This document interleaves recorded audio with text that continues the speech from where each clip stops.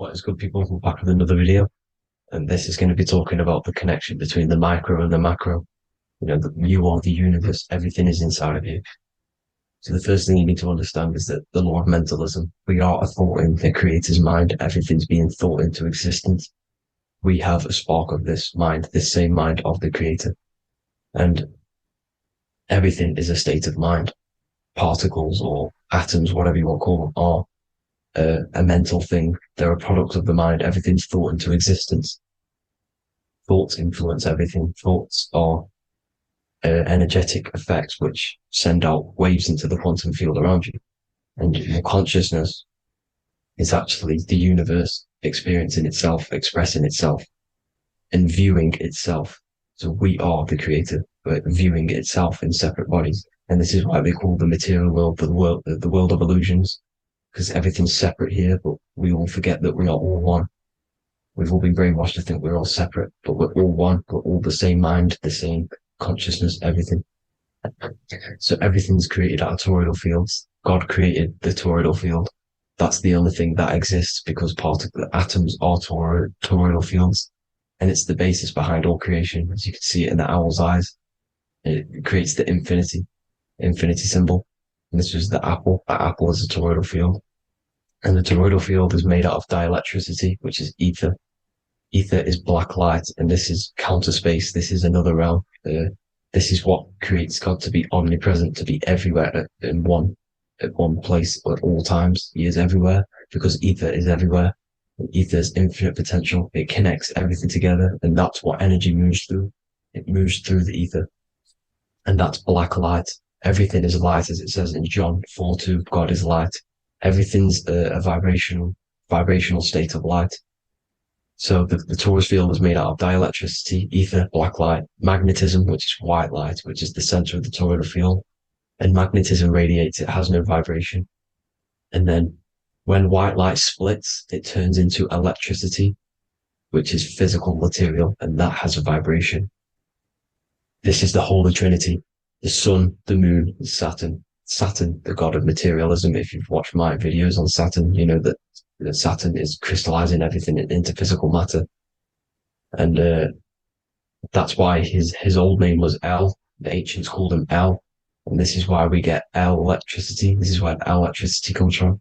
Because El electricity is only a product of the physical world, which is redshift, blueshift, Adam and Eve. And this is what creates the redshift, blueshift is what is a product of magnetism. When magnetism, white light splits, and this gives us vibration. And this what creates the toroidal field, which is the basis of all physical creation. The sine wave is created out of the magnetic wave and the electric wave. The electric wave is the blue wave, and the magnetic wave is the straight wave, which is radiation. This is vibration frequency. So the magnetic wave is straight, and then you have longitude and amplitude, which is depth, which is dimension. You see how the electric wave has depth and a dimension. This is why you get the cross.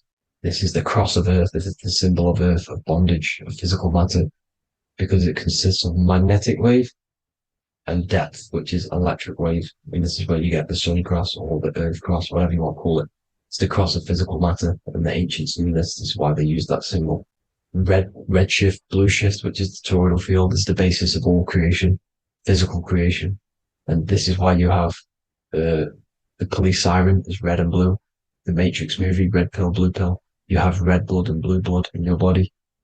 The Democrat and Republic, the two parties, red and blue. Like your taps on your taps, you have a red and blue tap. One's generative, one's destruction. Fire, destruction, water, generative.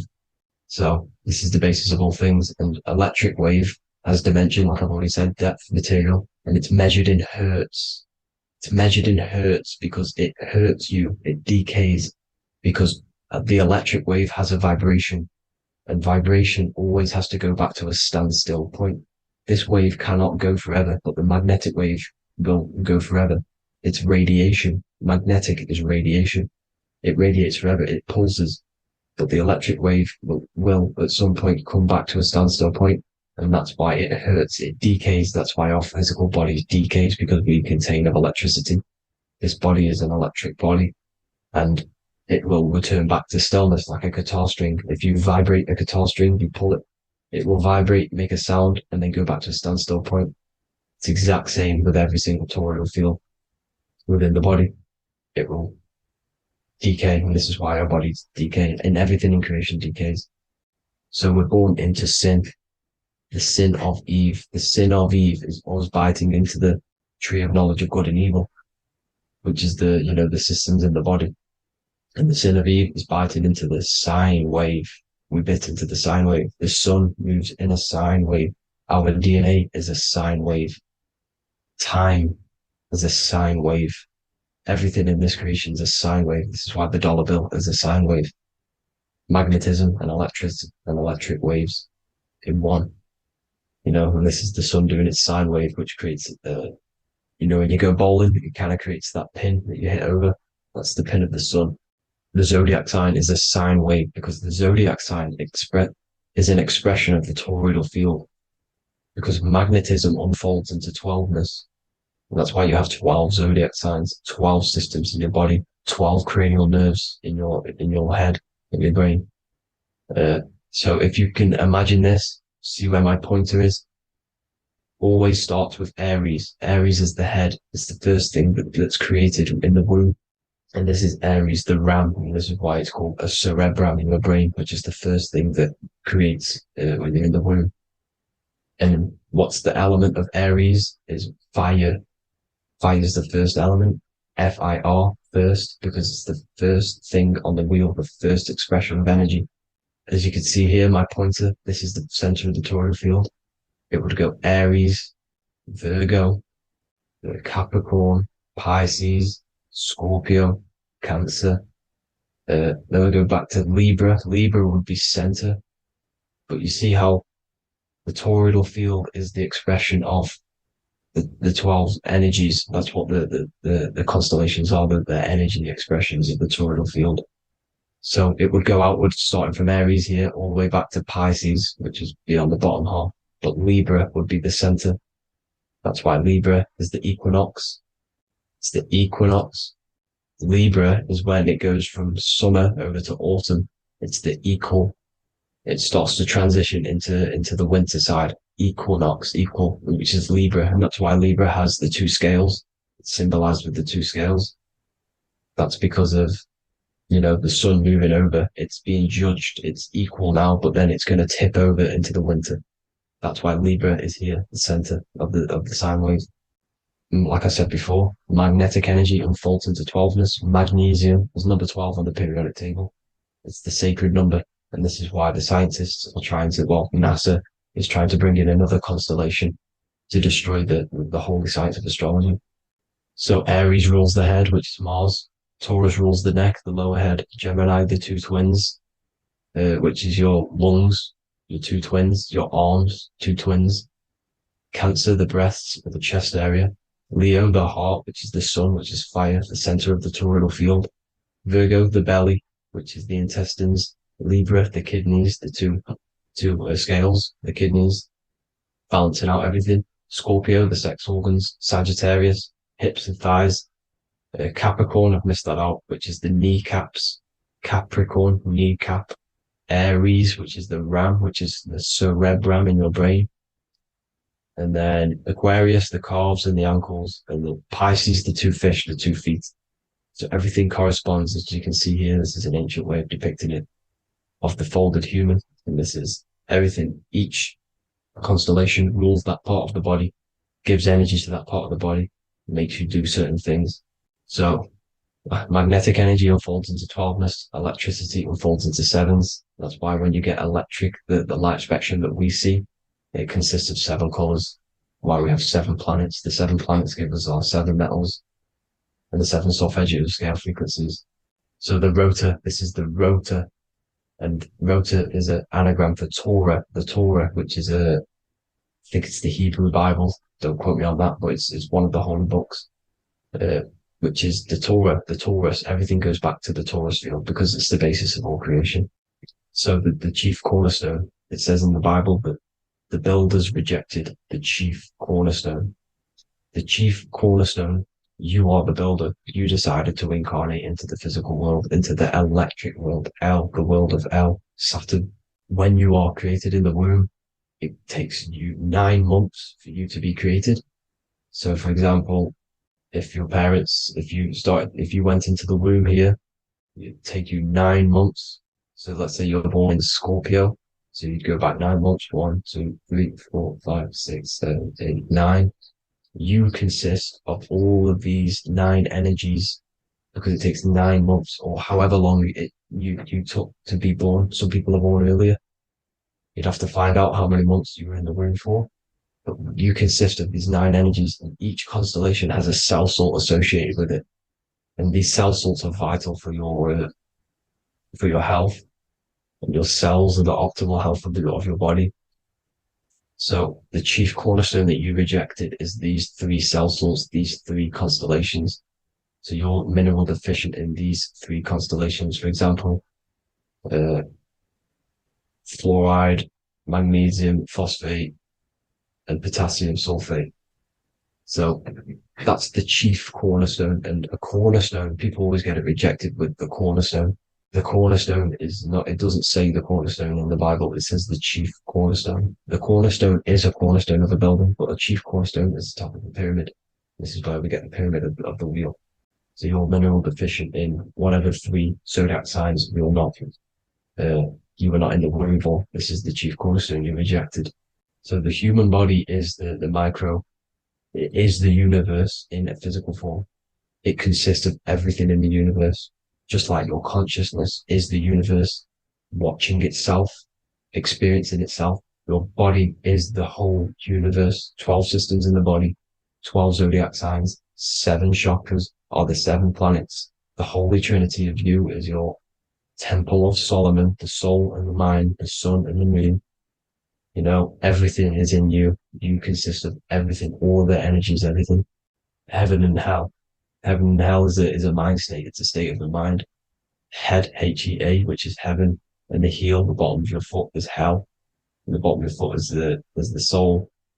So they're basically saying, well, it's wordplay. They're saying that your soul is in hell because, you know, with the elites being in control. So they call the bottom of your foot the soul, trying to say that you're in hell. The Christ is in you. And this Christ is Greek for what Christos. And Christos is Greek for the oil. And this oil is produced in the cerebrum, the Aries, the ram, the cerebrum. It goes down the pineal. Well, the pineal and the pituitary are underneath the cerebrum. Goes down the pingala and the ida. The pingala being the positive charge connected to the pineal gland, pin, and the ida connected to the pituitary. And this is the two serpents going down the spinal column. And this is why Jesus goes from Nazareth to Bethlehem, and then Joseph and Mary are waiting for Jesus in Nazareth. Joseph and Mary are the pineal and the pituitary gland waiting for Jesus to come back up the River Jordan, your spinal column. So this is the oil.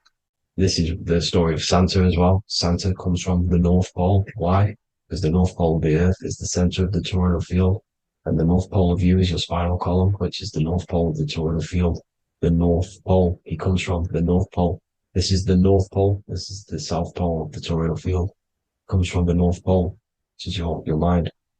And he goes down the chimney and then back up the chimney. This is the chimney. And he drops off the present, which is the Christos, the oil.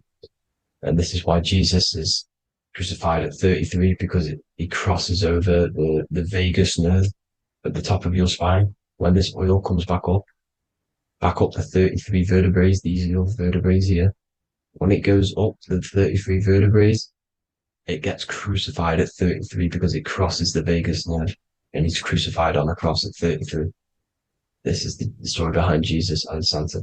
The Ark of the Covenant in the Bible is the two hemispheres which cover the vital parts of your mind, the brain side, which is the cerebrum, the pineal, the pituitary, etc. So the two hemispheres are the two angels, the Ark of the Covenant. This is the Ark of the Covenant covering the two vital parts of your brain.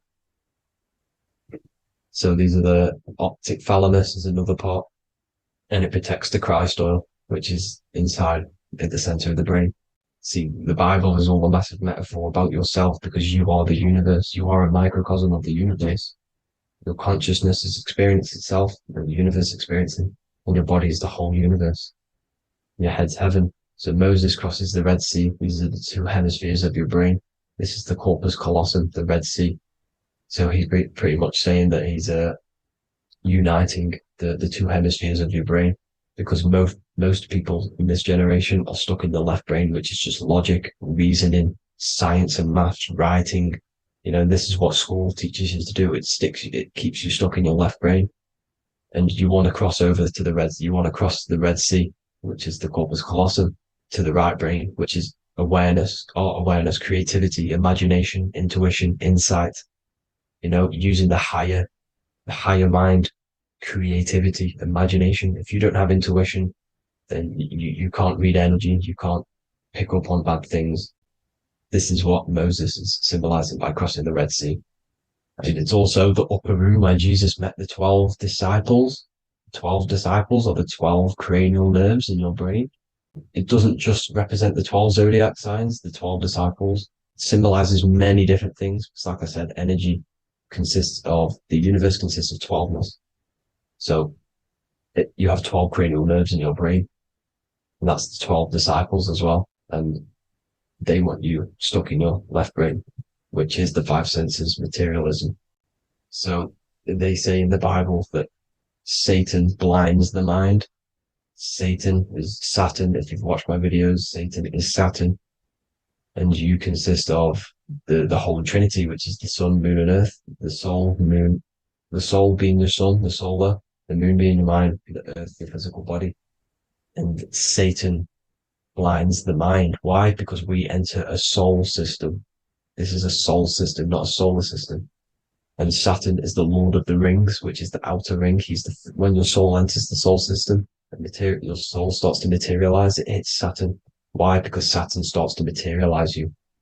You take on the 7 virtues, which are the 7 planets, which are your 7 chakras.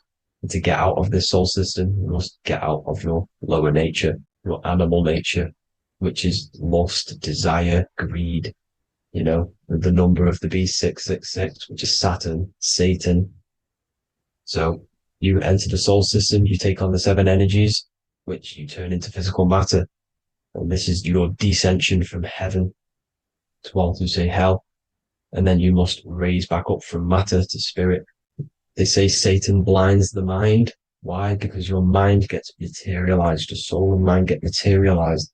And when you get materialized, it's an intense experience. You lose the divinity within you. You forget the divinity. So Satan, which is the first planet, the first energy you take on, the material body, he blinds the mind. He makes you forget everything, your divinity. Then you must ascend up Jacob's ladder, the 33 vertebrae, to heaven. And this is a microcosm of the macro, because you will ascend back up to heaven if you do this, when you leave your physical body, when your body decays. So when it talks about in the Bible, completely destroy them, the Hittites, the Amorites, the Canaanites, all the ites, this is what God says to the Israelites. It says completely destroy them. It's basically symbolizing saying destroy your lower nature. The Canaanites, cannibals. We're under a Canaanite system now, which is cannibalism. And this is flesh eating, lust, greed, all the demonic stuff, all the lower vibrational stuff, the lower nature, eating, sex, and survival, the lower 3 chakras. You must get out of these lower 3 chakras and return back to spirit, which is heaven, which is spirit, love, being holy, being truthful, being passionate. Going back to Satan blinding the mind, all of the planets are made out of these 3 symbols. Satan blinds the mind, and that's why Satan's symbol, this is the symbol for Saturn, Satan, the symbol for Saturn is the cross, which is physical matter, the earth, over the moon. The moon is your mind. So the Saturn symbol saying matter over mind. He blinds the mind. Satan blinds the mind once you enter the soul system. And you must remember, in the Bible, it talks about the Genesis, which is Eve, the sin of Eve, which is biting of the tree of knowledge, with the serpent, which wraps around the tree. It says the serpent placed himself on the tree. Well, the serpent is the spinal column. It's the serpent telling you eat from the tree of knowledge of good and evil, which is your nervous system.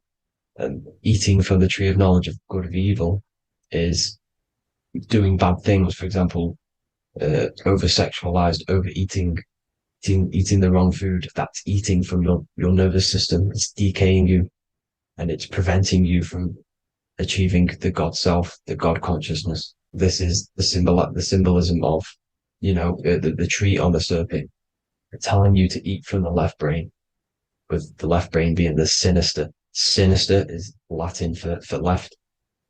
That's sin. Sin is left. And left is lefty Lucy, Lucifer, right, righteousness, right, God, godly. The tree of knowledge of good and evil, which is your nervous system, because it determines good or bad. That's the only thing you experience in this world is your nervous system. And then the tree of life is the cardiovascular system, and the Garden of Eden is your body. So that's it for this video, people. I hope you've got a greater understanding of how you are the universe and everything is inside of you. Just keep in mind you are the universe experience in itself, and your body is a reflection of everything. The 12 constellations, the 7 planets, everything's inside of you. This world is an expression from the inside outwards. You can't affect the outside world to manipulate reality. Everything's inside of you. I hope you got a greater understanding of this. God bless.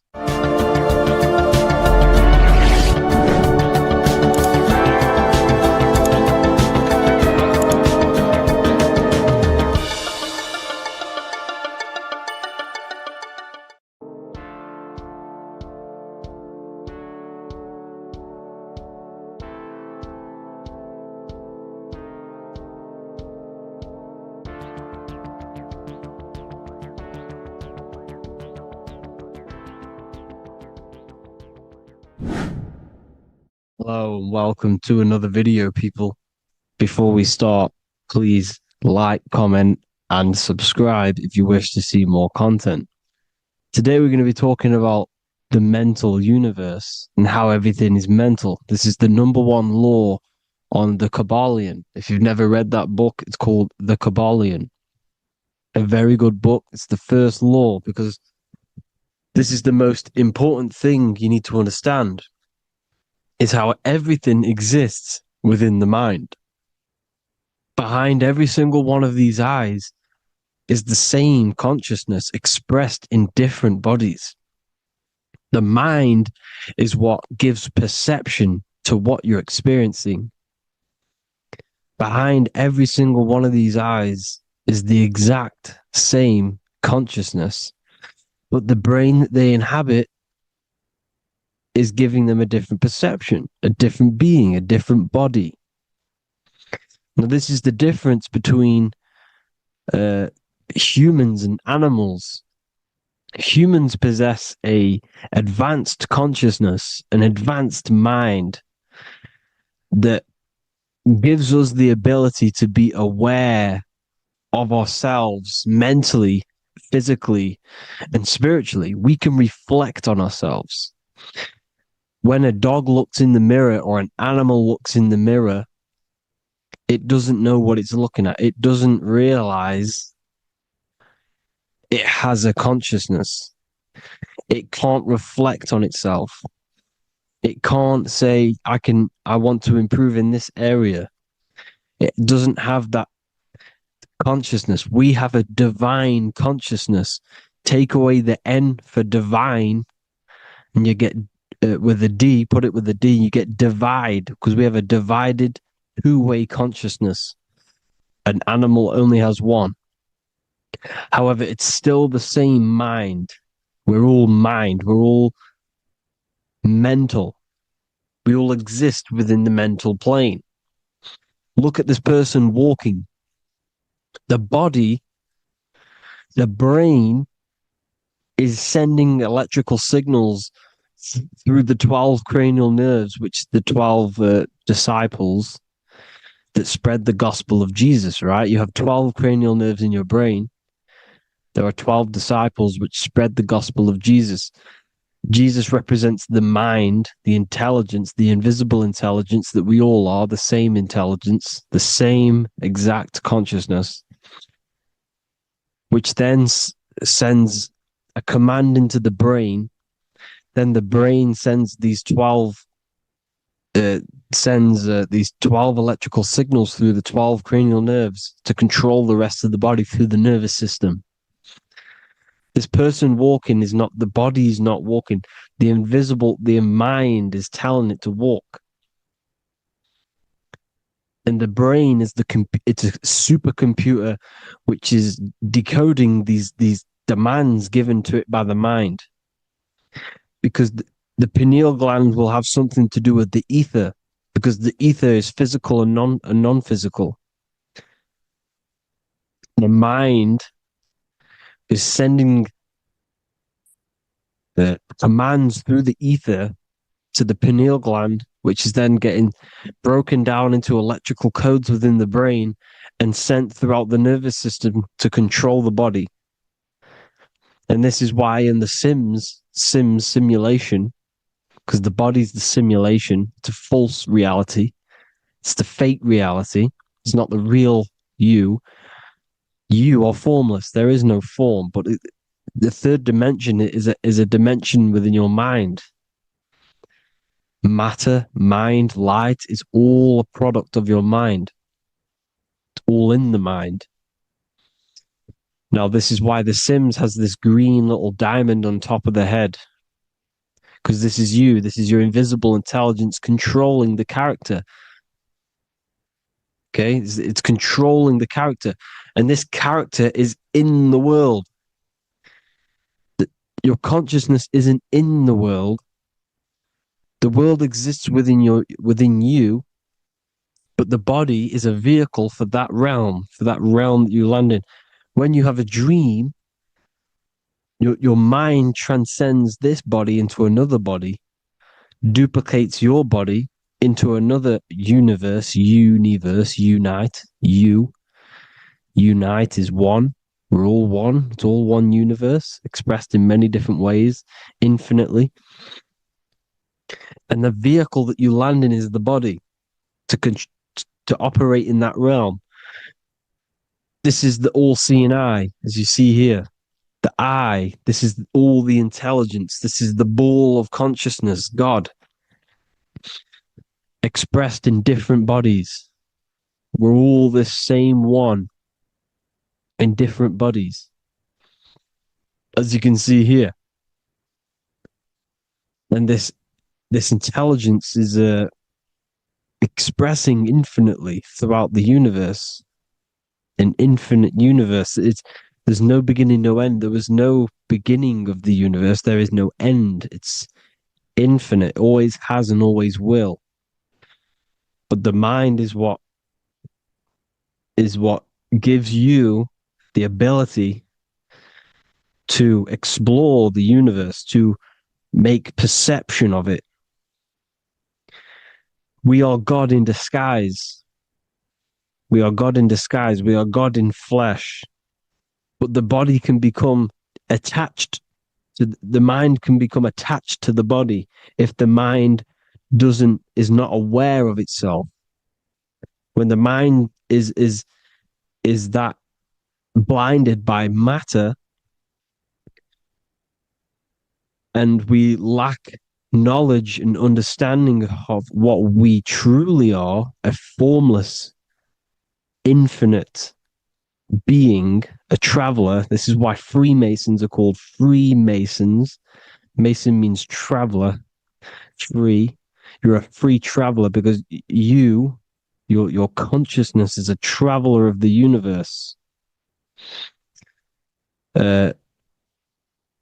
When we lack understanding, our mind bounds to the body because we don't separate the body with our different layers of consciousness.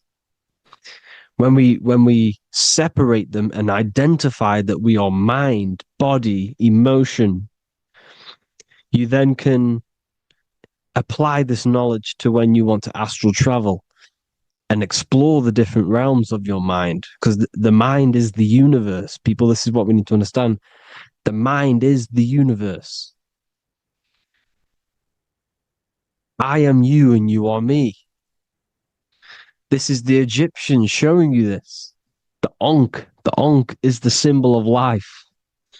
This is the one ball of consciousness, mind, giving it the Ankh life to all the different life forms.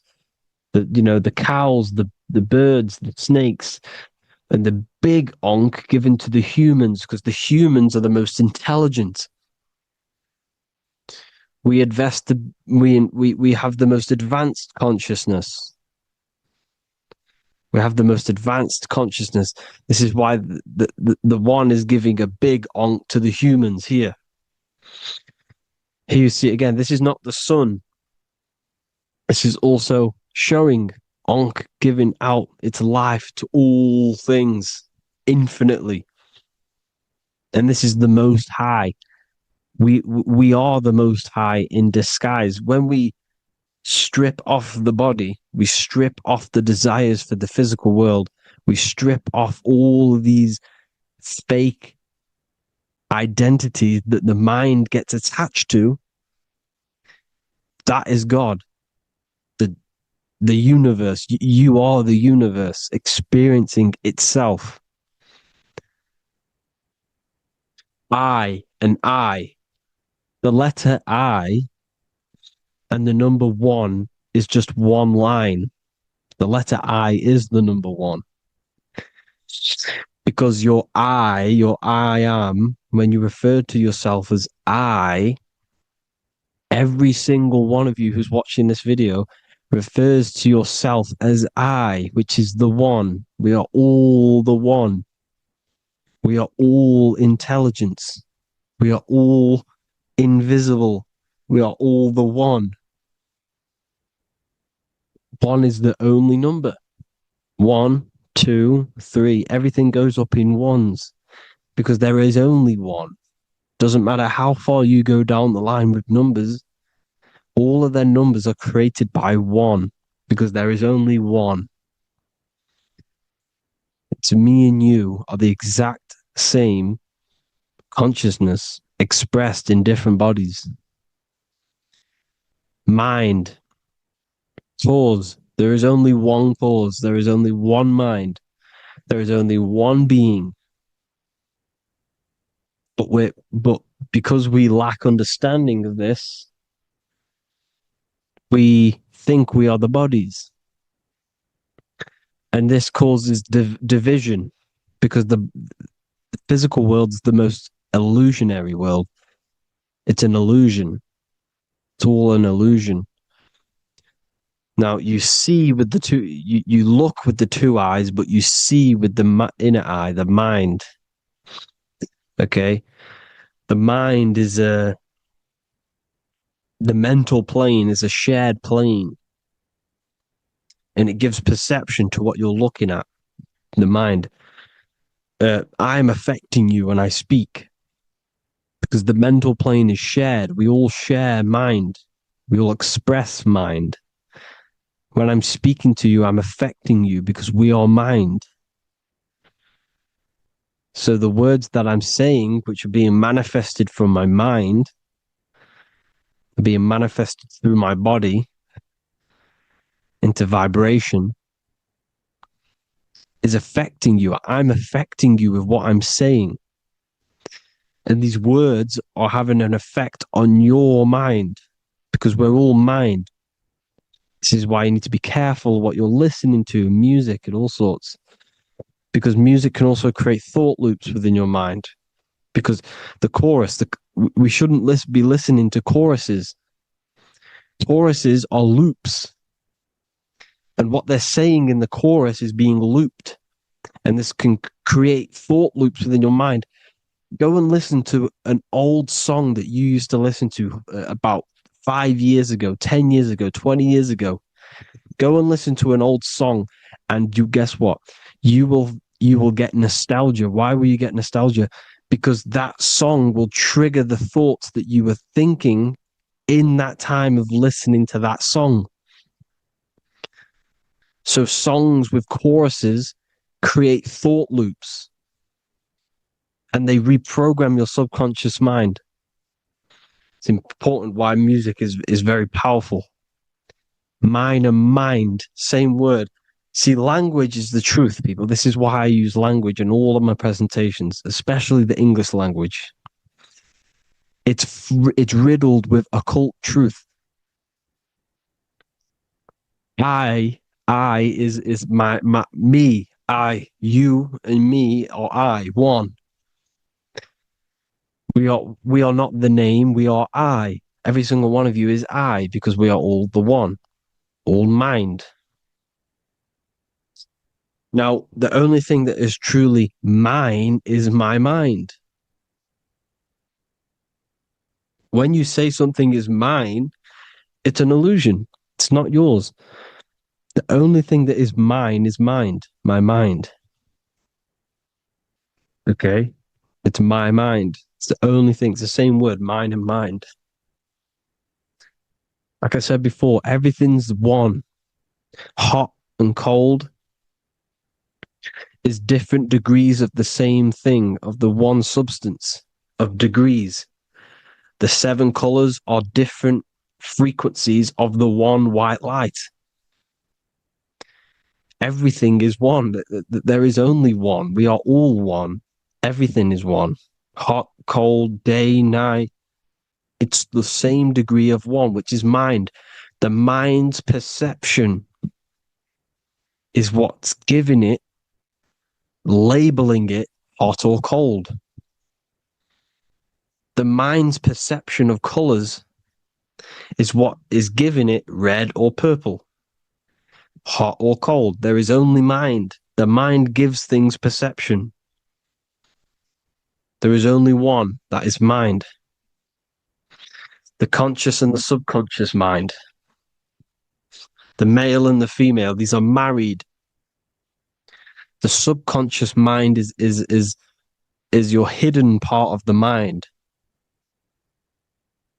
Okay, it's hidden. You can't really, you can access it through different meditations and Reiki teachings, and dreams or manifestations of your subconscious.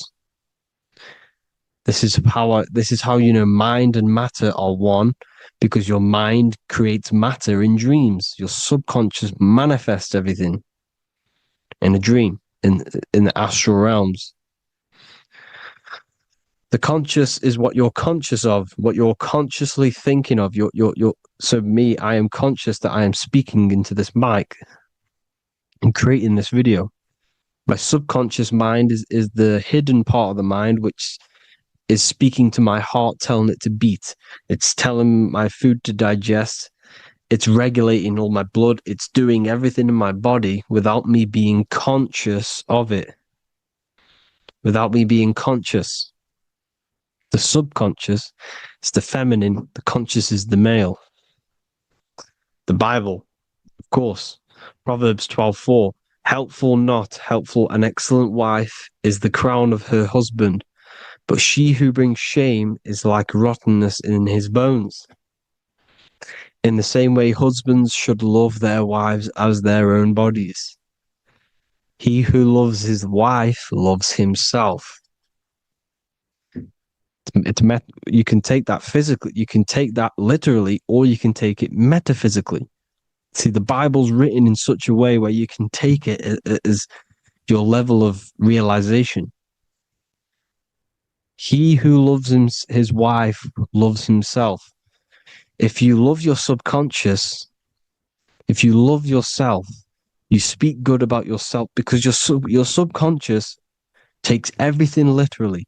If you say, I hate you to someone, your subconscious does not know the difference between me and someone else. It only thinks me, me, me. Why? Because mind is the only thing that exists. You are mind, I am mind. If I say, I hate you, you're saying that to yourself. Your subconscious picks that up and says, I hate myself. And that's telling your subconscious that's what you want. Because your subconscious manifests 90% of your behavior. The programs within your subconscious. Tying your shoelace is a program. You don't need to be conscious of it. You can just do it because it's a program. It's deeply interwoven in the subconscious. Driving your car. texting on your phone. You don't have to think about what letter. You just do it because you know where the letters are. It's a program. Therefore, if you look after your subconscious, they are a married couple. It's your wife. Your subconscious is your wife. And it manifests 90% of your daily basis thought patterns, actions, behaviors, emotions, all the things that you all the trauma that you've experienced is stored within your subconscious, which is affecting you. So let's say you were in a car crash 10 years ago and you had a really traumatic event, you really hurt yourself, and you had a very, very, very strong emotion that you felt of pain. That will still affect you today. And why? Because it will manifest into your behavior. How? Well, you'll be cautious of what cars to go in and who. You'll be cautious because of that event that stored within your subconscious, because of that feeling you felt was so painful and so strong. It's still manifesting into your behavior today. For example, you won't go in certain cars, you won't go with certain drivers. The subconscious stores everything, all your memories, the programs, and everything. So if you trick your subconscious, that's how you manifest your life. If you trick the subconscious, you already have something. And therefore it will manifest into your life, into your behavior, thoughts, and actions. This is why the golden rule is to treat others like you want to be treated. Because I am you and you are me. We are all subconscious. We all have subconscious. Whatever I do to you, I do to me. Because my subconscious picks that up and thinks I'm speaking to me. Mind is very powerful. Whatever I do to you, I do to me. Treat others like you want to be treated. The golden rule. That is the only rule we need in this realm, in the universe. If everyone understood this rule and how the subconscious works and how karma works, we'd live in heaven on earth, the Garden of Eden, the golden age. As the man thinketh in his heart, so is he. Proverbs 23:7. Where your heart is, there will be your treasure. Your heart's the emotions. The storehouse of emotions is where you feel emotions. You have to let your emotions move through you, not become you. You can't let your emotions become you. Or except be like the sky and let them pass through you. Be like the clouds and the stars passing over. Let them pass through you. Do not let them become you. And this is how emotions can take over your mind. We are driven by, when a man is driven by emotions, he has no self to control. You must control the mind because the mind can be corrupted. Because your thoughts are electrical in the brain. Your thoughts come from the mental plane. So how the mind works is that you place your attentions on something in the mind and infinite information just flows in. Think about it. When you think of a certain topic, as soon as you think of that topic, information comes flying into your mind. Different ideas, ping, ping, ping. It's all connected. It's why we call it a mindset, because your mind sets itself to frequencies. And when we think of something, we tap into that frequency, and just the universe, the mind, the mental plane just flows in information based on that frequency and that thought. The universe is just information. All of the information out there, nothing is new. It's all there. You just have to tap into it. You can tap into these different thoughts and it's all there. Everything already exists within the mental plane. You don't think anything. You receive thoughts. We all share the mental plane. We affect each other. I'm affecting you. Listening to me is affecting your mental plane. Your mind. The physical plane is the lowest plane. It's the world of effect. Everything you see in the physical plane is the effect of mind. Like I said, the person walking is the effect of their mind telling the body to walk. The physical plane is the lowest dimension of your mind. Mother Earth, we are in a mother. We're in the womb still. The Earth is feminine. It looks after you. It provides you with food for free. It grows on trees with water. It's Mother Earth. It's the womb. The dome above your head is your mother's belly. Okay, is your mother's belly. You're in the womb still. You're forever in the womb because your mind's constantly expanding. Because when the baby's mind figures out that there is a reality outside of its mother, it starts to hear the people on outside of its mother. What does it do? It figures a way out of the mother, and it becomes born again in the water, in a hospital, into the other world. It's the same with our minds. When our minds figure out there is other worlds beyond this physical, we explore them. The astral plane, for example. You figure a way out of the body. Because when you're the firmament, look at the word firmament, meant at the end. Firm is firm, something strong, something like a rock is firm. If your mind is firm like a rock, you will be stuck under the firmament. So, for example, people who are very programmed and can't think outside the box, they have a firm mind and they'll be stuck under the firmament because your mind is the only thing that's keeping you under the firmament. It's the only thing. When you're doomed, doom is dome. This is the dome, which is your head. Your head is the dome. Above your head, above the earth is the dome, the ethereal barrier. But that's just an external manifestation of your head. You don't leave the earth, you leave your body to leave the earth because your body is the earth. It's a dimension within your mind. So when you're doomed, you're domed. Your reality is your level of realization. You realize something, or when you have an idea, the mind, in the EYE or I.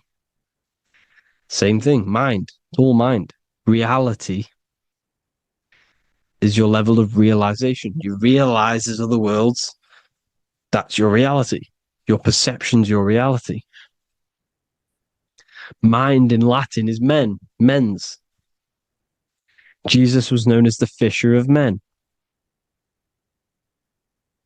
which is the fisher of minds. He was fishing minds worthy of knowing the higher truth, the deeper occult knowledge. Jesus figured out that we are all God. And he got killed for it because in that age they were trying to suppress this information. Jesus figured out he was God because we are all God, every single one of you, and they killed him because we're all mind. We are not the body. We're the invisible intelligence, which is God. But you are not God if your mind is attached to this physical world, to the worldly pleasures. If you master your mind and travel the depths of your mind, that is God. Mental and men. Look at the word mental. It has men in it. Men in the Bible means mind. Here you see the Masonic symbol with the eye, the mind. Looking over, everything is the one. Everything comes from the one. All the lines coming off it. giving its life to all of the life forms. Down here on the bottom, you have duality, black and white. Up here, you have singularity. One and the two. Unification and division. The lower self is divided into the left and the right. So the Bible even says, I forgot what verse it is, but it says, it's better to go through life with one eye than to have two and be cast into the fiery abyss of hell. I'm not sure what verse it is, but you can research it yourself. It's better to go through life with one eye, to be unified consciousness, dimension. No brainer. The language tells you the truth, people. Dimension. The dimensions are in your mind.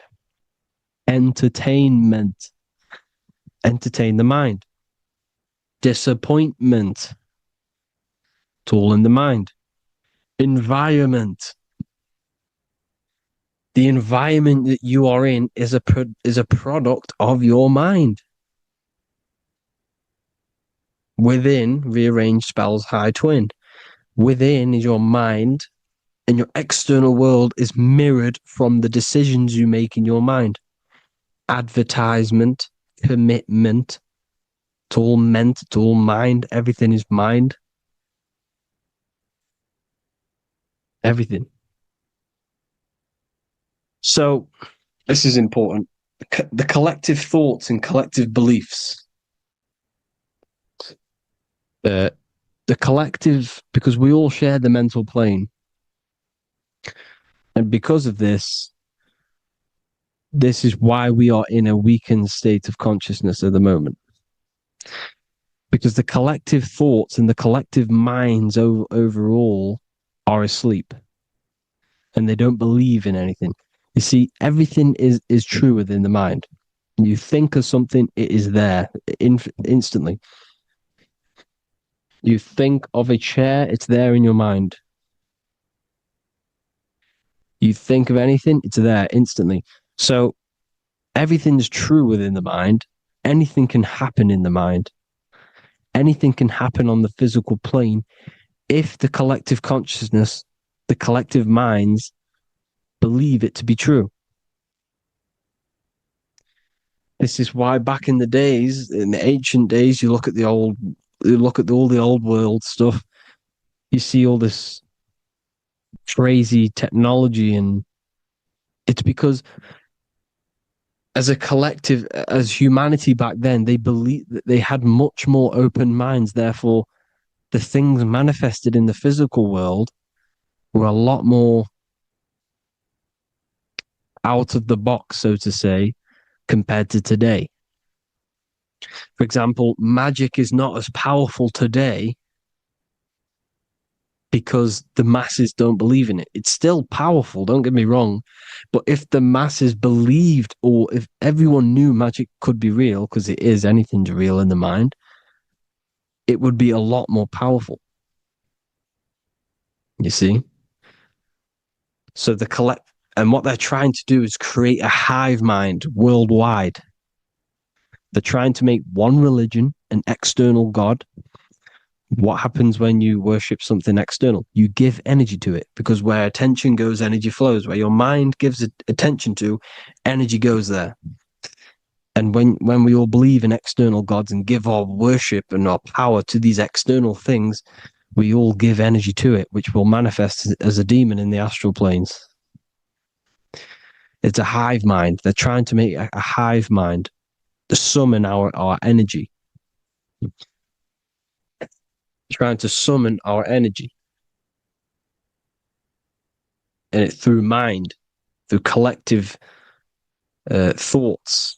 The hive mind. They want one religion, one government, one currency, one belief system.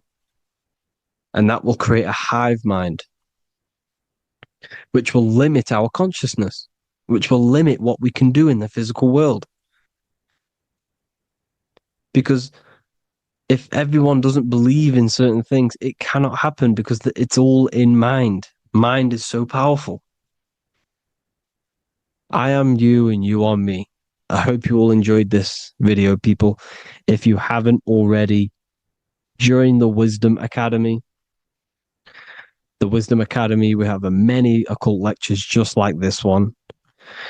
Also, we have just launched Mindwave Hub. If you want genuine frequencies, genuine binaural beats, because the ones on YouTube, the ones on Spotify, Apple Music, they're all tuned to A440 hertz, which shuts down the right hemisphere of the brain. If you want to gain access to your true consciousness, your mind, you need to balance the two hemispheres and balance the chakras. You can do that externally by listening to binaural beats. If you want true frequencies, true binaural beats to hemisync the chakras, hemisync the brain, to gain access to the different dimensions of your mind, well, you can gain access anyway, but it's going to help you if you're trying to learn this. Join Mindwave Hub. The link will be in the description. Listen to the binaural beats, meditate to them, listen to when you go to sleep. They'll massively benefit you. Thank you all, people. Hope you had an amazing, lesson. Hope you learned a lot. And please subscribe. God bless you all.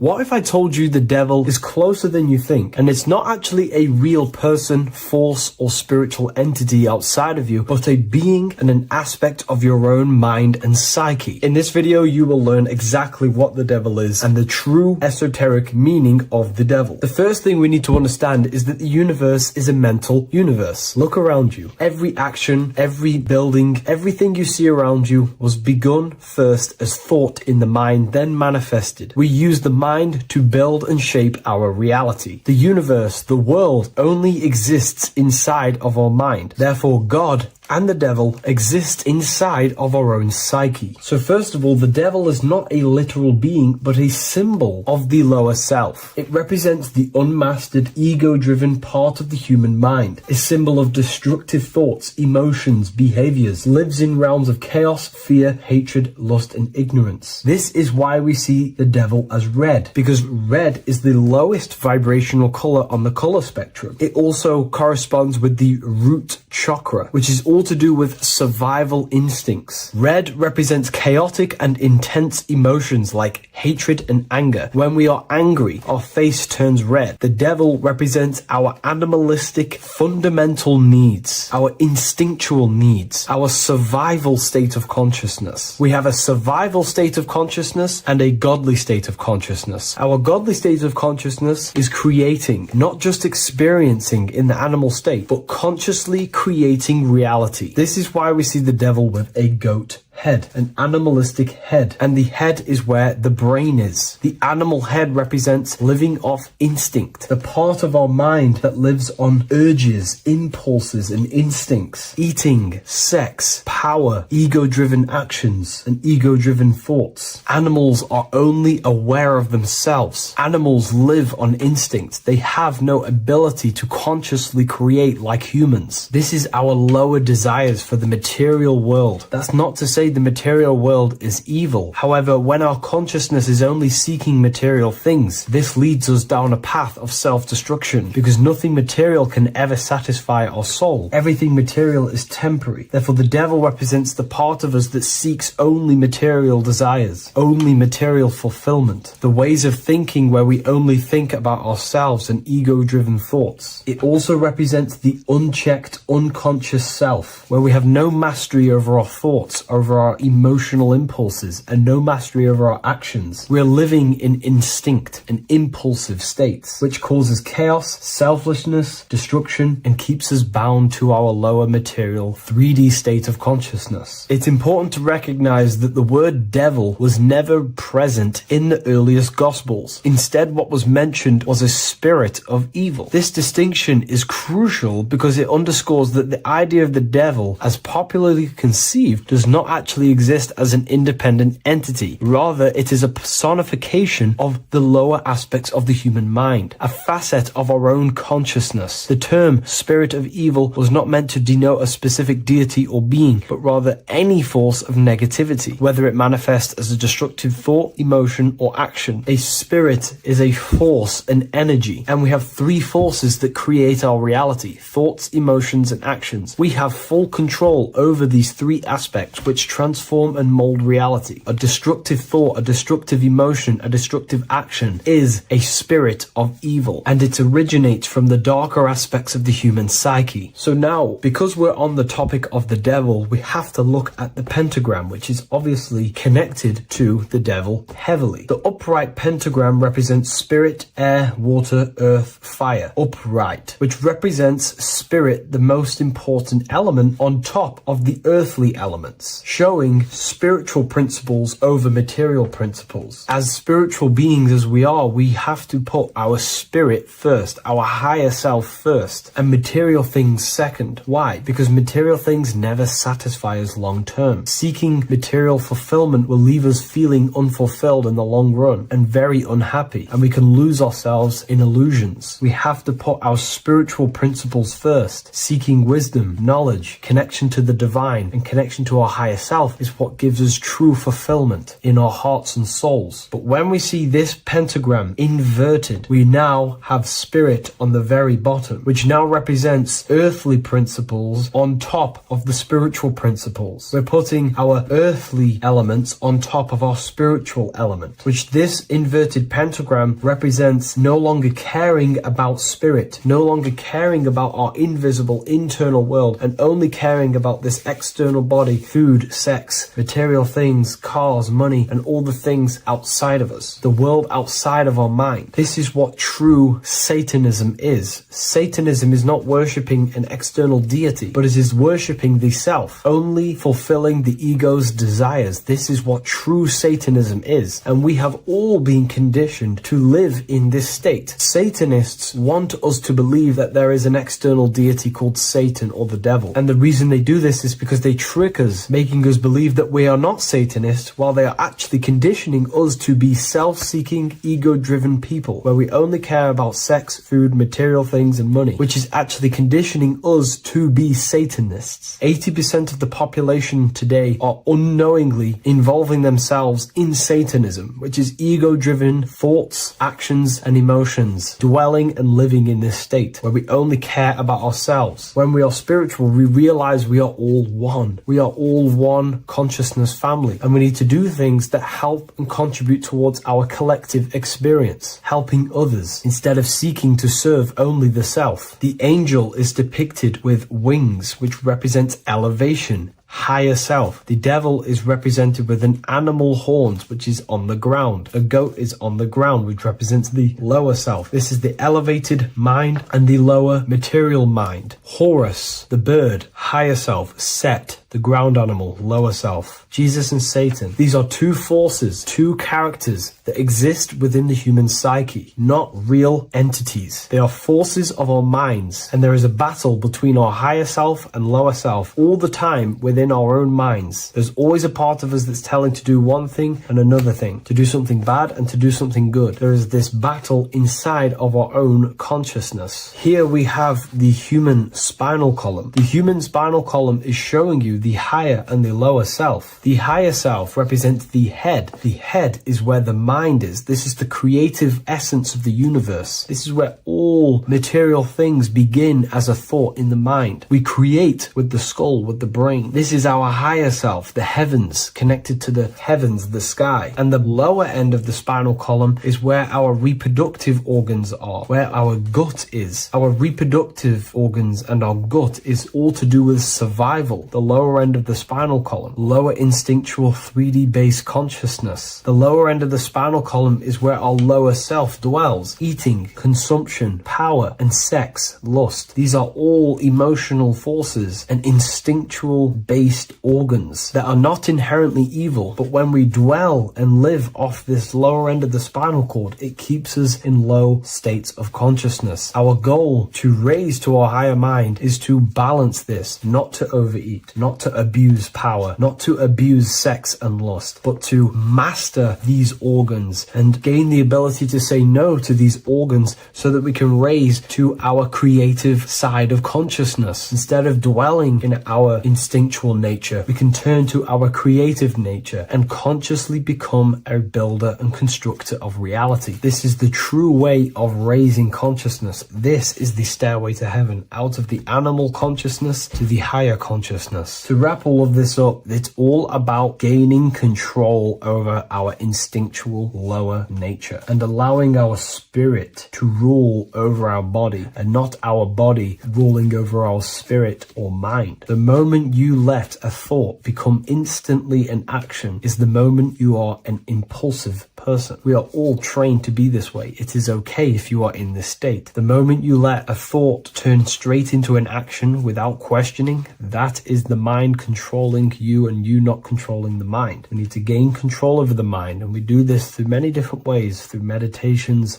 affirmations, and discipline. We slowly gain control over our minds. And once we gain control over our minds, we gain control over our thoughts, and we gain control over the attention that we give certain thoughts. We can then start to uplift our mind, our thoughts, out of our instinctual state to the higher mind. If you wish to learn more about consciousness, I'll leave a link in the description for the Book of Wisdom, Volume 2. What if I told you that you are under a spell? And this spell is controlling you in every aspect of your life, and you don't even realize it. Spells are not what you've been taught.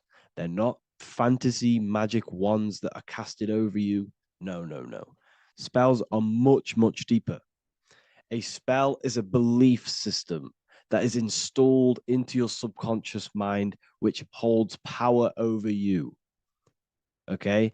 If I install a belief into your mind and that belief holds power over you and controls you, that is you under my spell.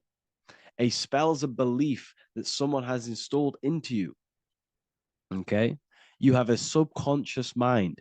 The subconscious holds power over 90% of your daily basis behavior, thought patterns, and overall emotional state.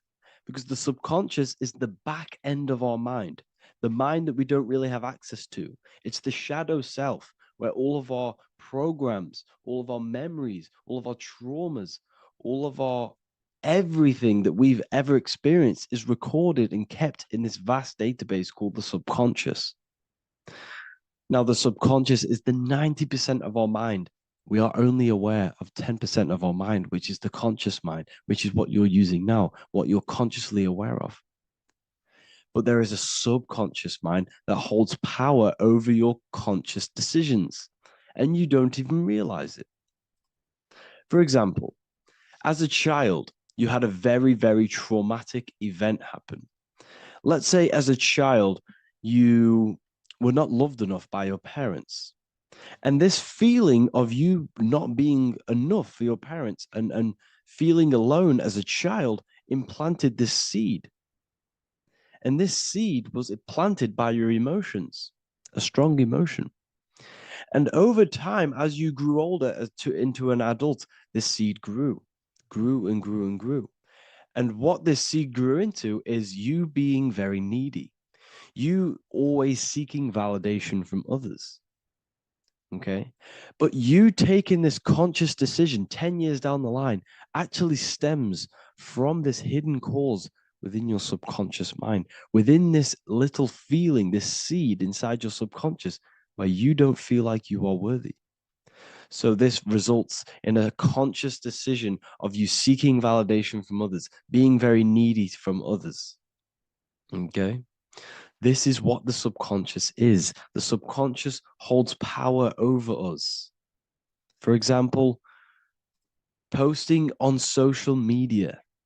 Why are you actually posting on social media? If you take a selfie with your new watch, new car, and you go and post that onto your social media, why are you actually doing that? On the deepest root cause, it's not because you just want to post a picture. No, it's much deeper. It comes from a subconscious belief or a subconscious emotion of you seeking external validation, whether you believe that or not. But that's what it is. If you're posting on social media, you're seeking attention, you're seeking validation from others on a deep level, on a subconscious level. You may not even realize this because it's subconscious. Now, this is what a spell is. Money is a type of spell. Remember, money doesn't actually exist. Money does not exist. Money is a physical object inside of the material plane. But the physical object has a belief in the mental plane. See, the mind is the highest plane. This is the root cause of reality, the mental plane. Okay? So our belief in our mind has given this piece of paper value and a meaning. But in reality, it's just a piece of paper with a belief behind it. But this subconscious belief behind this piece of paper is controlling your daily basis behavior, is controlling your emotional state and controlling your life without you even realizing it. Without you even realizing that it's all an illusion. Money does not exist. It's the belief that gives the piece of paper a power. And the way we break the spell is by realizing that the money doesn't actually exist. The whole world is under the spell of money and it's controlling all of us. But the spell is the belief. Once we all wake up and realize money has no value, it doesn't actually exist, it's only a belief. There is no actual money. That's how we break the spell. The spell is broken when we figure out that we are under the spell, under the belief, under the illusion of this piece of paper having value, and it's controlling our lives. That's why the word money has mon within it. Mon is moon, and the moon represents our hidden aspect of our mind, our subconscious, and the sun represents our conscious mind. So you have two versions of yourself. You have the self that you show to everyone, the conscious mind, and you have a shadow self called the subconscious, which is the hidden aspect of you. For example, do you really love your partner who you're with, or are you just with them for, is there a subconscious fear of being alone? Do you really want to be with this person, or is it stemming from, are you staying with them because it's stemming from this fear of being alone, of being lonely? Or are you just with them because you have a subconscious sexual addiction? And all of your conscious decisions are actually coming from this little seed of wanting sex or not being alone. You have two versions of yourself, the conscious mind and the subconscious, the shadow self and the self that you show to everyone else. Okay? And the subconscious is what's holding power over you. When you drive your car, you don't consciously have to think about changing gear. You've done it that many times. It's on autopilot. That's the subconscious doing it. You can be walking down the street. Your conscious mind can be thinking about what you're going to cook for tea later, but your subconscious mind is controlling your body and walking your body. You don't have to think about moving the body. You just do it because you've done it that many times. It's a program. It's a belief in the subconscious that's giving this movement power. You see, the subconscious holds a lot of power over you. Our beliefs hold power over our daily basis behaviors and actions. Okay, like I said, posting on social media, this is seeking external validation. There's a subconscious stem, there's a subconscious urge bringing this desire into conscious reality. So we must break the spell of our emotions controlling us, our traumas from a child controlling us. For example, another example of this, let's say you were in a car crash years ago And this car crash led you to having a very traumatic event, very traumatic emotion you felt in that car crash. You felt a lot of pain. That was impressed into your subconscious. And even to this day, you're probably scared of going into trains, going onto cars, going inside of vehicles. And you might not even be aware that it's actually stemming from this event that happened 10 years ago. That's the spell. That's the spell that's holding power over you. And you don't even realize it. You realize the spell when you realize you're being controlled by this old belief, this old trauma. That's what a spell is. A spell is not something I cast over you with a wand like Harry Potter. Spell's much deeper. It's the hidden aspects of our mind that hold power over us, that control us. Okay? So, how do we get rid of the spell? How do we break the spell? By installing new belief systems, by installing new programs into our subconscious. The subconscious is impressed by repetition and emotion. Everything you do on repeat, for example, tying your shoelaces, you can be looking up into the sky, closing your eyes, thinking about what you're going to create for tea while doing your shoelaces. You've done it that many times, you don't have to think about it. That's the subconscious taking over. Okay. That's the repetition aspect of the subconscious. For example, you could probably run down your stairs. You know exactly how to run down the stairs. If I tried to run down your stairs, every staircase is different. I'd probably fall over. But you've done it that many times, you know exactly how to do it. It's what we call ritual. When you have an evening ritual, when you tidy the house, you do your skincare routine, you wash your teeth, that's a ritual. This is what the ancients called ritual.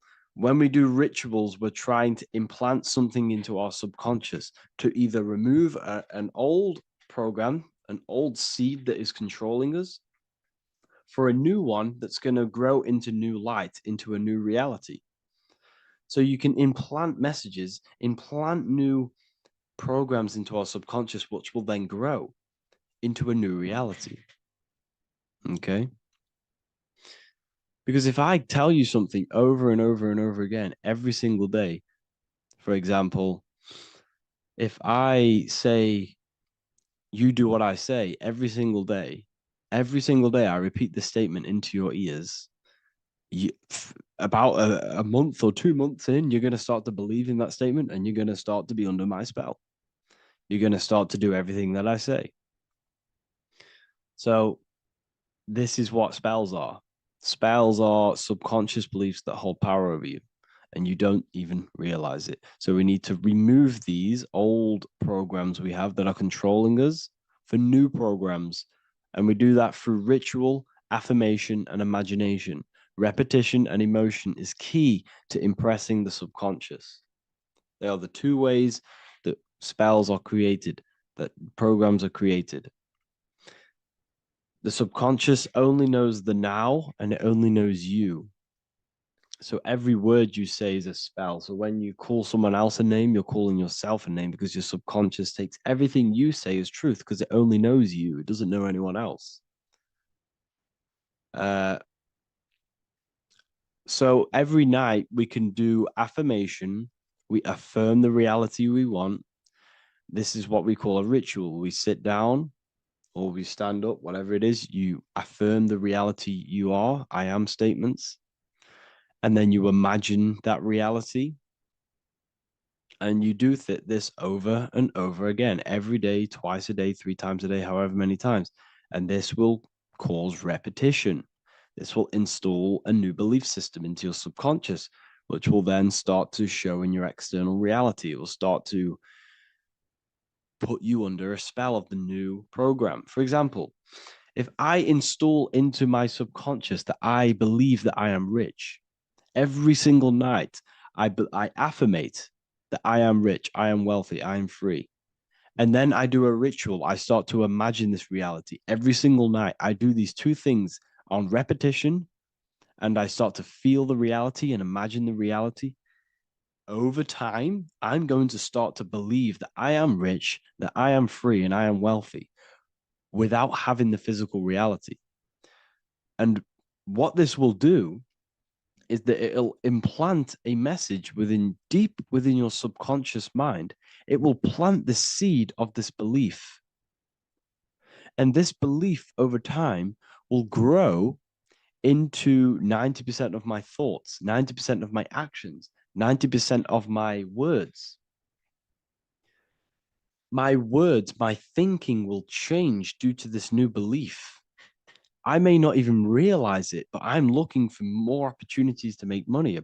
I'm speaking to more people because of this belief that I've installed.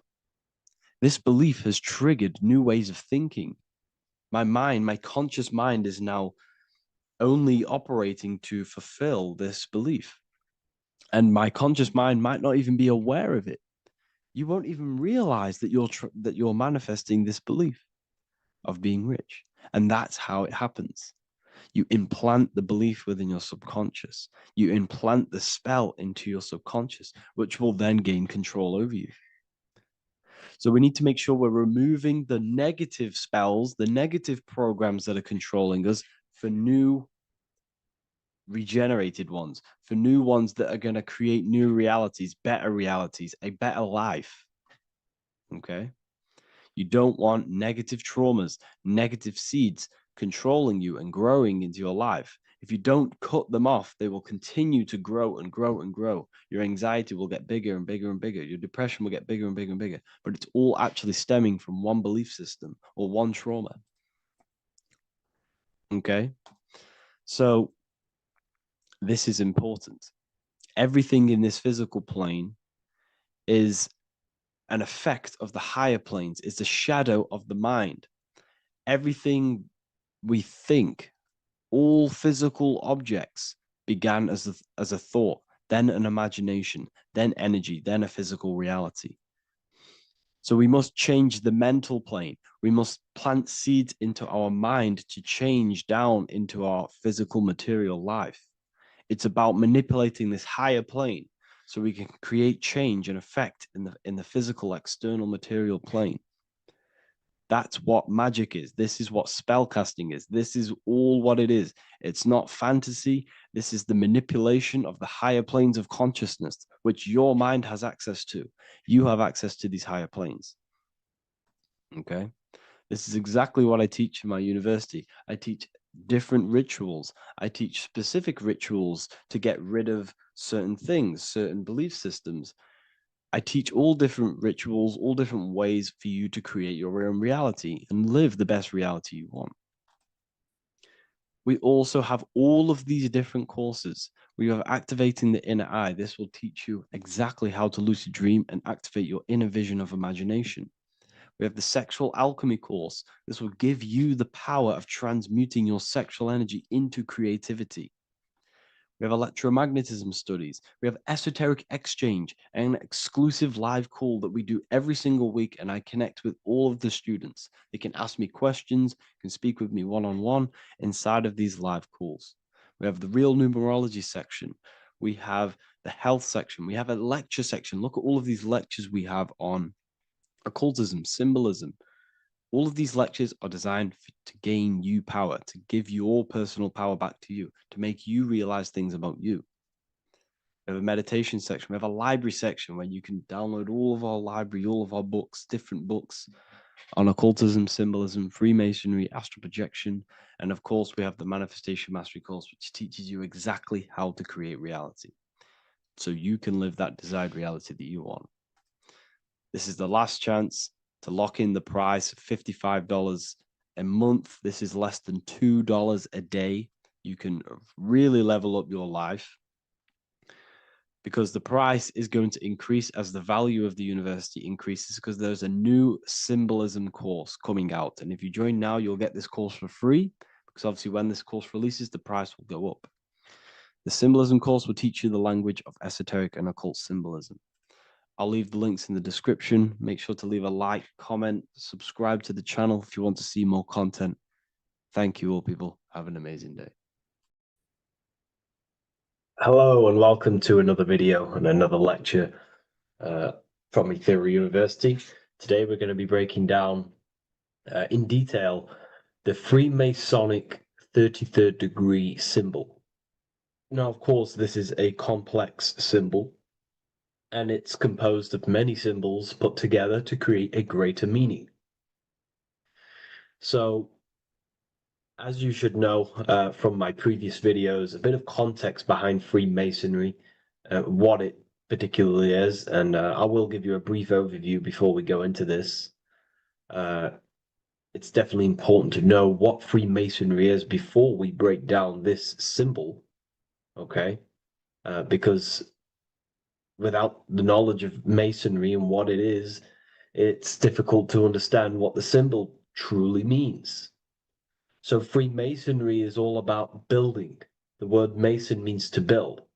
And we're either building with light or we're building with darkness. So that we have good Freemasonry, we have good Masons, people who want to spread the truth, people who want to help people awaken their mind and liberate them and bring them up to higher consciousness. Or we have Masons who want to divide, keep the knowledge to themselves, create walls, build walls in people's minds, construct illusions in people's minds for their own personal gain. Okay, so we're either building with light or you're building with darkness. You're either building with light or bricks, spirit or matter. God and the devil, same thing. You're either uplifting people or dividing people.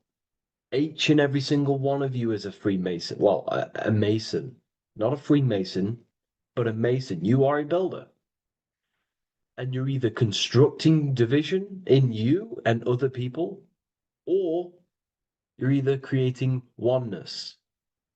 Everyone is doing this. Everyone is building. Everyone is contributing towards the world and building our reality.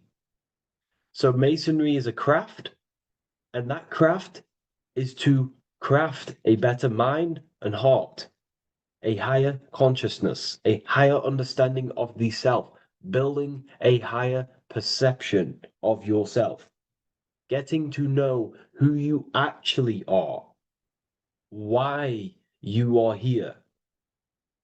Every action, behind every single action, behind every single cause is choice.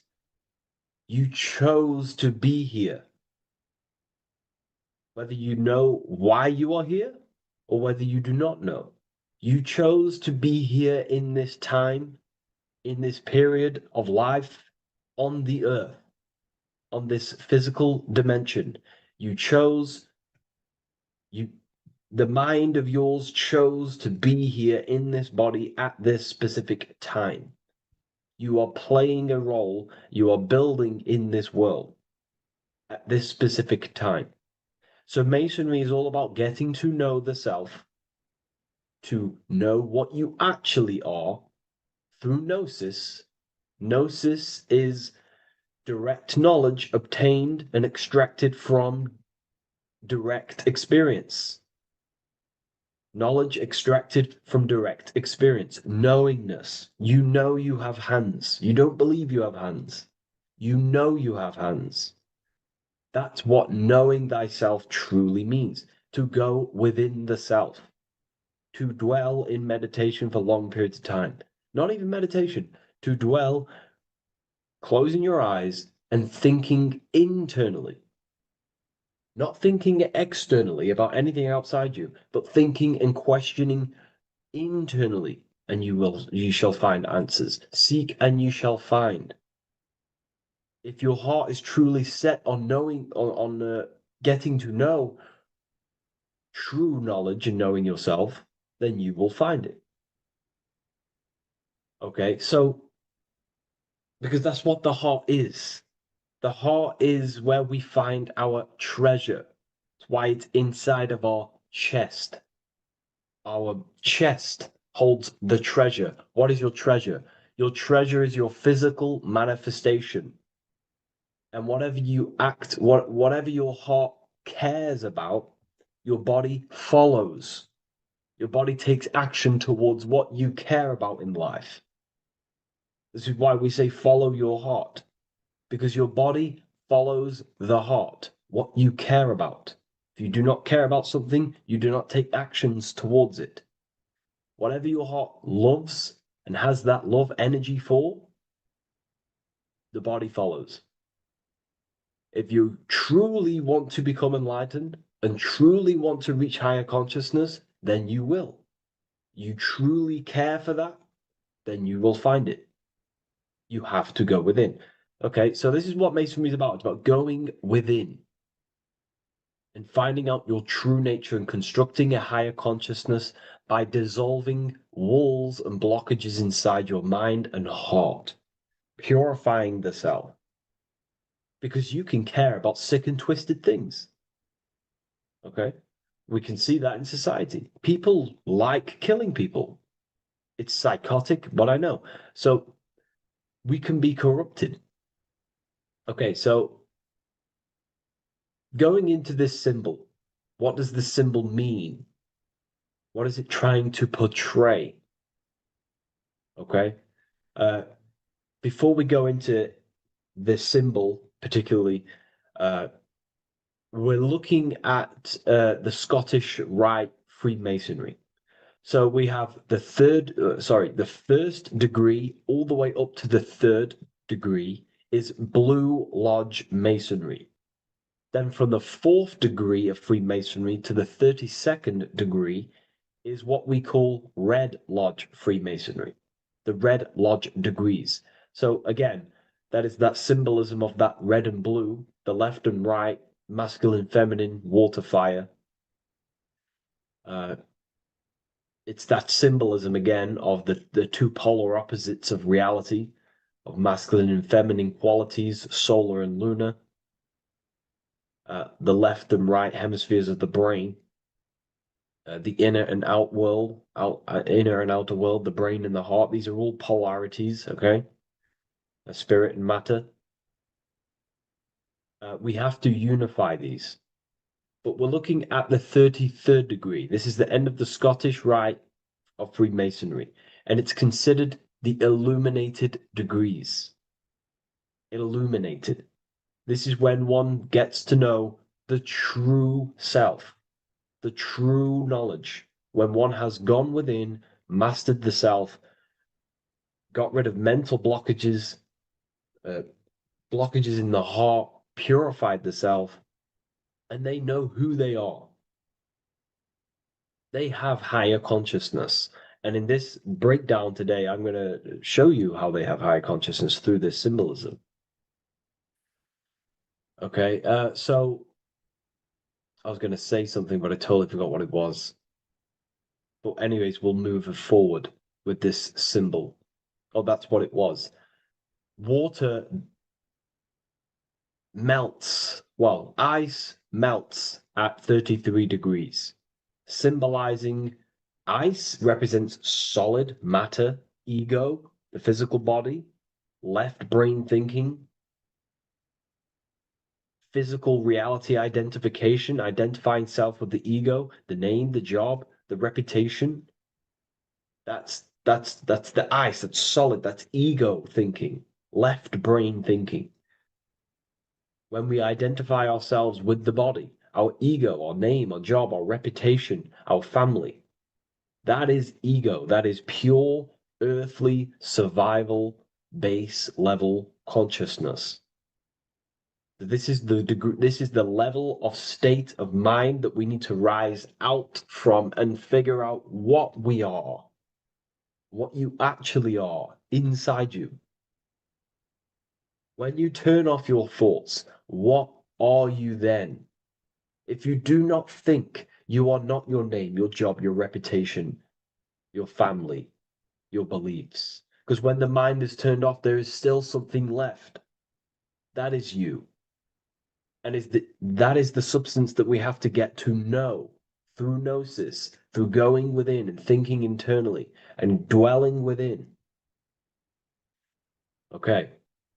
So Freemasonry is all about learning about the psyche, the true nature of consciousness, how it functions, the mechanics of consciousness, how we can integrate universal law with consciousness. We're going to be going into that.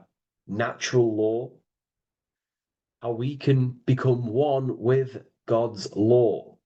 We can become one with the universe and integrate universal consciousness into yourself. Okay, so the first thing I'm going to say about this symbol, straight away, the first thing you probably notice about the symbol is the eagle. The eagle is a bird. Okay, what do birds do? They are high in the air.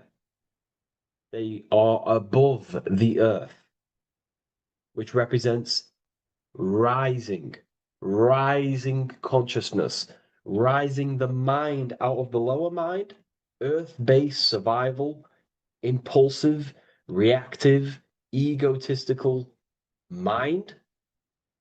And we're pulling us up, we're rising from that. The earth represents that lower base survival consciousness, ego-driven thoughts. And we're rising up. The bird is free. It's free from the earth. Okay? It's free. It's elevated. It looks down upon the earth. So the eagle is a bird which represents higher view of self, a higher understanding of the self. It's elevated. We have a higher view of myself when I reach the 33rd degree. That is what it's showing you. That is what it's symbolizing. Okay? It's above the earth. It is free. It looks down. When you have higher consciousness, you become enlightened. It's impossible not to look down. You do look down on people, but not in a bad way. Not in a bad way. That sounds bad. I understand if that sounds bad, but that's not a bad way. I don't mean that in a bad way or a bad-hearted way. I mean that as when you have higher consciousness, you can see people who are living and dwelling in zombie mode, low-level earth-based consciousness. They think they're the body, they think they're their name, their job, their reputation, their family. So it represents looking down because I have higher awareness of myself. I know what I truly am. The water is flowing at the 33rd degree. The water melts at the 33rd degree, representing the flowing of consciousness, the flowing of the mind, flowing of light energy entering the body. Because when we reach higher consciousness, when you raise your consciousness, which is just an easier way of saying mastering thoughts, mastering yourself, we no longer give attention to negative thoughts because we understand what thoughts are. And why would you let your own mind take away your own power? So again, Freemasonry is about gaining personal power, not in a bad way. Well, it can be used for bad. Gaining mental power, a strong mind. Most people have very, very, very weak minds in this world. Very weak minds. This world is a mental world. We have to gain strength in the mind. It's a mental universe. The stronger the mind, the better your reality. The less affected you are by external things. Nothing external should ever bother you. Okay?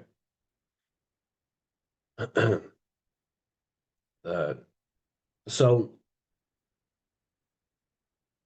it's about gaining mental strength, mental clarity. So again, the bird is elevated, it looks down, it has a higher awareness, it sees things from above, it sees the world for what it truly is. That's the eagle. Okay? It's the higher view. This is the illuminated degrees. So we're looking at now the sword. The bird, the eagle, the double-headed eagle is standing on the sword. Very symbolic. The sword is not above the eagle. The sword is below the eagle. The sword moves through the air. On a basic breakdown of the sword, it represents power. Power. Because if I have a sword, I hold the power over you. That's what it symbolizes. In war, you have a weapon bigger than someone else and more destructive than someone else, you hold the power. So it's a power symbol. To go even deeper on this, on its true meaning, the sword, I've already broke this down plenty of times. It moves through the air. It cuts the air. It's the mind. Air represents the mind. Water is emotion. Fire is the spirit. Earth is the body. So we're looking at the mind, the power of the mind. And the eagle is standing on top of this, representing, I am conquering my own mind. I am conquering my mind. My mind does not conquer me. My mind is truly mine. I hold the power over it. I stand on top of my mind. The mind does not rule me. Thoughts do not enter my mind that take away my power. I think it, I feel it, I act towards it. It's unity. My mind is the monarch. It is the command center. It is mine. I'm above the mind. That's what it's showing here. I hold full control over this mind. I hold the power. Okay? And I have an elevated view of the mind. The eagle is elevated. It looks at the earth from above. It's the higher perception of the mind. The mind has a higher view of the self. It is conscious. Most people are not conscious. Okay? Most people walk around, they act unknowingly, they don't even know they don't even know they exist. They don't realize they have consciousness. They think they grew from a monkey. They're born on a spinning ball in the middle of space, and they think they're the body. That is the level of earth-based consciousness. And it's saying, I hold the power. I hold my mind to what I want to direct the mind's forces to. I create with my mind. I carve reality. I shape my reality with my mind and thoughts and my intellect, my communication. Okay? That is what we're looking at here with the sword. It's on top, meaning I control it. When you stand on top of something, you are the top. You are on top of it. You hold the power. You rule over it. When you are the boss of your business, you rule the business. That's what we're looking at here. The sword needs sharpening. It always needs sharpening. You can't use a sword forever. You need to sharpen it. The mind will not stay powerful and strong and and aligned with what you actually want unless you continuously refine the sword. The mind needs to be refined or reminded. If you stop doing affirmations, the mind will fall back to old ways of thinking. If you constantly meditate, you constantly implant the messages into your subconscious mind, you constantly visualize, you are keeping the mind sharpened with what you want in life, what you are trying to create. And the mind will continue to think with that power, with them words, with them visualizations. If you fall off, if you stop meditating, you will lose control of your own mind. Okay? This is symbolizing you have to keep on top of the mind. You have to keep control. This is what the world is. The world is like Minecraft. You ever played Minecraft? You're a builder. Okay? What do? You control the man in the world. That's what you are. You need to control this body in the world. It's all about control. You are in a game. It's like Grand Theft Auto. You don't know how to use the buttons. You're going to create chaos, and you're not going to have that much fun in the world in GTA if you don't know how to work the buttons. Same with this world.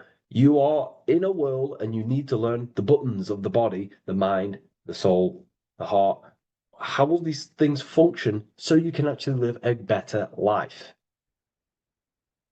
and create what you want in the world, aligned with natural law, of course, unless you want to walk down the path of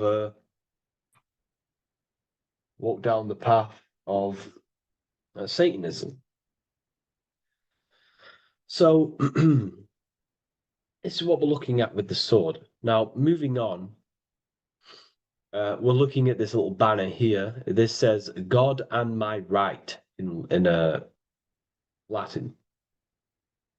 God and my right. What is your right? Natural law is your right. What is natural law? You already know the natural laws. We all intuitively know the natural law.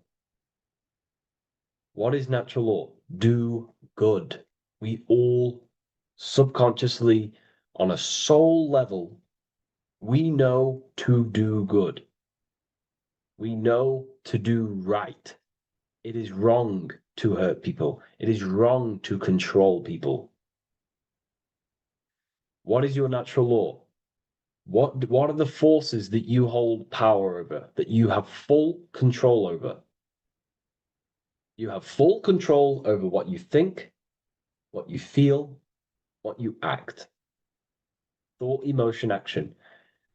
If you start to try and control things outside of them three forces, that is now you breaking natural law. If I try to control and manipulate someone else, that is now breaking natural law. I'm going against my inner law. My soul tells me what is right and wrong through emotion. So it's about aligning the self, my actions, my thoughts with my emotion, my intuition, my natural law. These are your rights. Your rights is to think, feel, and act with the law, with good, with God, with love, with care for one another. Am I building with light to bring good things to the collective? You see, most people are stuck in their left brain, and the left brain only sees me, ego-driven thinking. That's why they trap us in our left brain. They train us to be left brain. They tell us to write with our right hand to strengthen the left brain. They call it writing. Everything in this matrix is to activate your your left brain. Why? They need you in ego consciousness so you can be controlled and manipulated. So you do not recognize patterns. That's the right brain. The right brain recognizes patterns, symbolism, metaphors. They don't want you reading between the lines. They want you logical. They want you divided, because the right brain sees the whole. The right brain sees the woods. The left brain sees the trees. And that tree is your ego. And the woods is the collective consciousness. They want you only thinking about you, because that way you are divided from the collective consciousness. And we're all one consciousness family. We're all God. We're all God experiencing himself. And we are all building this world. So it's about aligning the self with my right, with God, with natural law. It's what Freemasonry is about. True Freemasonry, light Freemasonry, not dark Masonry or evil Freemasonry, whatever you want to call it. The crown, royalty. Royalty wear crowns. And what do the royalty have? Again, this is another power symbol. They hold control. Yes, royalty hold control. And that's why this crown is at the top of the image, not at the bottom of the image. It's at the top, representing I control the left, I control the right. I control my left brain and my right brain, the two eagle heads, the two views. The eagle has one eye on each side. It's looking, it's seeing. And that's symbolic of the left and right brain. We see, not physically see, but I mean perceive.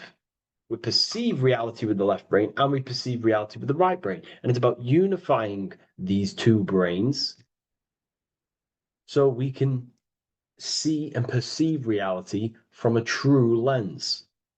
Because if we see reality only from the left brain, and a left brain dominated brain, we see everything as divided. But if we see everything from a right brain perspective, we see everything as whole. When everything is in the middle, you need to see reality from the middle. Yes, I have my own personal consciousness, and yes, there is a collective consciousness. So I need to balance between that. I need to see reality between the line, between the left and right brain, and align this worldview, and align my thoughts, align my actions with this. Because if you're left-brained dominated, you're only going to take action on ego. You're only going to take action on me. You're only going to think about me, me, me. But if you're right hemisphere brained, you're only going to take action for the collective, which is, yes, that's good, but you also need to think about yourself. Why did you come here? Your life has a meaning as well. It's not just about the collective, it's about you as well. But we need to balance this. You see? This is what we're looking at.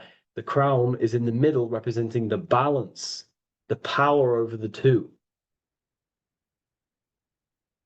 Okay? It's the balance, it's mastery, it's control. Royalty hold control over society, royal families. So it's about controlling the self. It's control over the eagle, control over the sword, over the mind. It's about personal power we're looking at here, self-control. Now we're looking at a upright triangle, which represents the element of fire, which is masculine. Masculine is all to do with action, the physical body.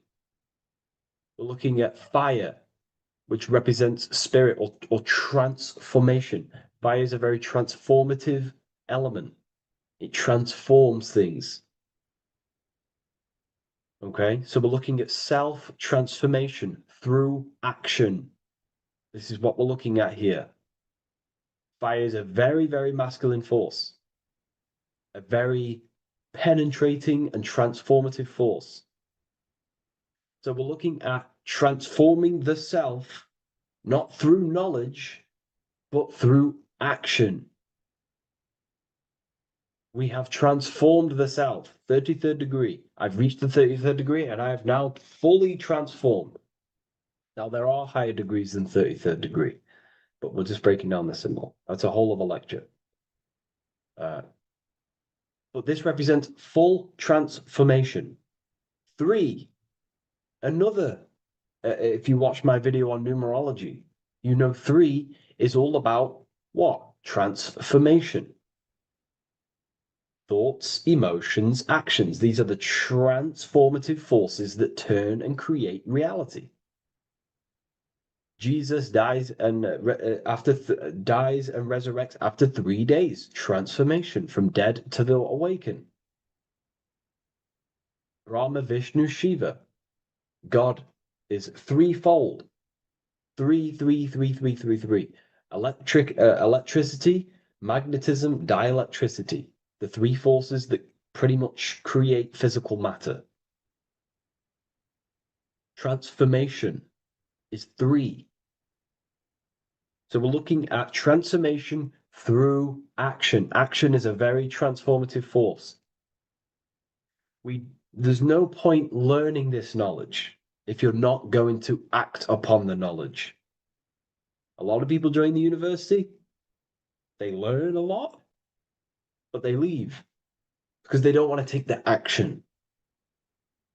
They don't want to do the hard part. They don't want to act towards higher consciousness. They want to dwell in their lower mind. That's fine. That's your path. That's their path. But if you truly want to raise your consciousness, you have to act upon it. You have to actively not take the action. It's about what you do and do not do, because not doing something is also an action. If you are not participating in the low-level pleasures like sex, casual sex, masturbation, going out and getting blind drunk. These are low-level pleasures. It's going to keep you on a low-level frequency and a low-level consciousness. That is also an action, not doing that.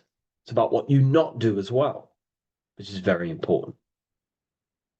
You have to act upon it to reach this degree. You will not reach this degree if you have not taken a lot of action towards reaching higher consciousness, reaching self-mastery over the mind, controlling the mind. This is what, again, it's about taking action on actually controlling the mind, controlling the self, gaining your power.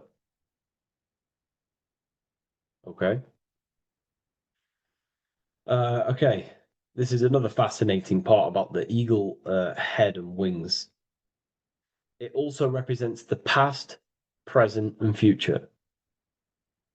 The crown is, again, symbolic of the crown chakra. This is all to do with knowledge. So we're looking at knowledge of the past, the eagle on the left looking behind, and the eagle on the right looking forward. So we're looking at the crown, knowledge of the past and the future. Looking at your past is very powerful. What has led you to this very point in your life? What actions have taken you to this point? And not only you, remember, there is a collective. Remember, you always have to keep that in mind. Every action you take, you have to always align it with the collective consciousness. It's not just you in the world. We have a collective. So how did you and how did the collective get to this point in life, in this present? How did we get here? How did we get into this mess? Humanity is in a mess. A straight up chaotic mess. And if you think everything is perfect and everything's divine and everything's just, there's some people out there in the spiritual community saying, everything's divine, everything's meant for this purpose. No, there are people actively manipulating and using mind control methods to control this reality. How have we got into this mess? So we have to look into the past to analyze patterns so we can take action now in the present to change the future of the collective and your personal life. That's what we're looking at here. So the eagle looking left is looking in the past, representing analyzing the past, analyzing the actions in my life and the collective life. The actions that led to this mess now, to this state now. And what can I do now with my knowledge to change the future to a better future, aligned with, again, natural law, aligned with goodness, aligned with God, aligned with care and love for one another and the self. So it's all about knowledge of the past and knowledge of the future. And what I can do now to take action, the triangle pointing at the middle, which is the present, what can I do now to change the future? To create a better future, to transform the world. 33, transformation. To transform the future. Okay? This is what we're looking at here with the two double-headed eagles as well. Again, this is more art. This is a lot more complex symbolism here. But again, we have the Earth hemisphere here. And what? The eagle above. It is raised above the earth, above material pleasures, above the material thinking self, above the ego. Not to say get rid of the ego. We need the ego, but balancing, control, power over the ego, power over the two hemispheres of the brain, power over my past and my future, power over time. What am I using my time towards? Time is your spiritual currency. Okay? It's elevated. It sees things from a higher perspective. It is higher consciousness. We're also looking at the astral body. Birds on a deeper level represent the astral body. So symbols have layers of meaning. The deeper you get into the occult, so when you join the first degree, you get, a good interpretation, and the higher degree you go, the more deeper the symbol reveals, as the more deeper you know yourself. So we're looking also at the astral body, the light. What is the light? Light is a massive symbol in Freemasonry. It's knowledge, gnosis. When you're very intelligent, you call someone, they're a bright child. They have enlightenment, light in the mind. Looking at light, a lot of knowledge, a lot of self-knowledge of the self, of the psyche, how I function, what I am, knowledge of the astral body, rising above the earth, astral projection, exploring your true nature, exploring consciousness. This is what we're looking at here.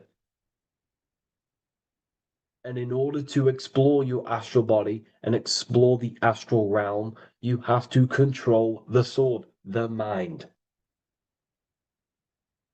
And you can then explore. You are free like a bird to fly. This is all symbolic of rising consciousness. All symbolic. So I hope this video has gained a bit more clarity on this symbol and given you some insights. And I will see you in the next one. Thank you for tuning in today.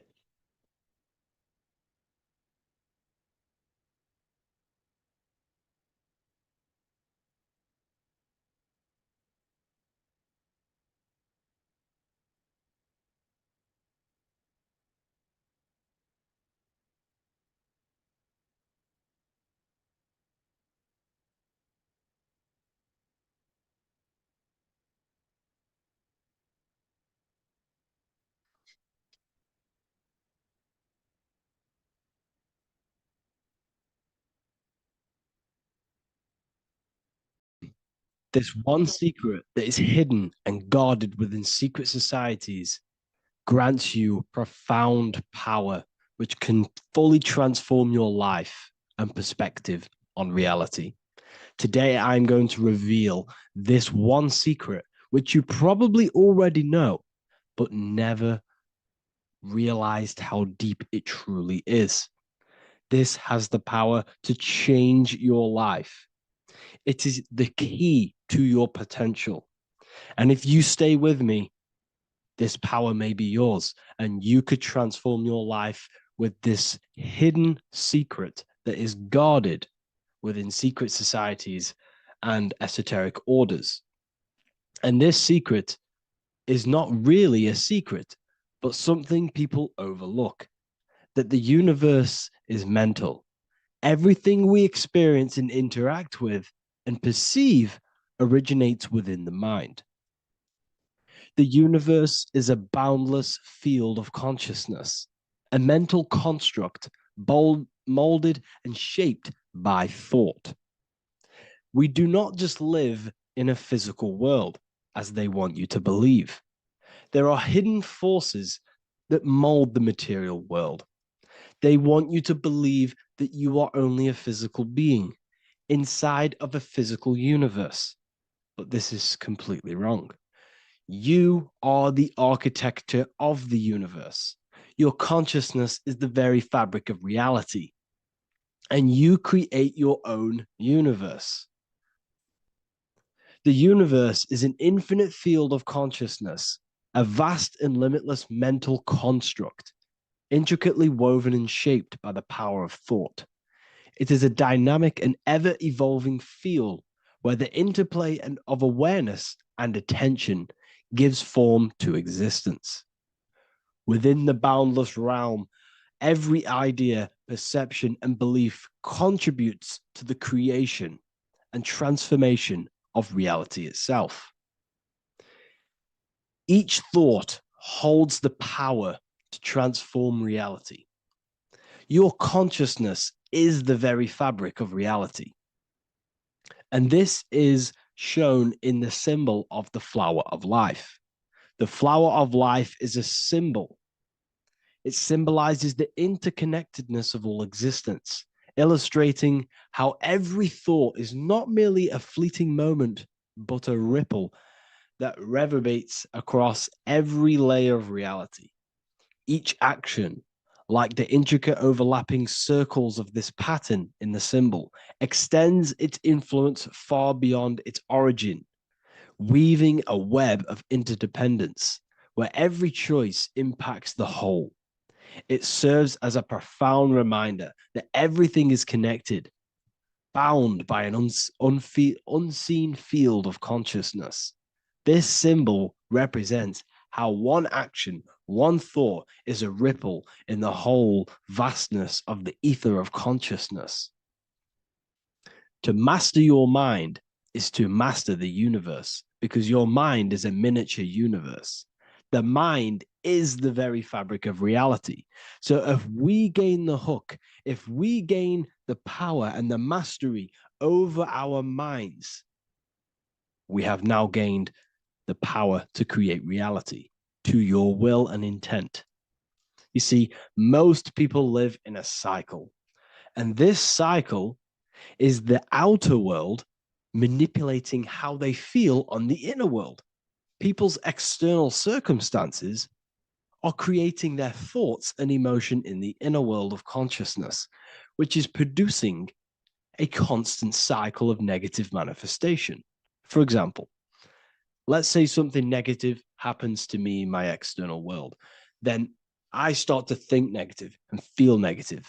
What that is actually doing is manifesting and projecting more negativity, because our thoughts hold the power to control and weave our own life.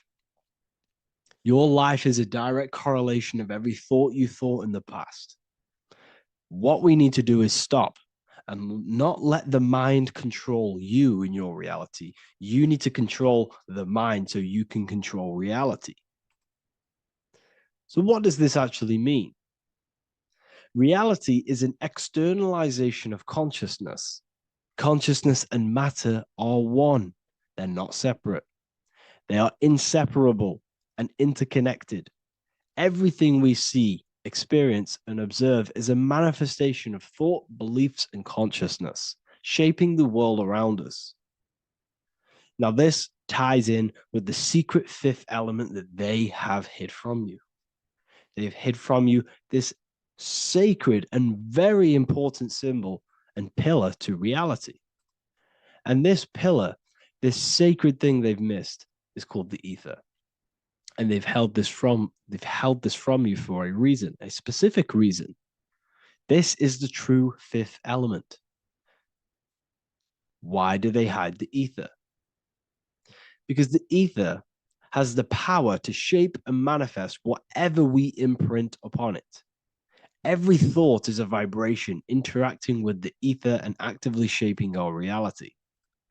The ether, you could see it as the codes to physical reality. It's like an energetic blueprint which surrounds all physical objects. It is the life force that gives life to all things. All energy comes out of the ether and returns back to the ether.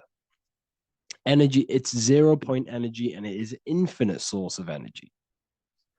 So this is why they hide the ether, because whatever our mind can imprint onto the ether, we can create into a reality.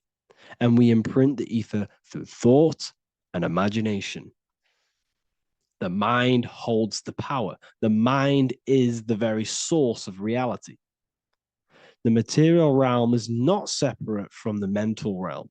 Rather, it is intricately shaped and influenced by it through the ether. This subtle, all-pervasive medium bridges thought and matter, allowing consciousness to mold and manifest the physical reality. To transform our lives, we must first transform our minds. True change begins within, as our thoughts, beliefs, and perceptions shape the reality we experience.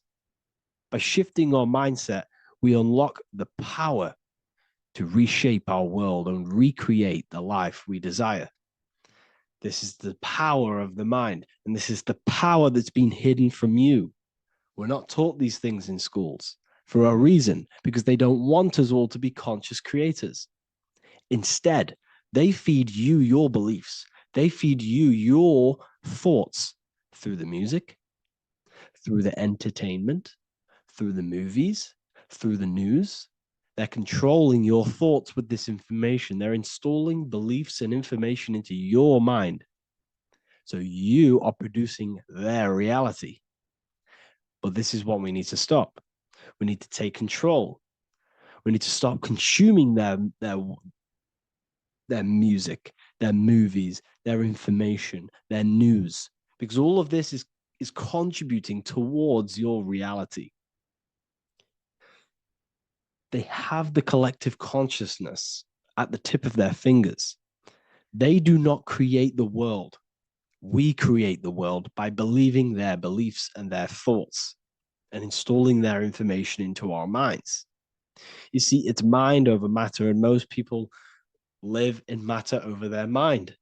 Most people let matter, the external circumstances, dictate their mind, when it should be the other way around. It should be mind over matter. This is the mental plane. This is the astral. This is the etheric. This is the physical. The mind holds power over the emotions, over the imagination, over the physical, and over our spirit. It holds power over everything. It's mind over matter. It's the mental body that we must transmute and change. Most of us live in a chaotic state of mind, and this is what we must change. Turn chaos into order. So we need to be mind over matter. We need to install this belief into our subconscious. I, Harry B. Joseph, have created the ultimate esoteric school on the earth. As a member, you'll gain access to live mentoring calls twice a week, along with new lectures, books, and exclusive content released every week. Additionally, you'll have a full access to all my life-changing programs. If you're ready to transform your life and start your journey today with me, join Ethereal University. These are the campuses. We have the real lecture sections filled with lectures that you can watch. Manifestation Mastery, which teach you exactly how to reprogram your subconscious mind so you can live that reality. Sexual Alchemy, the path to empowerment of how you can transmute your sexual energy. The Real Library, where you gain access to powerful esoteric books, PDFs. Symbols of Secrets, an amazing course. The course that allows you to see beyond the veil that has been pulled over your eyes, the language of symbolism that secretly rules the world. I teach you how to read symbolism. Esoteric Exchange, live calls. You get to rewatch all of the old live calls. Mindwave Hub, this is a place of binaural beats where you can listen to infinite amounts of binaural beats. So you can meditate to them. Meditation section, numerology, health section, and electromagnetism. This is a life-changing place. And if you are serious, we only accept serious about changing your life and studying the occult and esoteric, this is the place for you. I've been there. I've been on YouTube looking around for valuable information, trying to find good accounts, good channels. It's very hard. I had to go through years of trying to find good information on YouTube. But what I've done is, instead of you searching around everywhere for bits of information and connecting the dots, I've put it all into one big place. You get your binaural beats, you get all the programs you need to walk the path of enlightenment to transform your life. I will connect with you on the inside, and I hope this lesson, this lecture, you gained some information, you gained some power from it. Please like and comment, or don't. It's up to you. If you have any reviews, if you have any ideas of lectures that you know, if you don't understand certain things, make sure to leave a comment and I can make a lecture about it. I can make a video about it for sure. I don't mind taking recommendations for videos. So I thank you all, people. Have an amazing day.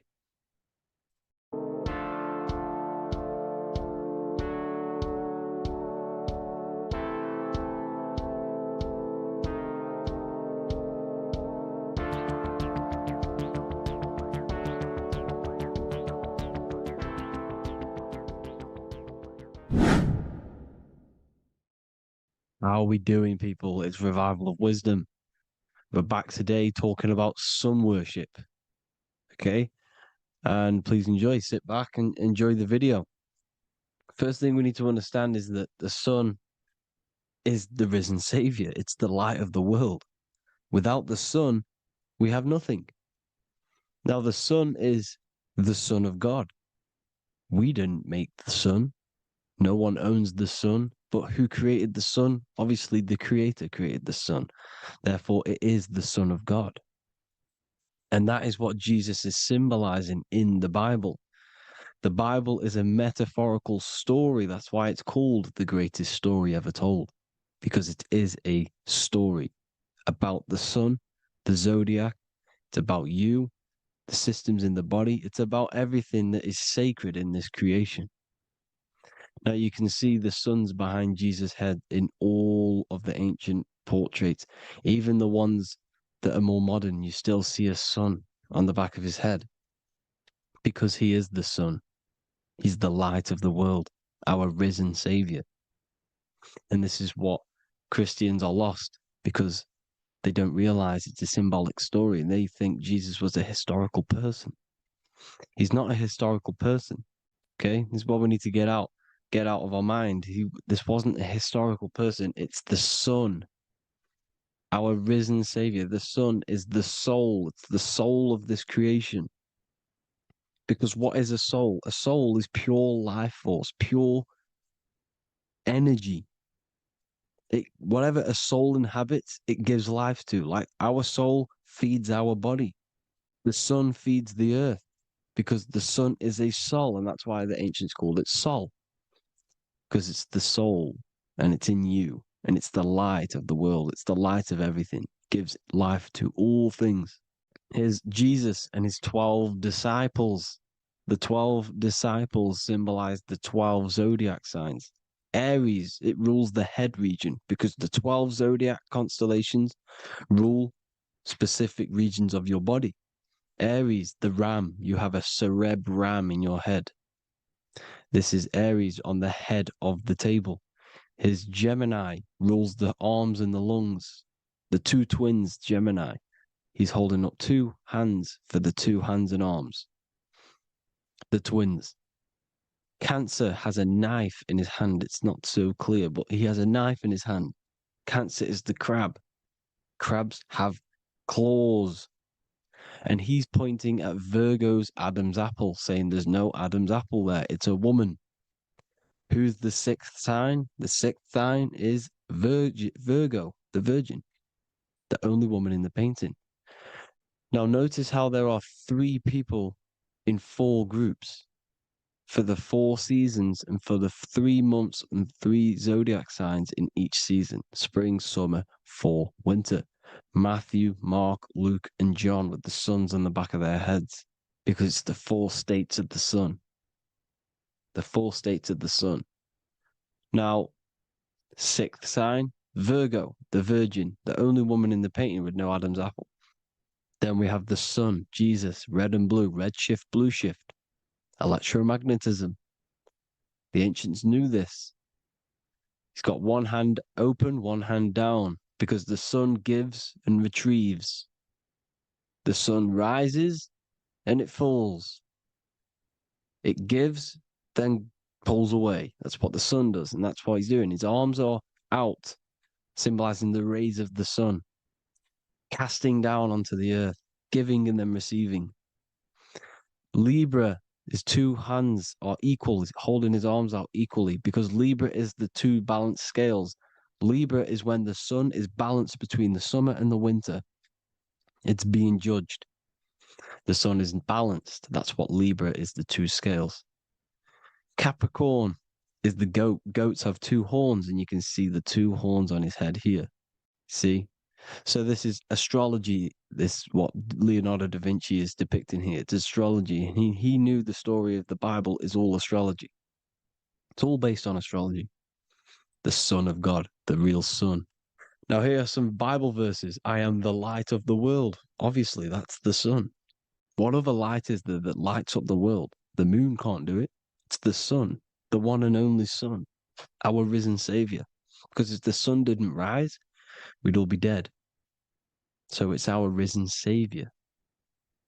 And it dies for our sins every night and then gets reborn every day. Now, Jesus calms the storm. Mark 4:35-41. The disciples are all on a boat and there's a heavy storm. But Jesus is asleep. The disciple says, Jesus is asleep. We need to awake him. They wake up Jesus, and Jesus got up and rebuked the wind and said to the waves, quiet, be still. Then the wind died down and it was completely calm. Well, when Jesus was asleep, this is the sun not being risen. It's not risen yet. Because in the night times, that's when the storms happen on the sea and the ocean. And when they awake Jesus, Jesus rises because he's the sun. He rises and everything calms. Because when the sun comes, the storms go. You see? So it's the sun. It's all about the sun. Here's another, Luke 22:10. A disciple asked Jesus, when will we know it's the end times? And Jesus says, as you enter the city, a man carrying a jar of water will meet you. Follow him to the house that he enters. Well, this is clearly talking about astrology, the topic that Christians think is satanic, when they don't realize the whole thing's based on astrology. Because the end times is the end of Pisces, which is the two fish, which is the age we've just gone out of.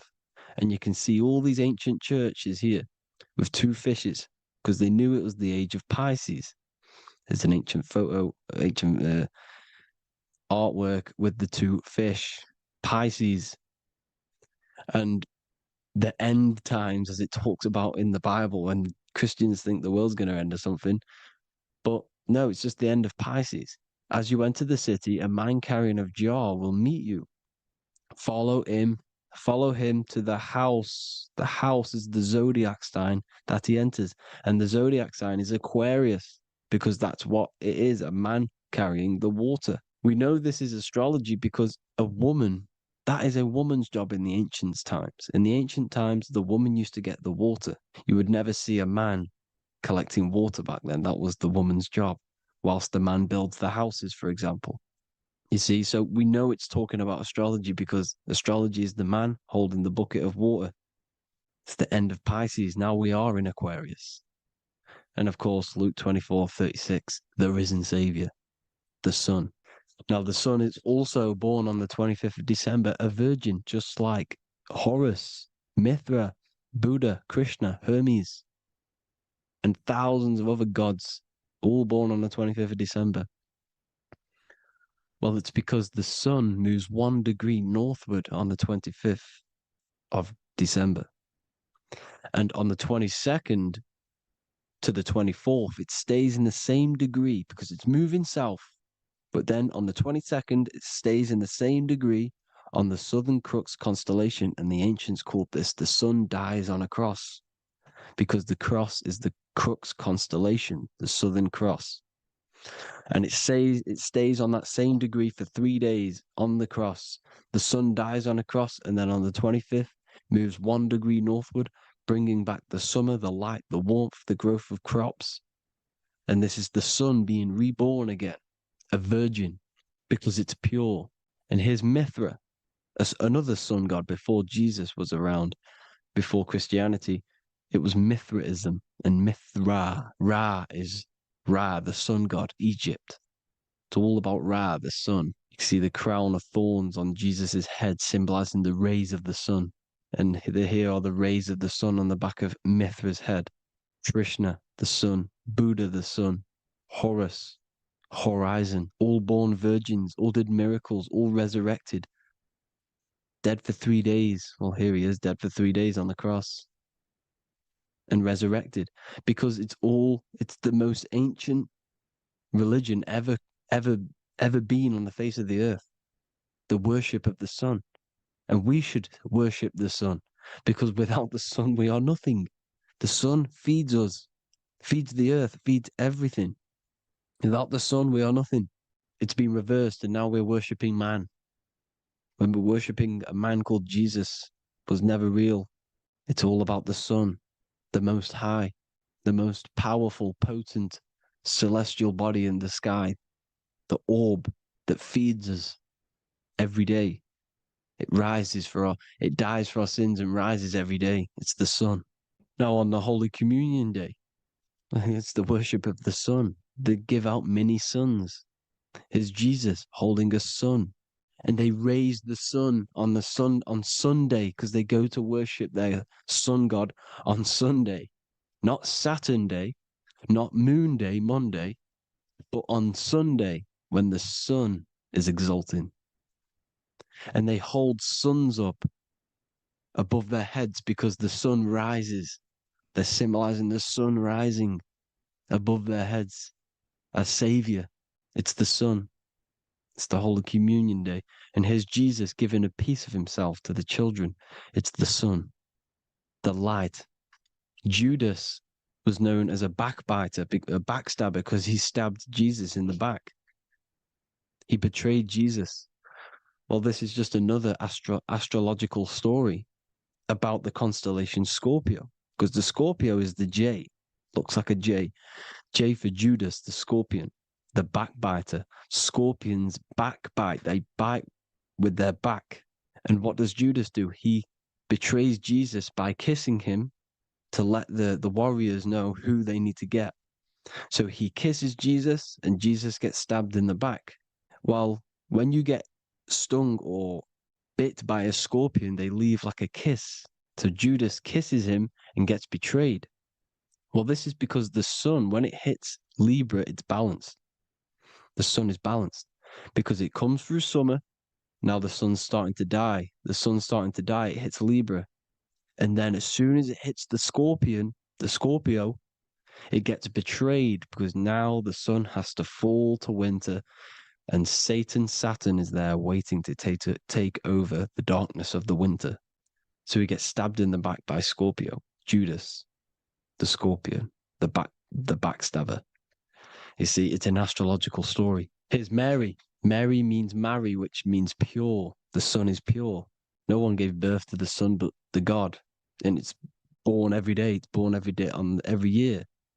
It's born pure. There was no controversy. There was no, activity for the sun to be born. It's pure.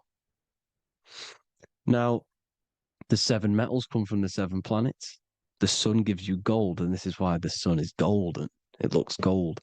And this is why the banks are backed by gold, because gold is the most valuable metal, because it's the sun, the most valuable celestial orb in the sky, in the heavens. Well, here's Jesus, another ancient symbol of him being crucified on the cross with the big sun, the Southern Crux constellation. The sun dies on the cross constellation. And if you go to the old etymology dictionaries, you will see sun and son is the same word. They come from the same etymology roots. You can use them for no matter what, but they've been confused today. But if you go back to the old dictionaries of etymology, they are interchangeable. You can use them. Son, sun, sol, it's all the same thing. The 12 disciples, 12 brothers of Joseph, 12 tribes of Israel, 12 breastplates on the stones, because it's all the 12 astrological signs. They could have used any other number, but there's 12. Because 12 is the mind, which is God. 7 is the number of matter, which is man. 7 energy centers in the body. 12 cranial nerves in the brain, because it's the mind. 12 is the 12ness. The zodiac is literally the mind of God, the signs of God. Now here we see here, Job 38, 31 to 33. Can you lead forth a constellation in the season? He's asking you, can you read the sky? Can you read the heavens? Canst thou bring forth the Mazzaroth in its season? Mazzaroth means 12 signs, the zodiac. Why did they translated every single Hebrew word in the Bible into English, but they decided to leave out Mazzaroth? Why? It's because if that said zodiac, Christians would have a different view on the Bible, but they leave that out. But Mazzaroth actually means the 12 signs, the zodiac, and the stars means sign. The word stars means sign because the stars are signs, things to come, which is off in Hebrew, which means sign, things to come. You see a sign on the road, it's something coming. But God is saying, no, what does he say? To qualify as a director, a judge of man's life on earth, one must be able to govern the heavenly bodies that rule the earth. It's telling you to read the heavens. We need to read the heavens. Astrology, the 12 zodiac signs, the mind of God. It's telling you, read the Mazzaroth, read the zodiac, because they are things to come in your life. They are signs. It's not satanic, it's made by God. God said, let there be lights in the firmament of the heavens to divide the day from the night, and let them be for signs. Signs are things to come. The 12 zodiac signs. It's all about astrology. Here's Mary holding the sun. His son, her son. It's the sun in the sky. The one and only, the most high. The soul, the solo because it's on its own. The most powerful, Ra, radiance. Here's the Pope holding the sun. All 3 popes holding the sun because they're sun worshippers and they know the true meaning and origins behind Christianity. Sun worship. Here's the Vatican is a sundial. Yes, this is literally a clock. Your clock, your watch is a sundial. It's got 12 sections on it for the 12 zodiac signs. 12 hours, 12 Horuses. Now here you see Jesus walking on water. Well, it's the sun. And here's the beard of the sun. Here's the pyramid of the sun, the illuminated one, the all-seeing eye, the sun. Here's the Ankh. The sun creates these symbols. The ancients knew this. Now, when you see these headdresses, these are actually the days of procession of the sun. Aries, Cancer, Libra. It's all about the sun. Here's some more sun worship going back to Egypt. Ra, Horus, Osiris, and Set. Jesus and Satan is Horus and Set. The sun and Saturn. Saturn rules the winter, Satan. Jesus, the sun, the light of the world, rules the summer, rules the day. Satan's the night, Saturn's the night, the sun is the day. The evil brother, Satan. Well, Horus comes, this is where we get the word hours from. There are 12 Horuses. The sun moves in 12 Horuses, 12 hours. Where's Horus? What hour is it? Where's Horus? His Ra, 12 noon, Ra, radiates, powerful, the most high sun. That's why he has a sun on the top of his head. These are the 4 states of the sun. Set, sunset. This is why we say sunset, because the sun is setting. His sunset, his Horus, horizon. The Horus is rising, Ra radiating, and the sunset. Then midnight is Osiris. Here's another ancient symbol for the sun, the scarab. Ra, the sun, scarab. It's got the word Ra in it because it's the sun. And here's the sun on top of the scarab with the wings. Because scarabs roll dung up hills and then they'll let it fall down the hill to gain more matter, to gain more bigger, like a snowball effect. And this is, the ancients saw this as a process of the sun, because the sun climbs up the hill and then it falls. So they used the scarab to symbolize the process of the sun. The sun climbs and falls. Here's an ancient Egyptian cat cutting off the head of the serpent. Well, the cat is cutting off the head of the serpent, symbolizes the sun cutting off the nighttime. When the sun rises, it cuts off the nighttime. It cuts off the serpent. The serpents represent darkness or evil. Oh, there's some more symbology of the sun and the heavens, the arch, the royal arch, the firmament, the sun inside the firmament. These are all ancient churches, and they all depict the firmament with the sun inside. Is the ancient cosmology, you see, because it's all about the sun.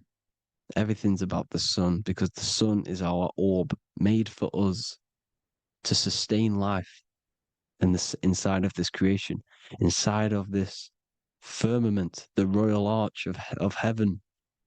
Here's the Freemasons depicting it. Here's the Masonic royal arch, but you can even see the zodiac signs. Here's Cancer, the checkered board. It's the royal arch of the firmament. Obviously, they don't want to tell you that. You live in space, apparently. Some more sun worship. Here's the beard of the sun on the water. They all have this long beard. And why do they say amen? Amen at the end of every prayer. Amen is a sun god, a creator god. It's all about the sun. So thank you all, people. Hope you all enjoyed. Hope you all gained some knowledge and insight. Please give me a follow, drop a comment, drop a like. Have a good day. Love you all.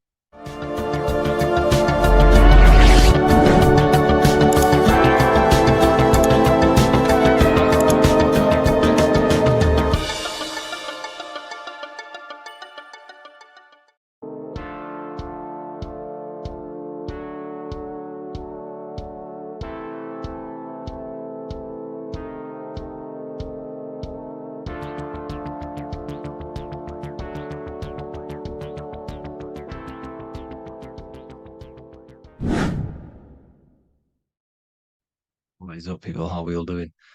Today, we're talking about the flat earth cosmology. So let's jump straight into this. Please drop a follow and leave a like to help the algorithm. So we live in a torus field. Everything's made out of torus fields. And every torus field has motion. It's what it is. It's the motion of energy. And every torus field has a center, which is the black hole. It's a womb of creation. It's counter space. Now, this is why the North Pole is magnetic, because the center of this torus field is the most magnetic part, the strongest part of the field. So this is why all compasses will point you to the center. And the Earth's magnetic field is spread across the whole of the Earth.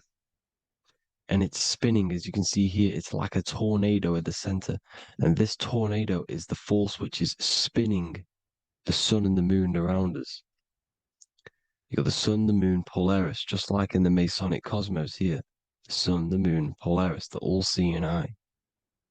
Now we'll get into Polaris a bit later, but the sun is the magnetic force. Sorry, is the electric force, because every field is electromagnetic. Now, the sun is electric. It's positively charged. It's going to give you energy. It's feeding energy. The moon is more magnetic energy, which is taking your energy away from you. And this is why you become sleepy when the moon comes out, because it's taking away your energy. So these two forces is the balance. It's the yin and yang. It's the balance. Everything in this creation is balanced, because the torus field is the Earth is the plane of inertia, the 0 point within the field, because physical matter is a result of two opposing forces equalized on the plane of inertia. And that is where matter crystallizes into physical results. And this physical plane is the plane of inertia, planet Earth. And at the center of this plane is the black hole, the womb of creation. And outside of this black hole gives birth to light. So the torus field is constantly rotating, going into counter space, the black hole, and then out of counter space gives birth to the white hole, white light. You see? So it's going around, black hole, birth again, black hole, birth again. And it just keeps going around. It's an infinite cycle of energy. And this is where the infinity sign comes from. This is the motion, this is the force which is creating everything to spin inside of this circle. Okay? And it's making the stars spin. It's making the sun and moon spin around us, around this center point. Now here you see Horus and Set putting their feet inside of this dome. This is the royal arch, the arch of the dome above us, which is like you see in the Masonic cosmos, the royal arch of Freemasonry. This is the dome above us, the firmament that the Bible talks about. You see, they're putting their feet in because Set symbolizes the moon and Horus is the sun. Horizon, Horus. Horus is rising, the sun. So they're both putting their feet around the center magnetic pole, which is the pole, North Pole. And above the North Pole, you have Polaris, the pole of electromagnetic energy. You see? And this is how we get the sun and the seasons. Because the sun, for us, when it becomes summer, it's on the Tropic of Cancer. Then it spirals outwards, going out and out and out, then goes to the Tropic of Capricorn. That's winter for us. Then it comes back in and creates summer again. So it's constantly spiraling around this center magnetic North Pole. You see? So this roof above our heads is the firmament. And this is what they've taken off of us. They haven't physically taken it, but mentally they have taken this away from you. It's a female energy. And this is what the Egyptians called Nut, the sky god Nut. And this is the womb. We are inside God's creation, God's womb. And the woman's womb, when she has a baby, is a microcosm of this, because everything inside of this creation is macro. It's a reflection of the bigger things, as above, so below. So the dome above our heads is the dome we are in when we are a baby. And you can see the sacred geometry of it is the exact same. It's the dome. And when we are inside of the womb, the woman, the sacred maker, which is the M, the Masonic M, this is the Gmail symbol. The Masonic M is maker, mason, matter, male. She delivers the male, you see. She delivers the male because it's the maker, the female, the magnetic. The woman is magnetic in nature. The male is electric in nature. So when we are in this womb, the female, we are being fed by the center umbilical cord, by the center of the mother's stomach. We're connected to the center of the woman's stomach, just like we are when we are in the earth. The center is where the aurora borealis is being emitted from, the electromagnetic aurora borealis, the northern lights. This is our spiritual umbilical cord, connecting us to counter space, connecting us to the realms beyond this world. Because at the center of every torus field is counter space. And at the center of the earth is our spiritual umbilical cord. And this is the earth's belly button, as you see. As above, so below. We had a physical umbilical cord. We have a spiritual umbilical cord. And this gets cut when we die, when we're cut away from the physical reality. You see, here's the ancient Egyptian tablet showing this female. You can see the hair, it's a female above us, because the female energy is nurturing, helping, looking after. And that's exactly what the dome is. It's protecting us. It's the Ark of the Covenant, the Ark covering us, you see? And this is what they've taken away from us. By you believing in space, it completely destroys the idea of this being a sacred creation. They've taken the roof off your head, whether if you believe in space, you believe that there's chaos, there's planets, there's asteroids that could kill us at any moment. But this isn't true. They've made you fear your own creation that you're inside of. They've made you fear what's above you. You see, and it's to hide the power of astrology, the power of the lights in the firmament, which are constantly flowing through the ether. These powers which are above us are sending rays down to the earth, which are influencing our psychology and how we behave. And this is what astrology is. It affects human consciousness. It interacts with our consciousness. And there's a different energy every day because the planets are in different houses, different alignments. And this is, we'll go into this a bit deeper later on. So the world tree, this magnetic north pole, the pole of electromagnetic energy, was symbolized as a tree, the great tree at the center of the earth. You see? And this tree is symbolized everywhere. You can see here how the center person, this Egyptian person, is holding up the sky. This is the North Pole, the hyperboloid, at the center of every torus field. And this tree was in the Mayan cosmology. This is an ancient depiction. This is the torus field. There's the plane of inertia. Here's the center tree. Here's the tree in the center, the magnetic North Pole, the woman holding the stars. Here's the Hindu with the two birds symbolizing the sun and the moon revolving around this center tree. The Mayan tree, his Horus and Set around the North Pole. They all knew this flat earth cosmology. They knew these secrets. It's so sacred you understand the creation that you're inside of. Because if you don't, you'll be led astray. You don't know where you are. You're lost. You see? And here's the Masonic art with the rays of the stars coming down with the tree in the center. So it was personified as a tree. And we are in Asgard, Midgard, the middle garden, where there's good and evil. So the 7 layers of heaven, which is talked about in the Quran. Each planet has a different layer of the firmament, and this is the 7 layers of heaven, and these are our 7 layers of the energy centers in our body. So we start in the stars, so we are stars in a physical body. And this is why we say Mr., Sister, Fraudster, Sinister. Stir is star, and we are in the stars, and our star descends into the soul system, not solar system. And as we descend into the soul system, we enter Satan's kingdom, Satan's world. As it says in the Bible, Satan is the god of this world. Well, if you've been into my research for a while, you know Satan is Saturn.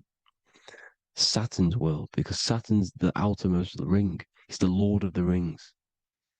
And you enter his kingdom, the kingdom of time. And this is why Saturn's the time god. As soon as you go past the rings of Saturn, you're now in the soul system. You're now in time. You're now bound by space and time. And you're bound to the earth plane, the heart. Earth is heart. It's a rearrangement, it's an anagram for heart. And the heart of the electromagnetic color spectrum is green, and that's why the earth is green. And above green is blue, and this is why the sky is blue. In order to go to heaven on the macro scale, you have to go through the blue sky, through the 7 layers of heaven. In order to reach heaven in your body, whilst you're here, you have to go through the blue chakra to your head, which is heaven. It's micro, macro. Everything is micro, macro inside of this creation. Is an ancient. I think this is a French image, piece of art from the ancient French, with obviously the 7 layers of heaven, which they all depict. And notice how it's like a dome. We'll go into this dome symbolization, the Royal Arch of Masonry, which is next. But these 7 layers of heaven give us the 7 metals, the 7 days of the week, the 7 diatonic tones, the 7 chakras, the 7 everything. It's God's favorite number. And this is why the Masons use the G inside of the compass, because the G is the 7th letter, and God starts with G. You see? So it's 7. God is 7. Here's another depiction of the heart, the soul system, the 7 layers of heaven. La Fermenta. You see, La Firmament, with the stars on the outermost layer. Here are the 7 planets: Jupiter, Mars, La Sophie, the sun, La Luna, the moon. So Saturn. So we are in the heart of this soul system, In order to ascend, we need to ascend up our chakra system, reach 144,000 hertz, God consciousness, the God man. You have to unfold God man, master of the mind, mastery of the mind. So, what are the stars? The stars make everything unique. The stars are constantly rotating around the center, magnetic North Pole, the tornado at the center, which is stirring everything. It's stirring the ether. The center is the ether, and the 4 elements are born out of this ether. There's 5 elements: ether, spirit, water, air, and earth. The ether gives birth to the 4 other physical elements, which the whole of creation are made out of. About them 4 elements. 4 is the number of stability.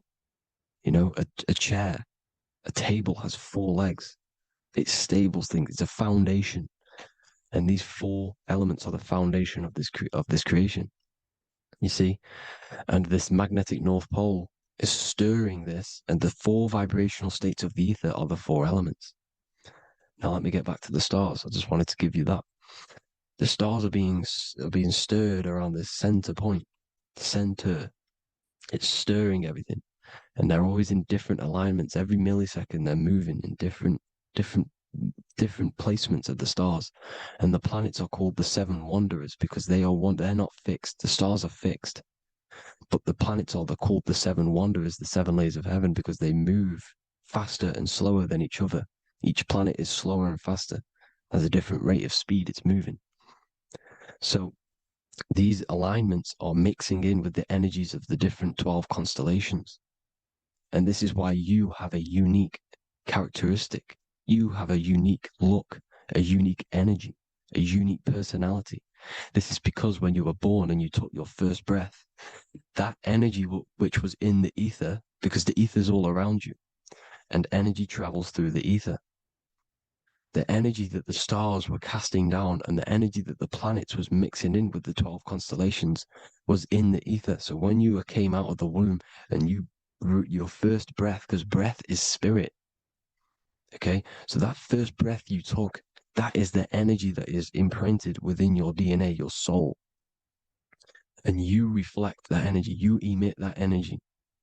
That's the energy that is with you forever until you die, till this physical body dies off. And that's what the stars are. The stars are giving a unique energy, characteristic, personality to every living thing.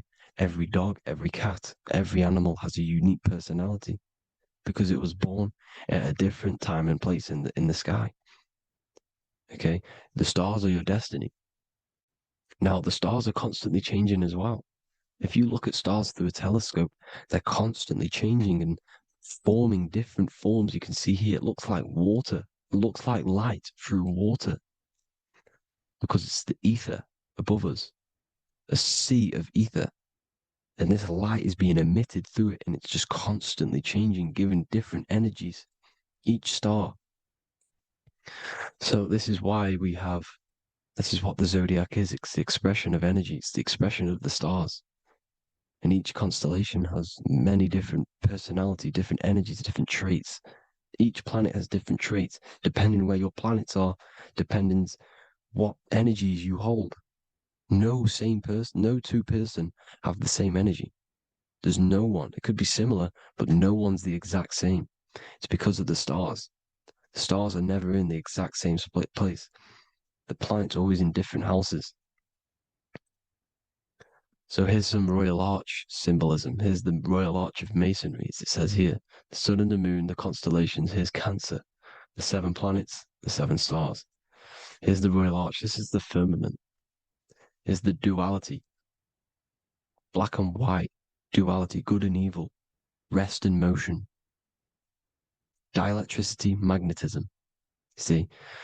So this is what the Royal Arch is. It's symbolizing the cosmic dome above us. The womb we're in. We're inside God's womb. And here's George Washington, the Freemason, inside of the Royal Arch. You see? With the G, the Masonic G, God, 7. Here you see another depiction of George Washington with the stars in the dome above his head, his Polaris, the sky vault, Polaris. We'll get into that later. Go inside of all of your ancient churches, you will see the dome. Go to the Vatican, you'll see the dome. All of your ancient churches have this dome because it's the dome above your head. The ancients knew this. This was known. We did not live in space. It was known back then. They all knew. This is Crown Court, which is one of the most important courts in the UK. You can see it's clearly so much Masonic symbolism. You've got the 4 pillars of Masonry. The Royal Arch is like an arrow pointing upwards to Polaris. His Disney World is under a dome. In his Polaris, the sky vault. You see? And also 666 in the symbol. There's more. 7 layers of heaven. Here's an ancient depiction. The firmament. Here's the astral plane outside of the firmament. The Royal Arch. You see? It's everywhere. Here's Polaris, the 8-pointed star. Polaris is in between the sun and the moon. It's at the center of the Taurus field. And Polaris corresponds with the pineal gland as well because it's the all-seeing eye. See? So is Polaris, the 8-pointed star, which is at the very top. It's the very center. It's on top of the North Pole. And it's an 8-pointed star that's always symbolized as an 8-pointed star. Here you see the Vatican. The Vatican is a giant key with an 8-pointed star. See, it's a key. Here's the dome. Here's the Space Delta, the USA Space Delta logos. Here you see the Egyptian god looking from the center of the North Pole, looking upward to an 8-pointed star, Polaris. An arrow pointing up to Polaris. Here's another, the bear holding a key with an arrow up to Polaris. 7 holds the key to Polaris. Here's an eagle holding a key above the North Pole to Polaris. Polaris, and here's another one. There's another bird, like a dragon, holding a key to Polaris. Because Polaris is definitely something to do with leaving this creation. Okay, maybe, I can't say for sure, but maybe it's to do with ascension, and this is why the Vatican hold the key to the 8-pointed star. And this is why the space, well, we all know space is a lie, but they're showing Polaris and its sacred symbology. Maybe it's to do with something leaving this creation, going to another. Here's some North Pole symbolism. As above, so below. See the four seasons of the Big Dipper constellation going around Polaris. This is Polaris, this is the Big Dipper constellation, and this is the swastika. This image gives us the swastika because all the symbols we use are created in nature. They're created somehow in nature. This is how we get them. As above, so below. This is the map of the North Pole with the 4 rivers looking like the Big Dipper constellation. It's the Masonic, here's the ancient cosmology with the 4, you see the 4 islands, Mayan cosmology, 4 islands. This is the alchemical symbol for Earth, 4 sections. The windows, because the center of the North Pole is a window to another dimension. The 4 lucky 4-leaf clover, which is supposed to be lucky. It's truth in plain sight. And here's Hitler looking at 2 flat Earth maps. So this swastika has been used for thousands of years, thousands and thousands of years. And it's symbolic for the most sacred land on this plane, the North Pole. Shambhala. Do some research on Shambhala, people. It's a it's a Hindu mythology about the sacred lands at the center of the earth. And it's known to be full of enlightened beings. And it's all symbolized at the center. You can see their paintings of Shambhala. It's all at the center, the North Pole. And it's known to be the most godly place ever because it takes you to a portal to the higher places. And maybe this is something to do with Polaris, connecting you to this sacred lands at the very center. But anyways, people, thank you all for tapping in. Hope you all learned something. Have an amazing day. Please follow subscribe, like, all the links in the description for the courses, the PDF. Please have an amazing day. God bless.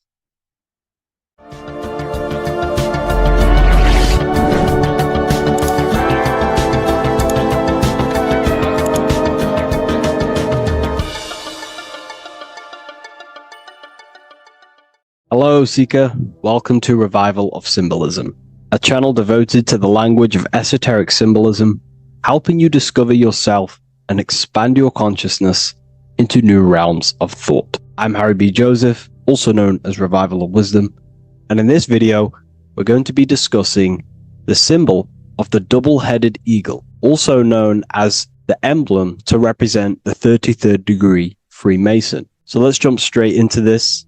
We have a piece of Masonic artwork here, which is what we call a complex symbol. A complex symbol is not just one symbol, but many different symbols in one piece of artwork coming together, forming a greater meaning. So we have many different symbols to break down here. And we're going to start off with a little bit of context so we can understand this symbol. This symbol represents the 33rd degree Freemason. Once you reach the 33rd degree of the York Scottish Rite Mason system. So once you reach this level, this symbolism corresponds to that individual. So therefore, this piece of artwork is representing the consciousness, the mindset, the ways of thinking, the ways of viewing the world of the 33rd degree Mason. It represents the consciousness of the 33rd degree Mason. And this is what esoteric symbolism is about.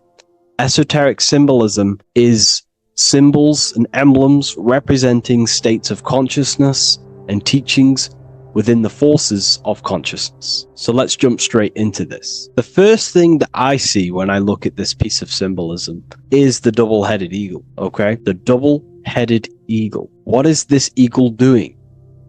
So the thing with symbolism is that symbolism trains the mind to think in a subconscious way. Now, what do I mean? To the person who thinks in linear thought, straight line thought, A to B thought, they see an eagle. They see a piece of artwork. They just see a piece of artwork with no meaning. But to the person who is trained in the occult, these symbols are representing thought vibrations. One example would be in occult symbolism, what we're meant to do. These symbols represent thought forms in the mental plane, within the mind of the individual. Instead of me just giving you the answers, in the occult, they give you symbols. And what you're meant to do is look at these symbols, stare at these symbols, and see what kind of thought arises in your mind, and follow the chain of thought. This is how you unlock deeper levels of symbolism. This is what we call the chain of thought. Now, what do I mean by the chain of thought? If I look at the eagle, I see an eagle on a basic level thought. But then that thought leads to another connection, because this is how thought works. Whatever the character of the thought we think is, or whatever the vibration of that thought, for example, the character of the thought right now would be an eagle, then that leads to another thought. For example, flying. Then flying is connected like a chain to another thought, higher perspective. So we follow the chain of thoughts until we unlock the deeper levels of the meaning of the symbol. And this is what the occult seeks to do. Symbols make and force the individual to go inward. You look at the symbol, it's not a direct meaning, but you have to go inward and start to think and follow the chain of thought that this symbol is connected to until you find its deeper meaning that relates to the individual, to you, to a teaching or a force of consciousness or a state of consciousness. Okay? It's very difficult to explain in words because symbols transcend the barrier of words. Okay? So what we're looking at here is a eagle. And what does the eagle do? Well, the eagle has the ability to fly above the earth. it looks down upon the earth. In allegory and metaphor, this represents a higher perspective of reality, a higher perspective of the world, of the self. So this is representing the consciousness of the 33rd degree Mason. They have a higher perspective of themselves. Why? Because they studied the mysteries. They studied the Kabbalah. They understand consciousness. They understand the human psyche. They understand the origins of consciousness, the forces of consciousness. They understand how the material world is created through the forces of consciousness.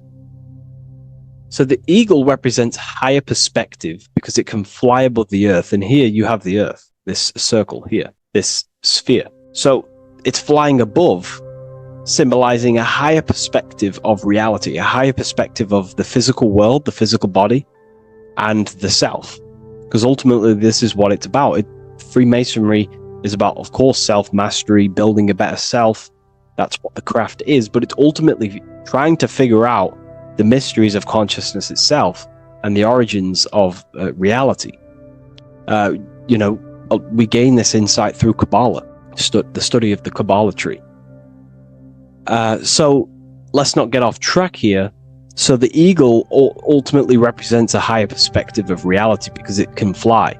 On a deeper level, it also represents the astral body because the astral body can fly above the material plane. It has no connection, no limitation to the physical plane. It does have a connection to the physical plane because all of the dimensions, the mental, the astral, the etheric, the physical, are all interwoven to each other. However, it also represents the activation of the light body, hence why we see this light rays around it.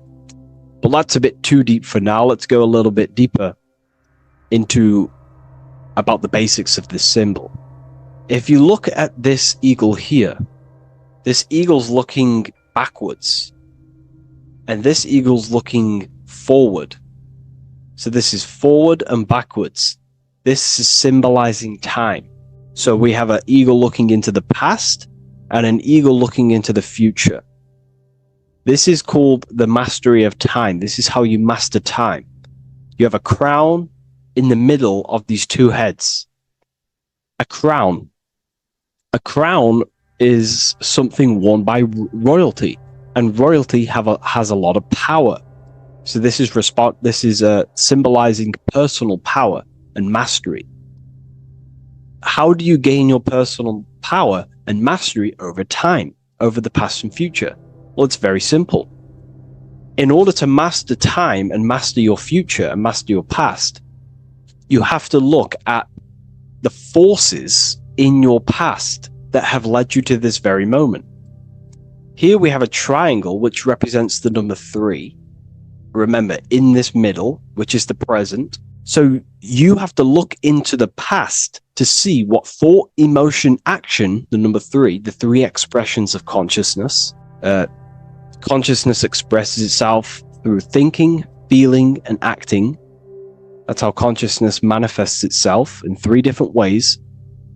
You have to look into your past to see what thought, emotion, and action has led you to this very point in your life in the present moment.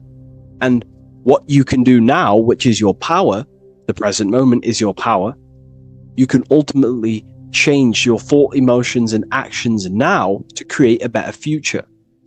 You observe the past to see what thought, emotions, and actions created your present moment. You notice the mistakes and you change the now through thought, emotion, and action to generate a better future. This is how you master time. Now, keep in mind, this is always in the mind of a 33rd degree Mason. Someone who is highly, mastered, they keep this in mind. Just like they keep in mind what thoughts they are paying attention to. 33rd degree Mason has a lot of self-mastery power, and they hold conscious thought. Most people think unconsciously and without power. A 33rd degree Mason is trained, their mind is trained. Therefore, their mind thinks powerfully. They do not think randomly because they understand thoughts are the seeds to physical creation. All physical creation is a crystallization of thought. So ultimately, this double-headed eagle representing left and right, and the crown in the middle represents mastery over time. That's how you master time. Again, here we have the eagle standing on top of a sword. The sword is, this, of course, on a basic level, the sword represents power. Because if I hold a sword to you, I hold the power over you, because you will more likely fear. But if we go even deeper, the sword cuts through the air. When you swing it, it moves through the air. Therefore, it's a symbol of the air. Because you can't really make a symbol of the air, because air is invisible. So the sword is a symbol of the air. And the air is one of the 4 physical elements in alchemy. We have water symbolizing emotion. We have fire representing the spirit. We have earth symbolizing the physical body. Then we have air symbolizing the mental body. The mental body. So the mental body is symbolized by this sword. A sword has to be continually sharpened. If you don't sharpen the sword over a long period of time after using it, it will become dull and it won't be very effective. This is an allegory symbolizing the human mind, because the human mind is like a sword. If you do not sharpen your mind, you will lose control of your mind. When you stop doing the meditations, when you stop being conscious, when you stop doing the affirmations, the mind falls back into old, unconscious thinking patterns, and we start to lose control of it. The mind is seen as a sword within the occult, because this is pretty much your tool. Your mind is your tool. This, just like the sword is a tool. Your mind is a tool to create reality. So we need to make sure this tool is always sharpened, that we stay on top of the mind, hence why the eagle is on top of the sword, symbolizing control over the sword, mastery over thought. This also goes into thought forms. In the occult, there's something called thought forms. Thought forms are basically taught to the individual and understood by the individual, who understands that the mind is not just in the brain. The mind is a part of a mental field. All around you, there is not just a field of energy. There's also a field of mind surrounding you. It's a mental universe. And this field of mind is what we call the mental plane. The field of mind is where all of the possible thoughts in the universe infinitely express itself. So each area has different thought forms. Each postcode, each place you go has different thought forms. This is why if you walk into a cathedral, for example, an ancient, amazing structure, your mind instantly becomes, you're amazed. You feel different when you walk into these areas, because all around you is a mental field. And there's something called thought forms. Thought forms are basically what religion call spirit guides or angels, helpers. This is what thought forms are. Thought forms are basically, if you dwell on the thought that you are going to lose your girlfriend, for example. Let's use a negative example here, because a lot of people can relate to this. Or your boyfriend. Let's keep it simple. Everyone can relate to this at some point in their life, hopefully. Or, if not, it's okay. No worries. It's just an example that most people can relate to.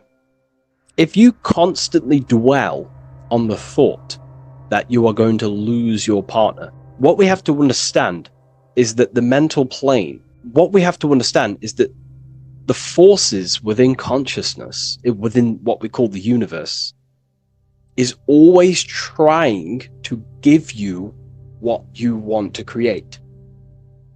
That's your right. The universe or mind or consciousness, whatever you want to call it, is always trying to unfold what you want to create. It doesn't know the difference between something you don't want to create or do want to create. Whatever you think about is ultimately what this power of consciousness or the universe will try and manifest. This is why we have to gain mastery over our thought, because thought are basically the seeds that we impress into the dimensions. So we have a mental dimension, we have a higher, middle, lower subplanes of the mental dimension or the mental plane. Then that's just thought. The mental plane is just thought. Below the mental plane, thought takes the body of imagination, which is what we call the astral plane. And the astral plane also has higher, middle, and lower subplanes. Then we have the etheric plane. The etheric plane is basically an energetic copy of the physical plane. So you have an etheric brain, you have an etheric body.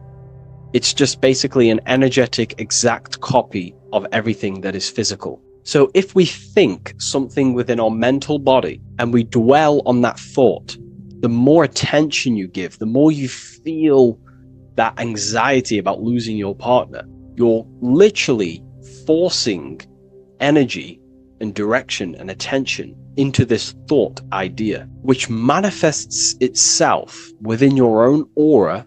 Your aura is basically, it's not just your electromagnetic field. Your aura has many different levels. It has a physical level, it has an etheric level, an astral level, and a mental level, layer. So it has a layer for each one of these bodies. If you dwell on this thought and you keep giving attention, power, you start to imagine this because you're worrying about it. You literally create a elemental or energetic substance that clouds your aura.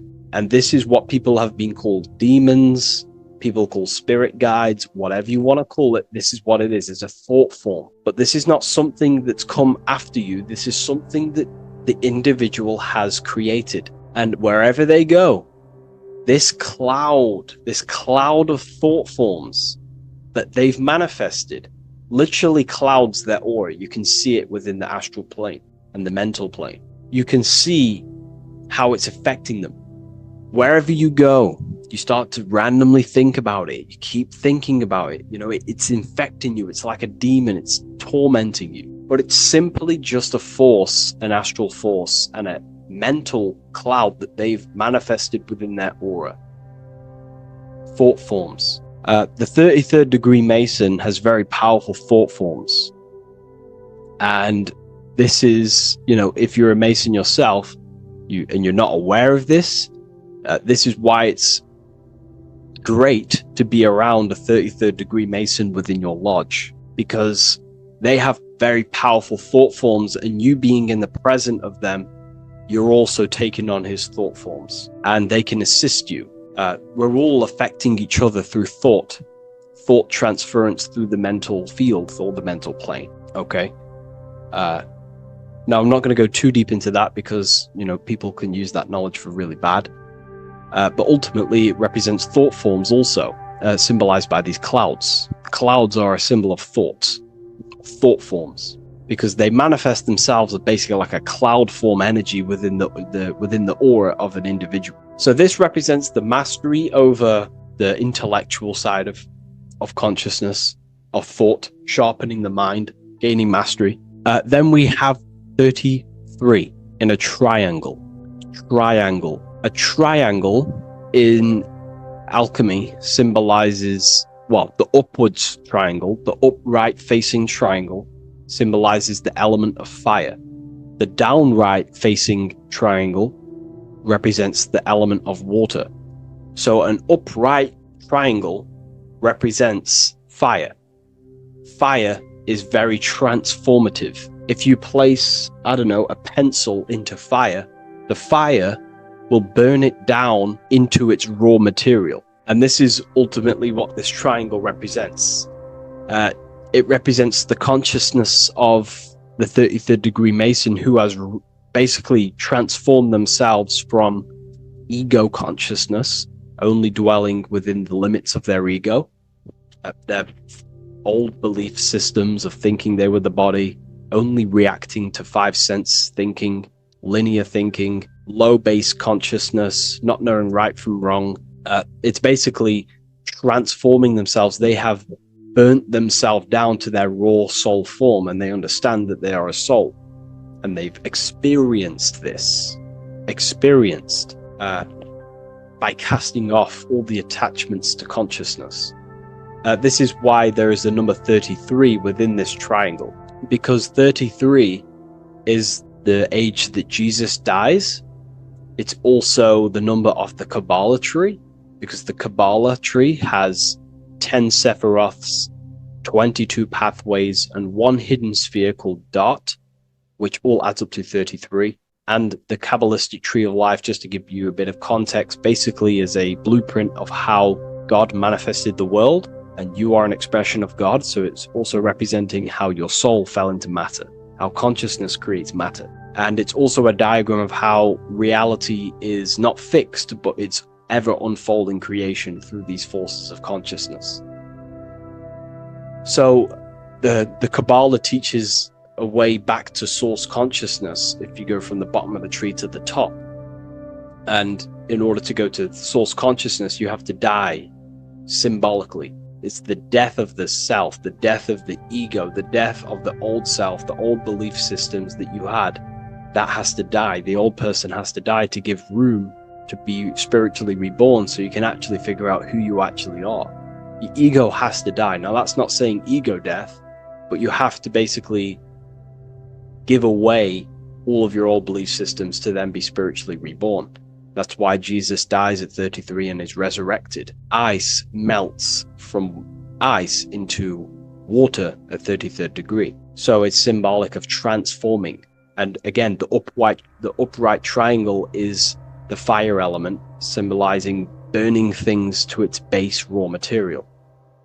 33, which is again death and resurrection. So it's all about burning the old self and being spiritually reborn again. This is the teachings of Hermeticism, Christianity. It's in everything. You'll see this symbolism or this story of death and resurrection absolutely everywhere in the ancient myths, because it's all talking about the same thing. You have to symbolically die. You have to kill off the old self to be spiritually reborn, to be initiated into a mystery school. So the 33rd degree Masons basically saying, well, they have resurrected. They have resurrected the connection to their soul, because as we grow older in this life, we lose connection with our true authentic self as the ego develops as we get older. And if we don't stop developing the ego, we never actually connect with who we truly are, which is a divine, immortal, formless being who has the infinite power of creation. This is what you actually are. Okay, so it's also symbolizing the union of opposites, hence why we have a double-headed eagle here. It has opposites. Obviously, this is massive within the occult. You see this everywhere, union of opposites. Okay, so union of opposites goes from, basic teachings to the most advanced teachings that most minds are not ready for. Union of opposites is on a basic level, is union of the mind and the heart, going from mind consciousness, which is basically ego, the lower self. That's not to say the mind isn't powerful, but that is the house of the lower self. The ego. It's the house of the ego. So we have to learn how to use the mind for what its proper use. The mind's proper use is for the soul to create.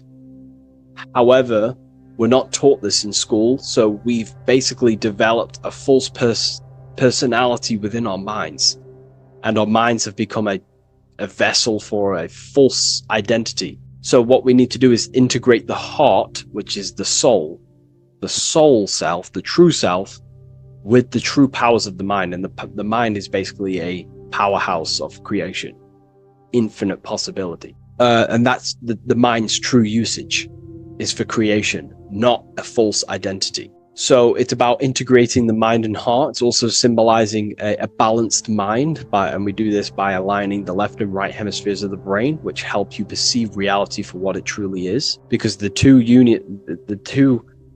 double-headed eagles, they're joined together, so it's union of opposites. So it's about reintegrating the female and male aspects of self, such as the left and right hemispheres of the brain, the mind and the heart, all working as one system. When we align the left and right brain, we see reality for what it truly is. Now, what do I mean? People who, most 90% of people, I'm not putting anyone down, if you relate with this, it's fine. We're all here to work on ourselves. I'm not putting anyone down. People with a left hemisphere dominated view on reality see things as a very logical. They see reality logically, basically. Now, what do I mean? They see things as this is science, that's mathematics, that's religion, that's metaphysics. They're all separate and divided because that's what the left hemisphere does. The left hemisphere basically dissects everything down. The way the brain works is truly magical. The right hemisphere of the brain allows us to basically see a bigger perception on reality. It sees the bigger picture. The bigger picture, for example, the woods. It sees the woods as a whole unified woods.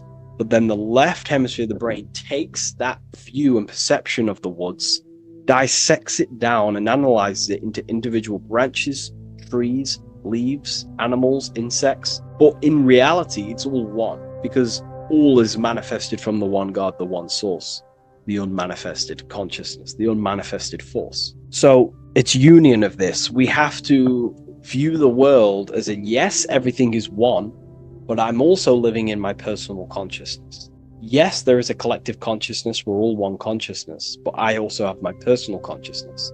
I need to think about both, making sure that my thought, emotion, and action is contributing towards the evolution of myself and the evolution of humanity. A person who is only left hemisphered only thinks about themselves mainly, 90% of the time.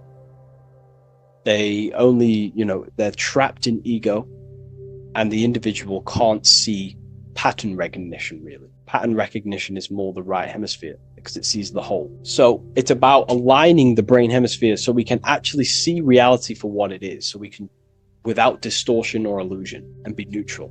Okay, we have light rays. Light rays are very symbolic within the occult, especially Freemasonry. Light rays are symbolic of force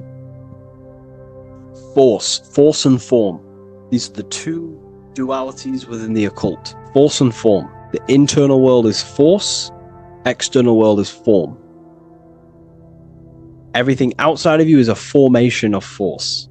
No force ever takes place on the physical plane. All force takes place within mental, astral, or etheric. The physical world is formation. Therefore, what is the force that drives you? What is the desire that's a force? Emotion, force, thought, force. What are the forces driving you to take action in the physical world? And we need to gain mastery over these forces. Light is also a symbolic of knowledge, because knowledge is considered light. This is why Freemasons say going from darkness to light. Darkness is ignorance. People who are only aware of their five senses, they don't want to know anything else. Their minds are completely shut off. I have my belief system. That's it. I'm happy. I don't care. That's their ego limiting themselves and building their own prison. Light, on the other hand, is about going from a state of unconsciousness, of not being aware, into a state of light. Light makes things reveal itself. If I shine light on you when it's dark, I reveal truth. You're there, you're manifested. If you're in a dark room and I shine a torch on you, you're revealed. The veil is lifted, the darkness is gone. So this is symbolic of light revealing higher truths to yourself as you walk the path of self-realization and gnosis. So light is symbolic of this also. They have high amounts of intelligence, a 33rd degree Mason. They have a lot of light. They have a lot of knowledge. They've researched a lot of things. They're intelligent in many different areas of life, within speech, within grammar, the way they portray thought, their mastery, their level of mastery, their understanding of themselves is very advanced. They also know a lot about physiology, about the brain, about the body, life, consciousness, astrology. They know a lot. They have a lot of light, 33rd degree Mason. Me, myself, I'm not a part of Freemasonry, and if I ever do become a part of Freemasonry or any order, I will openly share it to all of you. This information has come from following the chains of thought through self-study and self-realization, and studying Freemasonry from an external view. You can gain a lot of insight just by studying symbolism itself. Masonry is about being a builder. That's what the word mason is. Mason is about building. The word mason means builder, and it's about building the self. We're all building either our prison of our soul, or we're building our freedom of our soul. Every single one of you. Every time you reject something that if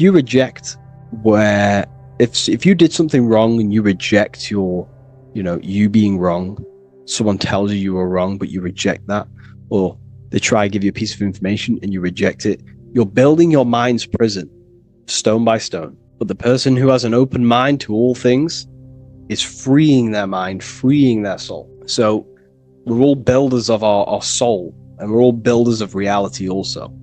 And we're all building Earth. This is the building project is Earth. We're all contributing towards it through our thoughts, emotions, and actions.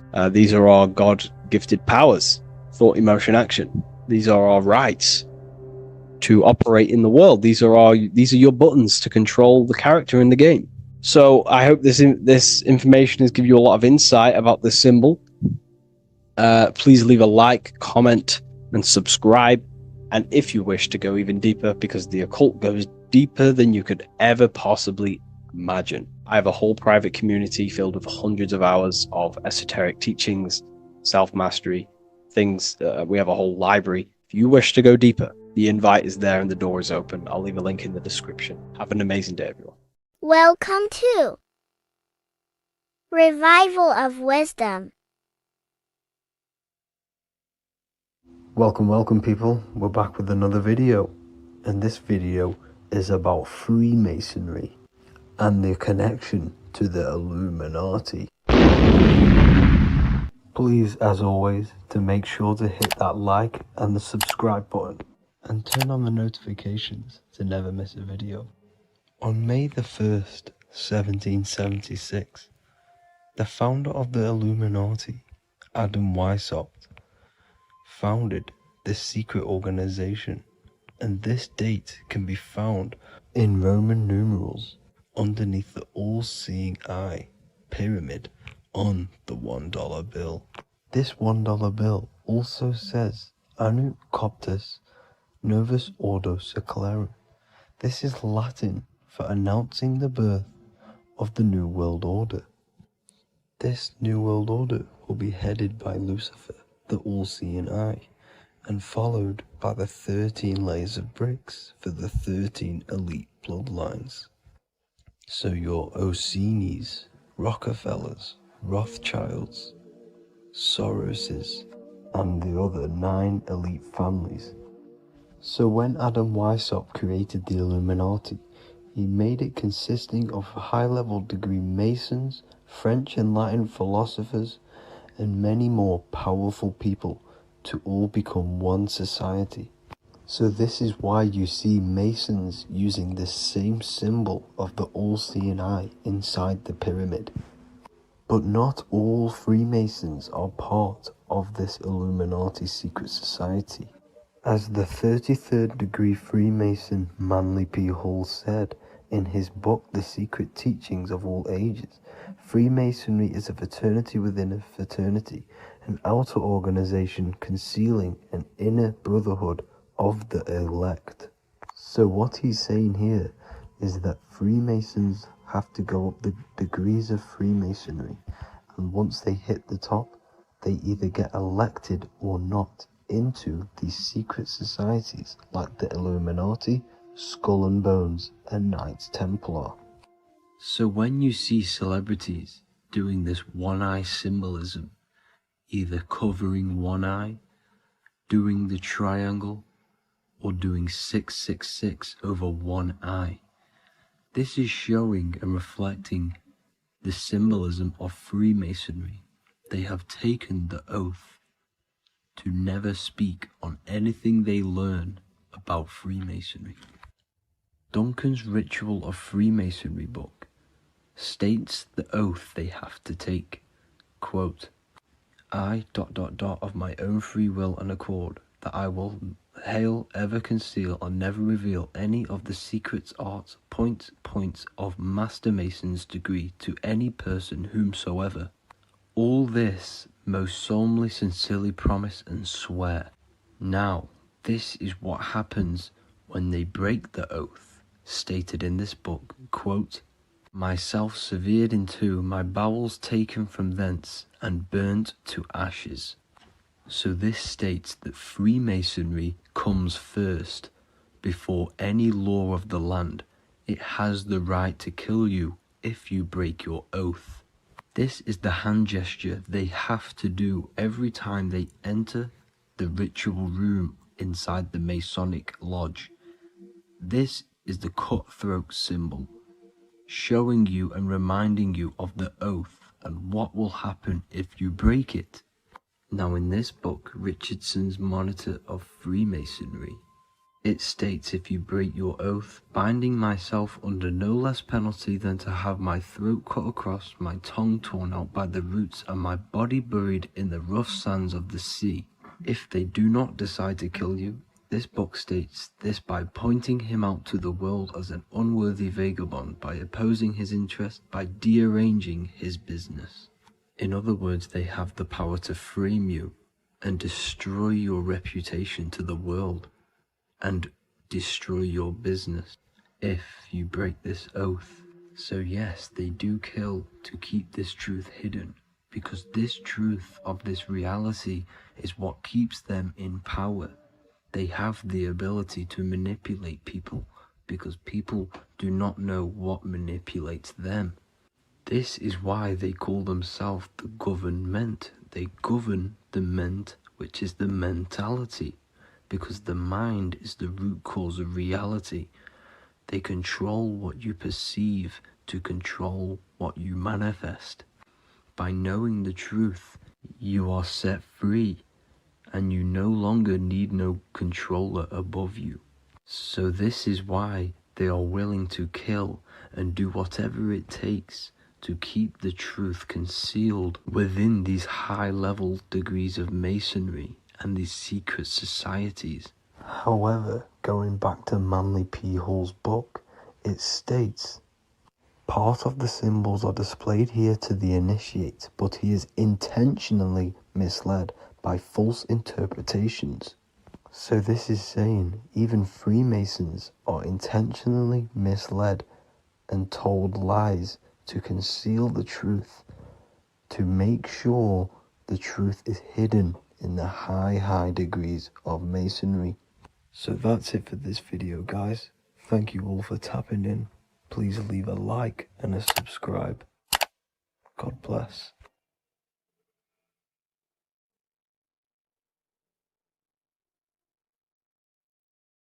There is a secret meaning behind the number 666. 666 is 3 sixes. The number 3 in occult and esoteric numerology represents the 3 aspects of human consciousness. We see this symbolism in the all-seeing eye with the light and the triangle. The triangle is the number 3. The eye represents consciousness, observation, and the light represents the light of consciousness, because consciousness is pure light. The 3 aspects of our consciousness is thoughts, emotions, and actions. Every thought creates a feeling, and the feeling creates the action. All physical manifestation is driven from these 3 aspects of our consciousness. All physical manifestation comes from thought.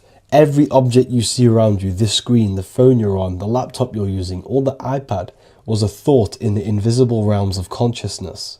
Then it was brought into physicality through feeling and action. This is because man is made in the image and likeness of God. We are all mini creators. We are all extensions of God's creative consciousness. Therefore, the number 666 represents 3 sixes. 3 is thoughts, emotions, actions. The number 6 represents the cube because cubes have 6 sides. This material world that we experience, everything has 6 sides. Everything's created by cubes. We can move forward, we can move backwards, we can move left, right, up and down. This is the cube that we are stuck in. Therefore, 666 represents our 3 aspects of our consciousness, thoughts, emotions, actions, all contributing towards our physical self, material world, material pleasures, completely cutting ourselves off from our spiritual, true, divine self, which means 666 is representing a state of consciousness. A state of consciousness where we only operate from a place of material needs and survival things.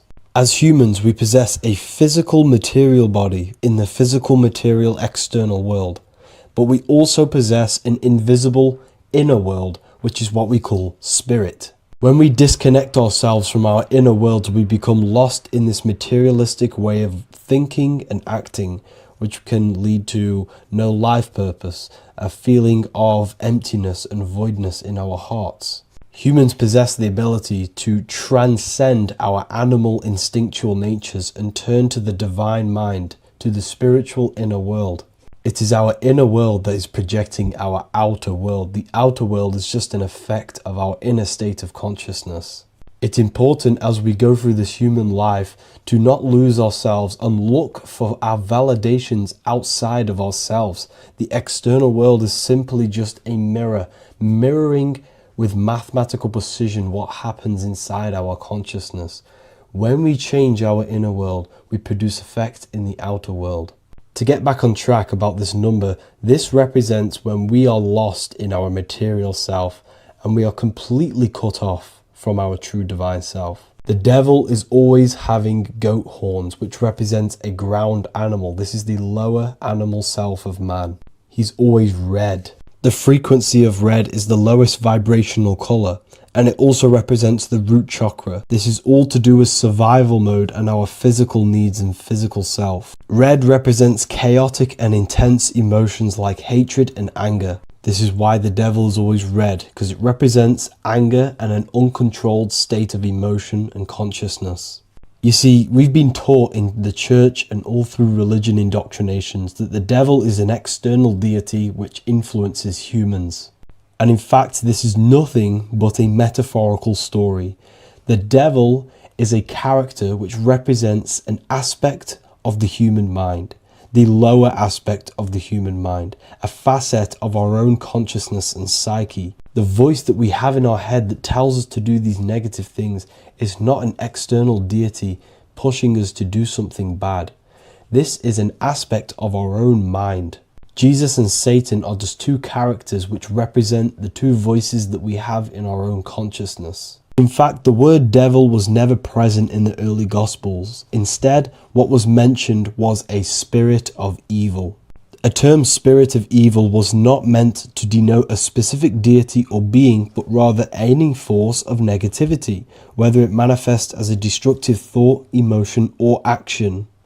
The spirit of evil represents the darker sides of our mind, the part that leads us astray and brings forth negativity in our lives. The reason why they want you to believe in a devil is because they don't want you taking responsibility for your creations. They don't want you to realize that the external world is truly a mirror of your inner state of consciousness.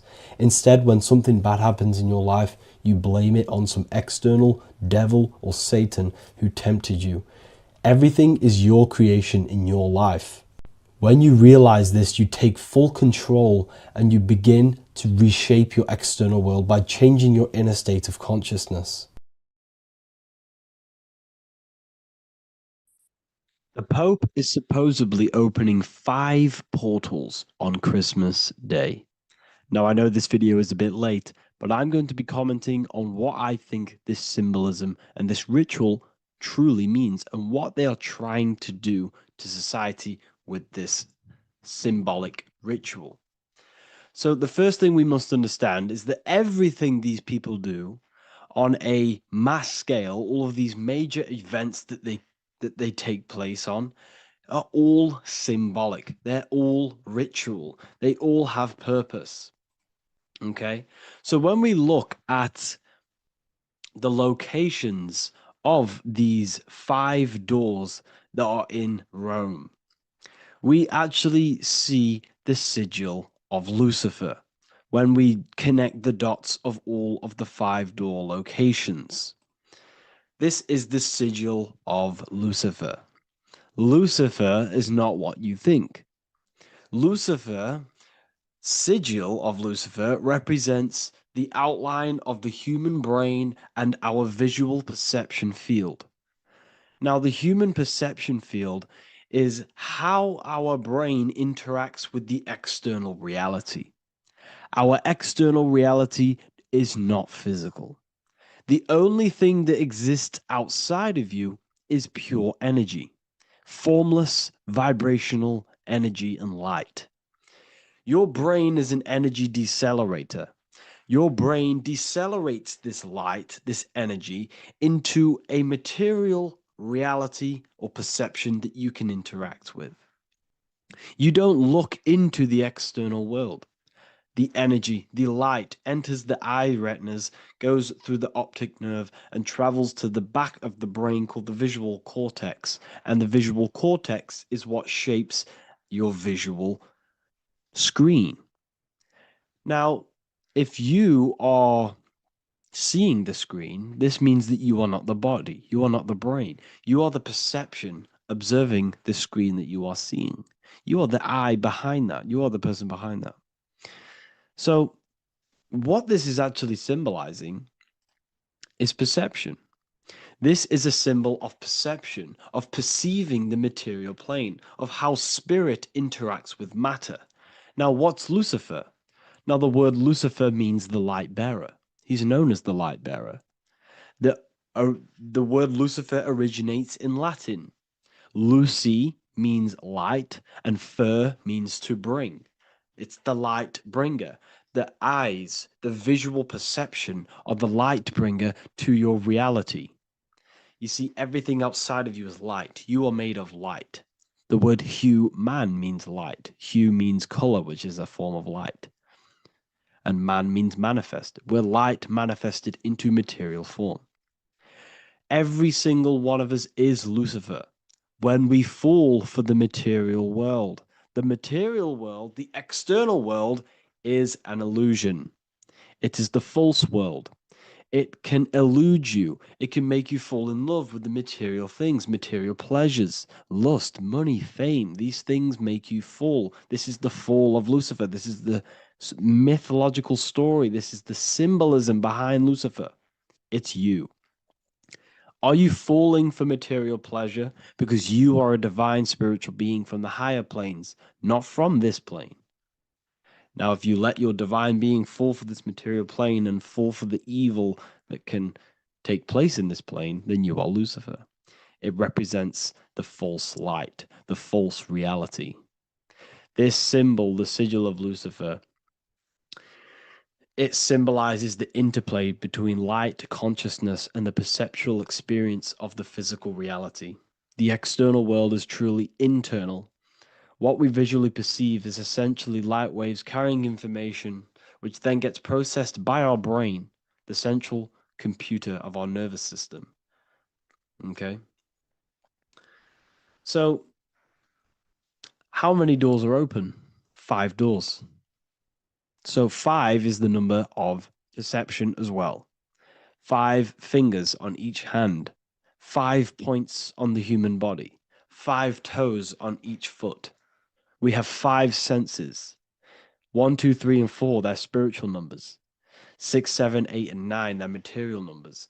5's the gateway. 5 is the middle bridge of how our spiritual self interacts with the physical self, how spirit interacts with matter. So this ritual is symbolic of perception.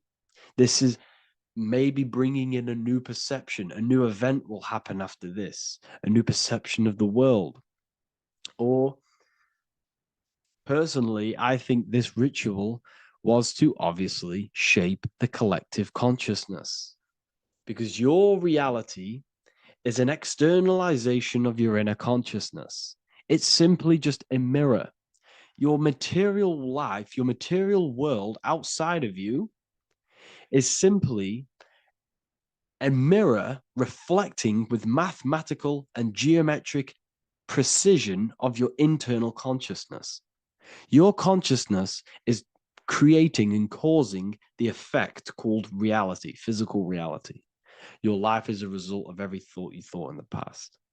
Therefore, with that being said, everyone who perceives this ritual of, oh, the Pope's opening 5 spiritual portals, who's letting in demonic energy into the world, they're going to let demonic energies and demonic spirits all in the world. Well, what if I told you the only portal they're opening is a portal in your own mind for negativity? By you believing in negative forces coming into the world and going to possess everyone, that's opening up your own mind.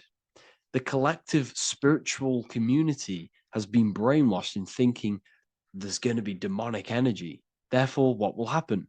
There will be demonic energy. Not because the Pope opened up a portal to the demonic energy, it's because everyone opened up their own minds to the demonic energy. Therefore, we as a collective consciousness shape the external world on a macrocosm scale. For example, the microcosm is your personal life. Your personal life. You have created it through consciousness. Your belief system is just externalized in your world. But on a collective scale, we all believe in money, for example. And because we all believe in money and we believe that this piece of paper holds value in our minds, okay, in the mental plane, this has an effect on the physical plane by shaping the physical plane by being ruled by this belief on a macrocosm scale. Yes, I know that money doesn't exist. It's just a belief in my mind. But that doesn't have an effect because the collective consciousness believes that money has effect, has power. When it doesn't, it's just a piece of paper with a belief behind it. If the collective consciousness stopped believing in money, then the collective consciousness would have broke the spell and we would have no longer had a material plane ruled by money. You see, our beliefs is ruling and shaping our physical plane. This physical world outside of you is truly just an effect of the mind, an effect of our consciousness, our inner world. So I believe this ritual was done to change our perception, to make us think the Pope is bringing this spiritual energy and negative forces into the world. And it's just simply us creating the negativity in the world by believing in this, by thinking this. Remember, they have the power to send messages into millions of people's minds through media. And then messages are then believed, and that belief is shaping our world. What have I told you? That the New World Order is not manifested by the elite, it's manifested by you and us. We're all manifesting the New World Order. They can't manifest it. We can, because we are the ones believing it. We believe it. It is reality. It shapes our own prison. We're all shaping our own prison by believing in the prison, by believing in money. So this ritual was all to do with perception, creating a new perception, creating fear in our minds to, of course, distract us from what's really going on. This is all a ritual to implant messages in your own mind. So I hope you all understand this video, and I hope you all gain some insight, and I'll see you inside the university. So depression doesn't actually exist, and in this video I'm going to show you how depression is actually a choice. And I'm going to give you some solutions on how to deal with it. And this is probably going to change your life forever just by doing this alone. Okay, so the first thing you need to understand about depression is that it exists in your conscious mind. It exists in your thinking mind. So what is inside your thinking mind? You have your your body, your name, your reputation, your trauma, your memories, your family, your worries, your interests, your bills, your passion, dislikes, goals, right? Most people identify their lives with this. They identify their lives with their thinking mind. They think they're their name, their job, their reputation, their memories. But this is not who you actually are. Who you actually are is the observer of that. What happens if you stop thinking? What is left? You're left with unconditioned consciousness. You're left with the self, which is what we refer to as I. We are the consciousness, not the thinking consciousness. You are not these labels. You are not your thoughts. You are not your job, your name, your reputation. Okay? And the reason why I'm telling you this is because it's very important, is that we are something beyond this body, beyond this name, beyond our thoughts. We are the consciousness. So depression exists inside of the thinking mind, the conscious mind. Okay? So if you want to get rid of depression, you must learn how to escape the thinking mind. And not only just escape, but that's step one. In meditation, you do meditations, right? We sit still and we have to learn how to control the mind and turn off the thoughts. And when we turn off the thoughts, depression goes out the window because there's no thought present in your mental field of consciousness to be depressed. Okay? You must understand, who is the one suffering from the negative thoughts? Who is the one suffering? Your mind is not suffering because the mind is producing the thoughts. Your body's not suffering from the negative thoughts. You are suffering. And who is you? You are a soul. You are that feeling. You are that person beyond the thoughts, beyond the feelings, beyond that. You are the one experiencing. You are that. Meditation gives us the ability to turn off the thinking mind. This allows us to escape our thoughts. Okay? And it gives us, over a long period of time after meditation, you'll be able to turn this switch. And this switch will be able to turn off your thoughts. And by doing this, we will be able to control our conscious mind directly by the hand. So when you notice yourself gaining them negative thoughts, we can then turn off the switch of turning off the conscious mind and rising to our authentic self and knowing the thoughts are just illusions. Now, let me tell you something that's very powerful. Most of your thoughts are coming from beliefs. Most of your feelings are coming from beliefs. So if you have a feeling of lack, this is coming from a belief that you don't have much. If you are feeling alone, this is coming from a belief that you are alone. So what we must do is restructure ourselves. We must restructure the subconscious mind, and we do this in many different ways. We can do this with meditation. We can do this with visualization, visualizing our desired reality as if we are living it. We can do this with affirmation. Now, a lot of people think, oh, I'm trying to speak something into existence with affirmation. No, you're not using vibration to try and change reality with what a lot of these new age people will teach you. Vibration, your words will not have much an impact on reality. That's the truth. But what they do have an impact on is reprogramming and recrafting and refining your mind. If you repeat, I am wealthy all day long, your subconscious mind, that word will be lingering inside your subconscious, and you will start to mold that into your conscious. You'll start to be consciously thinking about this. Most of your thoughts are coming from your subconscious. So if you want to get rid of depression, you got to figure out the trigger. What are you depressed about? What are you feeling? What are the beliefs that are making you feeling and thinking this way? And that's what you must restructure. You must restructure your subconscious mind through visualization, meditation, and affirmation. You do these all the time. You do these every single day, and you will slowly, if not surely, restructure your subconscious mind. While by doing the practice of meditation, you'll gain the off switch as well. Sometimes depression comes from not living in your authentic self. You're not doing the things that your soul is telling you to do. We all know what we should be doing at all times. I don't care what you have on. We all know we should be doing something. We all know that we have there's a higher aspect of our mind that tells us, oh, we need to be doing this, but I'm actually sat here on my phone. Oh, I shouldn't be eating this, but I'm doing it anyway. There's always that higher voice. And that is the voice that has to be connected to. And when your body's not acting out the voice of the soul, then the soul becomes sadder, sadder, and suffers more and more and more. There has to be a connection between the soul, the mind, and the body. They have to work in unison. Okay?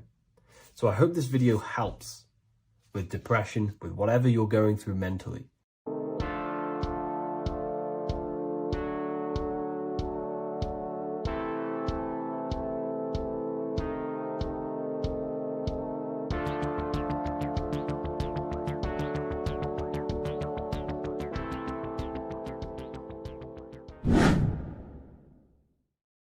People, how are you all doing? It's Revival of Wisdom, and today we're going to be talking about your birth certificates and how we are slaves to a system and how they have trapped us into this system.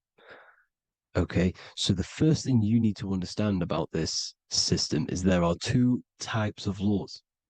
You have the law of water, which is Admiralty law, and the law of the land. So the Admiralty law is the law of water, and this is what money is. Money is water. This is why we say liquidity, currency, the current. A current is water, something moving through something. Cash flow. And this is why banks are called banks, because a river bank is on either side of the water, and it directs the currency. You see? So money is water. And as you can see here, Ripple, the cryptocurrency, Ripple, water Ripple, and they're building a bridge over water, overseas, international banking with cryptocurrency. So money is water, and this has specific laws about water, but water is the same everywhere, you see. What the difference is with the law of the land is that you can have different laws in different lands. I can't do certain things in the UK that people can do in America, for example. You see, that's the law of the land. But the law of water is the same because water is everywhere. Now, this is very important to understand when it comes to, these birth certificates. So, Pope Gregory, this is where we're going to start off. Pope Gregory in 1582 took the Orthodox Eastern sunrise calendar and changed it to his own Gregorian timeline, not a calendar, a timeline. This timeline was copyrighted by Pope Gregory under the name of the Vatican. So the Vatican owns the timeline that we are using today, 2023. They own it. They own the title of this Gregorian calendar. Okay. Therefore, anyone who is born under this copyrighted timeline, not calendar, they are subjected to Rome because Rome owns the timeline. They have a patent, a copyright for that timeline.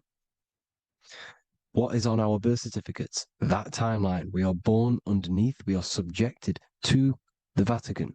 This is why all birth certificates go to the Vatican.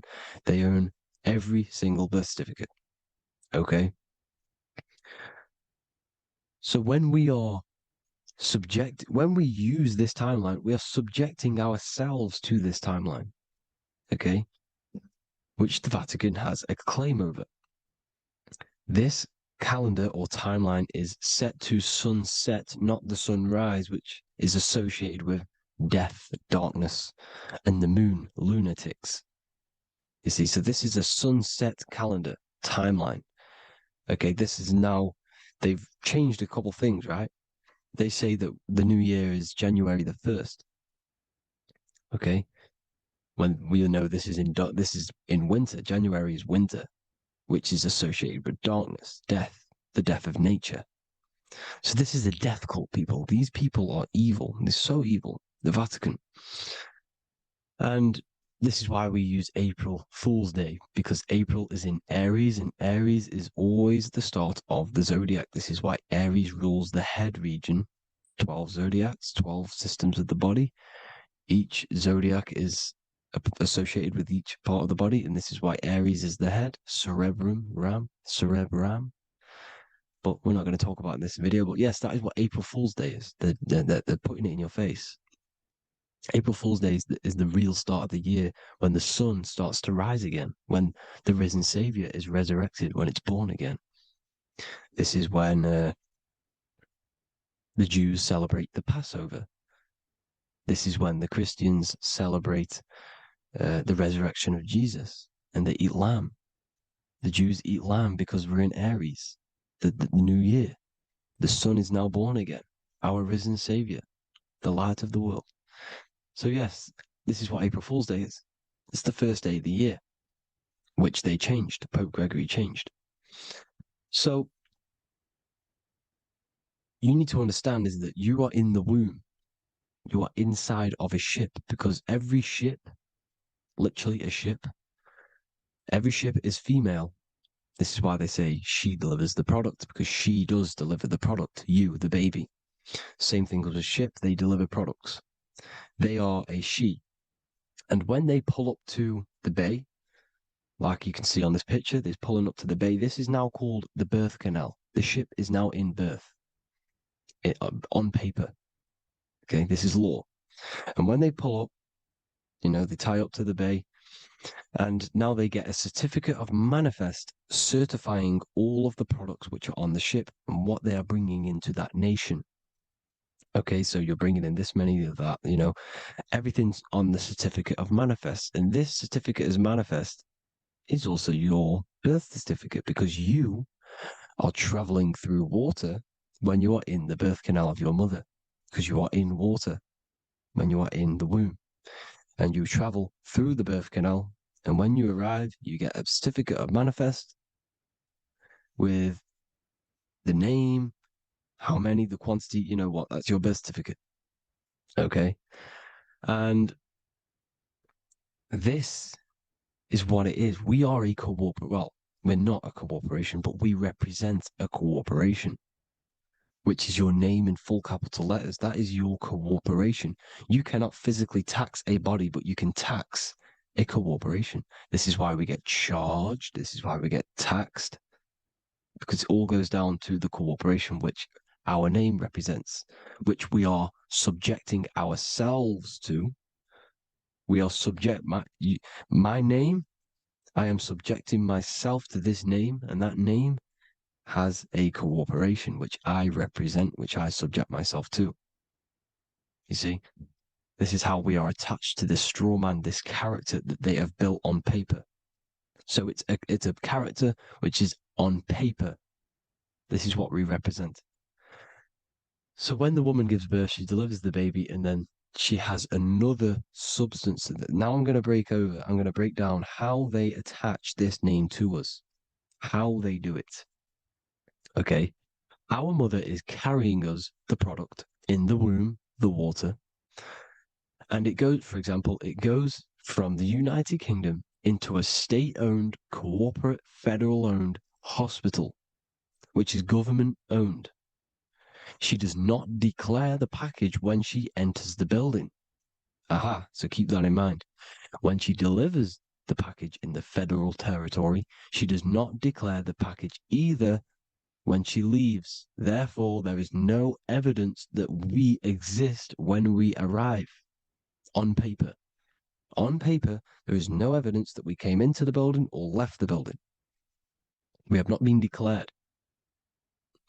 So we do not exist on paper at this point. When the woman gives birth, she delivers the baby, and then she has another substance, which is called the afterbirth material. Okay? This afterbirth material has the same DNA as our physical body, with the body, mind, and spirit. Okay? This is how they get this corporation. Hold on. The afterbirth material does not get claimed by the mother nor anyone. Therefore, they salvage that substance because we are under the Vatican. Every state is all Catholic. Your birth certificate is Catholic.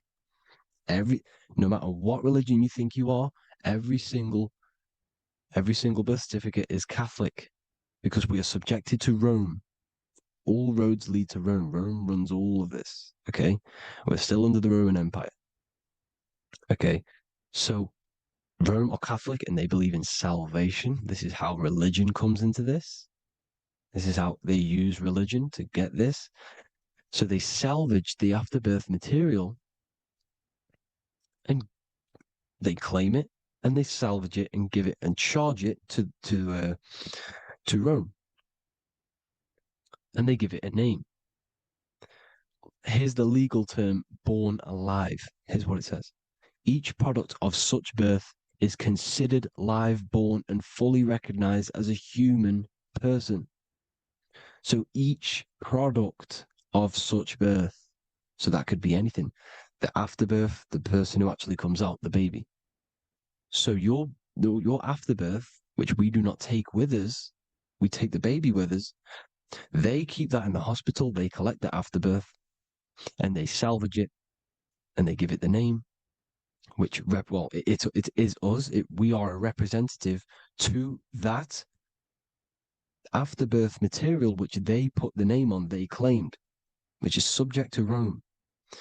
So we are walking around our whole lives as a representative to that claimed salvaged afterbirth material, which the federal state have. Okay.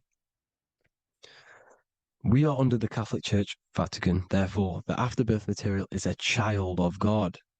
See, on paper, therefore, they believe in salvation and salvage the afterbirth material. This material has no mother or father. The state pick it up. It becomes a war to the courts and gets charged to the state. So we are a representative to that character they salvaged because it is the exact same DNA as you. Subject is the name or the title, and the matter is the physical aspect left behind in the hospital, which represents us. You see? So now we're moving on to Unum Sanctum. Unum Sanctum was in 1302, a very, very important year. Very important year. Unum Sanctum says this is basically how they claim everyone in the world. So the Vatican had all this power, all this gold, all these people under them. They need to get a claim for them so then they can rule over them and make them slaves. So what they did, they created Unum Sanctum. Pope Boniface VIII did this. And it says, the spiritual man judges of all things and he himself is judged by no man. The spiritual man, keep that in mind, unless he invent like Manichaeus, two beginnings, which is false and judged by heretical, since according to the testimony of Moses, it is not in the beginnings, but in the beginning that God created heaven and earth. Furthermore, we declare, we proclaim, we define that it is absolutely necessary for salvation that every human creature to be subjected to the Roman pontiff. So they are claiming us in Unum Sanctum, and it's in the vaults in the Vatican. They will put a spell on it because they are sorcerers, they are magicians. They put a spell on it, they lock it up, and whatever goes on that piece of paper goes. And this Unum Sanctum is claiming all of us. So what does it say in the beginning? The spiritual man judges of all things, and he himself is judged by no man. The spiritual man, the man with the body, mind, and soul, the first baby that comes out the birth canal. That's you, your body, body, mind, and soul. You have the Christ, which is I am, which is grace. Grace means here, now, in the present. You have the Christ, which means I am. Therefore, you have a soul. If you can say I am, you have the Christ. You have a soul. But a creature can be anything with no soul. You see? So no man can judge the man with the soul. However, as it says in the second part, we proclaim, we define that it's absolutely necessary for salvation that every human creature to be subject to the Roman pontiff. So they are subjecting the afterbirth, not the man with the body, mind, and soul, but the afterbirth to the Roman pontiff, to the Roman Catholic Church. We are the ones who are claiming to be the afterbirth material, which is our birth certificate, which is our representative. We represent that because it is our DNA. This is how we are stuck. We are stuck because we represent this DNA, which is on paper, recorded. You see? So we, being untaught, uneducated in these subjects, we are subjecting ourselves to this system, to this slavery, because we just want to live. We just want to live happily, just peaceful. Think about it. Where's all this coming from? Where's all this war, all this killing, deaths coming from? We just want to live. It's coming from the Catholic Church, these evil death cult, which has subjected us, which has used us as slaves, and we are still slaves, and it's just going to get worse and worse and worse. So this is how we have subjected ourselves to be the slaves to this system. It's a lot to take in, and there's a lot more deeper stuff which goes into this. I'm just going over the surface. I'm going quite deep, but there is little details that I still need to learn myself. But this is the general how that we've been stuck to this slave system. So we are batteries, okay? This is why we get charged. When you go in a court, you get charged, okay? Because you're a biological battery. This is why cities look like motherboards, because we are feeding energy to this matrix. Okay, when we look outside of ourselves, when we give power to so-called Jesus Christ, worshipping idols outside of ourselves, where attention goes, energy flows.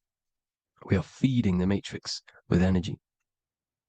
By looking within, placing your attention within yourself, you are taking back your power. Because the I am is Christ. The you, the soul, is Christ. It's God. The awareness is God. Okay? However, we are subjecting ourselves to this system. We're subjecting ourselves to this system, and the feeding of our energy. So what we need to look for the future is that, think about it, with the end goal is to change our DNA, is to literally make us robots, transhumanism, slaves. This is why we have smart cars, smartphones, smart watches, smart meters, smart cities. And all of this is going to be connected by the smart grid, which is 5G. This is why 5G is rolling out. 5G is going to connect all of these technologies to one. It's like a big net system. And you know why they're doing this? It's because all of this is going to be connected through AI, through this 5G, and that 5G is going to be controlled by the elites. So you say anything wrong, you do something wrong, you say the wrong thing online, they'll turn off your car, they'll turn off your phone, they'll turn off your smartwatch, they'll turn off your TV, because it's all going to be connected and controlled by the smart grid. And this is what the Great Reset is, people. But they're going to trap us inside of these 15-minute smart cities, so we can't leave the area, because they're going to use climate change as a tool to enslave us, to not travel because of so-called climate change and the fumes that we are putting into the air, which is all BS. They're doing this to push these new cities, to push all of it. But listen, they're trying to get inside of your body. The only way they can do that is to get you addicted and using this technology. First, they got on the body with the smartphone. Well, first of all, we use the technology. We get used to it with it in our hand. The next step for them was to get on the body, which is the Apple Watch, as you see down here. They have now successfully got onto the body. The next thing is to get inside of the body. This is the brain chip. You see how they've slowly lured their way in, slowly got you addicted to this technology, got you dependent on this technology. And what they're going to do is that they're going to mold society to be dependent on the brain chip. So in order, for example, if you want to go and pay for food, you're going to have to get a chip to pay for the food because it's all going to be digital money. And that digital money will be connected to the chip and you'll need the chip to pay for things. You see? So this is how they're slowly transhumanizing us. These phones, these apps, these things which are all we are all using was created by Freemasons. Mason means traveler because they travel the depths of the mind. They understand human consciousness. They understand the brain. They understand the mind. By the deepest root cause, they understand it. This is what Masonry is. It's the occult. So these technologies is designed by these people. This is why they're so addictive, because they understand how it works. They understand how to get people addicted because they understand human consciousness, the brain, the body, and the mind. So this is the advantage Freemasons have over us. And these secret societies, which have gone through the orders of Freemasonry and progressed onto these secret societies, which are the evil side, because I'm not saying Freemasonry is evil, okay? But the societies which they go beyond Freemasonry, because you can go beyond the 33rd degree into these secret societies, and they use this knowledge for the bad, to enslave people. And this is what's going to happen. Transhumanism. So I hope you all learned some insight for today. Please do a bit more research on, the birth certificate and stuff like that, the straw man. And have an amazing day, people. Please like, comment, and subscribe. Peace.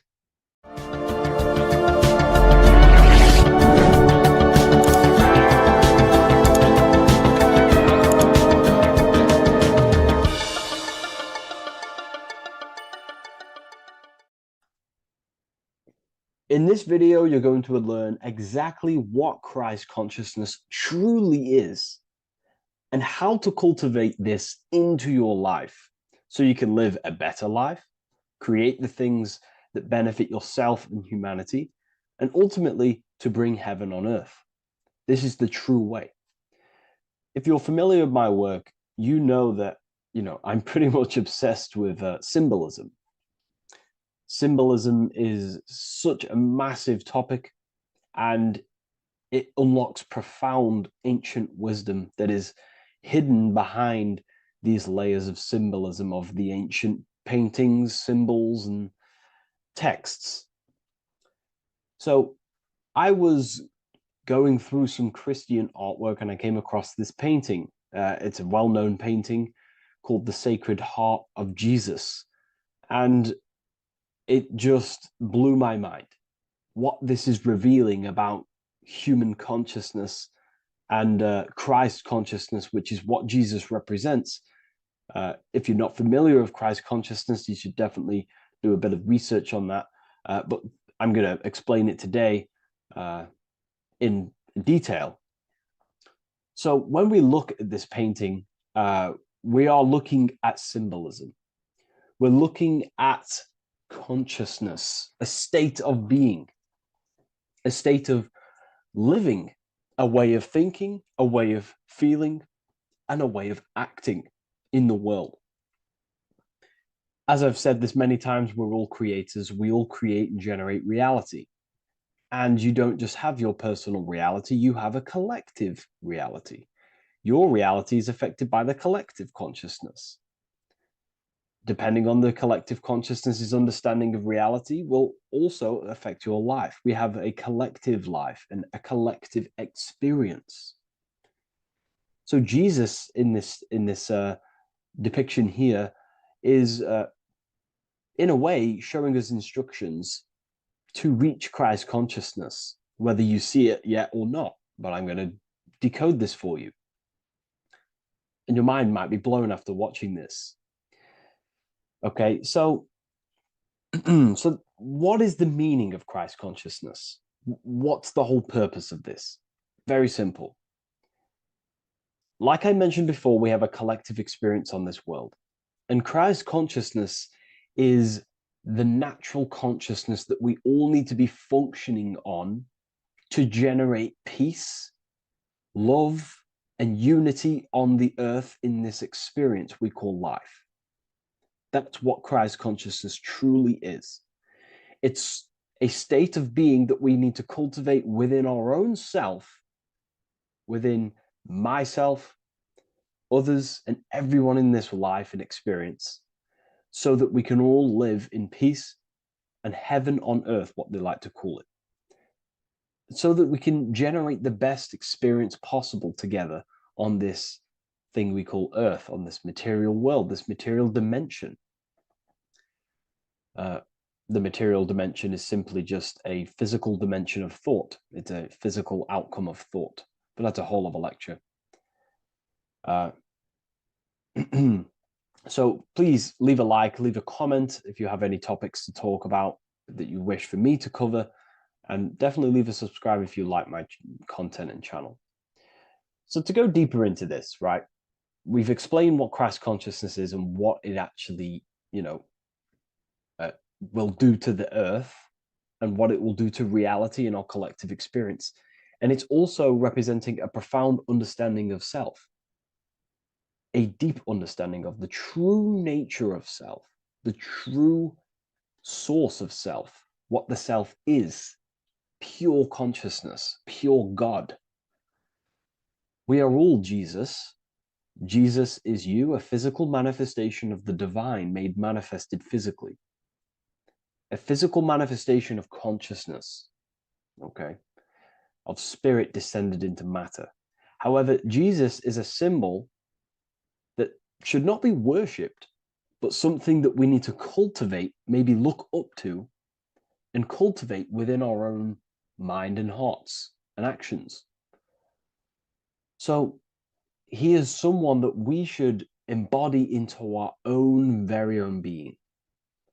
We need to reach a level of intellect, the mind, a level of emotional understanding, and ultimately this creates Christ consciousness. Okay, and now I know that was very, very vague what I just said, but I'm going to explain it a bit more. I don't want to give it fully away yet because you need some more information, more keys. So let's observe the top end of this painting. Jesus with this circular light emanating around his head is symbolic of the mind, of the our thinking aspects of consciousness, the way we generate thoughts, ideas. The mind is also good at also ruling communication. It also rules what we give attention to. Okay, so this is symbolizing the mind of every human being. The mind is a very powerful center of consciousness located in the head, of course. This is why Jesus is the head at the top with the circle around it, representing the mind. Now, to reach Christ consciousness, we need to purify our minds. Purification of the subconscious mind. The subconscious mind is the hidden aspect of our mind with all of our memories, belief systems, and everything we've ever experienced is stored within there. We have traumas there. We have bad belief systems that hold us back.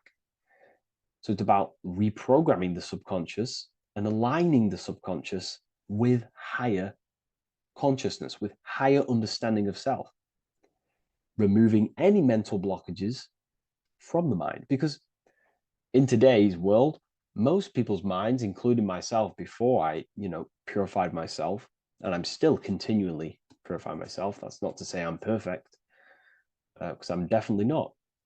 But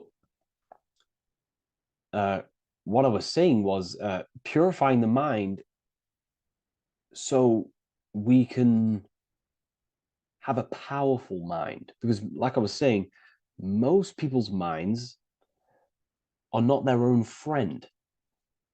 They let their mind control them. They let their thoughts create negative influence on them, negative emotions. They let their mind destroy their confidence, destroy themselves. We do not want a mind like this. We need a mind that is our best friend, that receives powerful thoughts, that gives someone power. We do not want our mind taking away our power. Okay, so in this specific image here of Jesus, this represents a light mind, a powerful mind, enlightenment. The word enlightenment means light and ment coming from mental or mind, light in the ment. This means a powerful mind. Light is also symbolic of knowledge, information. When someone's very intelligent, you call them a bright person. It's a bright mind. It's knowledge of self. So the mind is conscious of self. That's another thing. We need to be conscious. A lot of people are not conscious, including myself before I did this, before I woke up. Most people are not conscious of their actions. They're not conscious when they're actually awake in the day. They do things unknowingly. Are we conscious of our thoughts, emotions, and actions, what we're giving attention to in our mind? Because ultimately this shapes our experience. There's a great quote, I think it's Julius Caesar or one of the Roman emperors, who says the quality of your life is dependent on the quality of your thoughts. Something along them lines. I don't know if I'm 100% correct there, but it's very true. Our thoughts dictate our happiness. So to cultivate Christ consciousness, we need to be conscious of our actions, conscious of our thoughts that we're giving attention to. There is a level of mastery that we can achieve within ourselves where we become conscious of every single thought that enters our mind. That sounds easy, but it's definitely not. But that's a high level of mastery that we can achieve and cultivate within ourselves. So we're looking at a powerful mind here from Jesus, a powerful mind, a purified mind. And we purify the mind through, affirmations, meditations, ritual work. Rituals are things we do every single day with an intent in our mind and an emotion in our heart to impress that state of consciousness into our subconscious, so we can slowly rewrite our consciousness and align our consciousness and sync it with higher thoughts and higher emotions, with love. We can sync our consciousness with love, which is ultimately what Christ consciousness truly is. Well, now we're going to go on to that now. So we've gone over the mind. Now we go over the heart. Now notice, before we go into the heart, Jesus is revealing. He's pulling back the robe, symbolizing opening the heart, revealing the heart, revealing the soul, the light of the heart.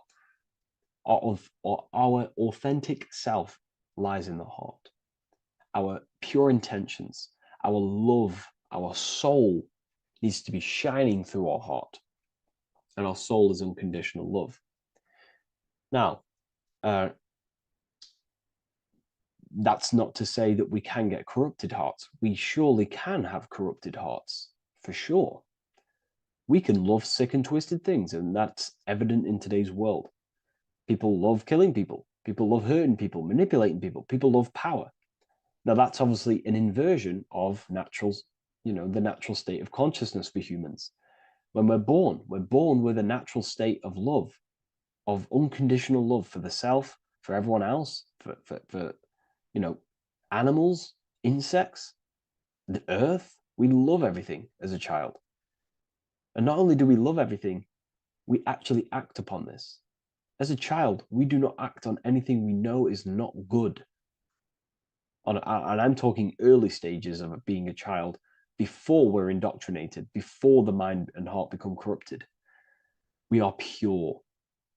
This is symbolizing this. Light represents also purification and truth, because when you shine light on something, it's the truth. You see it. You shine it through the darkness. It reveals. So light, this is symbolizing revealing the light of the soul, of love consciousness, holding love in the heart, true love, not love for sick and twisted things, but true love for the self, the body, and for everyone else and all things.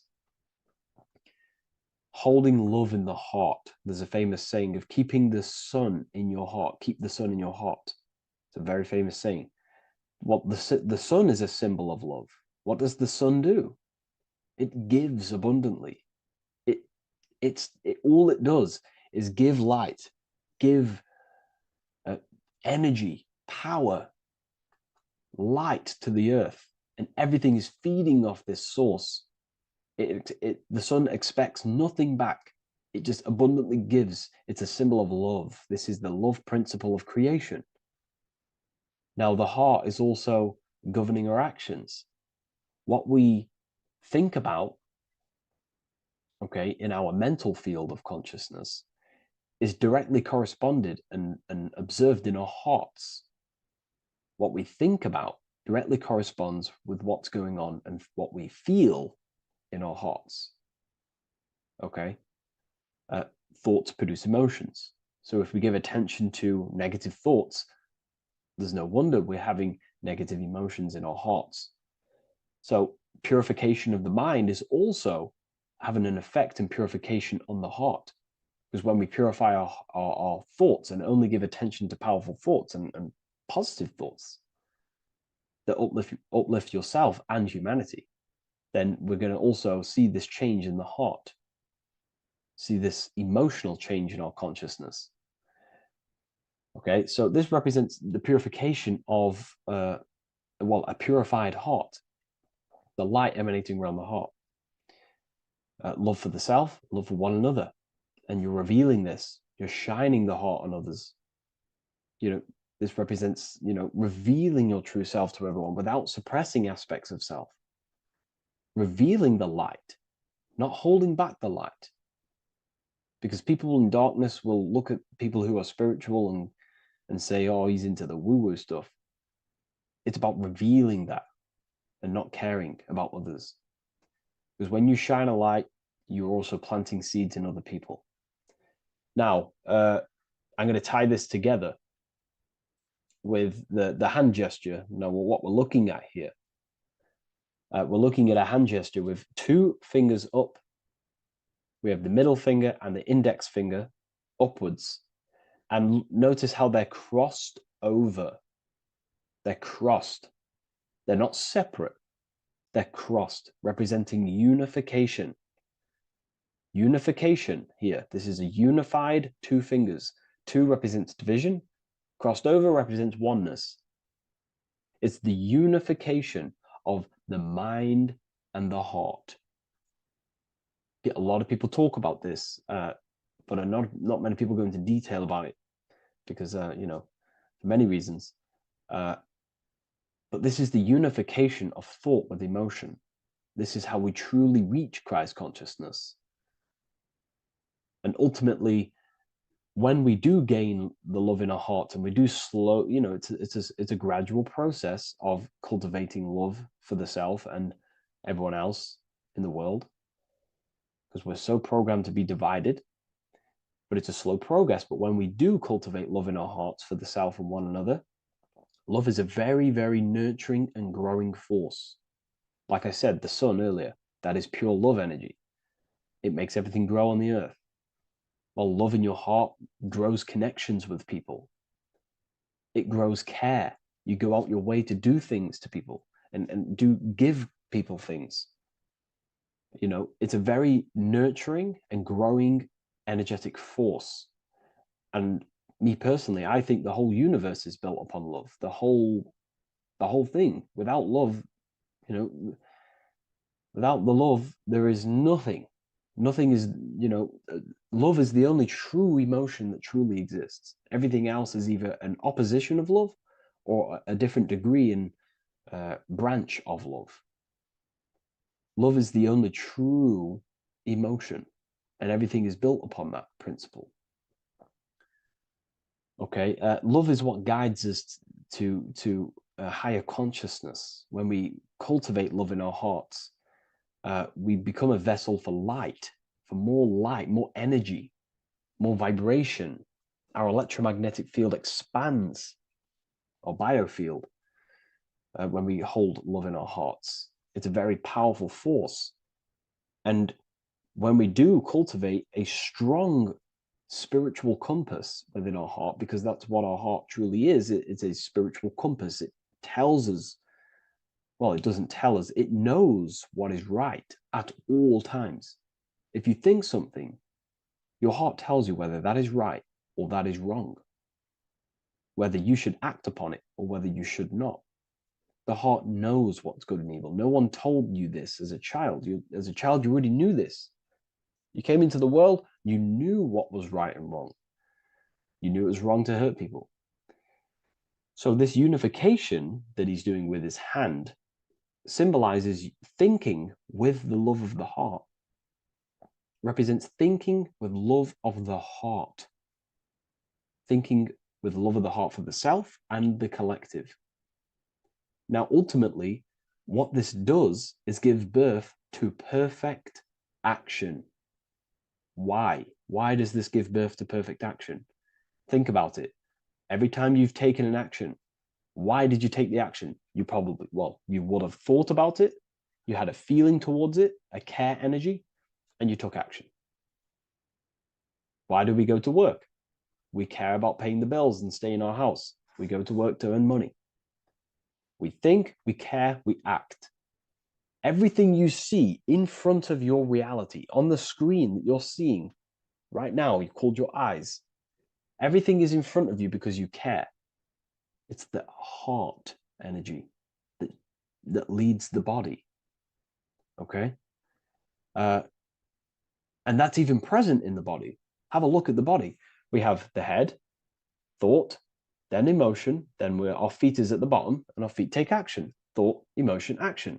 Thought, emotion, action. So even the body is basically a blueprint of how creation is manifested. So we receive thoughts from the divine planes, from the higher planes of consciousness. We receive them. That's another thing that I missed. If we purify our minds, we're basically attuning our mind to a higher part of the mental plane, and we will receive higher thoughts. We will receive thoughts that are more genius, what we like to call today, or better quality thoughts. We receive good ideas when we attune our mind to a higher consciousness.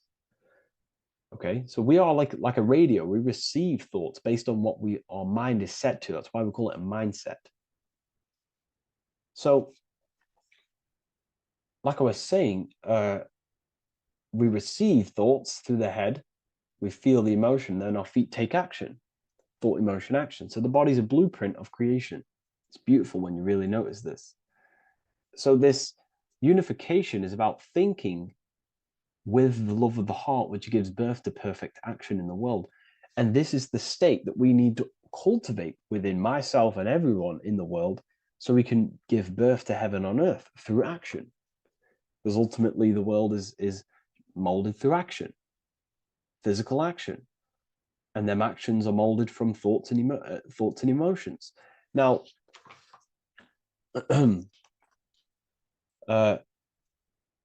just to have a little announcement, I am now opening 10 more spaces inside my symbolism masterclass.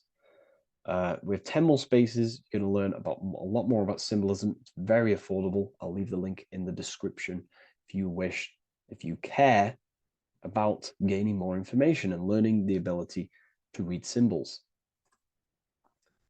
So what is the inversion of this? What is the inversion of this consciousness? Well, that's what we call satanic consciousness. Satanism. Satanism on its true level is the opposite, the opposing the natural state of consciousness that we are born into. It's about thinking with no emotion, thinking and acting. This is what the Skull and Bones represents here. So the Skull and Bones Secret Society, this is their main logo. Again, we have the skull, which represents thought, and the bones, which represent action. The bones take action in the physical body. We're looking at thought and action with no emotion, no empathy, no love for one another, only love for the self, the inverted love. Okay?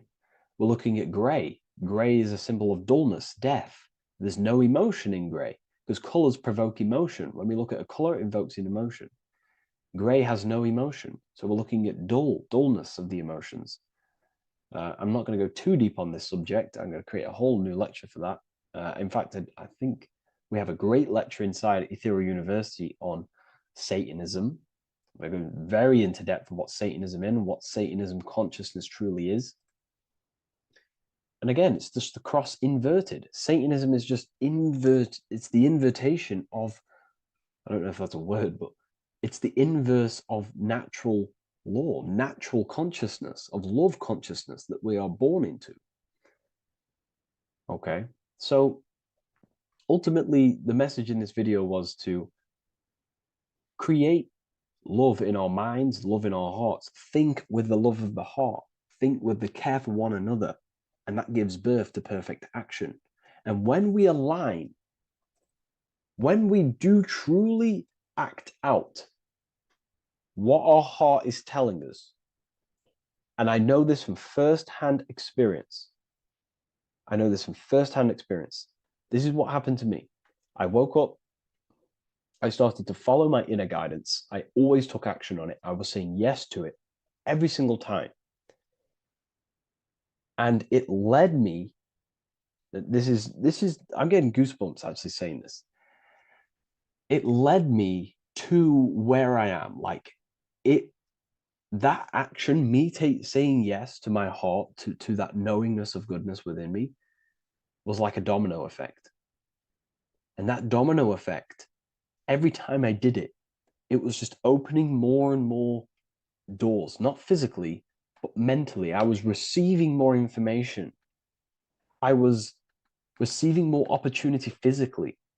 My work started to explode on social media.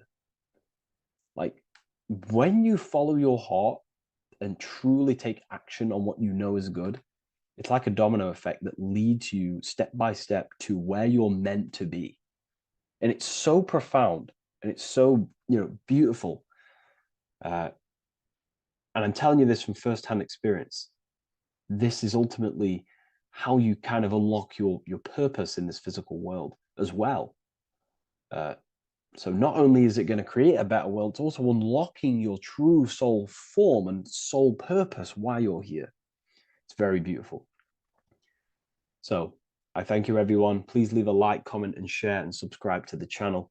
And I'll see you all inside Ethereal University if you decide to take your studies to the next level. Take care. Hello and welcome to another lecture from Harry B. Joseph, also known as Revival of Wisdom, the author of the Book of Wisdom series from revivalofwisdom.com. In this lecture, you will learn how to decode Freemasonic symbolism, gain a deeper understanding of yourself, expand your awareness of consciousness and reality, and receive guidance to navigate life with greater clarity.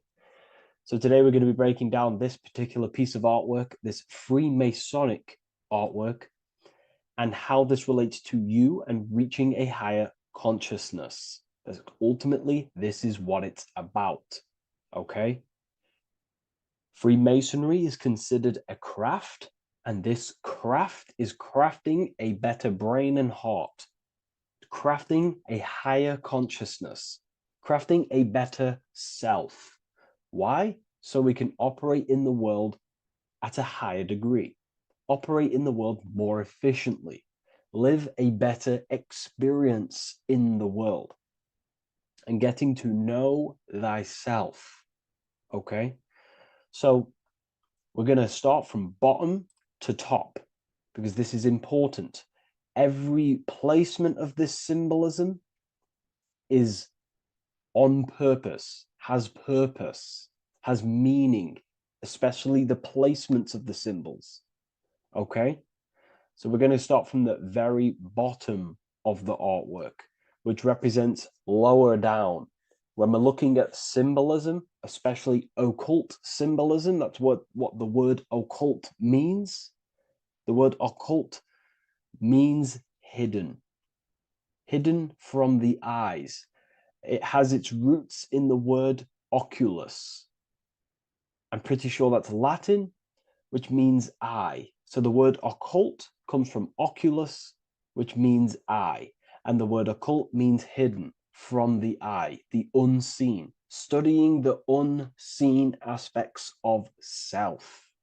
We're studying the brain, we're studying consciousness, we're studying the body, the heart, we're studying the self, the hidden aspects of the human psyche and the hidden aspects of self. Okay? Because ultimately, this is what gives you power in the world, depending on how you use that power, whether for good or bad, depending on the consciousness wielding that power. This is why we say knowledge is power. But I would actually say knowledge of self is power. Because when you know how you function, you gain power. You gain personal power. You gain mastery. Ultimately, this is what Masonry is about. Self-mastery. Crafting a higher consciousness. So at the very bottom of this artwork, we have a checkered board with a coffin. The coffin is the beginning of the artwork, the very base. This is the foundation of consciousness. The coffin symbolizes unconsciousness, the state that myself was in, maybe yourself, before we woke up and before we came conscious of our spirit, before we came conscious of ourselves. That ignorant state of acting without purpose, acting unconsciously, experiencing the world and not actively living in the world, simply reacting to external circumstances. This is an unconscious state where one is ignorant. 80% of the world is in this unconscious state. And this is symbolized as the darkness, the tomb. Look at how the tomb is fully blacked out, representing dull, no emotion, it's dark. This represents the darkness of self. The spirit is buried. The spirit is in the tomb. They're not even aware that they possess consciousness.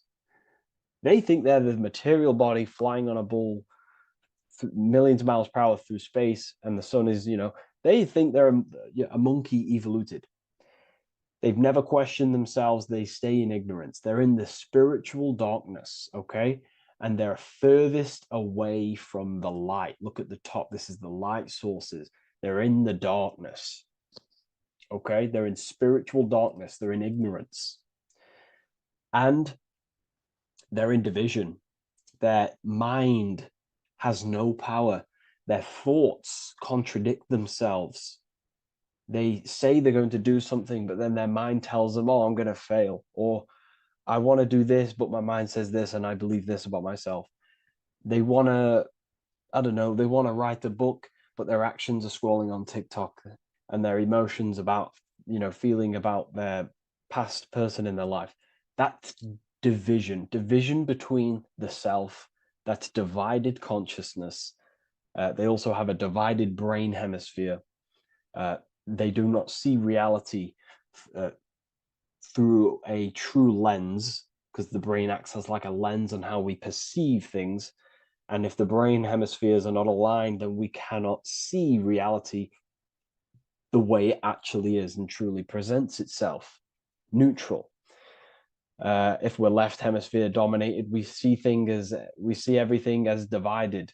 Nothing's interconnected, nothing's a whole. But if they're, right hemisphere dominated, they see everything as a whole. We need to look in the middle of that, okay? So we'll go into that a bit later. But ultimately, they're in a divided state of consciousness. They're in ignorance. But the tomb, the tomb is symbolic of that. The tomb is, you're not even aware they are divided. They think everything's right in that state. I was like that. My family is like that. They're not even aware of themselves, and you try and say something to them, and they don't even know they're in division. They don't even recognize that they're in a bad, low earth base consciousness. Okay?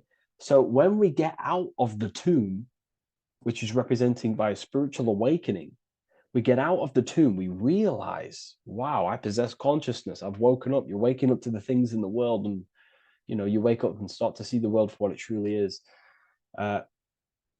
When you become aware and you rise out the tomb, you're born again. You start to actually start looking within. You start to become conscious of your thoughts. You start to become conscious of your actions. You start to become conscious of the evil in the world. You start to become conscious of the things. You rise out the tomb. You start to become conscious of your intuition. You then step on the checkered board. The checkered board is now you realizing you're in a divided state. Okay, so you're now putting down the ego, because remember, when you're in the tomb, the ego is fully in domination over consciousness, over your consciousness. It doesn't allow you to say that you are wrong. It doesn't allow you to think that there's evil in the world. It doesn't allow you to believe you have a spirit. It doesn't allow you to see that there is maniacs running the world and trying to control you. The ego is so stuck. But when we start to realize this is part of our awakening, we start to realize that the ego is trying to keep us safe at all times and keep us locked in that state of thinking and believing that we were in before. It's always seeking safety. Okay? So when we come out the tomb, we start to put down the ego and start to, how do I say this? We start to acknowledge that we were wrong about the world. And that is a lot about awakening. You have to acknowledge that you do not know everything. There are people with such higher knowledge. Okay? So when we come out the tomb, we put down the ego. We start to actually say, I was wrong about the world. I was a victim of mind control. I was in ignorance. I was in darkness. Spiritual, I'm divided. My thoughts, emotions, and actions are not aligned.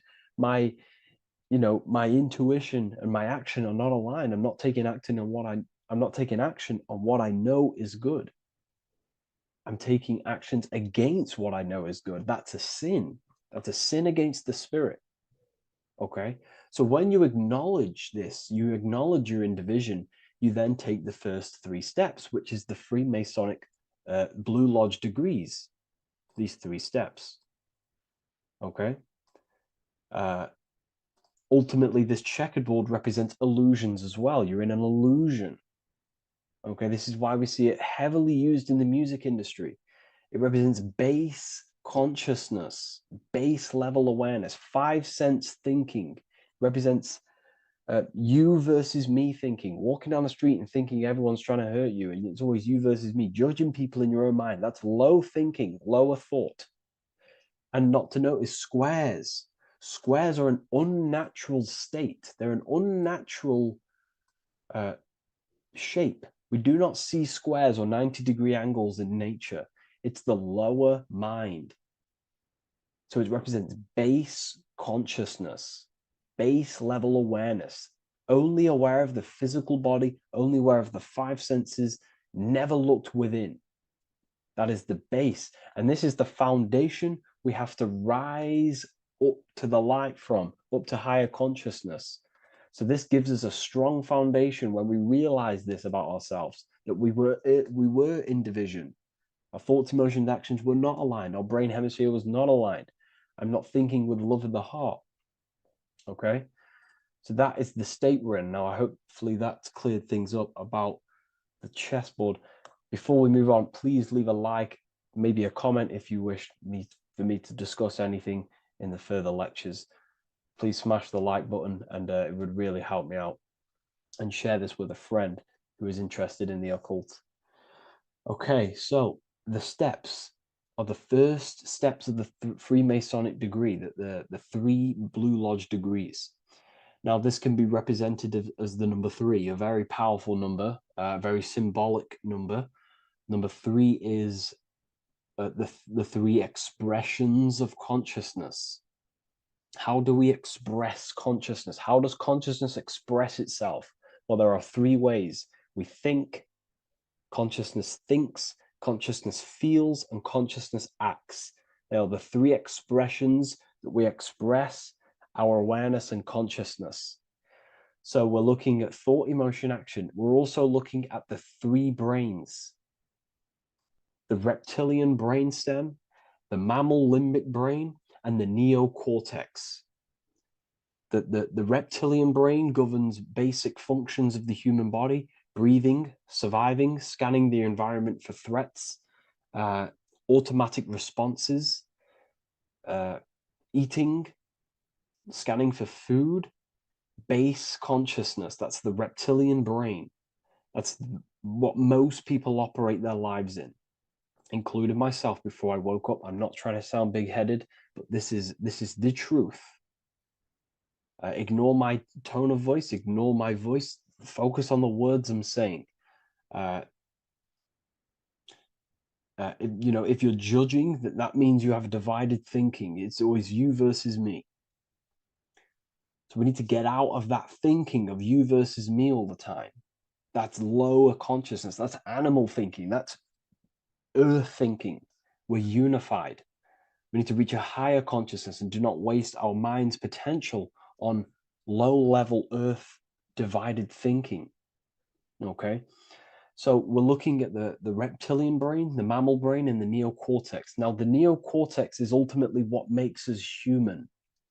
It allows consciousness to operate on a higher degree. Okay? This is what makes you human. The neocortex. The neocortex. The reptilian brain, like I just said, governs natural survival instincts and the respiratory system, things along them lines of basic awareness, basic functions to operate and survive in the world, in the physical plane. And the neocortex is what allows us to critically think. Okay, it's what allows us to be human, be aware of ourselves. Okay, not. I don't think animals have neocortexes. Don't quote on me on that, but this is the part of the brain that makes us human. And it allows us to think deeply, to create masterpieces like we can. Humans have massive potential in creation. Look at the world we live in. This is because of the neocortex. It allows us to critically think and self-reflect. Now, when we start to operate from higher thought, we start to think with higher thoughts, the higher parts of the mental dimension, we ultimately start using this brain more. We start functioning from the higher brain. Now, this is why Neo from the Matrix is called Neo, because he uses he was in the reptilian brain. If you watch the film The Matrix, if you notice, he gets plugged out of the Matrix and he's plugged in on the back of his neck into the brainstem. And when he's plugged out, his name's Neo, which is neocortex, using the higher brain. It's what awakens the self. It allows consciousness to function on a higher degree compared to animals. Okay? So we're looking at thought, emotion, action. We're becoming conscious of thought, emotion, action. Becoming conscious, what am I thinking, what am I feeling, and what am I acting in the world? And what can I do to master these, to operate more efficiently in the world? How can I use these towards higher consciousness and use these actions, these thoughts, emotions, actions to reach a higher state of awareness of self? So when you go through the first 3 degrees, you enter the doorway. Now, this is symbolic of a doorway. Now, looking at this with a right hemisphere dominated view, you would see a doorway, right? The right hemisphere sees this as a holistic doorway, right? You see a door, you enter the stairs, you go through the door, right? But at the left hemisphere is now going to dissect and analyze each individual little part of this, right? So the right hemisphere sees the trees, the left hemisphere sees the woods.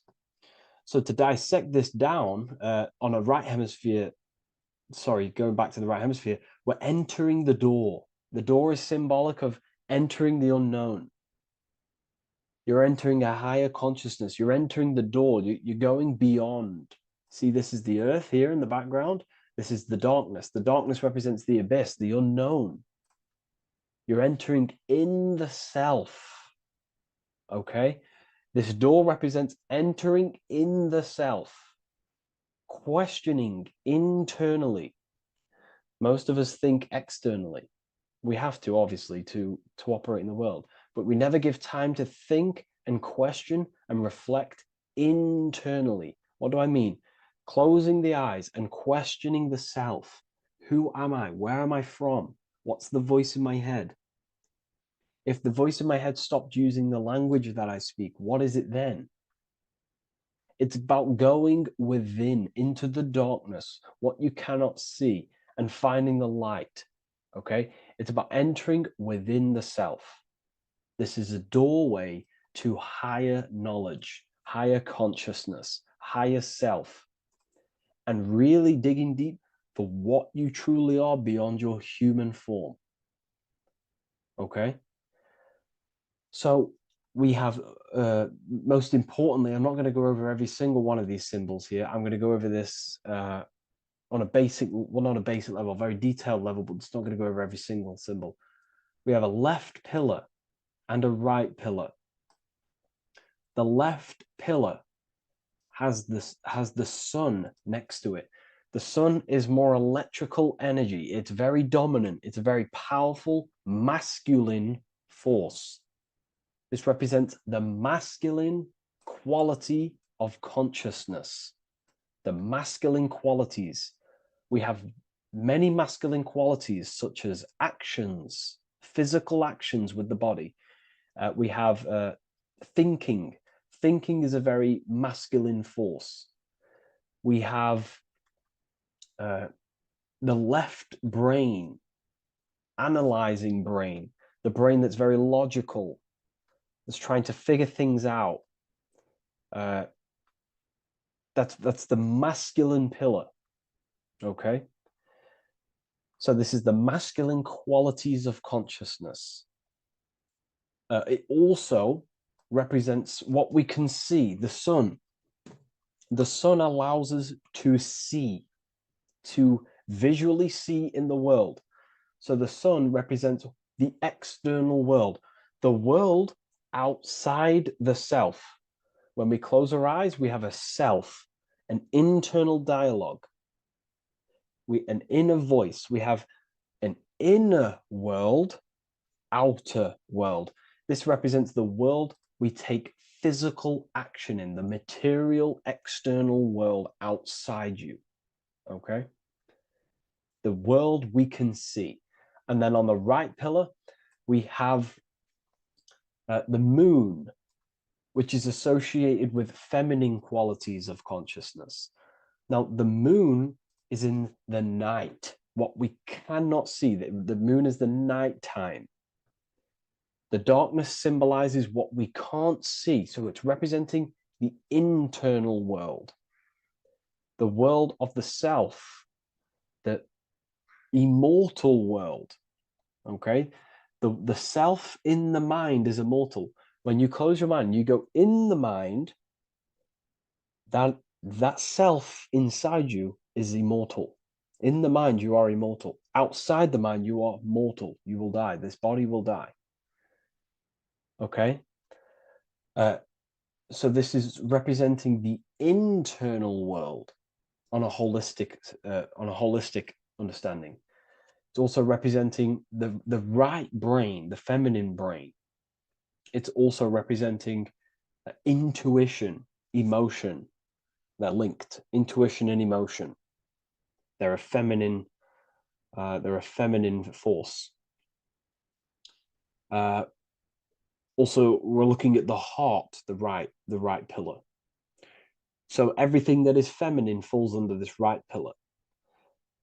Now, don't get confused. I know a lot of people can get confused about what I've just said. So this represents the inner world, the outer world. It also represents everything masculine and feminine. So thought is, although it's an internal quality, it would fall under the left pillar, because thought is a masculine force. It's a penetrating force. So try not to get misunderstood with that. On a holistic scale, it's also represented inner world, outer world, and how they are reflections of each other. Now, these pillars, they're the same height, they're the same structure, but just different in sun and moon, which represents their reflections of each other. Their reflections, the inner world reflects in my outer world. My external world, what I see outside of me, is a reflection of my thoughts and my internal world. So the inner reflects the outer. The inner reflects the outer. As within, so without. So we're also looking at the right and left brain. I've already gone over that. So what we need to do is build the bridge between the two to reach higher awareness of self. Because ultimately, remember, we're still divided. We came from the checkerboard, we entered up here, we've just entered within the self, started questioning the self. We're still divided. We need to build the bridge. And this is what they're crafting in Freemasonry. The bridge, the arc, the agreement, the great work. This is the crafting of aligning the left and right brain. We're also aligning intuition, feminine, with the actions. Because ultimately, the higher self is always guiding us. That's our true spirit guide. Our true spirit guide is our higher self. And the higher self ultimately exists in a higher dimension. This is going to sound crazy to some people, okay? But who you are is not your human body. And your higher self does not communicate through the language of the human material world. It doesn't communicate through English, doesn't communicate through thoughts. It communicates through intuition and communicates through dreams and symbolism. So it's all associated with the right pillar. This is the things we can't see. The higher self is always guiding us to awakening and to our purpose on the earth. Okay, so this left pillar also can symbolize what we're born into the world with, our circumstances, our external world. What are we born into? You know, our family, our current financial situation, where you're located in the world. So it's also symbolizing this. It's also symbolizing the qualities you bring here, the natural abilities you have when you're born, and what we need to do with our environment to ultimately reach a higher consciousness and reach our and transmute our environment we're born into to realize who we were and why we came here. Okay, so we need to build the bridge between intuition and action, and always take action on what we know and feeling is right at all times. That's unity consciousness. And when we do this, we gain the light. We gain more light, symbolic of more information of the self. Because the higher self is always guiding. It's always watching over. And it's always trying to give us knowledge of awakening, of why we came here. And when we take action on what we know and feel is right at all times, it's like a domino effect and a stepping stone that pushes you closer and closer towards your life purpose. Okay? We're also aligning the right and left brain to perceive the world in truth, to see the world in its true form, to see the world in what it actually is, instead of any distorted left or right hemisphere dominated beliefs or thoughts. We ultimately do that by acknowledging that, yes, you have a self, you have, the left brain is more ego, this like divided thinking, everything's separate, and the right hemisphere is more holistic. So we need to see the world in the middle of this, in the middle, acknowledging the self and acknowledging the collective consciousness, and how my thoughts, emotions, actions contributing towards myself and the collective. We always need to keep the collective in mind. Why? Because we are experiencing this world together. It's not just you. And your actions also have a ripple effect on the collective. We're experiencing the world as a whole as well. Yes, there's yourself and there's the collective. We need to think, feel, and act towards the collective and the self. So aligning our brain hemispheres allows us to do this. It allows us to think holistically and individually and see reality in this. And when we do align the left and right brain, what do? We gain higher insight, the eye. We build the bridge between the left and right pillars. We gain the eye. The eye is what? Insight. The eye requires light to perceive and see the material world. So this is symbolic. This is the inner eye, the inner self, consciousness. And when consciousness has light, which is symbolic of truth, knowledge, light is a massive symbol in Freemasonry. And light represents knowledge of self, information. And when we gain information and knowledge of self, when we align our left and right hemispheres, our actions take action on our intuition, we gain higher light, higher knowledge of self, ultimately. And this is why we also have the square and the compass. Okay? We have a square and compass here. The square and the bottom, base consciousness, also representing masculine qualities. This is the masculine qualities, because squares are masculine. And the compass creates circles. So we have the circle on top of a square. Circles are divine. This is oneness. The circle is one line. The square is 4 lines. It's divided. So we need oneness over division. We need to unify the masculine and feminine qualities. Masculine and feminine qualities, okay? This is in the middle, because the compass would fall on the right pillar and the square would fall on the left pillar. And it's unifying. It's representing unification of these 2 pillars of masculine and feminine qualities of self to ultimately rise towards this light, out of the darkness and into the light. Okay? Let's go back. The G. This is very important. This is one of the most important teachings I could possibly give you about the G.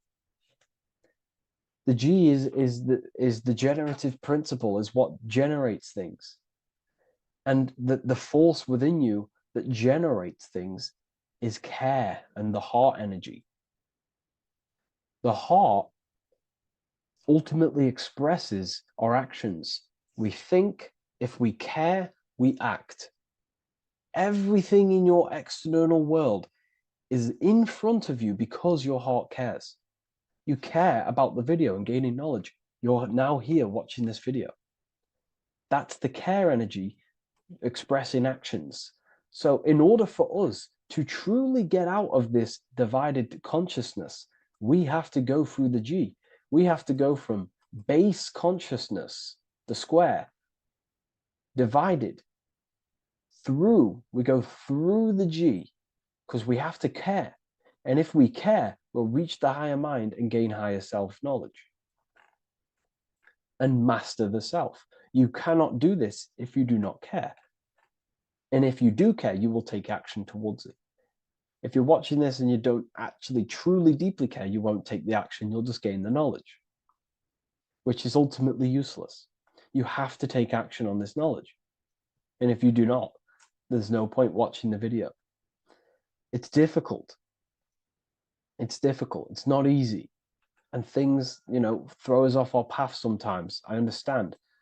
I'm not saying I'm perfect, but we ultimately have to give care towards reaching higher knowledge.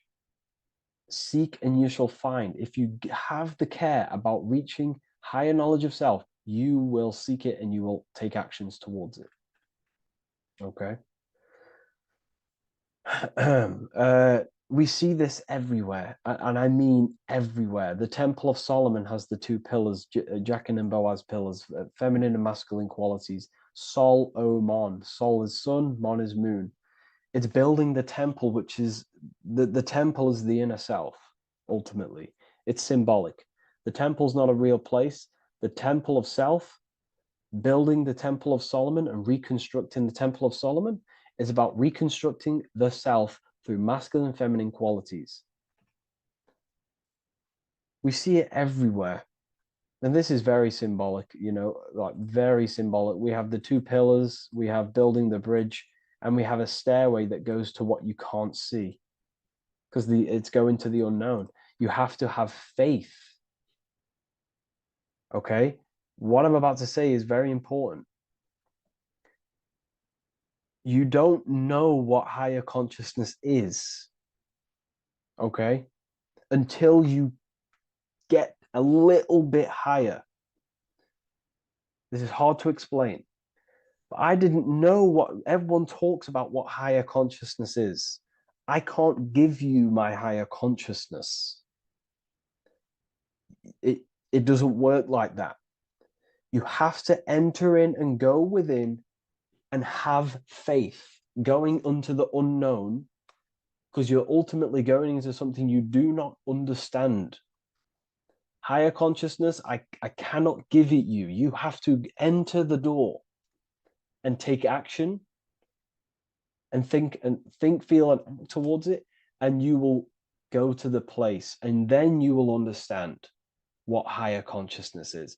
Ultimately, what higher consciousness is higher knowledge and understanding of self, what you actually are. Okay, that is what's being symbolized here. It's again in the Masonic art. We have the darkness. We have to have faith to leap into the darkness, into the unknown. We see this everywhere. Like, you'll see, when I say this everywhere, and I mean everywhere, you'll see this. Every doorway has this symbolism in the ancient world, because ultimately this is what it's about, people. The door represents going within into a new light, a new room, a new level of understanding of self. Okay. Here we have Astro World. Now, this is obviously a darker aspect of this, but again, we have the two pillars. See you on the other side. That's the doorway. The other side. And I'm not going to break down, this ritual, but you can guess what I'm on about here. That's for the university, of course. I can't break that down on YouTube. It's way too deep. But there's knowledge out there that is so deep you couldn't even comprehend it with the current mind, even for myself. And this is the power of symbolism. The more you learn about yourself, the more these symbols reveal to you. It is a journey of self. And I can't give you these understandings. You have to go within and question and meditate on these symbols yourself, and have thinking exercises of meditating on a symbol and seeing what your mind does with the symbol, what it lets you think about that symbol, and you'll unlock deeper meanings. I'm going to go over one more symbol before we end this. This is the hourglass, which represents or time. Time, a very overlooked thing in today's world. We do not have unlimited time in this body. You have limited time. You will die. You will die. You have limited time in the external world. This is why it's on the left pillar, located on the left side, the external world. You are limited. The scythe represents you will be harvested. Your body will die. It'll be harvested. You will die, and you need to fulfill your mission here. You came with a purpose.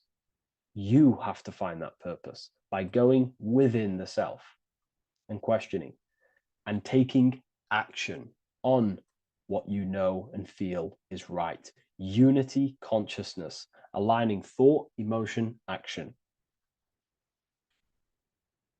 So if you wish to learn deeper insights, gain exclusive lectures, astral projection, self-mastery, I've just started a new section on mind control methods and how people are using this in society and becoming conscious of it. I've now opened 5 spots at a limited special price for Ethereal University.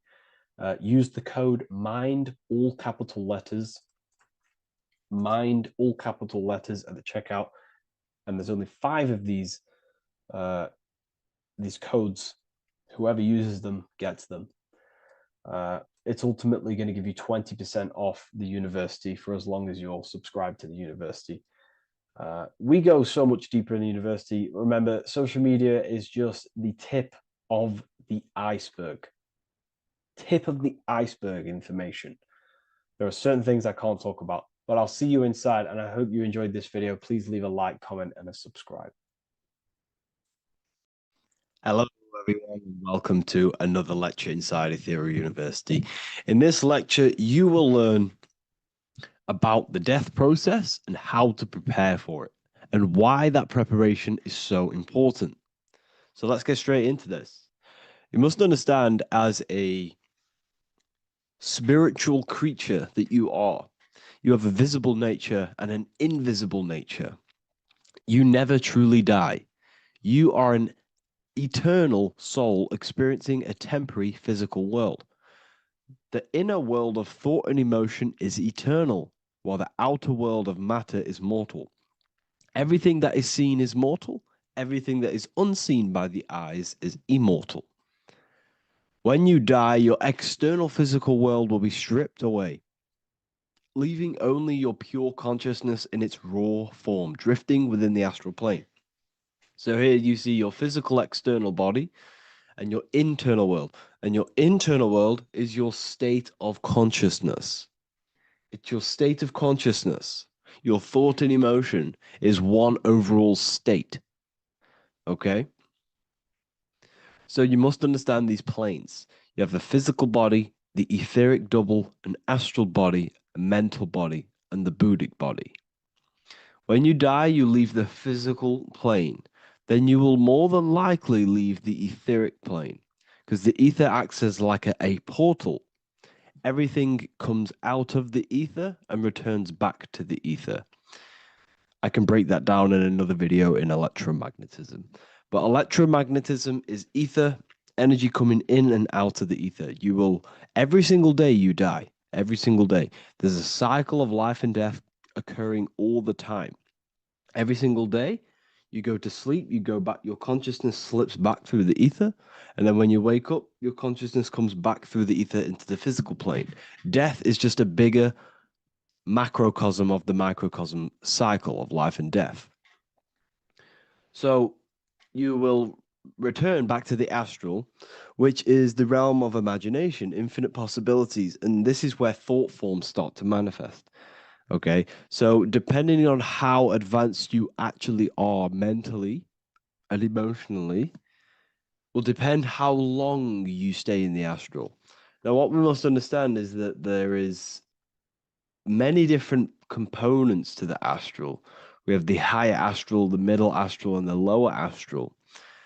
These are all vibrational states. So if you if your mind and soul is operating in lust, lust, desire, hate, food, physical addiction, smoking addictions, then these are quite heavy. These are quite heavy attachments to your consciousness, and they're quite low level desire, which means they have a low vibration. You will manifest in the lower astral when you're stripped from your physical body. The lower astral is not inherently evil. However, there's just low vibrating things going on there. Low vibration does not mean evil. Okay. So just like bad doesn't mean evil. Okay. In the lower astral, you are going to see lower astral beings. You're going to see spirits, souls with low level desire. Okay. People who are attached to the physical plane, people that lust, people that do these things. Technically, this is hell, but you can escape it by escaping yourself. Now we're going to break all this down. I'll break all this down properly once you understand the full context. So depending on your level of desire, you will manifest in a corresponding layer of the astral plane.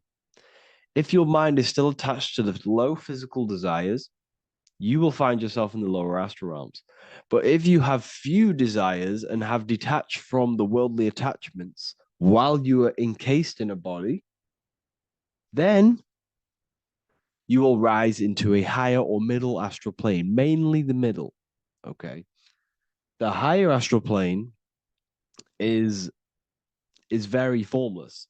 So as I broke down here, this is, well, the physical plane is the lowest dimension. This is the most form, the most matter. It's quite heavy.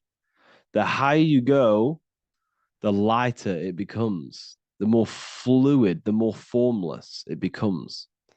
So you see here it says denser down and lucidic up. So this is more lucidic in these higher realms. This is more dense in the lower realms. So this is why the ancient Egyptians were always talking about, I'll show you this. This is showing you death. So first of all, we have Anubis, which represents death. Here you have the heart, which represents the soul. And here you have a feather. And this is a scale. You see how this is a balanced scale? So what this is symbolizing, this represents death. This represents your heart, and this is a feather. So when you die, your heart must be as light as a feather, which means your emotions, your soul, should have no attachments to the world. It should be light. It should be detached. This is why the word light and light are the same. Light is in heavy and light is in very bright. Because when you're less attached to the things, your soul shines. You're authentic. You're light. You're very bright soul. And you have no attachments. Your light is in not heavy. So you must detach from the worldly desires. We have to detach from the smoking, the food. This is why we should fast. Smoking, this is why we should detox. We should also meditate. We should also be able to sit with ourselves for long periods of times. Okay, I'm going to break all this down properly. But that's why the Egyptians show you the symbolism here. Okay. So you're stripped of your material body. So that state of consciousness you're in right now, your inside world, if you shut your eyes, that state you're in, that is what you're going to experience when you die. Okay. And you're going to be manifested into the astral. In the physical plane, you can mask or hide almost anything. But in the spiritual realm, you cannot. The astral body, your thoughts and emotions directly shape your spiritual body, your astral body, revealing your true inner state. So your desires that you can hide in the physical plane, your emotions, your thoughts, you can't hide any of that in the spiritual plane, in the astral plane. That will directly shape who you are, your color of your astral body, and your astral body as a whole. So here we have Kim Kardashian. If you could see this lady's astral body, you would run so far that you would be horrified for the rest of your life. If you could see their spirit, their astral form, it would be horrific, because their mind is so attached to, physical things, so attached to desire, money, fame, worship, power. These people do not want to die. These billionaires and millionaires will never want to die. They will do whatever they can to stay alive, because they understand what when they die, they have to face themselves. They have to face their inner world. And their astral body, their true authentic self on the inside, is horrible and horrific and so low vibration. So this is where it comes in. You must be as light as a feather. This is what the Egyptians are showing you in their artwork. Your soul must be as light as a feather. In order for the soul to ascend to a higher plane and not look at that physical plane and say, I want to go back, or I want to desire things down there, you must detach now and prepare for death. Hell is not a place. It's your own personal suffering born from within. If your mind and soul are deeply attached to mental fixations, emotional wounds, and physical addictions tied to the material world, that pain will follow you into the astral. This is your true judgment day. You judge yourself when you die. You see your authentic self. There's no hiding. Right. Imagine right now that you that everything you cling to was stripped away. No matrix, no electricity, no food, no TikTok, no phone, no possessions, no distractions, no one else. Could you sit alone with yourself for just 1 hour? Could you sit alone with your thought and emotion? That moment of truth is what you must begin to prepare for. Could you sit alone with yourself? Can you sit alone for long periods of time and just think? And if you cannot, then you're running from your internal world. You're running from your thoughts. You're distracting yourself from your thoughts. This is what we must address. Now, don't feel bad if this is you. We've all have problems. We all have internal problems. But this is what we have to face directly in order to prepare for life after death. We must meditate for long periods of time. Not even meditation. We should be able to sit with ourselves with no distractions and just think. This is what the people of the past used to do when we had no technology. People would sit and think for hours. This is what we need. Because if you cannot sit with yourself, imagine sitting with yourself with no physical body. That's the level that's going to happen. And we need to prepare for that. The soul and mind must become as light, as weightless, as radiant as a feather to ascend to a higher plane and move beyond the physical life. To rise, they must release heaviness, attachments, burdens, fears, and desires. The lighter and brighter your inner being becomes, the more freely it can rise into a higher state of existence. Ascension is not about going somewhere, it's about becoming something pure, clear, and luminous. Okay, this is very important. Very, very important. We must detach from the worldly things. So enough of that. How do we do it? How do we attach? How do we prepare? Number one, you must detach from the material things. Start loosening your grip on things, possessions, titles, even identities. They are temporary. Appreciate them, but don't let them define you. Let nothing outside of you define you. Nothing. Your name is not you. Your job is not you. Your reputation is not you. Your bad past is not you. Your good past is not you. Your business is not you. Everything outside of you is not you. Now, what I'm saying is, I'm not saying go full right-hand path and never care about anything physical, never care about your family, don't love your family. I'm not saying that. What I am saying, love these things, love these outside things, but do not become attached and do not let them define you. You must be okay with losing anything that is outside of you. You must be okay with that, because you must understand the physical plane it's promised that everything is temporary. Everything is temporary in this plane. So don't ever think it's going to be there forever, because it's not. And you must remind yourself, not remind yourself, but I think about this sometimes when I start becoming a bit attached to work and stressed. I just remind myself that I'm going to, this is temporary. I'm going to leave this world one day and I'm not going to care. So you must have the balance. Okay. The balance is key. You can go down that right hand path and just fully cut off from the world like a monk and shave off your hair, disconnect from the physical world. You can do that. That's not wrong. There's different paths in life. You have the left hand path, purely physical. You have the middle path, which is balance between the physical and spiritual. Then you have the right hand path, which is monk mode, where you fully disconnect from the world. They shave their hair off to disconnect from the physicality. They meditate for long periods of time. This is what they're doing. They're preparing for death. Monks prepare for death. They understand this. They understand that you don't die. Your inner world is the true world. The inner world is the only world that exists. Everything outside of you is an extension of you. Number 2, cleanse the mind. Watch your thoughts. Are they rooted in fear, anger, regret, or craving?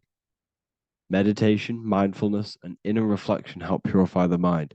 The cleaner your thoughts, the lighter your spirit. So your astral body is formed by your thoughts. It's formed by your emotions. If you sit around thinking about eating all day, you're going to have a very heavy astral body. It's going to manifest in the lower planes. But if your mind is thinking about good things with good intentions, love, knowledge, expansion, you're going to manifest even the middle or the higher. And there are ways to even ascend out of your astral body. Yes, you can ascend out of your astral body and out of the mental body, but that's all very advanced, and I'm not going to teach that yet. I'll make another video on that, but you can ascend from them bodies. The astral plane is not the end. You can keep ascending as a soul until you're left with just the pure essence of the soul. But we're going to, anyways, cleanse the mind, reprogram the limiting belief systems, let go of mental attachments. And the way you do this is by getting a piece of paper and writing down every single attachment that you have. And you're going to realize, dude, there's more than you think. Okay. We have to detach from these. We have to. 4, practice presence. Can you sit in silence with yourself? The more at ease you are with your own inner being, the less you'll feel death. The afterlife is just an extension of your inner world. It's so important. This is so, so important. Can you sit with yourself? If you cannot sit with yourself, you have some inner work to do.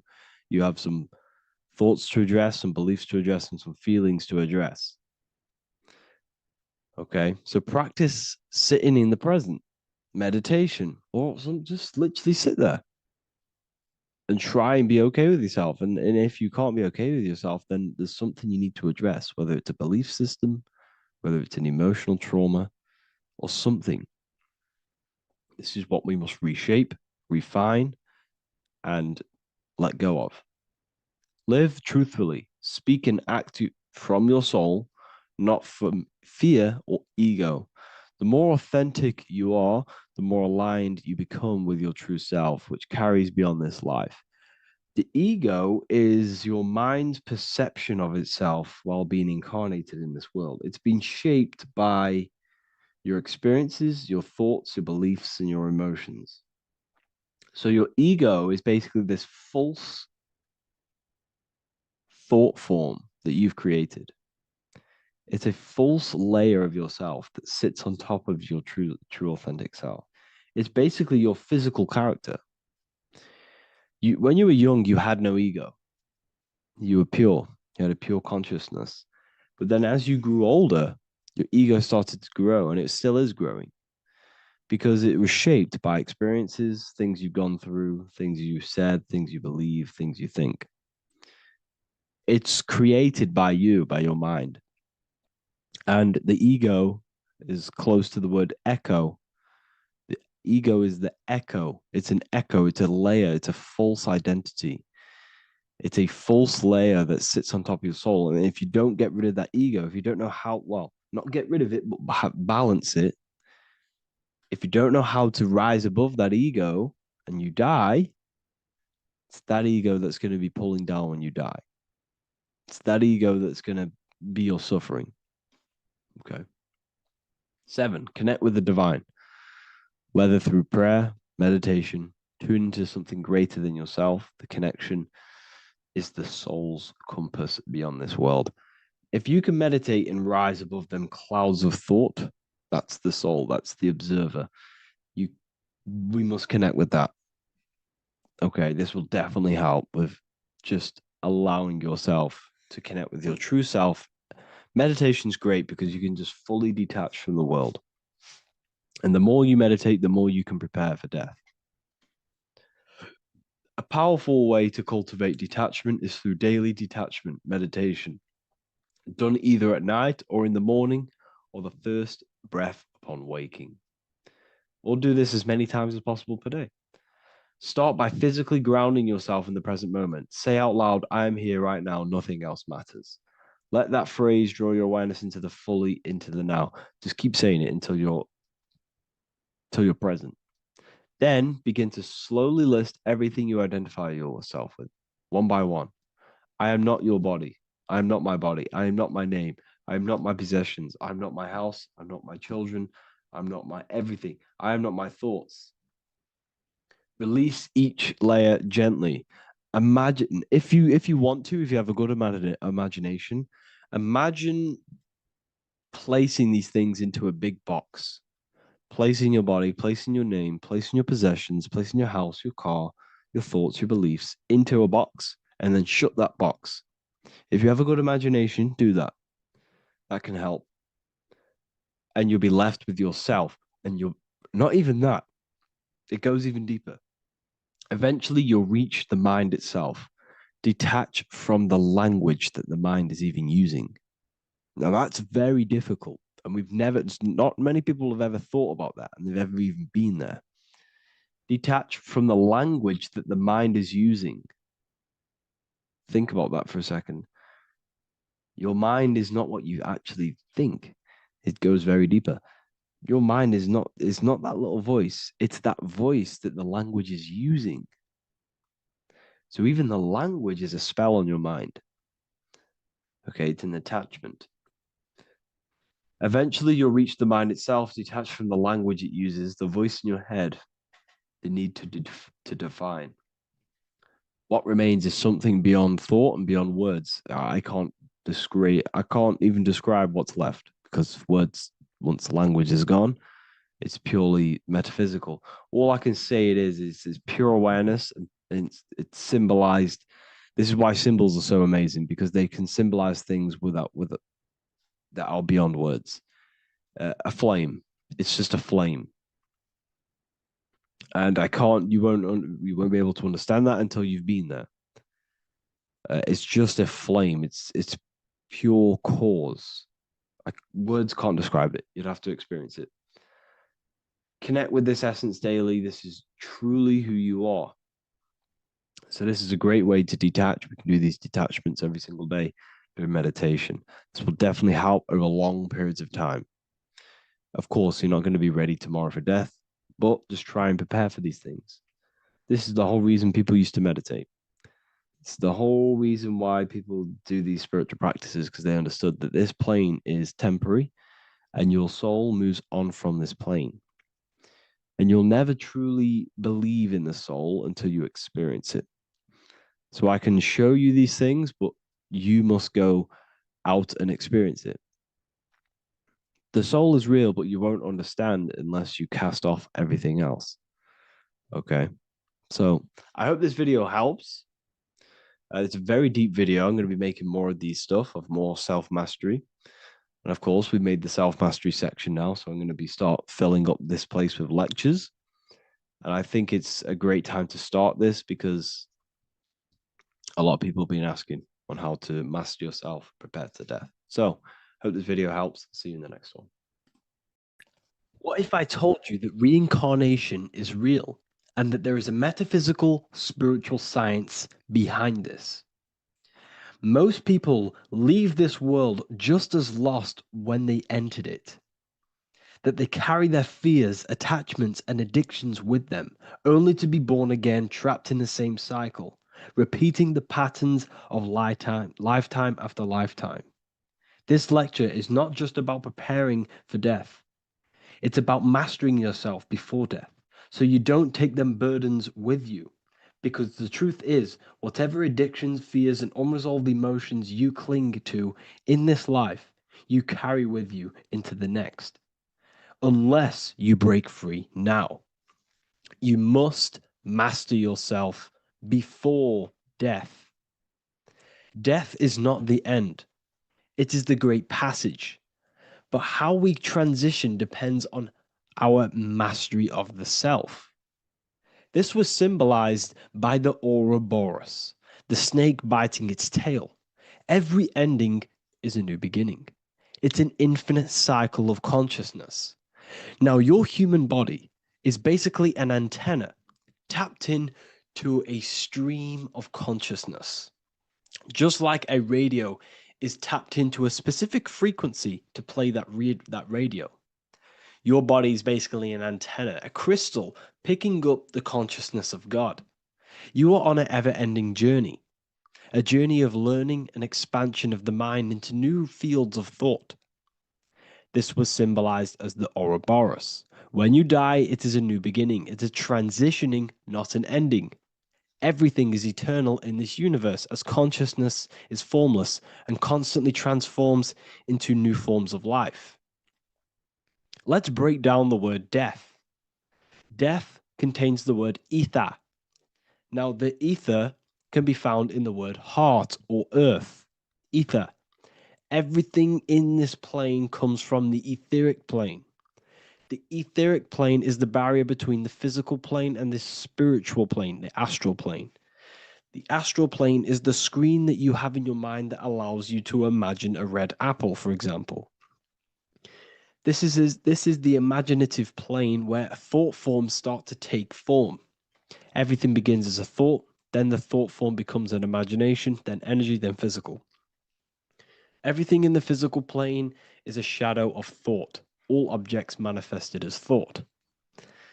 You came from the astral. You came from the stars. This is why we say reach for the stars. Or this is why you say you are a star. Cis star, miss star, fraud star, stir is star. And when you become famous, you become a superstar and you gain a star on the Hollywood floor. You are a star. The ether. The ether is the infinite energy source which all things come out of and return back to. This is the cycle of life and death, summer and winter, day and night, sleep and awake. The ether is the infinite energy source which all things come from and will return back to. Okay, sorry about that little error. The ether is the boundless source of energy from which all things emerge, to which all things return to. We can see this in the cycle of the sun. The sun does this wave of creation. It rises and it falls. We have the day and the night. The daytime represents our conscious mind when we are alert. The nighttime represents our subconscious mind when we are inside the spiritual realms. The nighttime is spirit, the daytime is matter, spirit and matter. Awake and asleep, conscious and subconscious. We see this in the yearly cycle. Summer is life, winter is death. Spring is the morning, summer is midday, autumn is evening, winter is the night. Everything is a macro and a micro cycle of being born out of the ether and returning back from life and death. Life and death is manifested within the cycles of the sun and everything outside of you, as within, so without. This is why we say sleep is the cousin of death. The macrocosm is death. The microcosm is sleep. Every time you go to sleep, you are essentially it's a miniature death. You're entering into spirit and then returning back into matter in the morning when the sun rises. Everything is a reflection of the macrocosm cycles. Preparation for death. The first thing we must do in order to prepare for death, for life after death, in order to stop being reincarnated in this cycle of materialism, in order to progress as a soul, because remember, you are a soul in a body. Just like the sun gives power and life to the earth, your soul gives power and life to your body. When you say I, you're referring to the soul. And your soul can be stuck underneath layers of false identifications.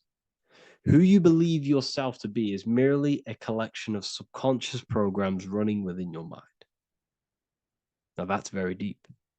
That is very, very deep. Who you think you are is a part of your thinking mind.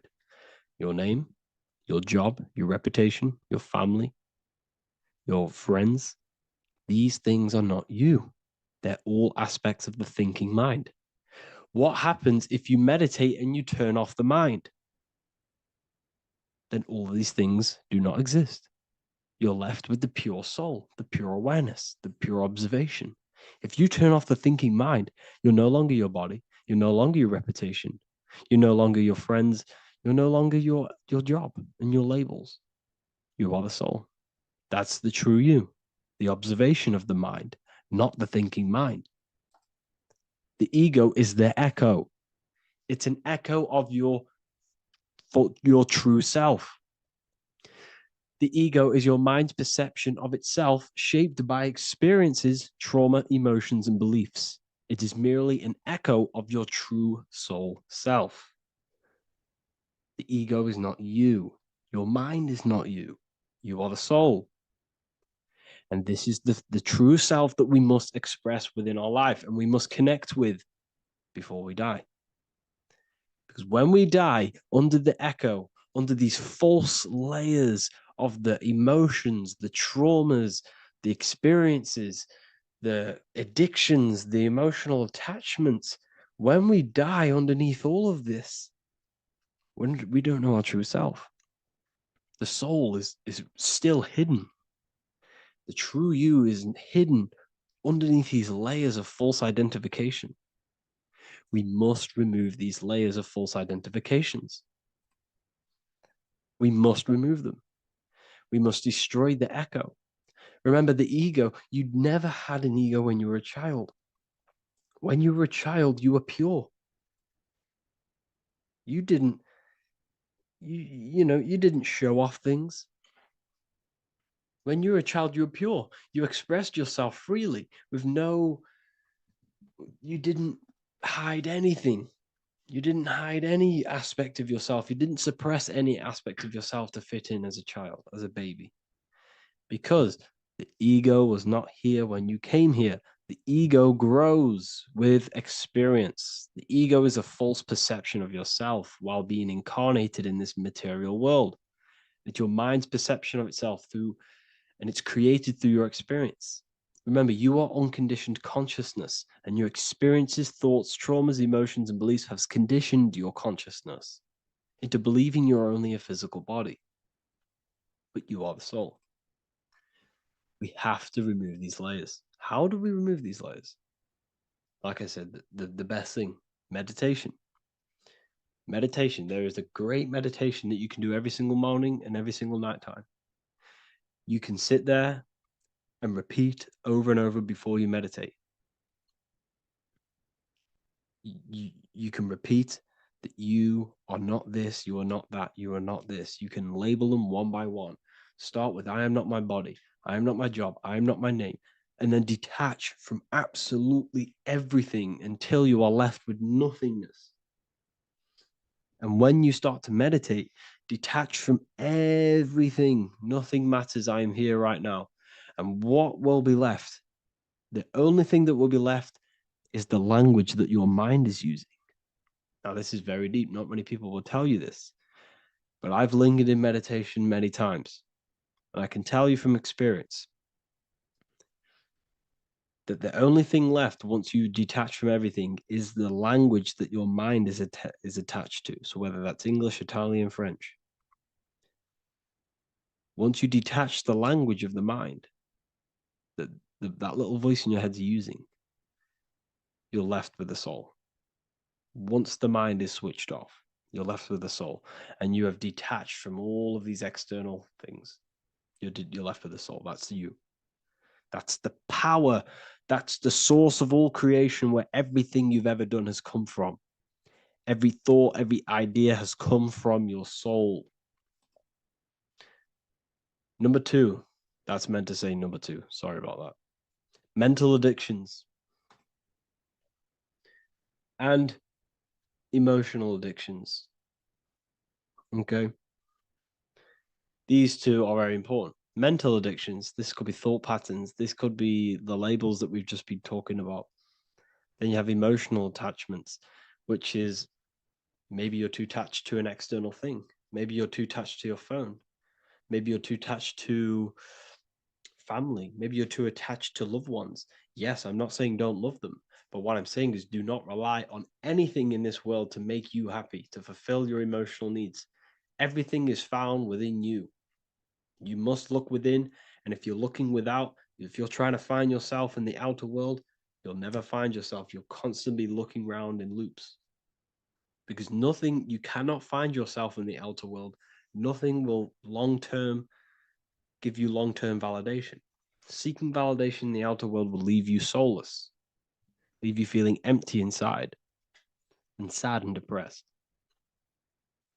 You have to find yourself within. You have to detach from everything you are relying on to give you emotional stableness. You have to detach from all. Yes, love your children. Yes, love these people, but do not rely on them. Because everything in this world is temporary. Do not conform to this world. The Bible tells you this. Everything in modern society nurtures the body, but neglects the soul. They keep you addicted to as many things as possible. Smoking, you have to detach. Drugs, you have to detach. Alcohol, detach. You cannot rely on anything. This is why this path is very, very difficult to walk. But I'm showing you the way. These are the things you must do before death. You have to detach from absolutely everything. If you die and your mind and soul is still addicted to these worldly things, then guess what? You're going to reincarnate. You're going to reincarnate because your mind is still thinking about these material earthly things. And if you are operating in that vibration, you're going to project that vibration and come back here. You have to detach. You have to master the soul and master the mind. Like I said, the matrix is designed to keep you addicted to as many things as possible. Your phone, food, smoking, drugs, alcohol, clubbing, all of these things. Everything in society is made to trap your soul and reincarnate in this world. That's why it's very, very, very difficult to walk this path. Very difficult. Matrix, matter tricks. John 2:15 to 17.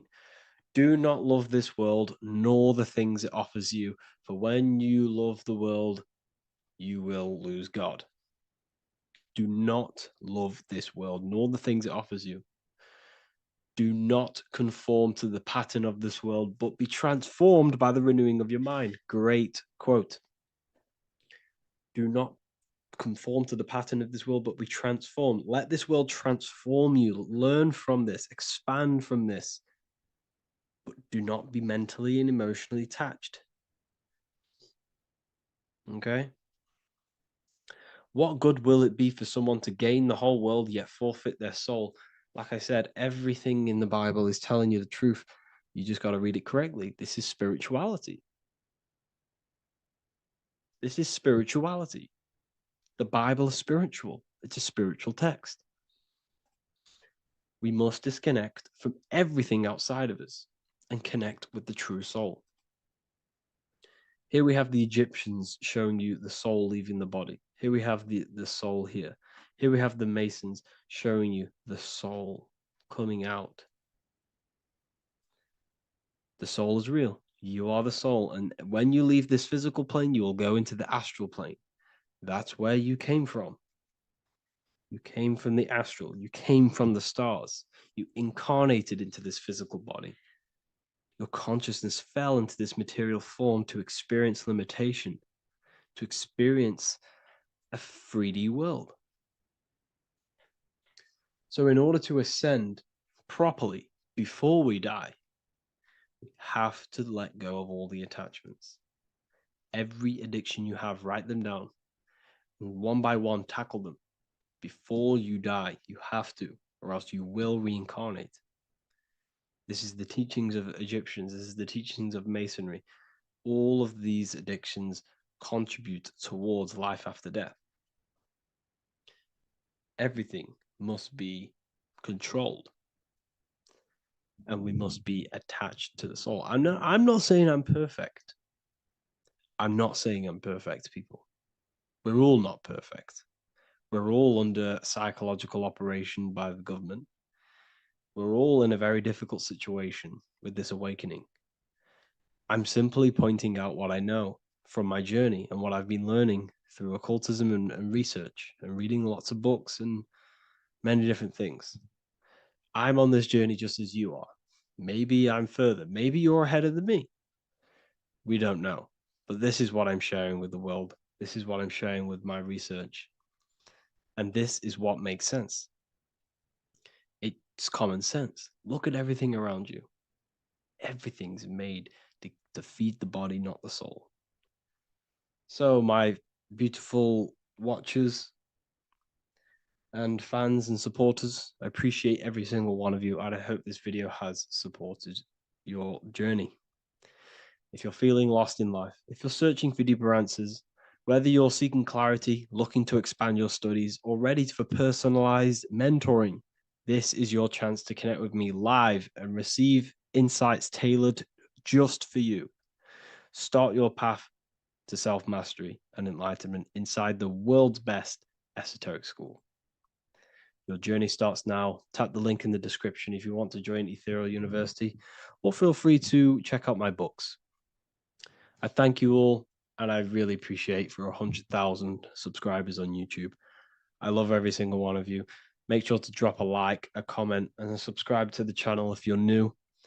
Let me know some ideas for, lectures, anything that you want to know. I can make lectures on them. Just drop it in the comments. I appreciate every single one of you. Take care.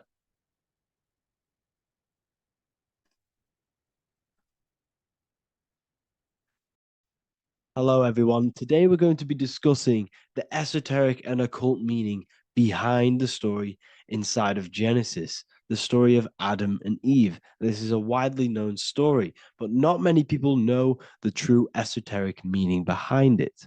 Okay, so today we're going to be breaking this symbolism down. Before we get into this, please leave a like and a subscribe on the channel. I would greatly appreciate it. And please comment below any lectures or anything you wish to know, and I could maybe make it in the future. The first thing we must understand about the Bible is that it is an esoteric and occult book. It is written in allegory. It is written in such a way that we understand the book compared to our level of perception. Now, what do I mean? If a child read the Bible, they would gain a standard meaning and story behind it. They would gain a normal interpretation of the book, of being good, praise God, and be a good person. However, me, who have studied the occult and esoteric and symbolism for a very long time, when I read the Bible, I see a deeper meaning. I can read between the lines of the allegories, which means the Bible is written in such a genius way that it speaks to your level of intelligence. Depending on how advanced you are mentally and with knowledge, will depend on how you decipher this book and how the parables inside the book can speak to you in your personal life. Okay. So the Bible is the greatest psychological book ever written in history. This is why it's known as the greatest story ever told. It's a story. What we must understand with the Bible is that the Bible creates on the surface a logical way of thinking, which is what we call religion. We read the Bible and if we think logically and we take that book literally, then we gain a religion. But if we look beyond the surface, this is what we call esoteric, metaphorical, symbolic.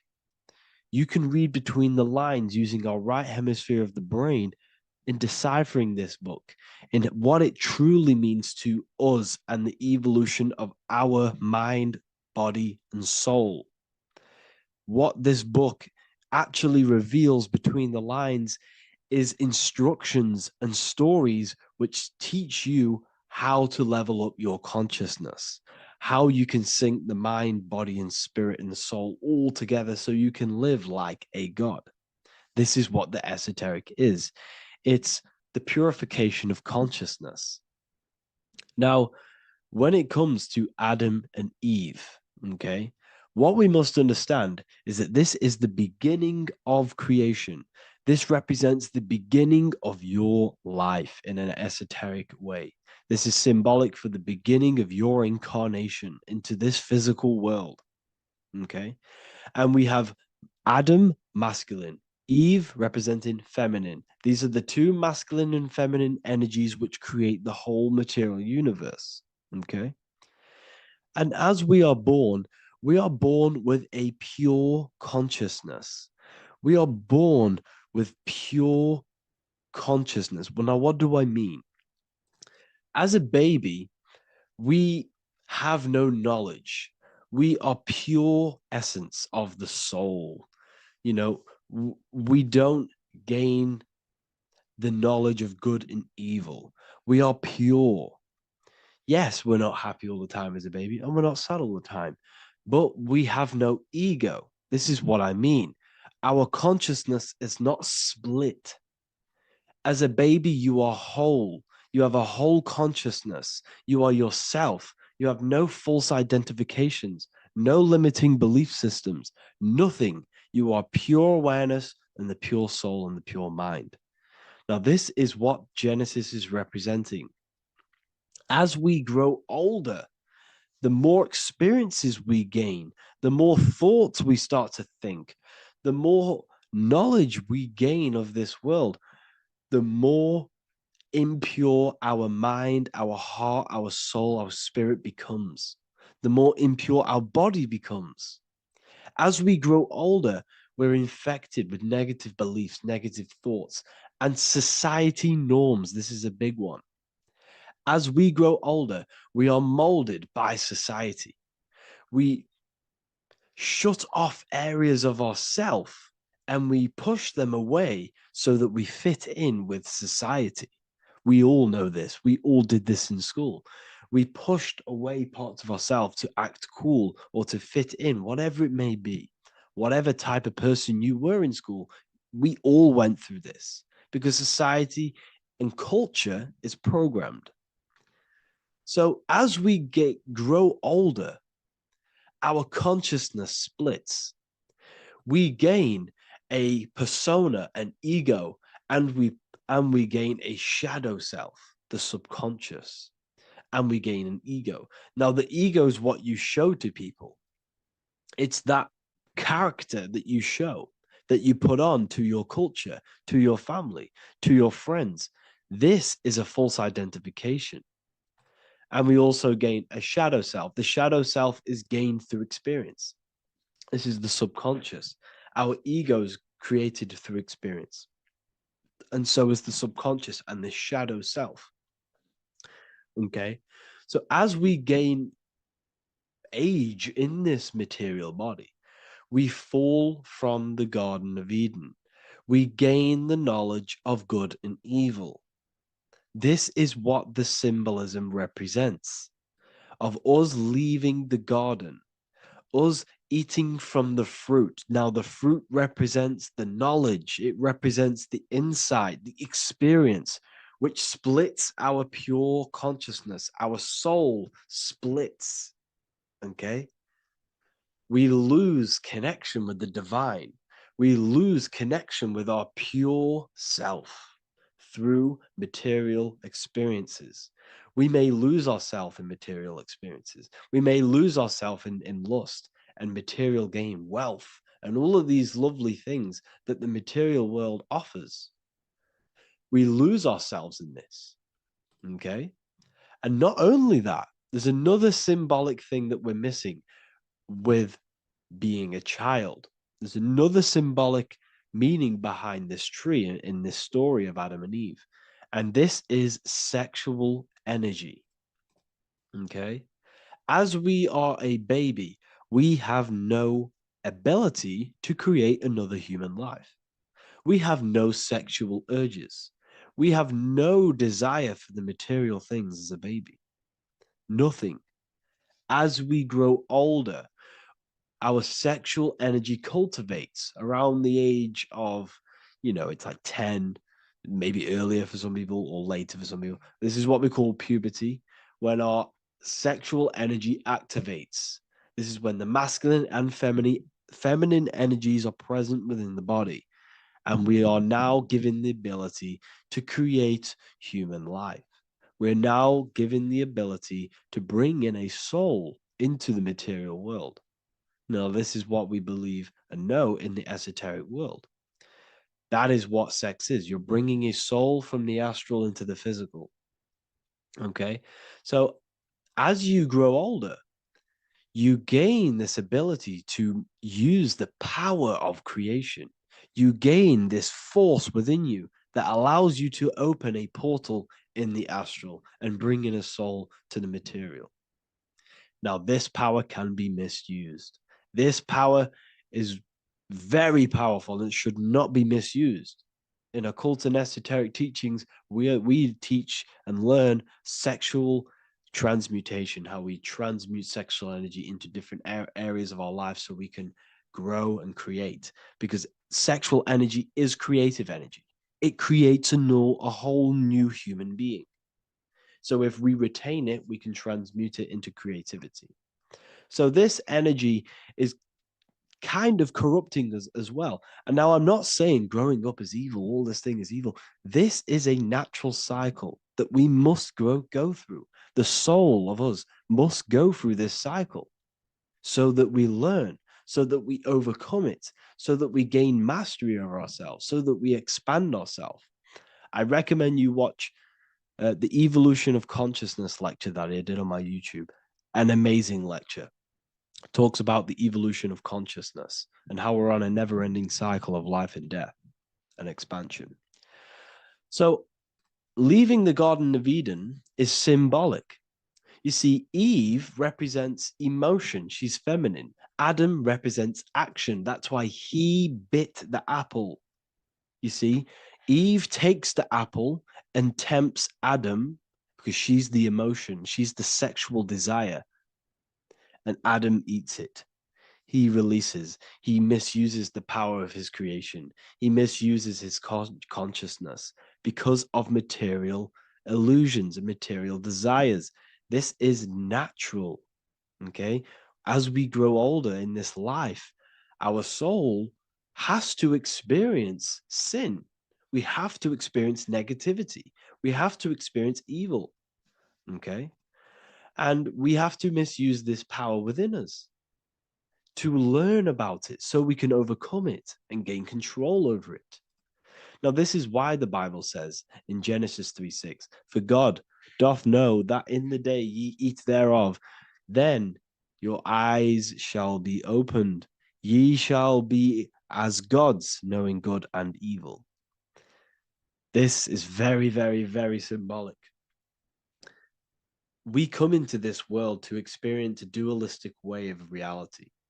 We come into this world to challenge ourselves so the soul can grow, because the soul comes from pure love from God. But we come into this world so the soul may know what it's like to be evil. You see, we are like a seed. Our soul's like a seed. And when that seed grows, okay, and it's planted, them roots must grow to hell in order for the top of the tree and the roots to grow to heaven. In order for the soul to reach the highest states, it must descend down into the lowest states. Good and evil. This is the story of good and evil, okay?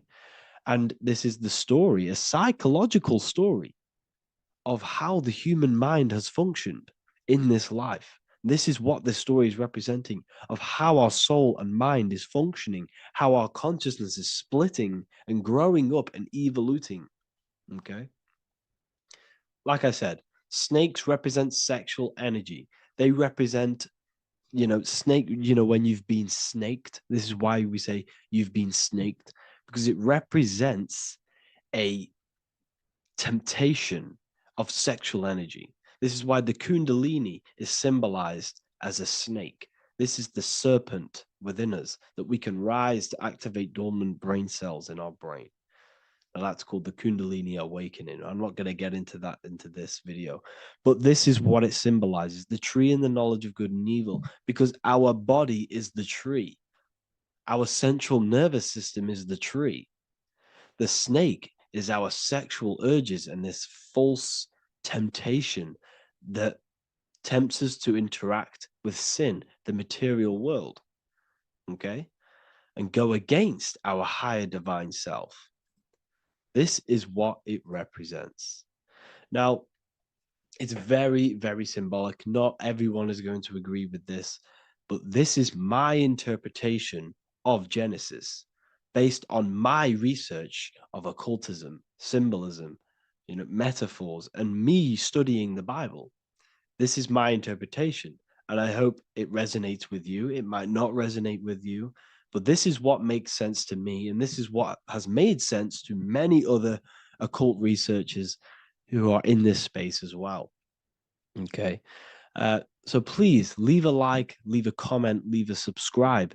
I'd greatly appreciate if you could, just give me some support on this channel. We're nearly at 100,000 subscribers, which is insane. I just want to say thank you all. And yeah, I will see you inside the university. If you join, I'll look forward to mentoring you, connecting with you on the live calls. There's a new symbolism course, which is going to be available very, very soon. And yeah, if you join the university, you also get a 30% discount on all of my products, astrology readings, one-on-one calls, all of my books. Yeah, so I hope you gained some insight on this video, and I'll see you in the next video, and I'll see you inside the university.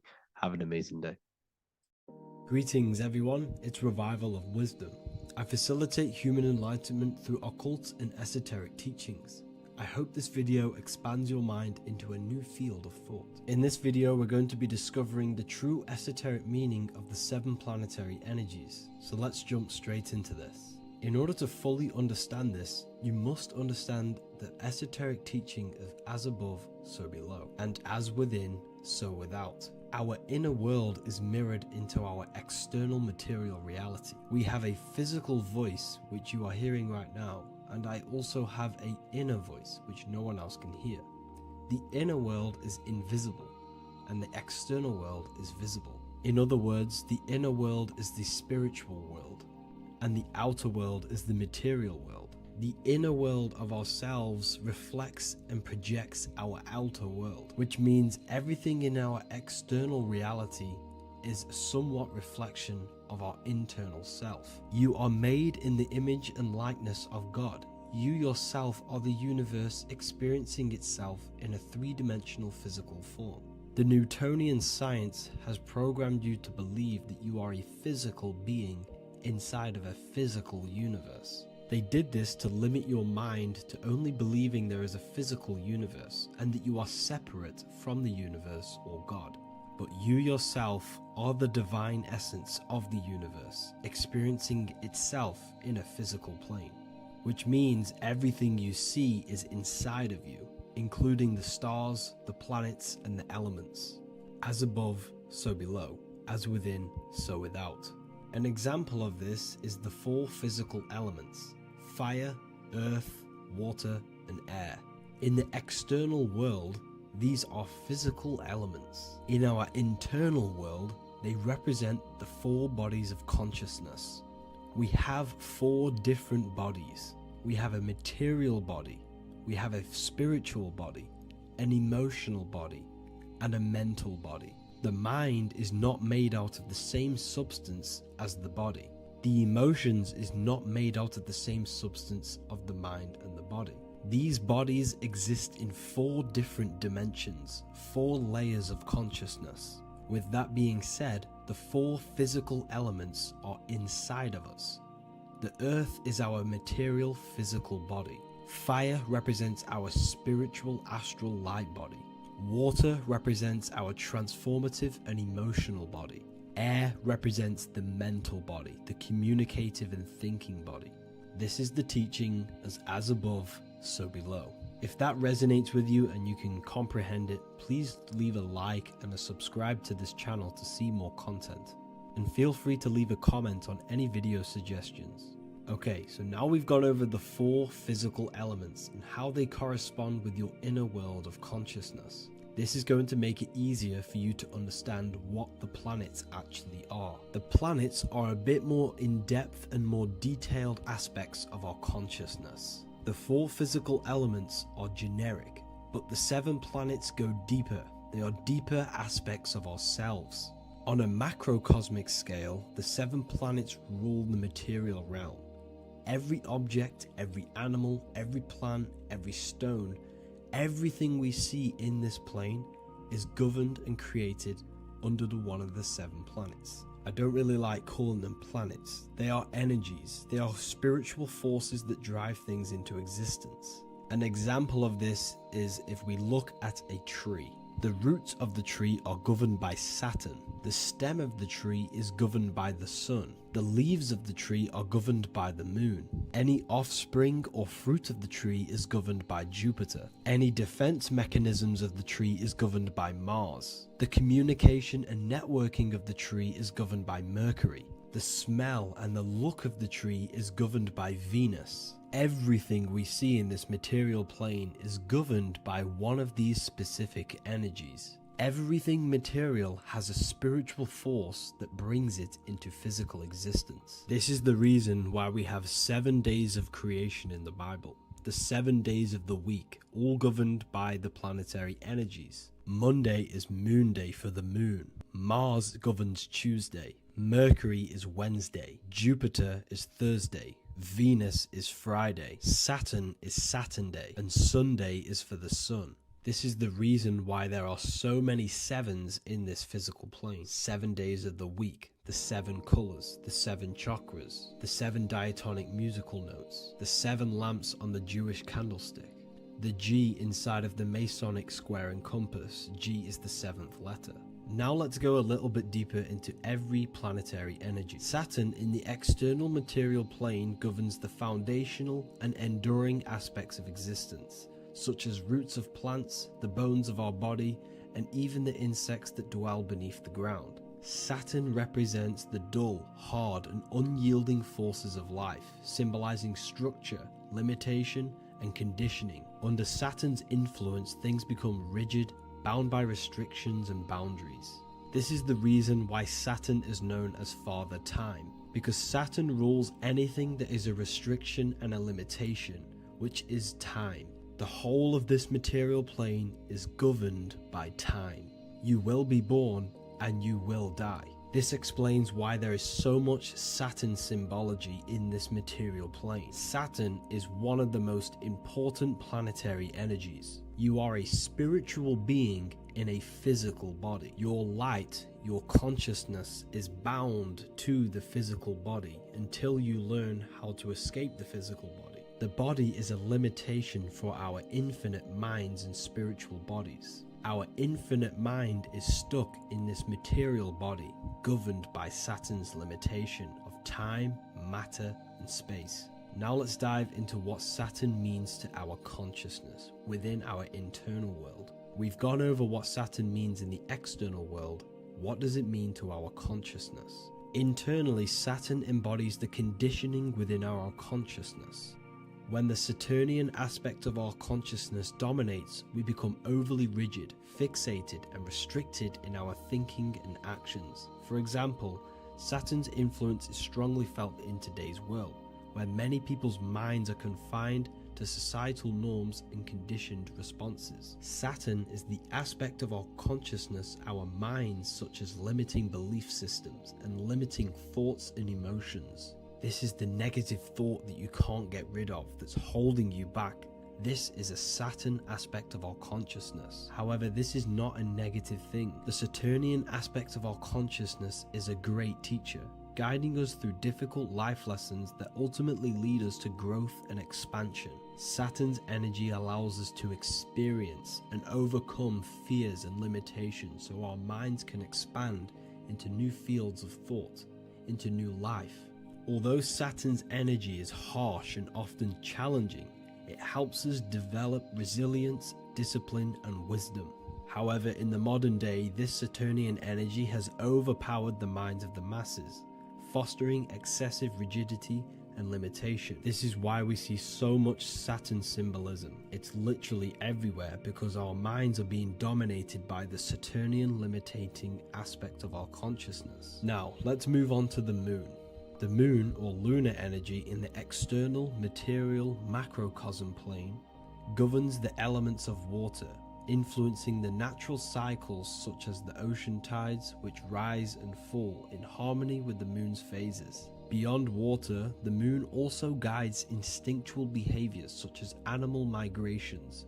Birds, insects, and other creatures rely on the moon's subtle energies to navigate their journeys. For example, dung beetles use polarization patterns in the moonlight to orient themselves and travel safely home. The moon creates the months. M-O-N is moon. There are 28-day cycles, and this 28-day cycle of the moon is reflected in the woman's body, known as the menstrual cycle. The moon is a feminine energy, governing the feminine elements such as water and the feminine cycles of the body. The moon is the womb.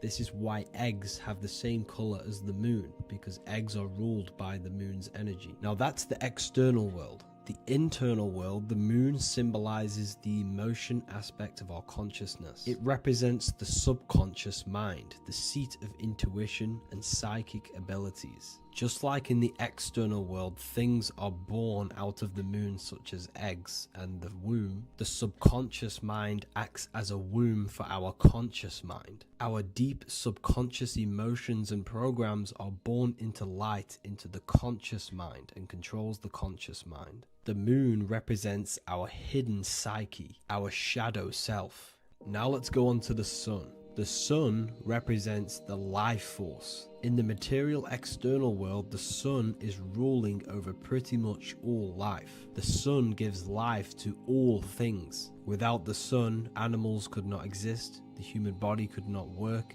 and plants would not grow. The sun is the life force. It's the soul of the world. Now, in our internal world of consciousness, the sun represents our passion, our drive, our conscious mind. The aspect of our internal world that wants to drive things and give life to physical manifestation.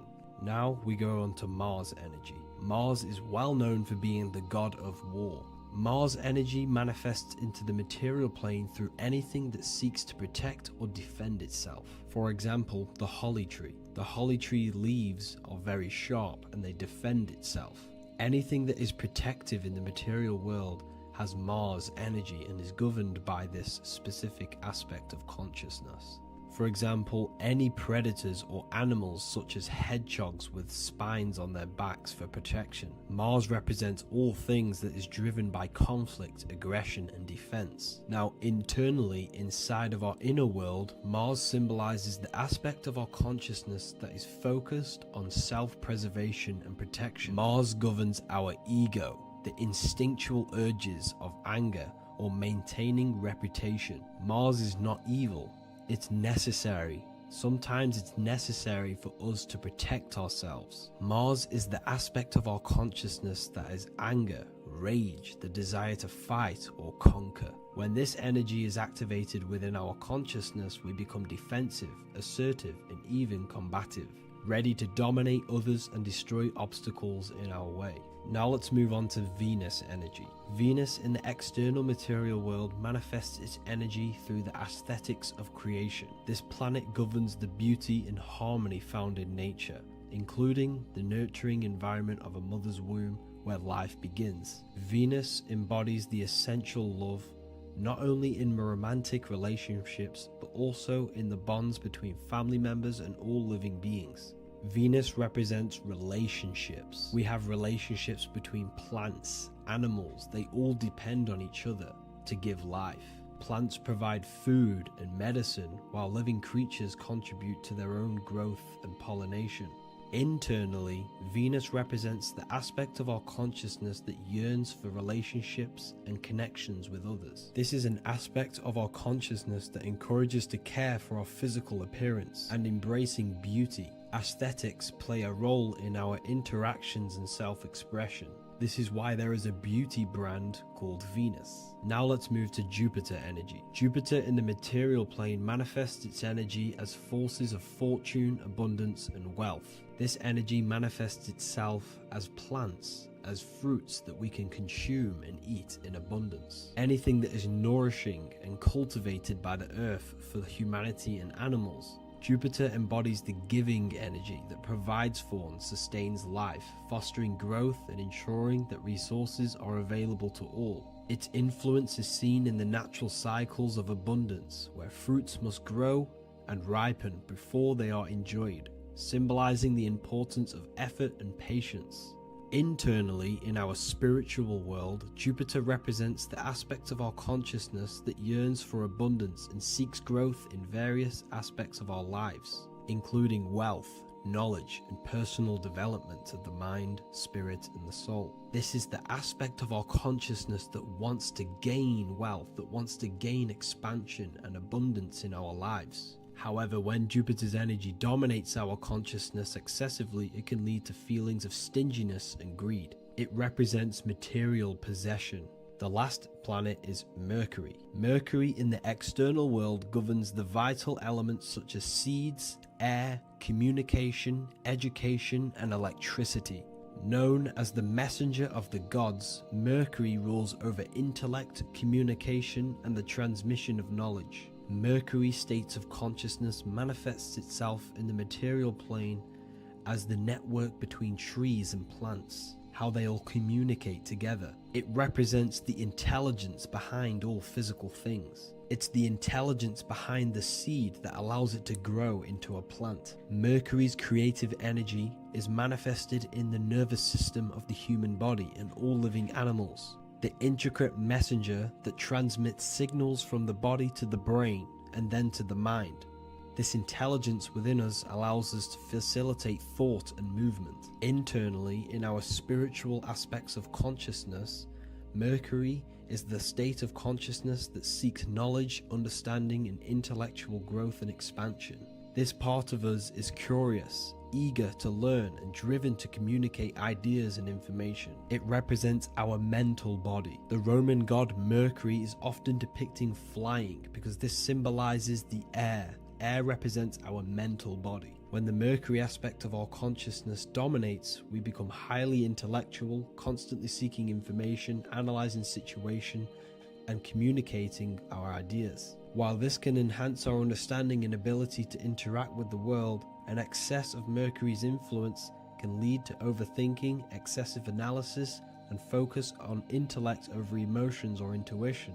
Okay, so they are the 7 planetary energies in the external world and your internal world of consciousness. These energies are manifested in the Roman mythology as human beings. They are depicted as human beings, but this is nothing but symbolism. These gods never existed physically. They represent aspects of our consciousness and spiritual forces that govern the material plane. Every material object, every intelligence, every piece of life in this universe is governed and brought into existence by one of these spiritual forces. Now, I hope this video has expanded your mind into a new realm of thought. Make sure to leave a like, a comment, and subscribe to the channel for more occult and esoteric information. You can read more about this topic and many more occult and esoteric teachings inside of my books, the Book of Wisdom Volume 1 and the Book of Wisdom Volume 2. I honestly advise that not everyone reads these books. These are books which will completely transform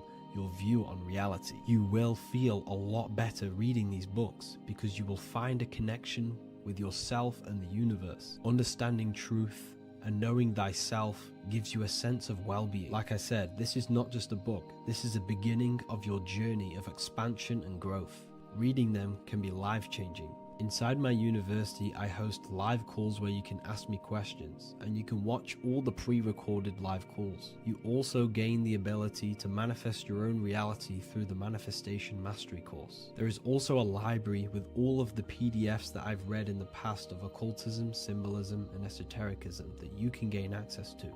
There is a whole lecture section where you can watch all of my occult lectures. This is a place of transformation. The price of the university will be going up very soon. If you join now, you will gain a free sexual alchemy course which will teach you how to transmute sexual energy into creativity. I'll leave all the links in the description for the university and also my website where you can get my books. I hope you enjoyed this video. Take care.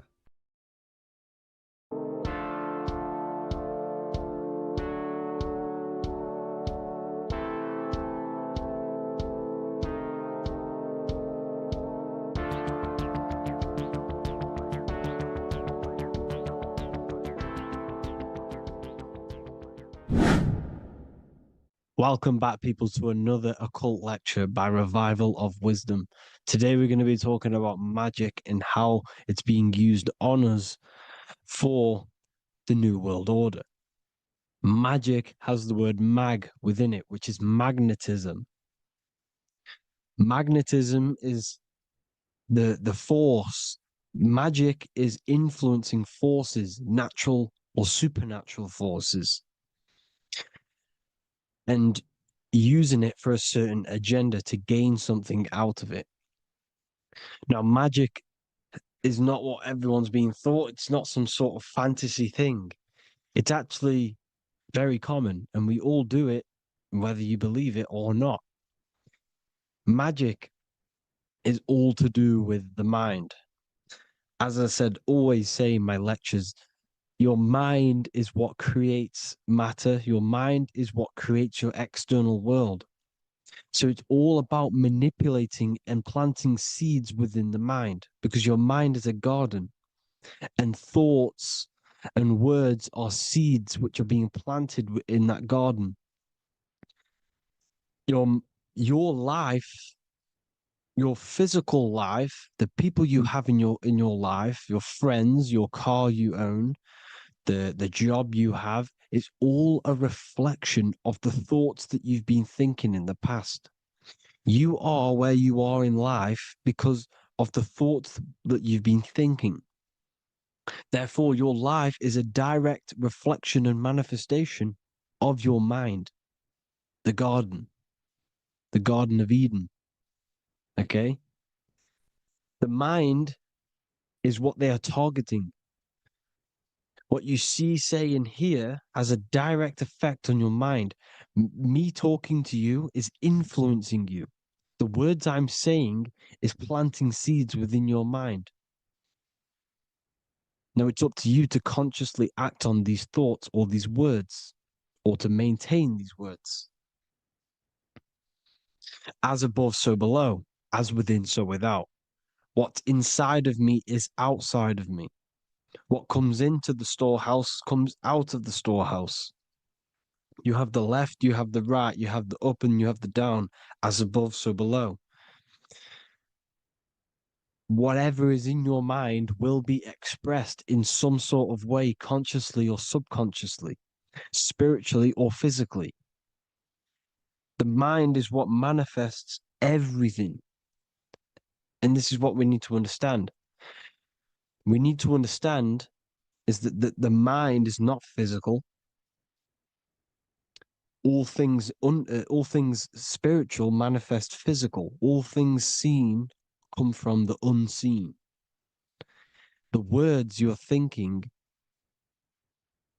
that everything you have is coming from the unseen. The actions that you do come from the unseen mind. Another expression for as above, so below is you are the universe itself. You are a universe, a mini universe. But just because you are mini does not mean you are the whole thing. If I take a little piece of infinite, let's say there's an infinite light source. Let's say I take a little chunk of that infinite light source. That little chunk I took is still infinite because it's been taken from infinite. You are the universe. Your awareness, your mind is the universe. It's information. You are the universe experiencing itself. This is why we say we are all God. As above, so below. What is in me is outside of me. The sun, the physical manifestation of the sun is your soul. The 12 constellations are manifested in the physical body. The 5 elements are manifested in the physical body. They're manifested in the 5 fingers you have. As above, so below. This is manifested, well, this is a symbol symbolized in Freemasonry and secret societies as the 2 pillars. The mirroring reflection, the reflection of reality, the mirror, as above, so below. What happens in the mind, what happens in the astral, happens in the physical. This is Aleister Crowley. This is all symbolism. This is the 2 pillars with the all-seeing eye and the triangle at the top. Aleister Crowley was a master magician, very powerful dark magician, black magician. There's 2 types of magic. You have white and black, just like the checkered board, the Masonic checkerboard. You have white and black. You have good and evil. White magic is influencing natural forces to gain something that will help the collective consciousness, help the collective, help the earth, help other people. Black magic is something you manipulate something so you can get something personal out of it. Doesn't matter if it's good or bad. It's still considered as black magic because you're being selfish. Everything you do should be contributing towards the collective consciousness and helping others. And this is why the ancients lived in a system where everything was in unity.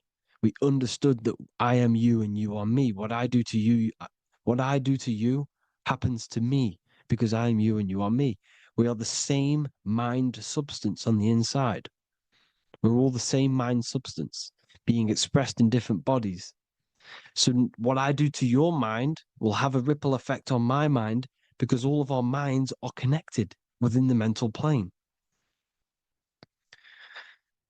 So this is why they know all this knowledge. They know all this knowledge. So yeah, this is the mirroring effect of reality, the 2 pillars, or symbolizes the number 11. The number 11. We'll go deeper into that. The technology we're using is magic. It's a form of magic. Television is tell a vision. They're telling a vision into your subconscious mind, into your memory. And when you turn on the television, you get a program because they're telling a vision to create a program within your subconscious mind. You see, the conscious mind is only 10% of your mind, which is to do with your, what you're aware of, your 5 senses. What are you consciously aware of? Well, I'm aware I'm here, I'm talking. I'm aware of what I'm wearing, the 5 senses, what I can hear, taste, smell, hear. What I'm wearing, I'm aware of what I think of. But the subconscious mind is the 90% of your mind. It's the hidden part of the mind, which is telling your heart to beat, telling your body to breathe. It's storing all of your emotions. It's storing everything you see, storing all the belief systems that you have. It has everything. It stores all of the habits you have, the values. It stores everyone's name that you know. All the words that I'm speaking right now is all coming out of the subconscious. Everything is subconscious. And it literally manipulates 90% of your daily basis behavior. Most people don't know this. What you did yesterday is what you will do today because of these beliefs and mental programs within the subconscious, stored within the subconscious. So the subconscious is what they're aiming at. They're trying to create programs within the subconscious because the subconscious manifests 90% of your thought patterns, 90% of your actions and words. They know all this stuff. So the subconscious mind is the most powerful part of the mind. Another way the subconscious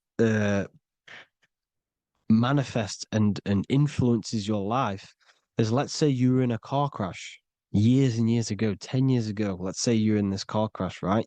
And you really hurt yourself. The emotion you felt in that time when you were injured in that car crash had a great impression on your subconscious mind. You see, the stronger you feel something emotionally, the stronger impact it has on the subconscious. You can remember and recall that moment and very vividly because of the impact it had on the subconscious. Another, for example, you become that terrified of cars that it manifests into your life today, that you are wary to go in certain cars. You don't want to go in cars at all, maybe, because of that moment that stood within the subconscious. And it will manifest into anxiety. It will manifest into not going into cars. It will manifest into depression, maybe. These things, these emotional, very emotional, traumatic events have a great impression on our subconscious and they control your life. This is why you need to meditate and let go go deep within yourself and let go of these internal, deep emotions that you may have repressed and keep pressing down and ignoring. But you need to address it and let go of these subconscious impressions you have, which are controlling your life, like anxiety, depression. All of these things are stemming from things that are stored within your subconscious years and years ago, more than likely. Broadcasting. They're casting spells to a broad audience, to news, north, east, west, and south. They're casting spells. No, if you watch the news, everything's red. Breaking news in red writing or the red background, everything's red. Why? Because red's the root chakra, which is all to do with survival. They want to stimulate this root chakra because they want you down there in survival mode. They want you in survival mode because you're easier to control. They control out of fear. And not only they're casting these spells as if, because most of the things they cast in the news hasn't already happened. They're constantly bombarding you with there might be a war breaking out, war this, war that, kill here, kill there, murders. It's impressing, it's casting spells on your subconscious mind. So when the event does turn up in real reality, in physical reality, you're less emotional, you're less surprised. You're not as surprised because you've already heard it before. Your subconscious has already heard it all before. If you never heard of a war and then a war broke out, you'd be going crazy. So they subtly program your subconscious mind through the words, because the words they say is impressing your mind. It has an effect on your mind, which will have an effect on your behavior, your words, your conversations you have with people. They're casting spells to north, east, west, and south on the telling a vision by broadcasting, by saying spells. This is why we call it spelling. Even the the words we say cast spells. Bless. Oh, bless you. That's be less. The subconscious mind only picks up literal things. You see, when I say bless you, your conscious mind picks that up as, oh, thank you, you're blessing me. But your subconscious picks up as be less.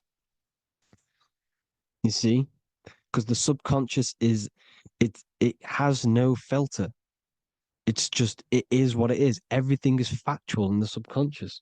Therefore, if I call you an idiot, your subconscious, my subconscious will think I'm talking to myself and calling myself an idiot, and it will take that as true. That is truth. Everything is truth within the subconscious. And the subconscious manifests your behavior. The devices this is the biggest one.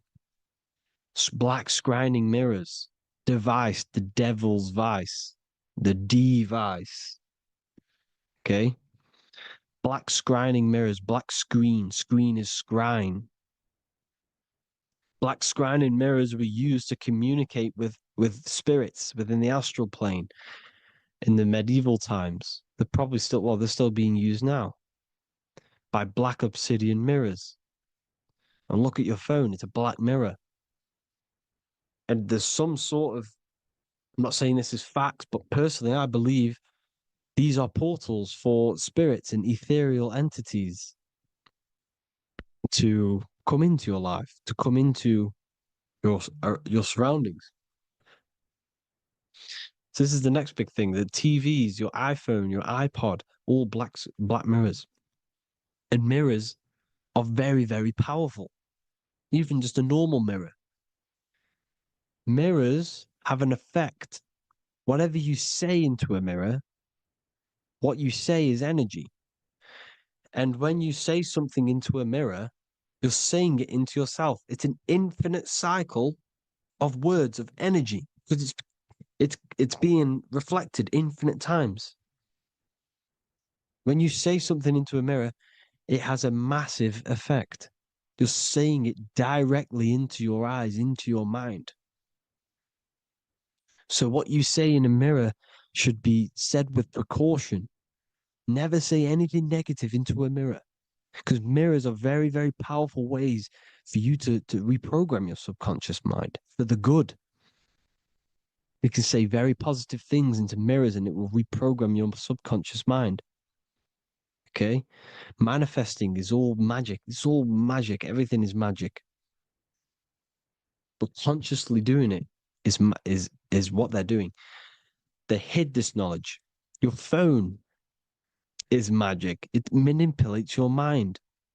The iPhone, okay. See, magic isn't all of this with wands.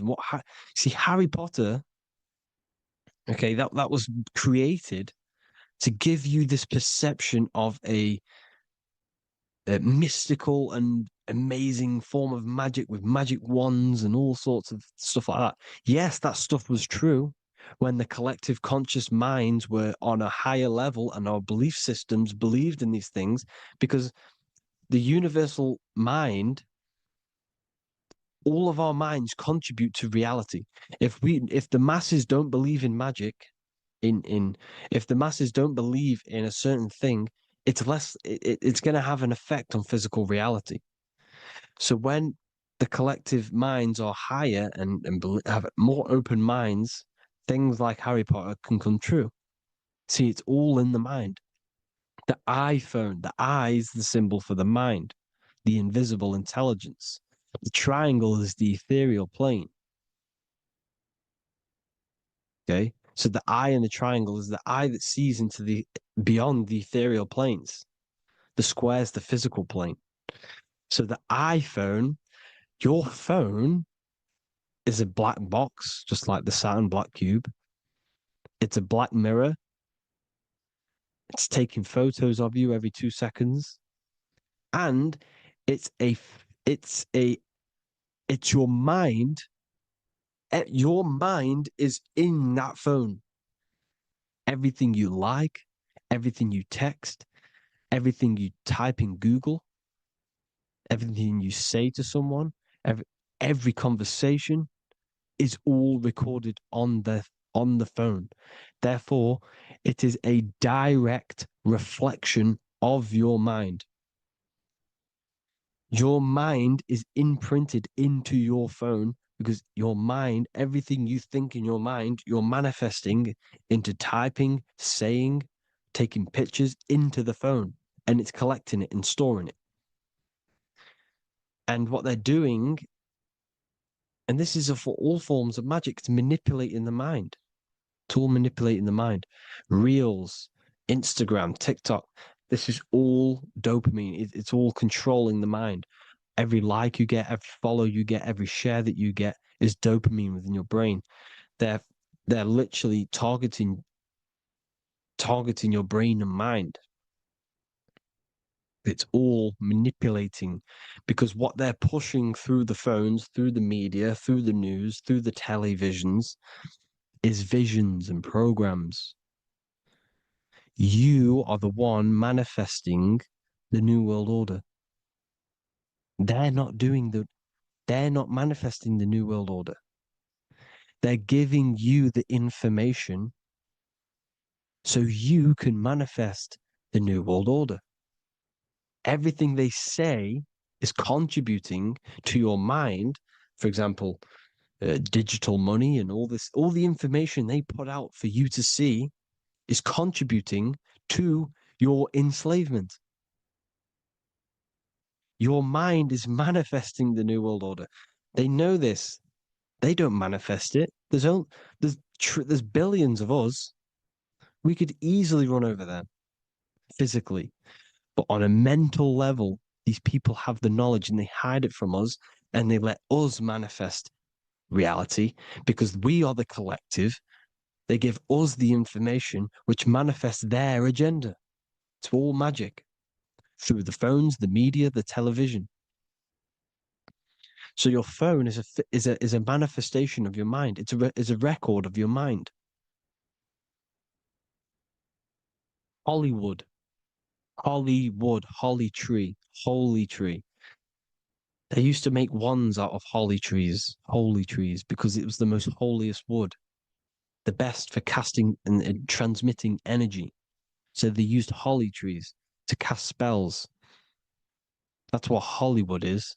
And in Hollywood, they have the red tear, the blood drop next to the Hollywood sign, because it's all satanic. They're all black magicians. They use Hollywood to cast the spells through the music, through the films. You see, music is a form of magic. All of this is magic. Everything they do is a form of magic because they want an agenda behind it. But it's not black magic. They're letting us create our prison. This is what you have to see. Yes, they're evil, but they're not doing anything evil, or else they would face the karma. They let us manifest this agenda through giving in the information by telling you what's going to happen in the movies. Everything that happens in a movie, it's all there on purpose to program your subconscious, to plant a seed within your garden, your subconscious, your mind. Because when the mind has already seen something, when it comes up and turns up in physical reality, you will be less shocked and you won't rebel. So they lure you slowly. They make you aware of these things over time. They make you gradually think it's okay. Like the technology, we never used to use these phones. How did we become so addicted and reliant on them? Well, because first they gave you a little flick phone. Well, no, sorry, they gave you a phone in your house. And then once you got used to that, they say, oh, here's the newest version of a little flick phone. You started texting your friends. Everyone was loving it in high school. They could now meet up without saying, let's meet on the weekend at this point at this time, like your parents probably did. Or maybe some of you watching this, you probably had to tell your friend to meet on the weekend at a certain time because you had no way of communicating. So everyone got these phones and got addicted to them. Then they slowly got addicted to the new iPod with the touch screen. Now they invented touch screen. Then everyone got addicted to touch screens. Then because all of this is producing dopamine in the brain, which creates you to become mentally addicted to things and physically addicted, chemically addicted. Because dopamine's a chemical. Your subconscious becomes a program within your subconscious, and your body becomes chemically addicted to these phones. And these phones are the enslavement of humanity, technology. Without this, we wouldn't be in this mess without technology. Because they're creating a hive mind. We're creating a hive mind. So back on track anyways, they program you. Look at the films, 9/11, 9/11, produced by Hollywood. Here's the 11, like I said at the beginning, the two pillars which reflect reality. What happens in the mind happens in the physical. What happens in the astral happens in the physical. Okay, what happens in the physical happens in the mind. It's the two pillars, the mirrors. 9/11. 9 plus 1 plus 1 is 11. Flight 11 was hijacked. New York is the 11th state. New York adds up to 111. This is not a coincidence. It's all a form of magic. It's a ritual, energy harvesting ritual, because your mind produces energy. Your mental attention produces energy. And they're feeding off this energy in the astral plane, these demons. Music is the most powerful. Personally, I think the music is one of the most powerful forms of magic they're using. Okay. Music is hypnosis. It puts your brain in a hypnotic state. It influences your electromagnetic field through vibrational energy. It reprograms your subconscious mind. Why do you think you remember the lyrics? You see, your subconscious stores all of the memories. Remember, the subconscious manifests 90% of your behavior. So therefore, the music you're listening to is manifesting your behavior. You wondered why some people wonder why they have drug addictions and they can't get out of violence and they can't get out of all this negative mind space. It's because the music they're listening to is creating a negative mind space. The words you listen to have plant seeds within your mind. So the reason you remember the lyrics is because that song created a program within your subconscious. Yes, that is what happens. You can use magic to reprogram your mind, but you can use music to reprogram your mind because it's all forms of magic. It's using natural mental energy forces to manipulate the physical reality. You manipulate your mind, you manipulate reality, physical reality. Okay. So the music, another very, very big one. When you turn on the radio, it's just all talks about alcohol, drugs, and sex because they want you down in the lower three chakras. They want your mind attached to matter when it's mind over matter. Your mind's not physical. You see, the word spirituality is the new trend. It's not about your spirit. It's not about your spirit. It's about your mind. It's not about, you know, uh, spirituality and looking after your spirit. And they've got you focused on your spirit. Why? Because they hide your mind from you. You see, a lot of people think their mind is their brain, but the mind is everything. There is no physical reality without mind. You can have a brain. Imagine if you had no mind but a brain. It wouldn't work. The mind is everything. The mind controls your avatar. It begins in the mind before it happens in the brain. Then the brain manifests through the body. The brain's just an electrical computer. So that, they've got people scared, or do I have a soul or not, and all this stuff. Listen, if you have a mind, you have a soul, because you are not the mind. This is why everything is sort of an illusion, because beyond the mind is your soul. But what is the soul without a mind? You can't have a soul without the mind. But if the mind didn't exist, the soul doesn't exist. You are the person listening to your mind.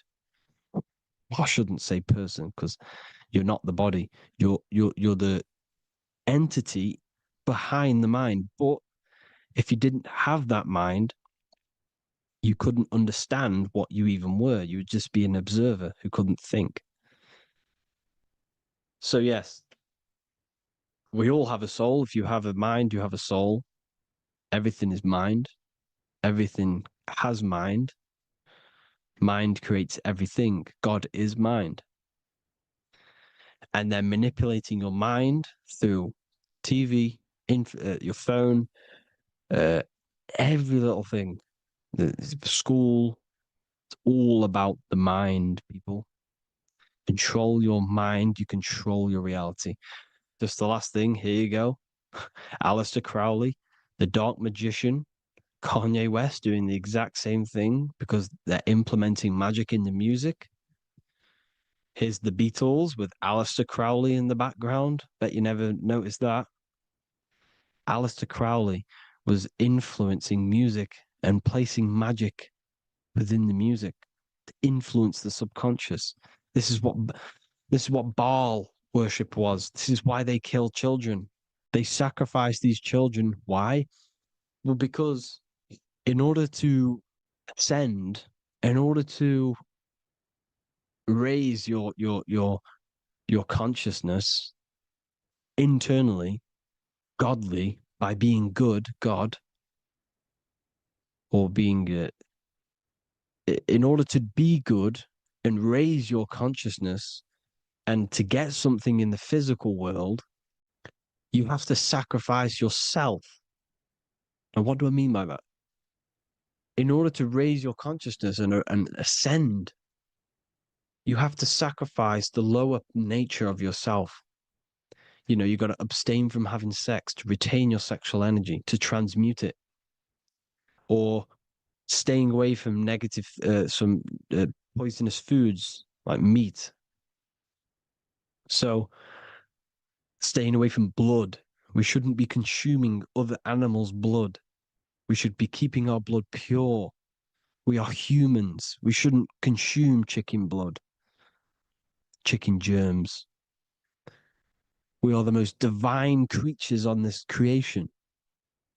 We are the most intellectual creatures in this creation. Therefore, we should keep our temples pure. We are not animals. If you want to associate yourself with an animal, go out in the wild, go and find a wild boar and go and try rip its guts out with your bare teeth, because you can't do it. You're not you're not a carnivore. Okay?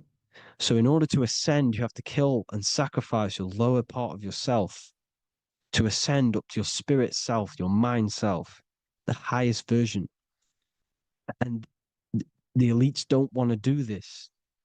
So they sacrifice other things like babies to kill them, to exchange their life over to the astral plane, so these demigods in the astral plane can give them something in return in physical. They don't want to sacrifice their lower self, so they sacrifice other things for exchange, for physical pleasure. But the godly person sacrifices their lower self for their higher self to do good and ascend. So this is what all the Baal worship is, people, and this is why they're doing it. Hope you all had an amazing lecture. If you haven't already, go and get the Book of Wisdom for more information. I don't go into dark stuff in this book, because all I do is enlighten people in this book. You can get it in Spanish, English, German, Italian, and French. Worldwide shipping, you can get the PDF or paperback. there is also a new one called the Human Health Guide 2.0. It gives you a list of all the foods, grains, oils, nuts, everything that's alkaline and positive for the body and not man-made and hybrid. It tells you all the products to stay away from, how to fast, how to improve vision, how to improve everything, literally. So the Human Health Guide has been released. If you want that, I'll put all the links in the bottom in the description. Hope you all enjoyed the lecture, people. God bless you all.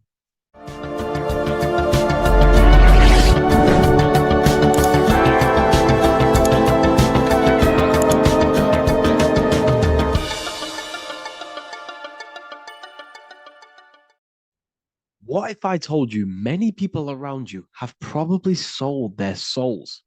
It's more popular than you think, and it's very easy to do. Selling your soul is not something that you can just go and meet the devil and do it. It doesn't work like that. But before I tell you exactly how you can sell your soul and how not to sell your soul, what is the soul? So looking at Jesus, we always see two lights surrounding his head, one surrounding the heart. And as of course, if you've been watching my channel, you know Jesus represents you. He represents the divine essence of the universe made in human form. Each one of us possess a fractal of God's infinite consciousness. We are all God. We are all God experiencing himself in a three-dimensional divided form, separated from his oneness. God wanted to experience himself, so he made this world. So each one of us possess a soul, and the soul is the spark of God's infinite loving consciousness, filled with God's loving moral law.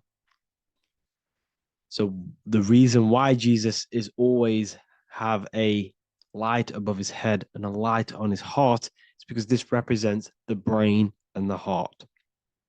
The brain is not the mind. The heart is not the soul. The brain is the physical manifestation of the mind. It is the physical mechanical computer for the spiritual mind. The heart is the physical manifestation of the soul. The heart is a brain. In fact, it contains 40,000 specialized cells, which are the exact same cells found in your cranial brain. Yes, your heart is an emotional brain. Your cranial brain is a thought brain. It's a computer. Okay? Everything that exists physically exists non-physically. This is what the ancients called spirit, just means invisible force. The mind, the thoughts are not made of atoms. You can't touch, you can't find tangible thoughts, imaginations. These things exist spiritually in metaphysical counterspace. It's the same with your emotions. The emotions are spiritual. They are not physical. You can't touch them. So thoughts are the language of the mind. Emotions are the language of the soul. Sometimes we can become eluded by thought and we can become eluded by emotion. If we are led purely by emotion, we can create illusions in our perception. The same if we rely only on thought. We must balance these two. Okay? So the mind is the creator. The soul is the operator. Every thought we think is being judged by our soul. The soul is the judge. The soul tells you what is right, what is wrong. And even the Freemasons depict this spirit and matter in their black and white checkered boards. White is spirit, black is matter. Matter is dead, spirit is life. This is what this represents. Physical reality is not just physical.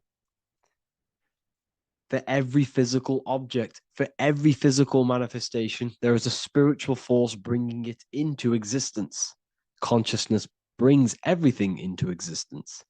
Before you kick a football, there's a change in your inner consciousness before you take that action of kicking the football.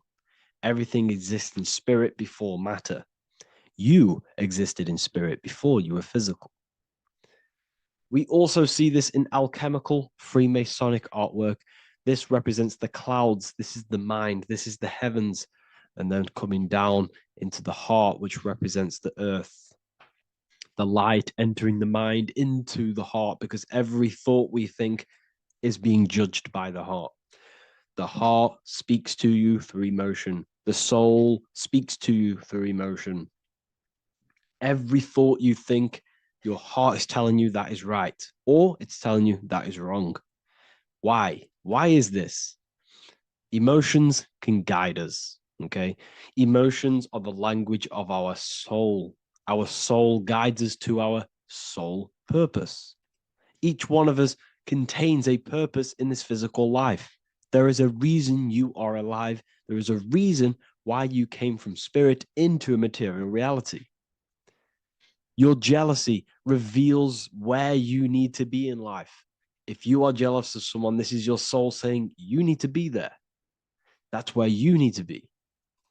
Your fear reveals your greatest growth in order for you to reach your life's purpose. If you fear something, this is your soul telling you you need to overcome this in order to reach your life purpose. This is the next obstacle. The soul, your life purpose is not found in your passion. It's found on the other side of your greatest fear. The soul's always seeking, it's always seeking truth. It's always seeking to expand, to learn. The soul must go through pain in order to overcome, in order to grow. That's why we are here, to grow and expand and create. We also see this in alchemical artwork. Again, the mind in the clouds, the heart and the soul. They must work in unity. Each one of us contains the spark of the divine, which is the soul. Okay? Which is the soul. This is the operator. God, generator, operator, destroyer. The generator is the mind. The operator is the soul. The destroyer is the body. Everything will generate, everything will operate, and everything will die. That's the Trinity, the Father, the Son, the Holy Spirit. There's always a Trinity, Brahma, Vishnu, Shiva. Okay, so each one of us contains God's law, and it's encoded within our consciousness, within our soul, within our heart. That is what's judging everything you do. Every time you hurt someone, you can feel it. If you've ever punched someone, you can feel it. You know it's wrong. If you've ever stole something from someone, it doesn't matter what you've learned in the past. If you steal something, you know deep down within your soul it's wrong. This is because each one of us are encoded with God's law of love and integrity. I don't care how tough you think you are and how hard you think you are and what you've done in your life. I don't care. You know what is right, what is wrong, because you are encoded with love. Does not matter how far your mind can take you away, how corrupt your mind can become. There is always a spark of love and empathy in your heart, in your soul. You know this when a child. When you're a child, you're not racist. You don't want to hurt anyone. You don't want to steal. As a child, you're pure love, you're pure awareness, you're pure. You would never think about being racist. It's the corruption of the mind that leads us to corruption. Our soul always wants to do good. So the soul is encoded with God's law. And when we go against this law, this destroys our body. Yes, because your body is electromagnetic, and that's being casted from your heart. So every time you go against the heart's guidance in moral law, we weaken our electromagnetic field, which weakens our body. If you've ever looked at someone who's very negative, you can see them. You can see that they are aging quicker. You look at Scrooge, for example. If you ever watched Scrooge, look at how corrupt he looks. That's his heart. You can see the people's hearts on their face. People who do negative things and have negative thoughts, negative emotions, you can see it in their eyes and their face. It's because it corrupts you. It corrupts the body. It ages the body. Goodness is life. Okay. So can you sell your soul? You cannot sell your soul physically. But what you can sell is your conscience. What you can go against is that moral law. And you can exchange physical material things such as money, fame, cars, houses, business, in order for you can exchange that to go against your inner dialogue. For example, these rappers, celebrities, what are they doing? They're not selling their soul. You can't sell your soul to some entity on the astral plane. But what you can do, you can take money to say, I'm going to go against my heart. I'm going to go against my inner moral law. I'm going to take that money and I'm going to do something wrong. It's basically going against your soul. It's selling your soul's guidance of moral law. That's what selling your soul is. And that's what these rappers are doing. That's why they're so sad. You know, this is why all these rappers are on drugs, doing all sorts of things to escape, to short-term escape what they've done. They're going against their inner guidance for money. And yes, short-term pleasure may be happy for now, but in the long run, it will leave you feeling voidless because nothing material can ever satisfy your soul. Nothing. You could gain £1 million tomorrow, guaranteed within 2 weeks, you'll be back to the exact same position mentally, emotionally as before, because nothing physical can ever satisfy you. Guaranteed, if you received $1 million in, yes, if you received $1 million now, in a week's time, you'd be hunting for the next million because it does not satisfy you.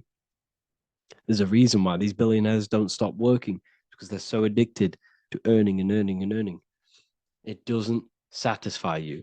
The only way you can satisfy yourself is through Christ consciousness, is through self-love, is through loving thyself, knowing thyself, and becoming balanced internally in consciousness instead of seeking external validation through material things, which end up leaving you feeling voidless, empty inside, and sad and depressed and anxiety. Everyone's looking outside of themselves for validation, when true validation comes from within. True satisfaction, true happiness comes from within, reaching Christ. Christ is a state of being, a state of consciousness that we must cultivate within ourselves so we can live a happy, balanced life. You can have all these material things when you're satisfied inside, but don't rely on them. Me, I enjoy material things, but I don't desire them. I don't chase them. I don't rely on them for happiness, for validation. You can have big cars. You could have your favorite watches. You could have Lamborghinis. Yes, it's fun, but don't let it give you your happiness. As long as you're happy on the inside, it's okay to have these things. You should seek balance with your inner world and outer world. Okay, so this is what they are doing. Rappers, celebrities, actors, Hollywood. This is what they've done. They've exchanged their inner integrity, their inner law, their inner moral compass for exchange for material wealth, fame, money, and cars. That's what they've done. And power. It corrupts you. They slowly corrupt you. So yes, you cannot sell your soul.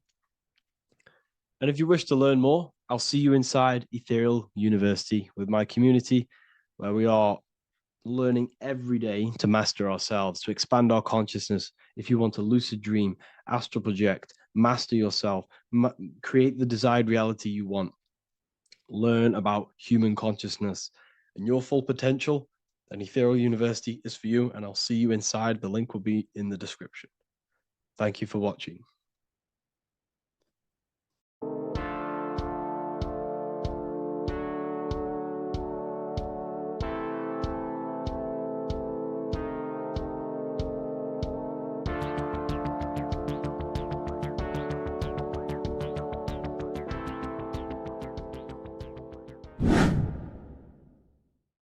What is good, people? It's Revival of Wisdom. Today we're going to be talking about Saturn. I've done this video in the past. However, this video is going to contain a lot more in-depth explanation of Saturn. So the 33rd degree Mason, Manly P. Hall, said, Saturn is the key to crystallization, physical matter. Light is matter, matter is light. They are interchangeable. Low vibrating light turns into matter, high vibrating matter turns into light. And Saturn is the god of this world, this physical world. He crystallizes light into matter. This is symbolized as the Masonic checkerboard, matter and spirit, matter and light, light and matter. He's also the god of time, destruction, justice. He creates and destroys, because all things in time die. He creates and destroys you. So, because we live in this physical world, which is the electric world, this is why we say electricity, because it comes from the root word of El, Saturn. They used to call Saturn El, E-L. This is why we used to say Elohim is God. The real God of this world is Saturn, but it's being hid. This is being hid. Jesus is Saturn. All of this is Saturn. It's all Saturn worship. It's the real God of this world, So, physical matter is a result of two opposing forces equalized on the plane of inertia, because everything is created out of electromagnetic toroidal fields. And these two poles equalize on the plane of inertia, which gives you planet Earth, plane of inertia. The plane of inertia is what Saturn is. It's the ring around the center of the plane of inertia. Thank you to Walter Russell saying, physical matter is a result of two opposing forces on the plane of inertia. This is what Walter Russell says, so please check out his work. He's got many books, many books on light and electromagnetism and stuff like that. So I advise you to check him out. So the torus field gives you the binary code 0 and 1, the female vagina and the male phallus. This is the code for this world. Saturn crystallizes physical matter. Now Saturn is the most outermost layer of the 7 layers of heaven, where it says in the Quran, it says, Allah, it is He who created the 7 layers of heaven. Saturn is the outermost layer. He's the top. He's the most high. So when we say the most high, we're referring to Saturn. He's the most high before the firmament, before the stars. So Saturn is the god of this world. He's the Lord of the Rings. He wears the crown. The crown is the rings. Crown, Kronos. So the planets are luminaries. They are lights. They are beings. They are energy, conscious energy. And we're in the heart of the solar system. Saturn is the outermost layer. He is the one of this world. He's the god of this world.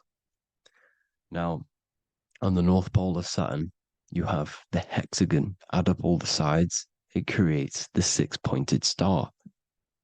Or it can be created as a cube.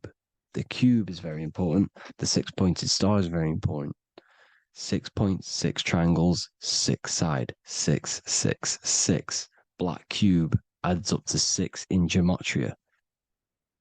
Now, what did I say in the beginning? Saturn crystallizes the physical world. He creates physical things out of light. You are a light being. This is why we say human. Hue means the light spectrum. Hue, man, we are light manifested into physical forms. Human. And we are incarnated through Saturn. Satan, same thing. The number of the beast is 666, and the 666 comes from the 6.6 triangle, 6 sides of Saturn, 666. We are all known as carbon-based life forms. Carbon, the atomic structure of carbon, is 666, 6 protons, 6 electrons, 6 neutrons. We are materialized into our physical bodies through Saturn, through the number of the beast. These bodies are the beast, it's the animal. The divine, the Christ, is the consciousness within, because you're a physical, spiritual being combined into one, hexed into one. Hexagram. This is a hexagram. You're hexed into physical matter, spirit and matter, light and dark, combined into one. Now you contain of the mark of the beast, the mark of your body. Your body's the beast. It says in the Bible, Satan, who is the god of this world. This world. There are many different worlds, but this world is run by Saturn, and it says that in the Bible. Saturn is Satan. It's the same thing. And look at the crown of thorns are wrapped around the heart. The soul is in the heart. The mind is in the brain. The soul is wrapped around the rings of Saturn. You're wrapped in physical matter. This is what it's showing you. This is symbolizing the rings of Saturn wrapping you. And the cross on top is the cross of the cube. The cube, the black cube of Saturn, unfolds into a cross. So Satan, who is the god of this world, Corinthians 4:4 in the Bible, Satan, who is the god of this world, has blinded the minds of those who don't believe. Saturn blinds your mind because the god of this world materializes you and he blinds your mind when you incarnate into physical matter. When you enter this soul system, not the solar system, you hit Saturn first. He materializes you. And look at the symbol for Saturn. This is the symbol for Saturn. All of the planet symbols are created out of the Holy Trinity. The Earth, Moon, and Sun. Body, mind, and soul. The sun is your soul, the moon is your mind, the earth is your body. Your body's made out of the 5 elements. The sun is your soul because the sun is life force, gives life to everything. Your sun is a soul. Your soul is the sun of your body. The moon is the mind. The moon is the moon of your body, the mind of your body. Intelligence. So all of the symbol of the planets are created out of these. The Saturn symbol is created out of the Earth cross, matter, and the moon crescent, moon, mind, matter over mind. This is why Satan, who is the god of this world, has blinded the minds of those who don't believe. He blinds your mind. Look at the symbol, it's showing you. The Saturn symbol is matter over mind when it should be mind over matter. So we descend into a soul system, into our 666 Saturn carbon suit bodies, and we are matter over mind. Then we have to move up the spine to go back up to spirit, to mind over matter, where you manipulate your own reality. Now look at this. It creates the number 5. 5 is the number of change. You're moving from this side of the number sequence over to the right side. You're moving from the spiritual into the physical world. You're incarnating into the 5 elements, the 5 senses. So the cube, the black cube of Saturn, is another major symbol. Very important symbol.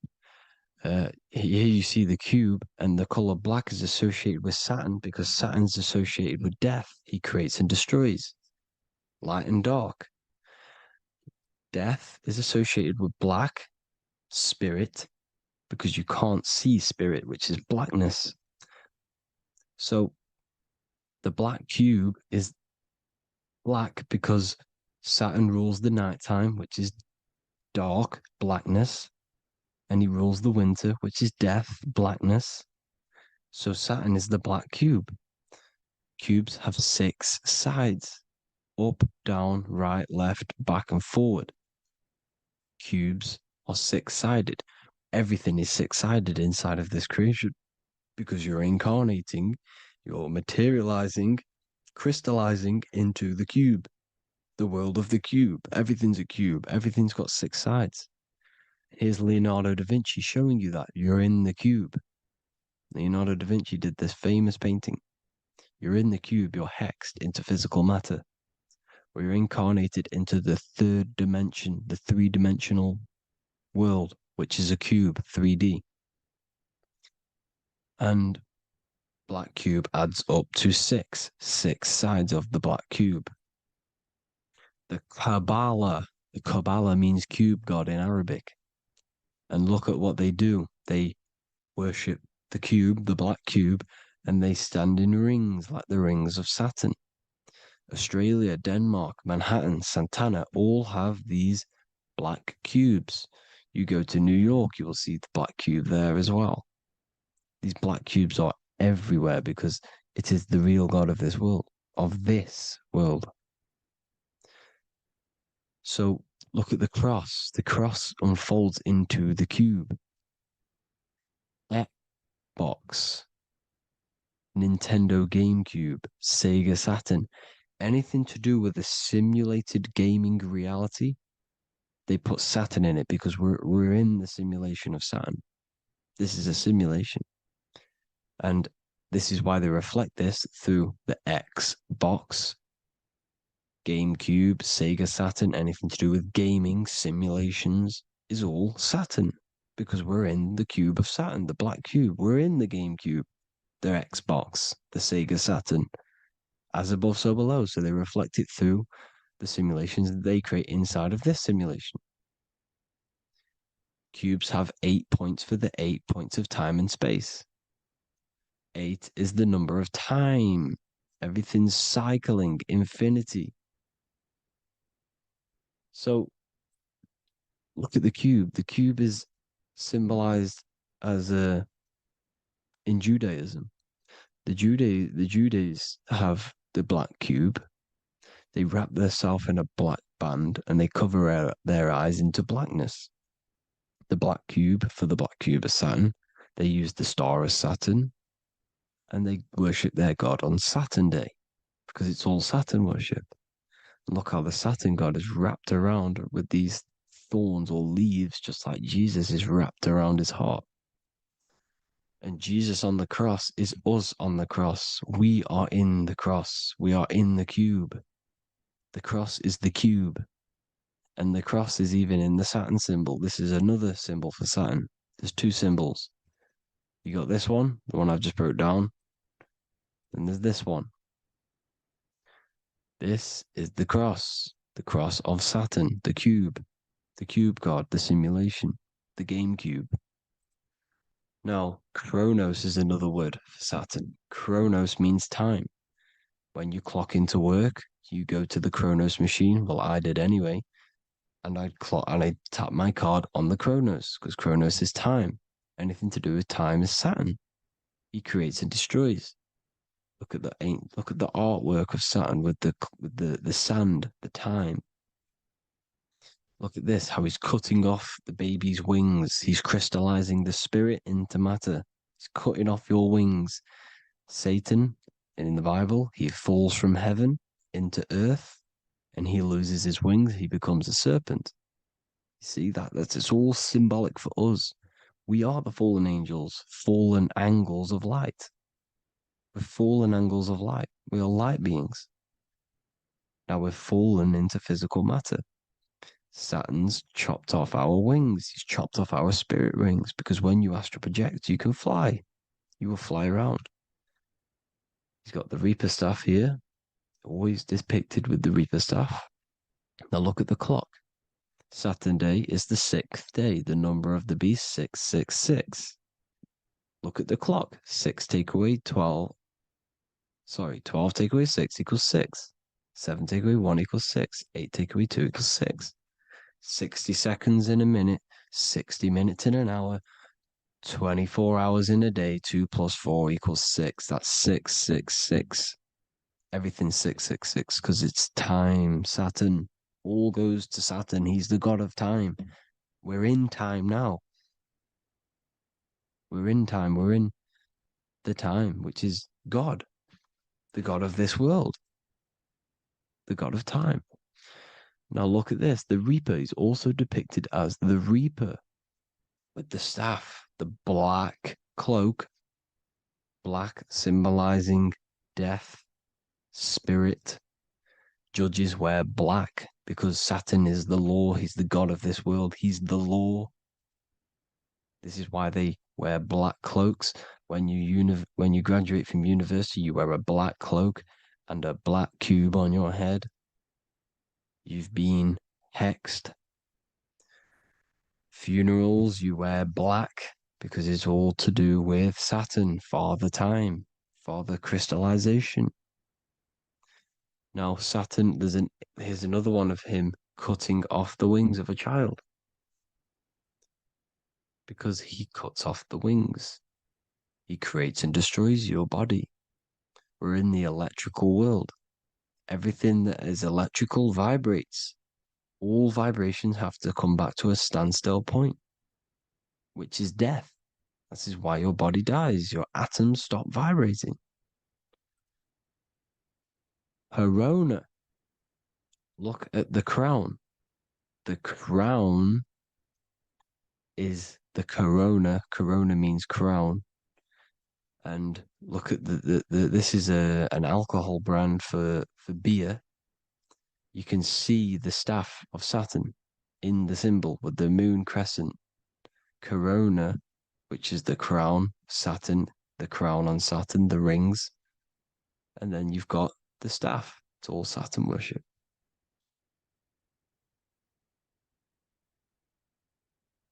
Is the black cubes of 9/11.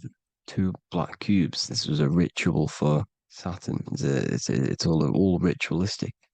And look at the Star of David, the Star of Saturn. It's not the Star of David. Creates IXXI, the sigil of Saturn. IXXI means 9/11 in Roman numerals. 9/11. It's all a ritual for Saturn, and they have the 2 black cubes of Saturn. Now look, XX, there's more symbolism of Saturn now. We're going deeper.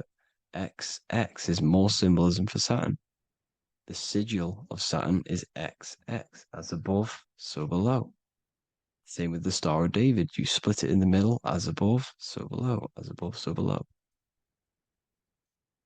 XX, this is a Knights Templar Cross of Lorraine. XX, Knights Templar, High Order of Masonry. They all worship Saturn. Well, Saturn's the real god of this world. X Eon with the XX, XXL magazines, which is all to do with famous rappers and stuff like that. When you die, you put XX on the eyes because it's Saturn. He's the Reaper. Is Jesus with the XX crown with the thorns around his heart, around his soul, with the cube on the top, the cross cube. Lucifer with the XX Cross of Lorraine. Jay-Z with his alcohol brand, XX Cross of Lorraine. The X Factor with the rings of Saturn. All Saturn worship. The seal of Melchizedek is also Saturn. This is the cube. This symbolizes the cube with the 8 points for the 8 points of space and time. And this is the cube. It's another ancient symbol for Saturn. Here you see the star of Saturn with the Melchizedek symbol around it, which is all to do with Saturn. Here you see an altar, the Holy Grail, the Melchizedek symbol on it, and they're worshipping it. This is why we wear rings, wedding rings for the rings of Saturn. It all goes back to Saturn. Earrings. The 8-pointed star of the ancient Sumerians is all Saturn. It's all Saturn. So the ancients, the symbols of Saturn goes on forever. It's in all of the major corporations. You can see it everywhere, the rings of Saturn. Toyota is an obvious one. Internet, Nike, Target, Sega, Saturn. It's all Saturn worship. All Saturn worship. Because he is the real god of this world. Here's Kanye West's album with a Saturn here. Here's Michael Jackson's album saying escape. There's the X again. The escape. You have to escape this reality. Maybe that's what he's pointing at. Here you see it on the dollar bill, the star of Saturn. Here you see it again on the dollar bill. So that is it for today's people. I hope you all gain some insight on Saturn. Please like, comment, and share if you can. Subscribe if you like the channel. Please have an amazing day. God bless.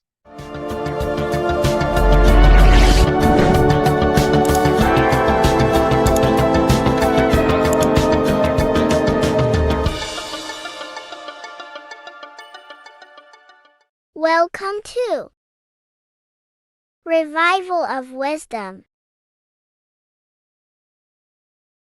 This video is going to be about the flat earth and the breakdown of the whole cosmology. We're going to be digging very deep. I've got a lot of pictures and images to show you, and a lot of dots to connect. So let's start with the Freemasonry art. So this artwork we have here is the Freemasonic cosmology, as they know and believe. So what is it symbolizing? We obviously have to start off with the 4 pillars representing the 4 corners of the earth. The 4 corners with duality. You see, there's everything on earth. There's good and evil. Good, evil, positive, negative. Good, bad. This is the checkerboard. This is what it symbolizes. Okay. Obviously, we have the sun, the moon. The sun gives you energy. It's the anode. The moon is the cathode. It's the opposite. It takes your energy. So therefore, you become sleepy when the moon comes out. You see, everything on Earth, everything in the universe is balanced. There's complete balance, symbolized by duality. There's always 2 opposites. We have the all-seeing eye, and obviously 7 stars representing the 7 planets, but not planets as in we know planets. They're not physical spinning balls of gas. They are energies. They are lights emitting from the realm above this realm. They are lights through the firmament, through the electromagnetic field. So let's go through that again. The 4 corners, duality, positive and negative, cold, dry. Everyone on Earth has an opposite. Everyone, there's 2. Okay, and then we have the sun, the moon, the 7 planets with a 5-pointed star. What's the 5-pointed star? Of course, it's the 5 elements: spirit, water, earth, fire, and air. Okay, that's what the 5-pointed star is symbolizing, the 5 elements of earth. And then, most importantly, we have the compass. The compass is very, very important, hence why it's in the center. The compass is symbolizing many, many things. And one of the most important things, but we'll get into that after. We have a boat with water outside of the earth. So we have a boat on water, symbolizing the waters separated by the firmament, the waters above, separated by the firmament from the waters within the firmament, the earth. So this is what it's symbolizing. So the compass, what's the compass? This is where the compass comes from. The Polaris, the most important star there is, because it's in the center of Earth, the sun, the moon, and the black hole, black sun. Because all creation comes from center, the seed center. Okay, but we'll get into this after. But also, this is a very important Masonic symbol because they use this symbol a lot. This is one of their main symbols, hence why Neil Armstrong has the Masonic ring with the compass on it. The people who supposedly went to the moon, which obviously they faked to push this globe model, because the globe model is based upon fear.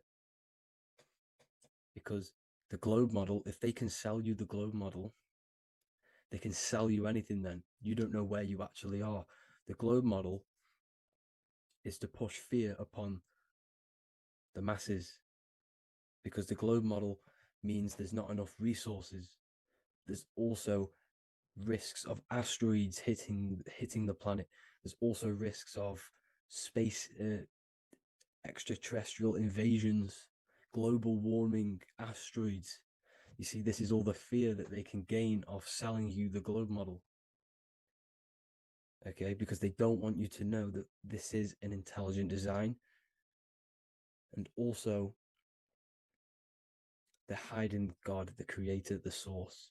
This is why they are satanic. They are opposites. They are lefty, Lucifer, right, righteous, godly. Hence why they do the symbolism on their eyes. 666. This is another famous, what's it called? Sorry, famous astrologer, astronaut. This is another famous astronaut doing 666, showing that he's in the alliance of the occult. But even look at their 10th anniversary stamps. They have a Masonic compass on there. Also, the Order Out of Chaos. Order Out of Chaos, double-headed eagle. Okay, the Order Out of Chaos ring, which they wear. So all of these astronauts are in the occult. They are lying to you. They are in with this order, this Masonic New World Order, whatever you want to call it. So let's break this compass down a lot more. Because as I showed you here, the center, okay, this is what the compass is symbolizing. Let's go into the North Pole map. This is from 1595. This is a rough estimate of where this map came from. It's from around the 1500s to the 1600s, maybe 1400s. There's not an actual set date on this map because obviously our history has been tampered with. But let's break down this map and the symbolism that they use towards this map, because this map is the map of the North Pole. Okay, so in the center, we have the black rock symbolizing the tower, the pole, North Pole. And what's on top of the North Pole? Obviously, it's Polaris. North Pole and Polaris. Okay, with the 4 islands around the center. Okay, 4 islands around the center.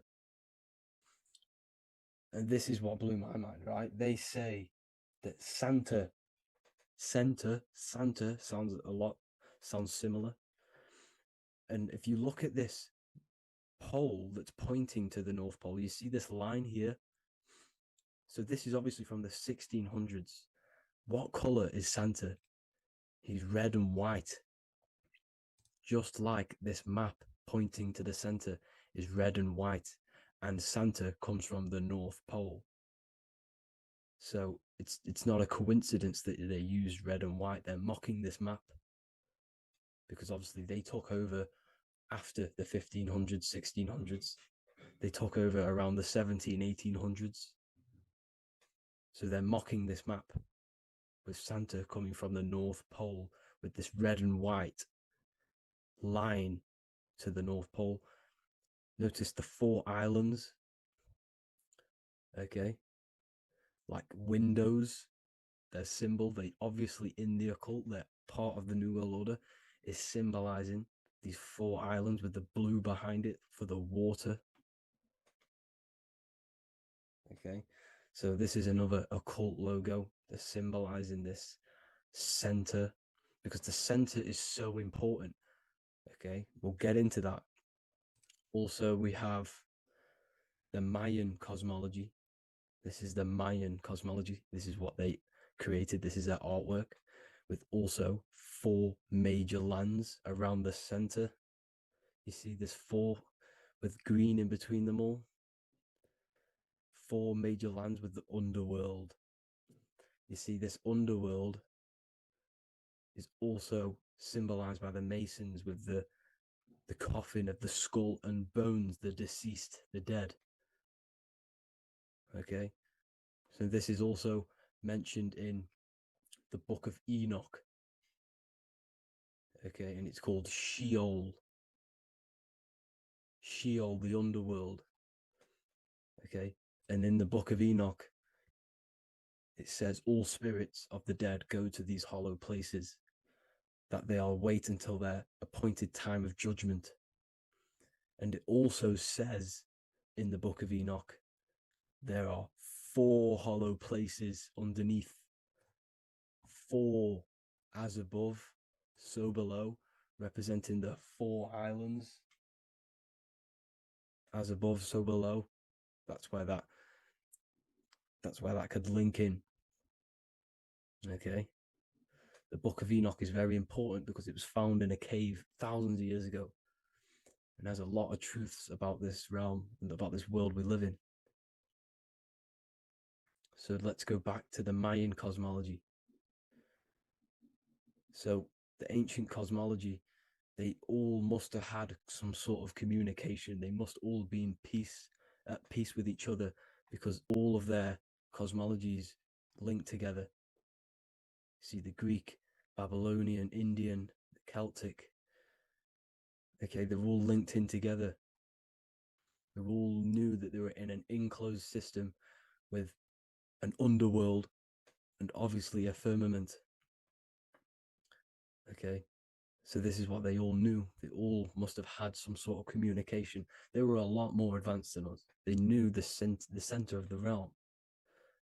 Okay, and obviously the United Nations flag also symbolizes their center. You see how it has like a grid with a circle around the center. It's symbolizing that center of the realm because that center of Earth is so important.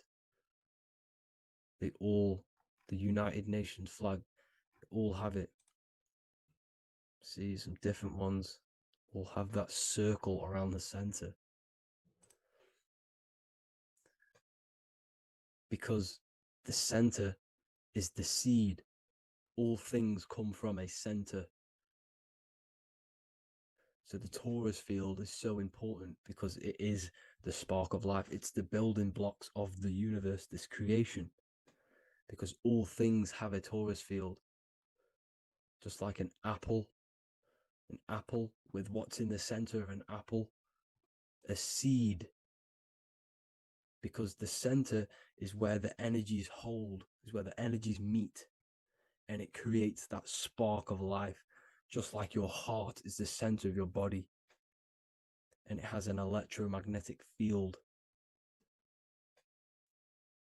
Because the center, all things come from the center. So this is why the North Pole is so important, because this is why it's so important, because this is where the creation sparked from, the center. This is where the most electromagnetic energy is stored. So this is why the northern lights come from the center. It's electromagnetic energy. This is what the northern lights are. It's being emitted from this black hole in the center. Okay, and obviously what else is on the center? Polaris. Polaris is the center star. Okay, so the center star is what sits on top of this North Pole, Polaris, because it's a pole of electromagnetic energy symbolized as a black rock, a black hole, pole. You see, because all creation comes from void. Light is born from darkness. Without light, darkness can't be born from light. You see, but light can be born from darkness. This is why darkness is so important. And this is why there's a black hole in the center of our realm, like the black sun. The black sun. The Polaris star, the North Star. You see, so this is this North Pole, Polaris. This is what they're talking about. And this is why compasses are an 8-pointed star, because Polaris is symbolized as an 8-pointed star.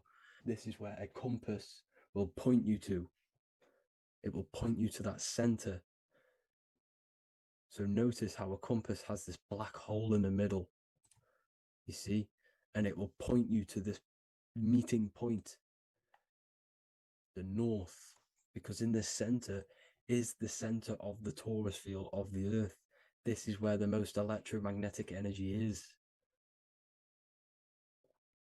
You see, everything gets sucked into the black hole. Okay, this whole reality is being projected from that center point, just like your eyes suck in light. It's a black hole.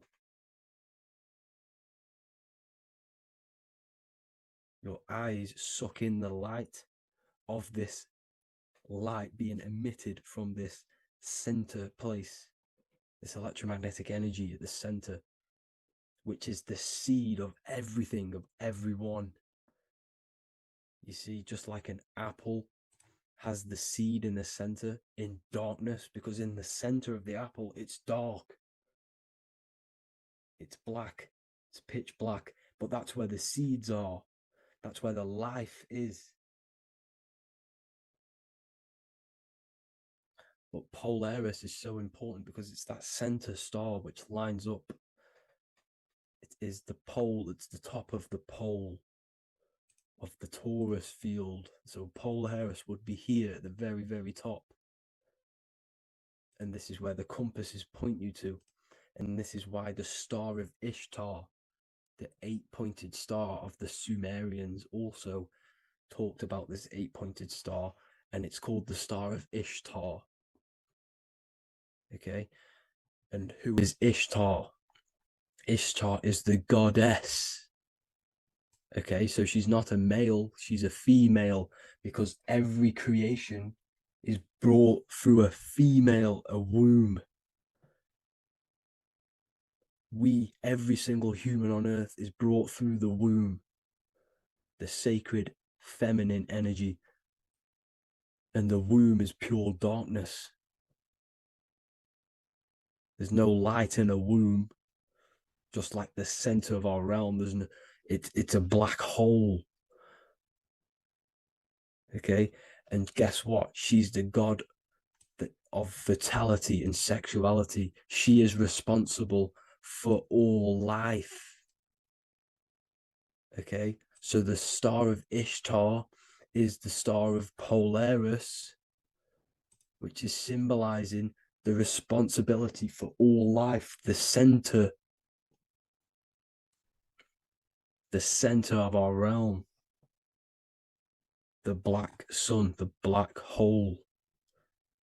Okay, so this is what that god of Ishtar of the Sumerians is talking about, the goddess, the womb, the seed of creation. So this would be the portal, more than likely the portal in and out of our realm, because it's the top of the torus field. And what's above this realm is the heavens. So this is where you get sucked in from the heavens. Your soul gets sucked in and brought onto this plane of existence called Earth. These are some space NASA symbols. Look how much Polaris symbolism there is. And notice how it's at the center. You see this circle? This is like a half circle. And at the center is an 8-pointed star of Ishtar. It's the same thing. It's Polaris. It's at the center. And notice on some of these, look, this one is a bear holding the key and an arrow pointing to the Polaris star, so that they hold the key to Polaris. Another one with like a demon holding a key to the what? Polaris on top of him. Also an eagle, which is a Masonic symbol. The eagle holding a key. On top of the center, you see, and notice how there's an arrow going up to the Polaris and an arrow down, as above, so below, to Earth. So you can go out of Earth and into Earth through Polaris, and the eagle holds the key. You see? The eagle holds the key, just like this. This demon dragon holds the key to Polaris. And look at this one, Earth, with an arrow up to Polaris, an 8-pointed star. So Polaris is more than likely that portal which the Anunnaki used, the Sumerian gods used, because the Anunnaki symbol is also an 8-pointed star. Okay, and like I said, that center is the seed of creation. The center is the black hole. Okay, just like your pineal gland is at the center of your brain. The pineal gland is at the center of your brain, and that's what connects you to that spirit realm, to the source. That's it for this video, guys. Thank you all for tuning in. I hope you all learned something today. Please leave a like, a comment, and please subscribe to the channel for more content. God bless you all. In this video, we're going to be talking about the evolution of consciousness. You are born human, however, you possess consciousness, which is the awareness behind your being, the awareness behind your thoughts, the experiencer behind your 5 senses, the experiencer, the observer behind your thought, emotions, and senses. You are an eye, an invisible consciousness looking through a lens, which is your body. Your body produces this physical world that you experience. Your brain produces this world. Your brain and body is a technological computer. However, you are an infinite, ever-expanding consciousness behind this physical body. And there is an evolution of consciousness, a cosmic journey of expansion.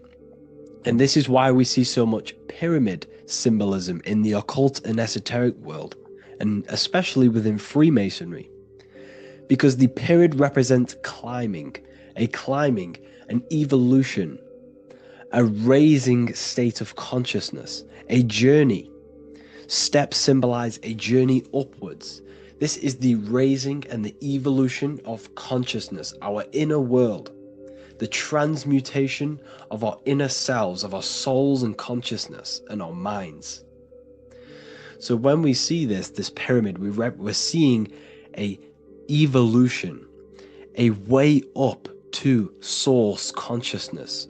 And the eye in the pyramid represents your source consciousness. It represents illumination. It represents divine guidance through this evolution of consciousness. This is why we see the ladder.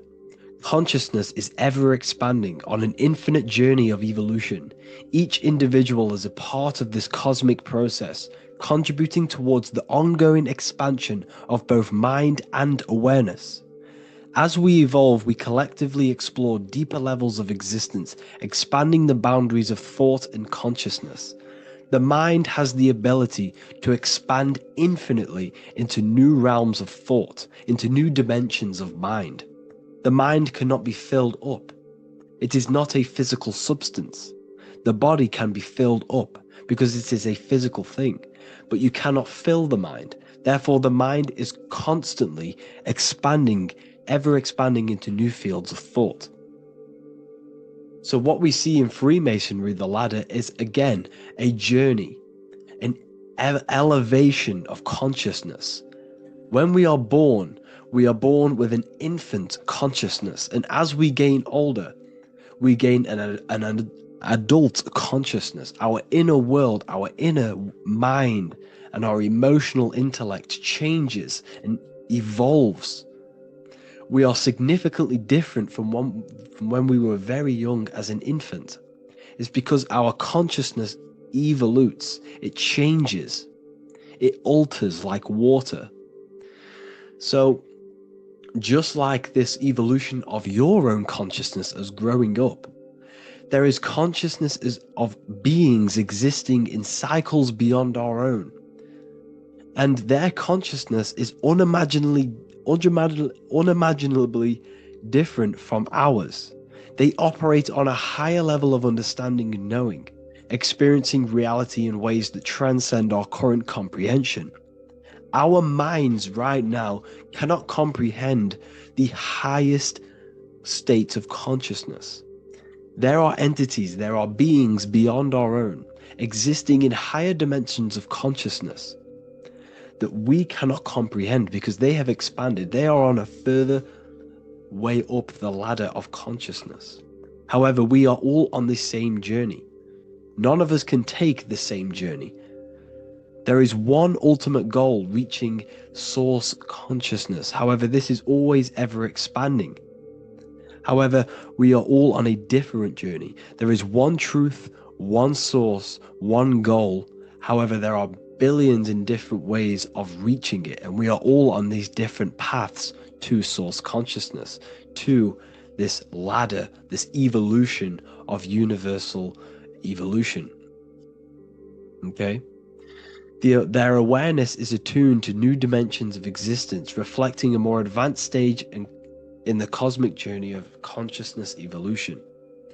So when you take DMT, you are shot into these higher realms of consciousness where you meet these beings who look similar to these images. They are not speaking to you physically. They don't speak to you three-dimensionally through vibration and words. They speak to you mentally. If you have done DMT, then you know this. And if you have met these beings, then you know this. You might have even met some of these types of beings on mushrooms or any psychedelic drugs. Because ultimately, when you take these mind-altering substances, it's altering your consciousness. It's merging your consciousness with the spirit of that substance. And you are essentially attuning your mind to higher dimensions of consciousness. That's why we say we're getting high when we take these substances. Therefore, when you meet these beings on DMT, you are essentially meeting beings who are attuned to higher dimensions of consciousness, and they speak to you mentally. They speak to you telepathically through thought, because the universe is mental. Everything exists within the mind. The way you are now, your physical existence, is a state of mind. Mind, thought creates matter. Spirit and matter are two opposing ways of thinking. If we have a very spiritual mind, we have an expanded mind, we are a spiritual person through the mind. However, if we have a very low state of consciousness where we think about food, sex, lust, and all physical things, then we have a physical consciousness. Matter and spirit are two opposing forces, two ways of thinking. The mind attunes itself to different levels of understanding in different dimensions. So, essentially, this is what we're looking at. The body is a vessel for the fluidic, formless consciousness, a temple that houses the essence of our awareness.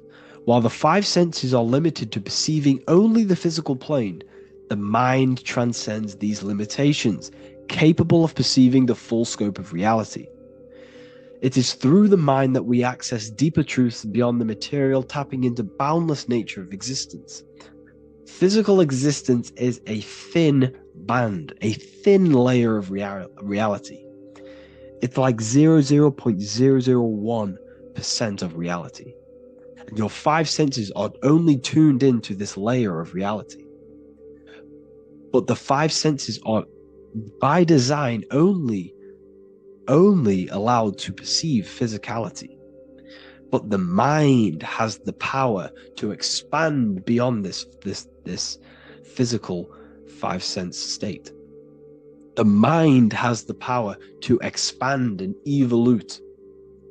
It is a conscious decision whether you want to take this path or not. You can stay in a three-dimensional way of thinking, or you can expand your consciousness from within. It's not an external journey. There is no God going to save you. You must save yourself. Therefore, behind every single one of these eyes is the same source consciousness. However, we are all different cells in a different journey. The organs in your body, the cells in your body are all alive. They all possess same consciousness, universal consciousness. However, we are all on a different journey of evolution. As above, so below. As the baby is in the mother's womb, when the baby becomes conscious, there is a world outside of its mother. What does it do? It presses and seeks a way out to be born in the other world outside of its mother. It is the same with your consciousness, your mind. When your mind becomes aware that there is realities beyond the immediate surroundings, it seeks a way out. And this is exactly what I'm doing to you now. I am now expanding your mind and telling you there is other ways of reality. There is other dimensions of consciousness which you can access through inner transmutation, through different ways of thinking, spiritualism, and meditating and connecting with yourself and detaching from external things. We can upgrade our consciousness. Your body is a womb. Why Jesus says you must be born again to see the kingdom of God, because you are born physically and then you must be born again spiritually, awakening your inner consciousness. So like I said, as the baby is in the womb, it's the same principle. As above, so below. You were a baby, you were in your mother's womb, and you figured out there is a world outside of your mother, so you seek to weigh out your mother to be born in another world. It's the same now. You must do this now. This is your spiritual evolution. This is the evolution of consciousness. It's ever expanding. When you die, this is a transition. You must learn to not fear death. This is another part of your spiritual journey. You must master death. Therefore, like I said before, the mind has limitless capacity to expand into new realms of thought, continuously exploring uncharted ideas and concepts without boundaries. The mind can ever expand. It can never be filled. It can never ever know everything. There is infinite fields of knowledge, infinite fields of thought. Your current state is just one stage on an infinite pathway. You won't remain human forever.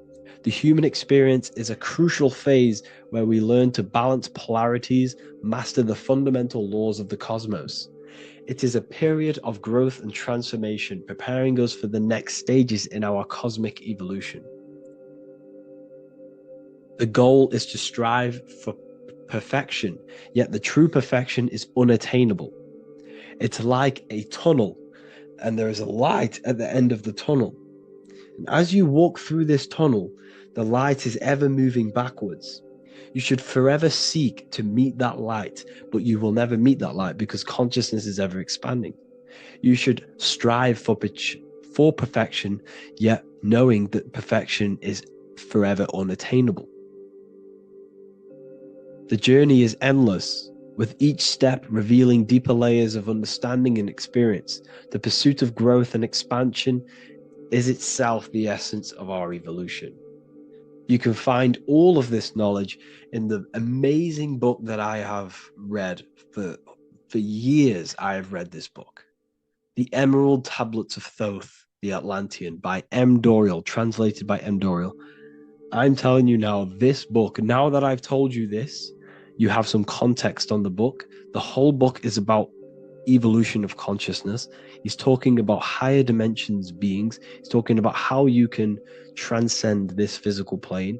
It is truly the most amazing book you will probably read. One of the best spiritual texts you'll see. It's hard to understand, so you must read it over and over again.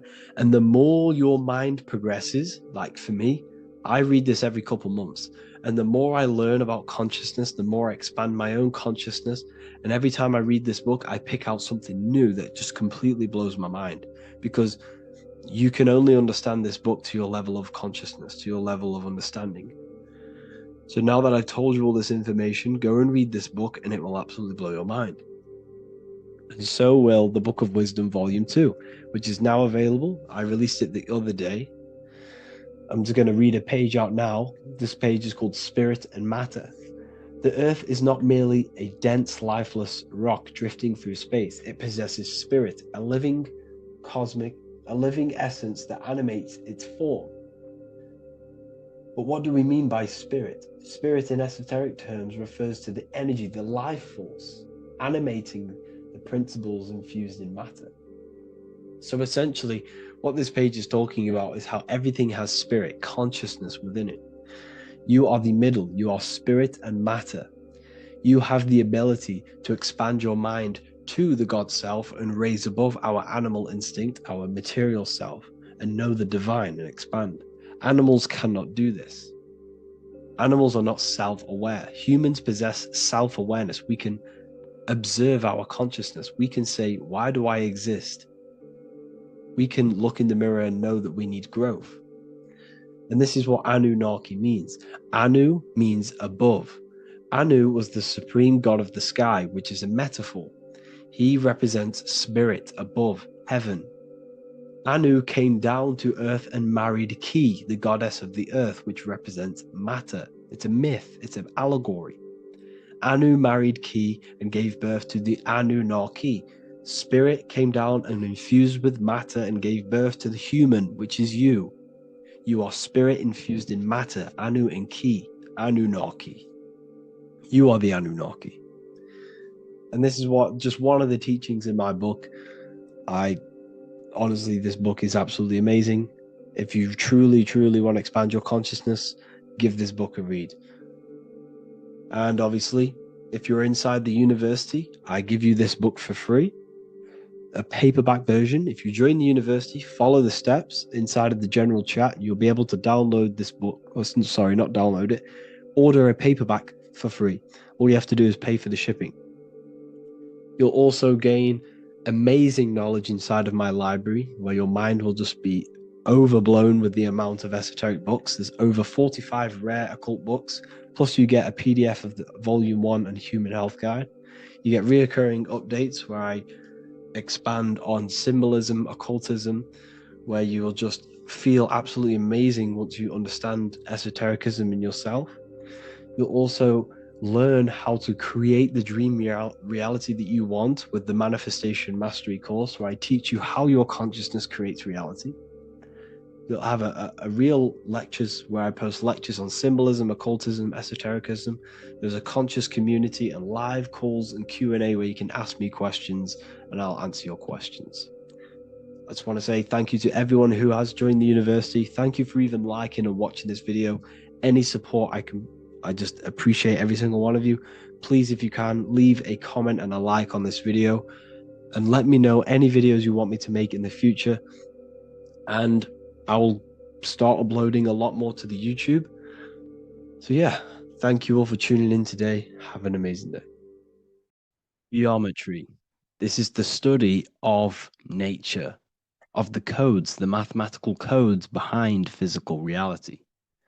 So today we're going to be going deep into geometry and the true esoteric internal geometry, the geometry that no one really talks about, and how geometry relates to human consciousness. So essentially, what we must understand when it comes to geometry, the basics of geometry is everything is vibration. And this vibration is vibrating on a certain frequency. And this certain frequency creates a geometric shape, which is why in nature we see all of these different geometric shapes. All matter takes form in shapes. So if we put sand on a plate and we vibrate the plate on a specific frequency, we see that the sand goes into specific geometric shapes and patterns. So essentially, matter is energy condensed. It's energy vibrating on a low frequency, vibrating at a certain frequency. So matter is condensed energy.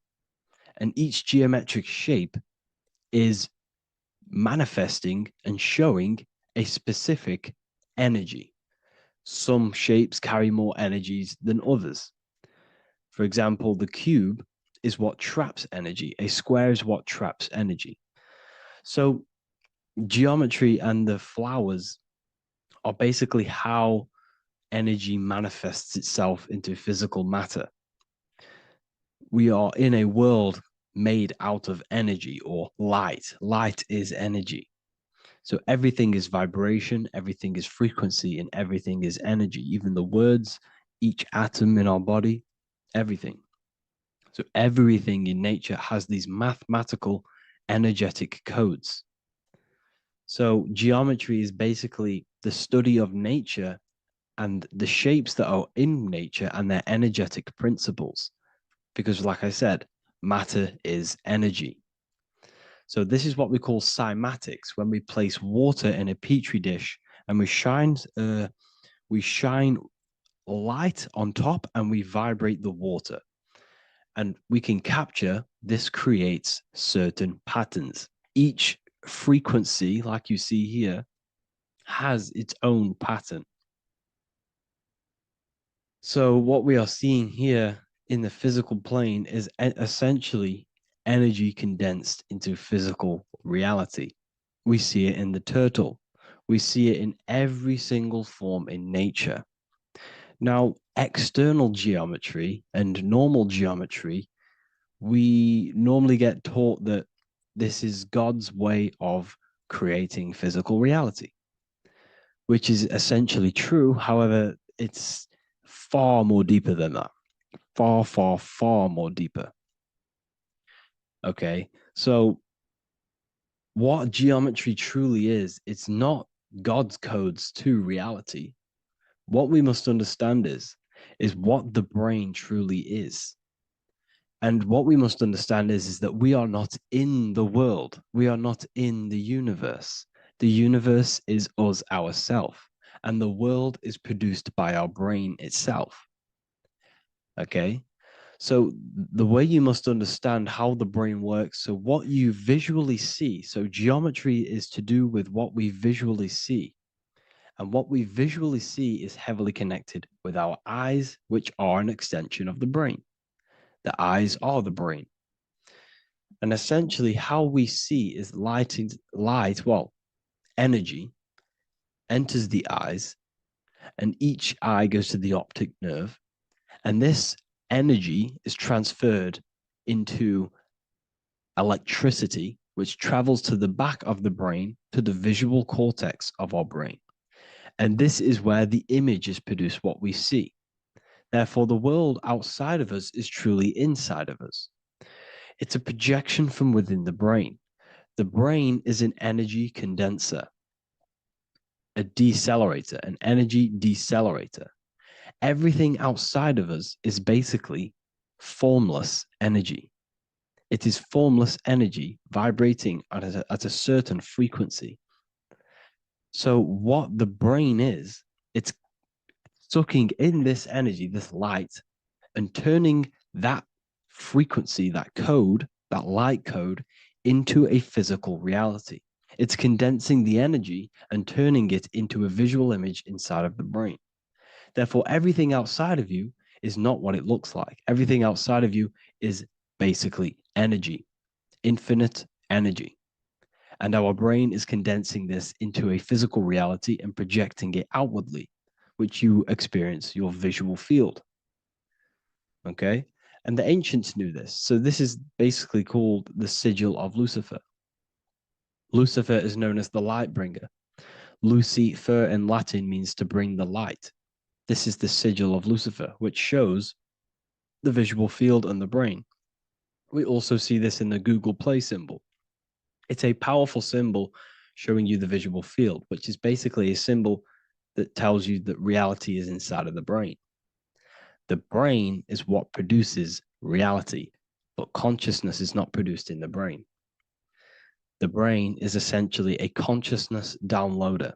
It's a computer, and it's a reality simulator. The body is a simulation of physical reality.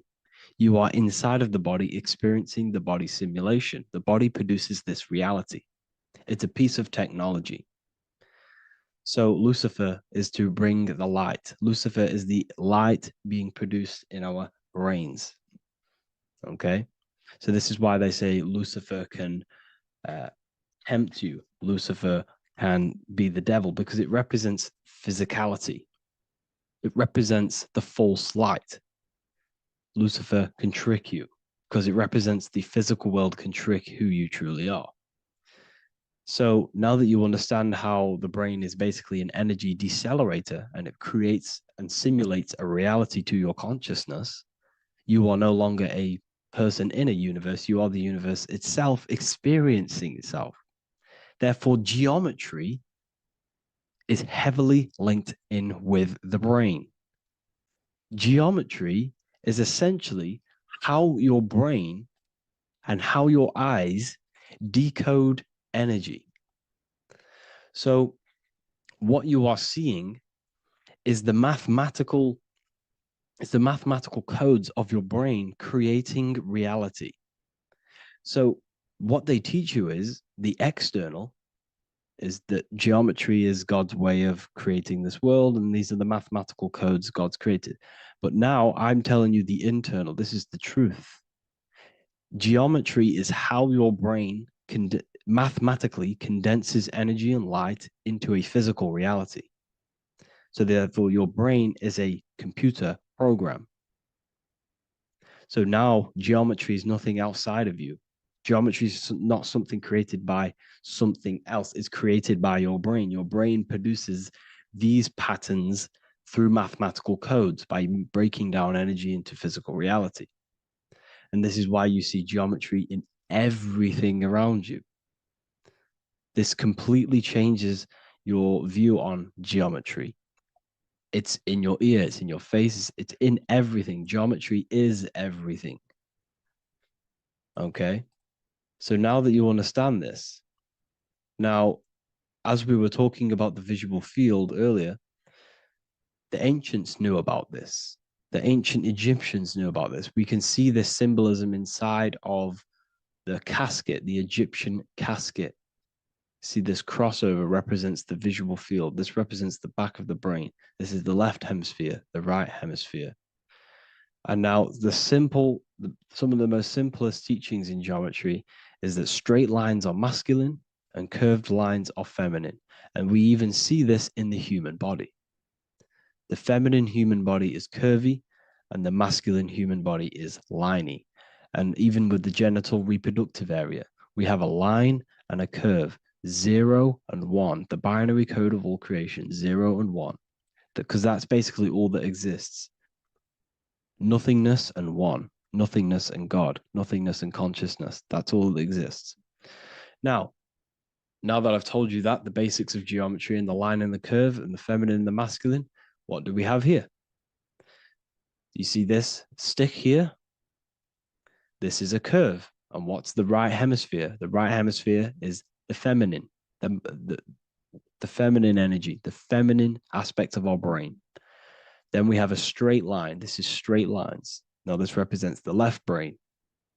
So the Egyptians are showing you the left masculine brain and the right feminine brain because of the curve and the straight line. And this is the visual field, the crossover. So there's a crossover in the brain. The left eye is connected to the right brain. The right eye is connected to the left brain. Okay, so the left eye is connected to the right brain. The right eye is connected to the left brain. The solar and the lunar. So, like I said, everything outside of you is basically energy. Your body is basically a holographic avatar, condensed energy produced by your brain. There's nothing actually outside of you. Your 5 senses are electrical threads of light. And when you touch something, this is basically electrical signals in your nervous system, which are reporting back to the brain. Therefore, what you touch is actually, you're not touching. The feeling that you feel when you touch something is not the true feeling. That's your nervous system you're feeling. You're feeling your nervous system in the brain. It's electrical signals to your brain. So the 5 senses do not decode, well, what you're experiencing as the 5 senses is not outside of you. This is your brain interpreting electrical signals. You don't experience the world, you experience your nervous system and your brain. The nervous system is an extension of the brain. So this is the truth. This is not woo-woo spirituality. This is true consciousness science that I'm teaching you here. Okay? So nothing is truly outside of you. It is a universe. You yourself are the universe, the fabric of the universe itself. The only thing that exists outside of you is essentially energy. That is it. And your body and your brain condenses this energy into reality. So when we look into architecture, why is architecture, the ancient architecture, so important? Because what did I tell you at the beginning? Shapes and physical matter is condensed energy. Each shape holds specific energy. Some shapes hold more energy, emit more energy. Some shapes condense energy. Some shapes transfer energy. Each shape, each geometric shape has an energetic principle because matter is essentially energy. So when we look into cathedrals and the ancient buildings, they were filled with geometric patterns, geometric shapes, because they understood the energy principle. Architecture is basically solid energy. It's physical energy. If we create this pattern here is an energy code. And if you stand next to it, you're going to gain that energy. It's going to be imprinted on your body. So essentially, they filled their buildings with high energy geometric shapes. Points, triangles, pyramids are very, very energetic. This is why you have crystal pyramids made, orgonite pyramids. They're always in pyramid shapes. That's why the Egyptians built in pyramids, because pyramids hold high energy. They emit high energy. So this is why you see all these different geometric patterns. Okay. So in the real reality, in the energetic plane, this building would basically look like this: lines and grids of energy. Okay. This is what it would look like in the energetic plane, a blueprint of the energy body. So as you see here, these are the different frequencies in a petri dish, of water in a petri dish. And you can see they are specifically aligned up with these specific patterns. You can see geometry even within geometry. It's fractal. So essentially, when you would stand inside of these buildings, they would imprint the energy of the building in your body, because your body is healed through energy. You have an electromagnetic field around your body. So by creating buildings with geometric patterns, we are essentially increasing the energy of the building, because the building itself is energy. Okay. So when we fill it with geometric patterns, we're increasing the energy. We're giving it a certain energetic imprint. So when you stand inside of that building, you're being imprinted with that energy. Okay. So especially with these windows, these stained glass windows. Well, why are they stained glass? Well, color is frequency. So when you have all of these different colors, and not only were they just painted, some of these colors are specific gemstones, crystals, natural stones, which all hold energetic principles. Each crystal is vibrating on a certain frequency. Wood has its own frequency. Metal has its own frequency. What you must understand is that everything in nature is not just a piece of matter.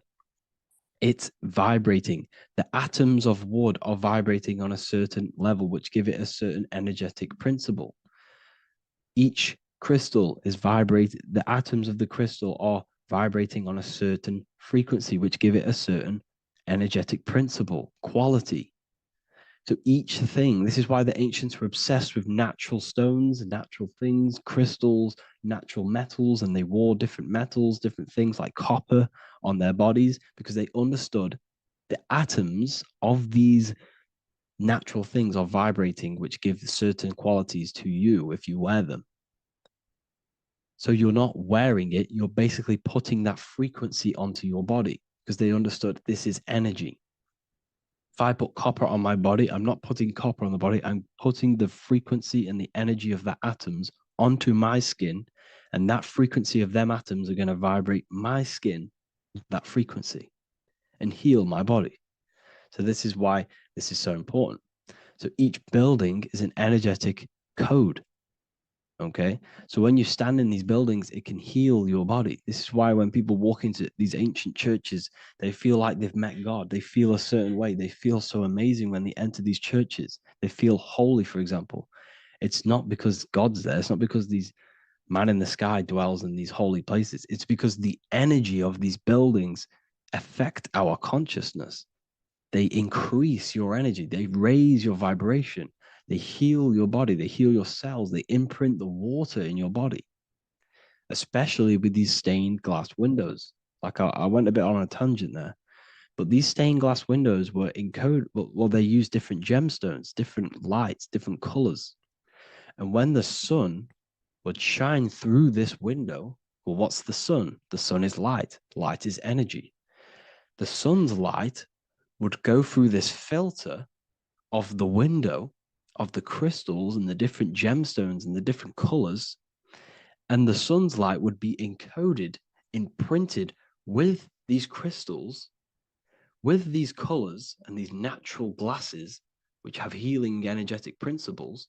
And when you are inside that building, the sun's encoded energy of the window would be imprinted into your body, into your energy field, and it will heal your energy field, and it would heal your body, your cells on a cellular level.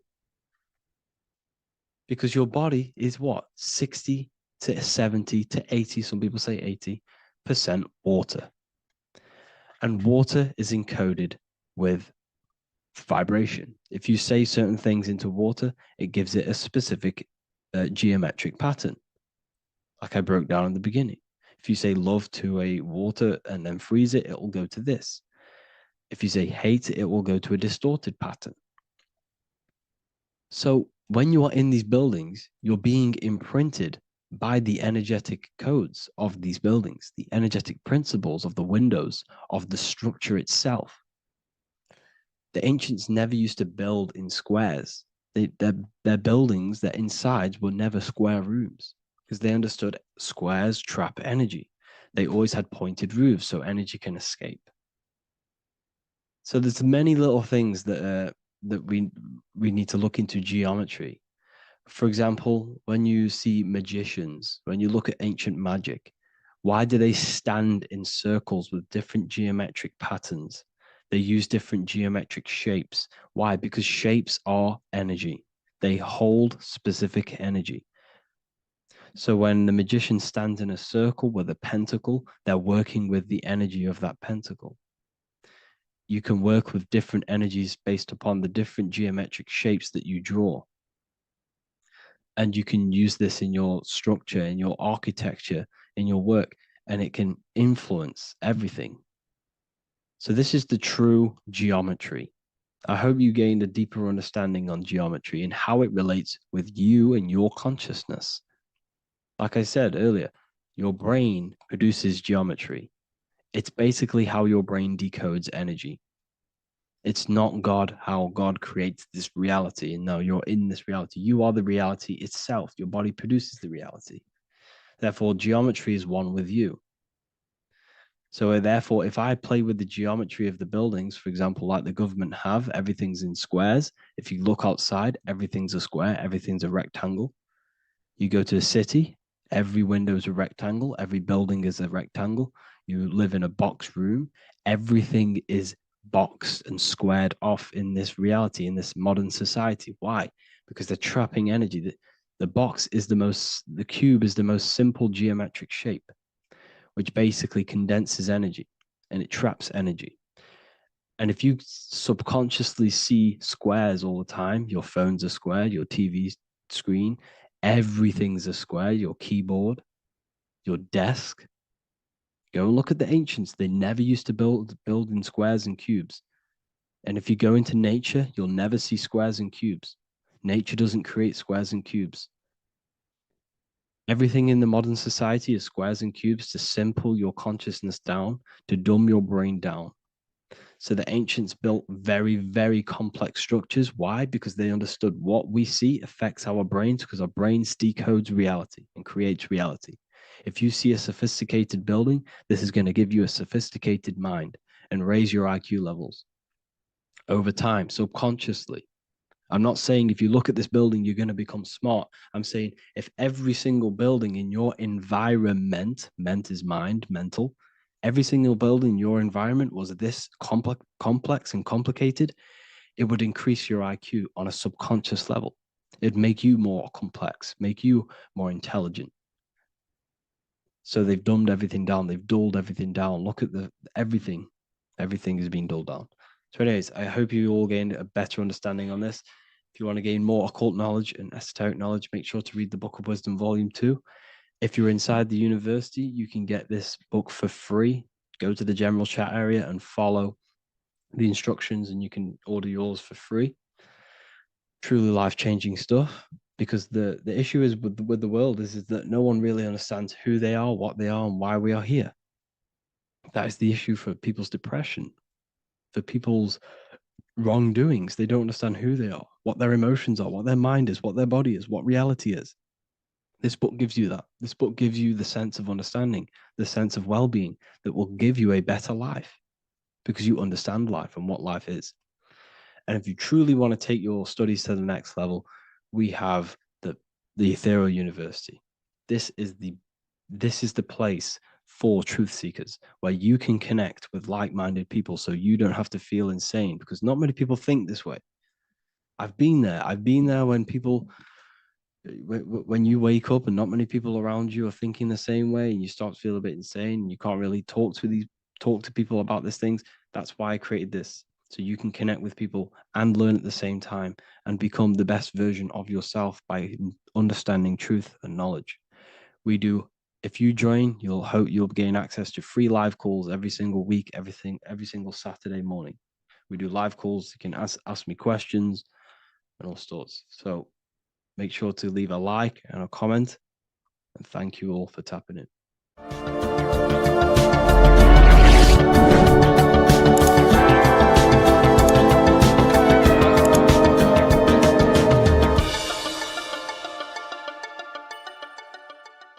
Hello, Seeker. Welcome to Revival of Symbolism, a channel devoted to the language of esoteric symbolism, helping you discover yourself and expand your consciousness into new realms of thought. I'm Harry B. Joseph, also known as Revival of Wisdom. In this video, we're going to be breaking down the occult and esoteric meaning of the tarot card, the Magician. This contains many layers of symbolism. Let's get straight into this. So if we look at the card of the Magician, the first thing we notice is this gesture, his hands. We have one hand up, one hand down. This corresponds to the teaching and the principle of the universe called the law of correspondence, also known as above, so below. As above, so below pretty much corresponds with everything in the whole world and life. Everything functions underneath this law. It teaches that everything below in the material plane does not exist on its own. Physical life does not create itself. It is not independent. It cannot sustain itself. Everything below in the material plane has its spiritual counterpart within the heavenly realms of higher consciousness dimensions. Everything above manifests that which is below. It's simply representing how reality is dual and you are dual. You have a self outside the mind, which is the physical body, and a self inside the mind, the spiritual self. While most people are fixated on the external self, the physical body, they never give attention to their internal self, the self inside the mind. The self inside the mind is limitless, has infinite potential, and is not bound to any true form or identity. The internal self is the immortal self, the higher self. It is the self that can turn anything, any thought, into a form within the realm of imagination. This is what we call the astral plane. The astral plane being a plane or a dimension that sits just above the physical plane, and it's the realm of imagination, emotion, and desire. Because in order for us to imagine something, we have some sort of emotion or desire to create it. Therefore, it is the astral energy, the desire and the imagination of something above in the higher realms and dimensions of consciousness that make it possible and physically created within the material realm. It is the astral forces of desire manifesting the actions of the physical body, because the physical body only moves to what we care about or we have a passion or desire. These forces, what we call passion and desire, are not just chemical reactions in your body. They are astral forces directly coming from your astral body. We think with thought. This is the beginning of all creation. We think, we imagine, we desire, then we act. It is the higher realms first, then the external realm, the material. Higher dimensions over the lower dimensions. This fits in perfect with the magician, because a magician is not someone, like Harry Potter shows you with wands casting spells. This is fantasy. The real magic is about changing consciousness at will, because consciousness above creates that which is below, the material. As within, so without. Reality is created from the inside out. So the magician understands that by changing consciousness, we change our external circumstances. You see this reflected in your life, and I've seen this reflected in my life. When you change your consciousness, for example, you start to spiritually awaken. You start to think differently, see the world differently. What happens to your external reality? Notice your friends start to say you've changed. You may not fit in with your current friendship circle. Your friends will change and you will outgrow them, and you will have to seek to find new friends that fit with your new internal state of consciousness. This is teaching that the internal world rearranges the external world. While most people stay in a cycle of trying to change the external world, not realizing that they must first change the internal. This is what magic is about. Magic is about changing consciousness at will.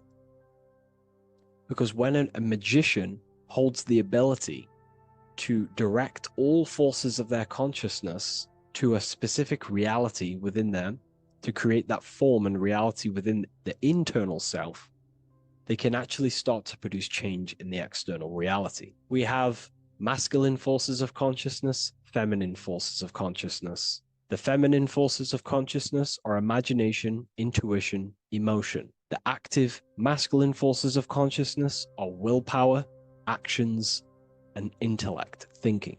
When we combine the imagination, seeing the reality within our mind, forming the reality within our spiritual vision, the internal vision of the soul, because imagination is the expression of the soul.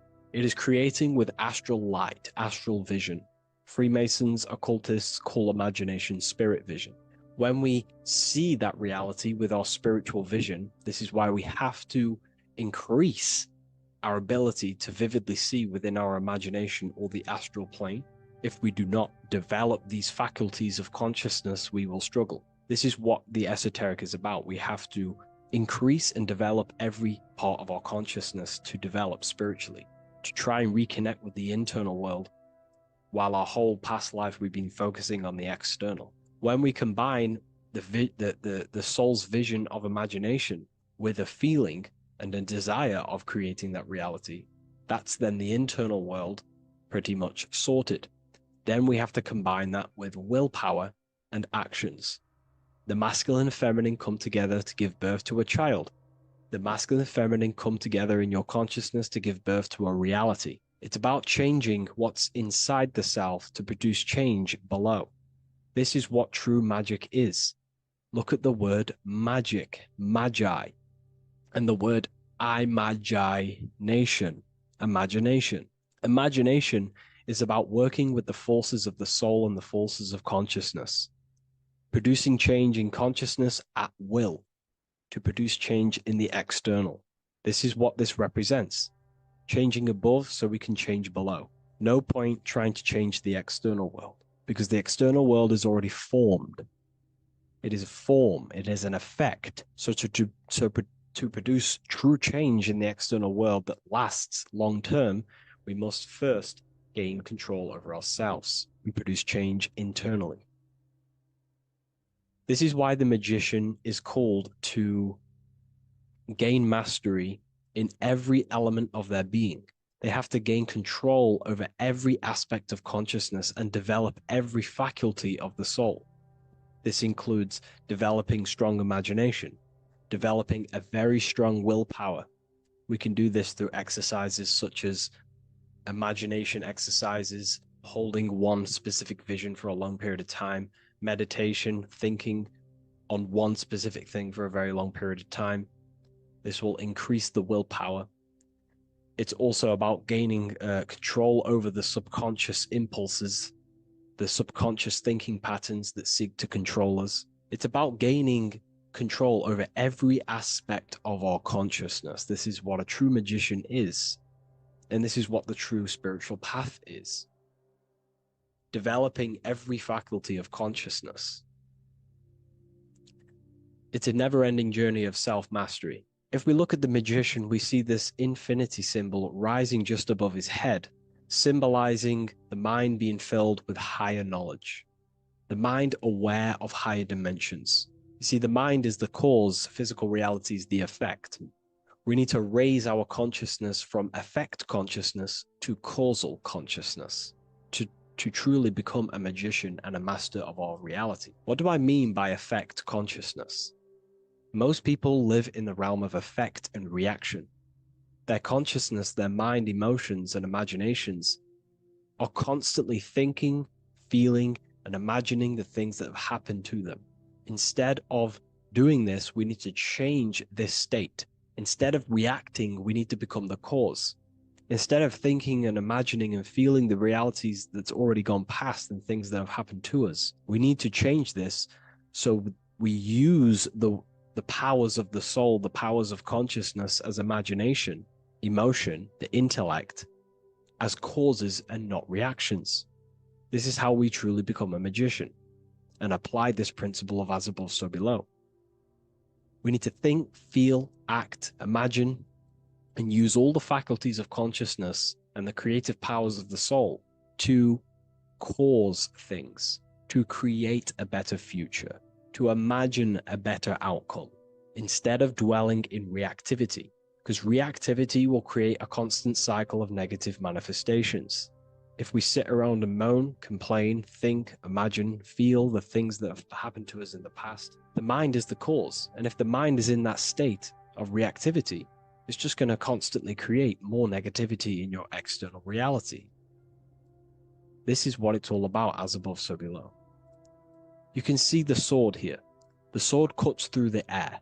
The air is one of the 4 physical elements. Fire represents the spiritual body of consciousness.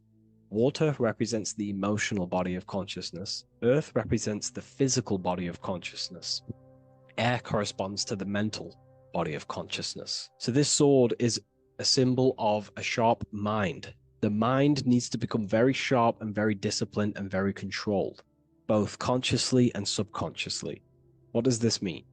We have to gain control over the mind. We have to become more conscious of the thoughts that are happening inside our mental field, because the mental field of consciousness is pretty much the birth of all creation. We think, imagine, feel, then act.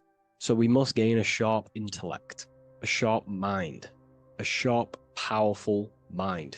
The sword is also a symbol of power. So this is a symbol of a powerful mind, a mastered mind.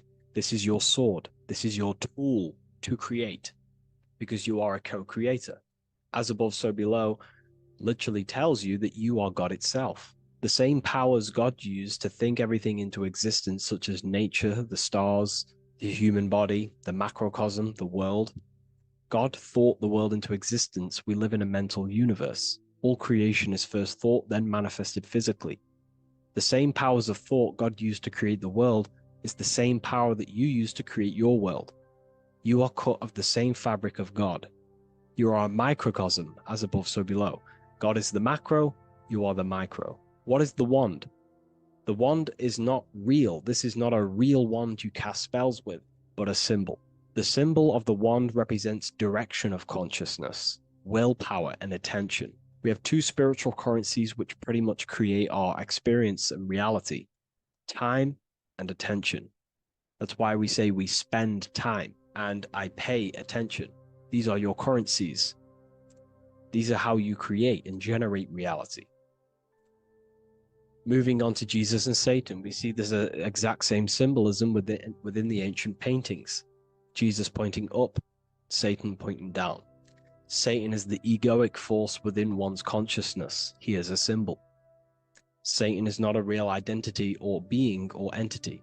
He is a symbol of a personality and a force within one's consciousness. Satan represents the negative forces of the ego that tells you to do things that is wrong. In your heart, you know what is morally right and wrong. Let's say you're thinking, you get a random thought of stealing an old lady's purse. You, in your heart, know that is wrong. But Satan is the force inside of you that says, do it anyway. Don't listen to the heart. Get the personal gain. I want the money. That's Satan. Jesus is the higher mind, the aspect of our consciousness that dwells above the ego. It's the part of our heart that desires the spiritual. Our heart is the generator of our reality. And whatever we desire is what we generate. You only take action and generate your life on what you care about or what you feel. If someone's talking about something you don't care about, you say, oh, I don't care about that. But if you care, you will listen. If you care about something, you take action towards it. If your heart desires the material, you have been taken over by the egoic force of Satan. Not a real entity, a part of your consciousness, a part of your nature, the dark side of yourself. Jesus represents a heart that desires the spiritual wisdom, the things that cannot be seen. The heart must desire the things that can't be seen, because this is what gives true satisfaction to ourselves. We feel void when we chase material things because nothing material can satisfy our hearts. So this is as above, so below. Jesus is the higher mind. Satan is the lower mind. We must place our hearts on the higher things and give our hearts and desires to knowledge, the things that we cannot see, because this is what gives us true fulfillment. We also see this symbolism in the Baphomet. As above, so below. The material realm below and the fire up here. The fire symbolizes spirit. The spiritual made manifest in the physical. This is all the same symbolism. It corresponds to everything. You can use as above, so below to determine truth. If someone tells you something, tries to make you believe it, and it does not correspond with the law of correspondence, then you know it's a lie. You can use as above, so below to manifest things. You can use as above, so below to see the world as a reflection of God. We are in God's kingdom. This is God's world, and you are creating in the world through the same powers of God, thought. You are a small version of God, co-creating a world and reality in earth. You yourself are an earth. Your body's the earth. Your consciousness is God and heaven. So I hope this video helps. The occult goes deeper than you could possibly imagine. If you wish to go even deeper, join our community, Ethereal University. Please leave a like, share, comment on this video for more. This isn't just spiritual fluff. Your words are vibrational commands that teach your subconscious what to believe and what to create in your reality. Now, I'm not going to sit here and tell you how words are these vibrational things that create reality. In fact, they are. However, the power of words does not hold in the vibration of the word. Yes, it has a little effect on plants. Yes, every word is a vibration that speaks to every cell in your body. However, this is not the main power of words. The main power of words is restructuring your consciousness and invoking energy inside of your own consciousness. I'm going to go over these two in detail for you. Your life is an externalization of your consciousness. Your belief system, your internal world, are building blocks to create your external world. What you believe in is how you see reality. It is the filter that you see to see reality. If you want to change reality, you have to change your consciousness first. There's no point trying to create a change, a manipulation in the external world, because it won't last very long. You have to restructure your inner temple, your inside world of thought and emotion. For example, your external reality is an externalization of every thought you thought in the past. Your life circumstances are just a result of every thought you thought in the past. You become what you think about. So if we can control what we think about, we will control who we become. Words are a powerful way to restructure your subconscious mind, which will then restructure what you think about. For example, if I said the word chicken all day long, I'm going to be thinking about chicken all day long. The words we repeat enter our subconscious mind, and our subconscious mind molds our conscious mind of what we are consciously giving attention to and thinking about. And that becomes our emotion. Our emotion becomes the energy, the charge behind our action. And all of this creates who you are and your reality. If you want to create a change in your external world, you need to repeat the end result as in an affirmation. I am abundant. I am disciplined. For example, if you're trying to stop a certain addiction, don't say, I am going to stop smoking. Say, I am disciplined. By saying discipline, the subconscious mind accepts the word discipline and not the word smoking. If you repeat smoking, I am not smoking, your subconscious mind will just pick up smoking and then do more smoking. So if you are trying to create discipline in your life and trying to stop something, say, I am disciplined. The reason for this is powerful because you're conditioning your consciousness. You're conditioning your subconscious mind and filling it with the word discipline. And I'm not going to say do this a certain amount of times a day or do this in the mornings. I want you to do this as much as possible. I did this as much as possible. Whenever I had free time, whenever I had a free minute, I would say these words either physically or mentally, just to condition your consciousness. Words are the most powerful way to restructure your belief system and restructure your inner world, which will then mirror in your outer world. Words are also a powerful way to invoke energy. This is why when you see these magic occult rituals, you see people chanting and doing these things. It's because if you slowly chant a word, you can actually invoke the emotion. There are three aspects of creation: thought, emotion, action. Emotion is energy in motion. By repeating a word over and over again, you can actually begin to invoke that energy, that emotion inside your heart. And you can start to feel the reality as if you are already living it. And this is just another powerful way to condition your consciousness to become a certain thing before you have it. This is what magic is. Magic is all to do with reprogramming the subconscious mind, aligning the subconscious with a certain belief or reality, which will then produce an effect in our thoughts, our emotions, and our actions, which will then create that reality. So if you want to create something in your life, literally just repeat, I am something. I am is referring to your consciousness. I am is the highest aspect of you. It is the true self. Whatever you condition your consciousness will be mirrored in your external reality. I am abundant will condition your consciousness to feel and believe you are abundant, which will then seep into your thinking. And then you will start to act more on this because you are thinking about it, which will then change your external reality. Words are vibration, and vibration is powerful. However, if you truly want to change your reality, you have to change your inner world of consciousness. And words are the best way to invoke feelings to become the reality you want. And words are the best way to condition your consciousness to a certain belief or a thought. And by doing this, you're actually creating a root cause. The cause is your consciousness, your mind, and you have to restructure the mind to create that reality. Words are a great way to restructure your consciousness and create reality.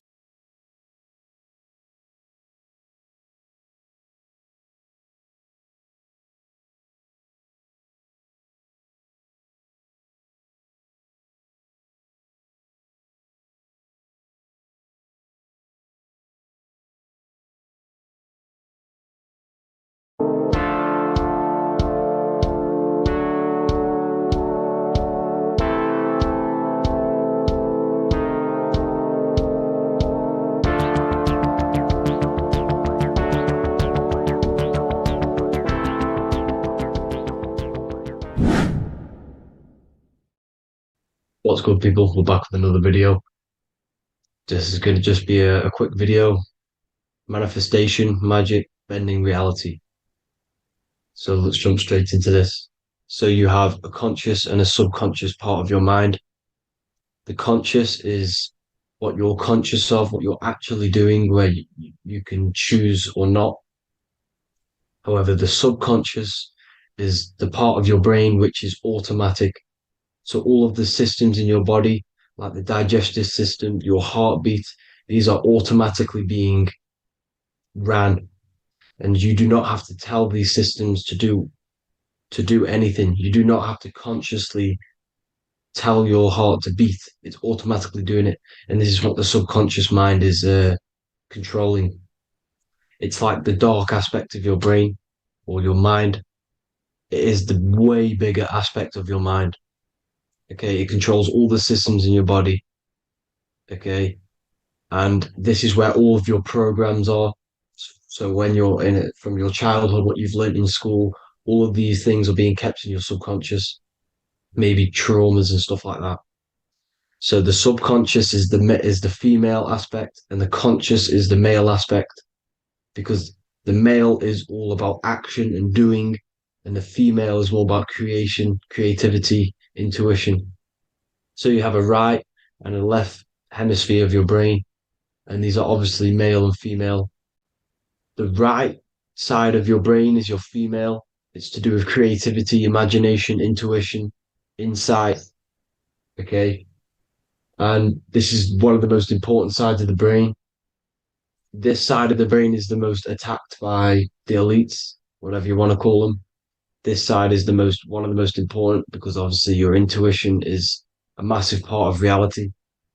And if you don't have intuition, then you lose track of the things around you. You can't consciously feel if things are wrong or right.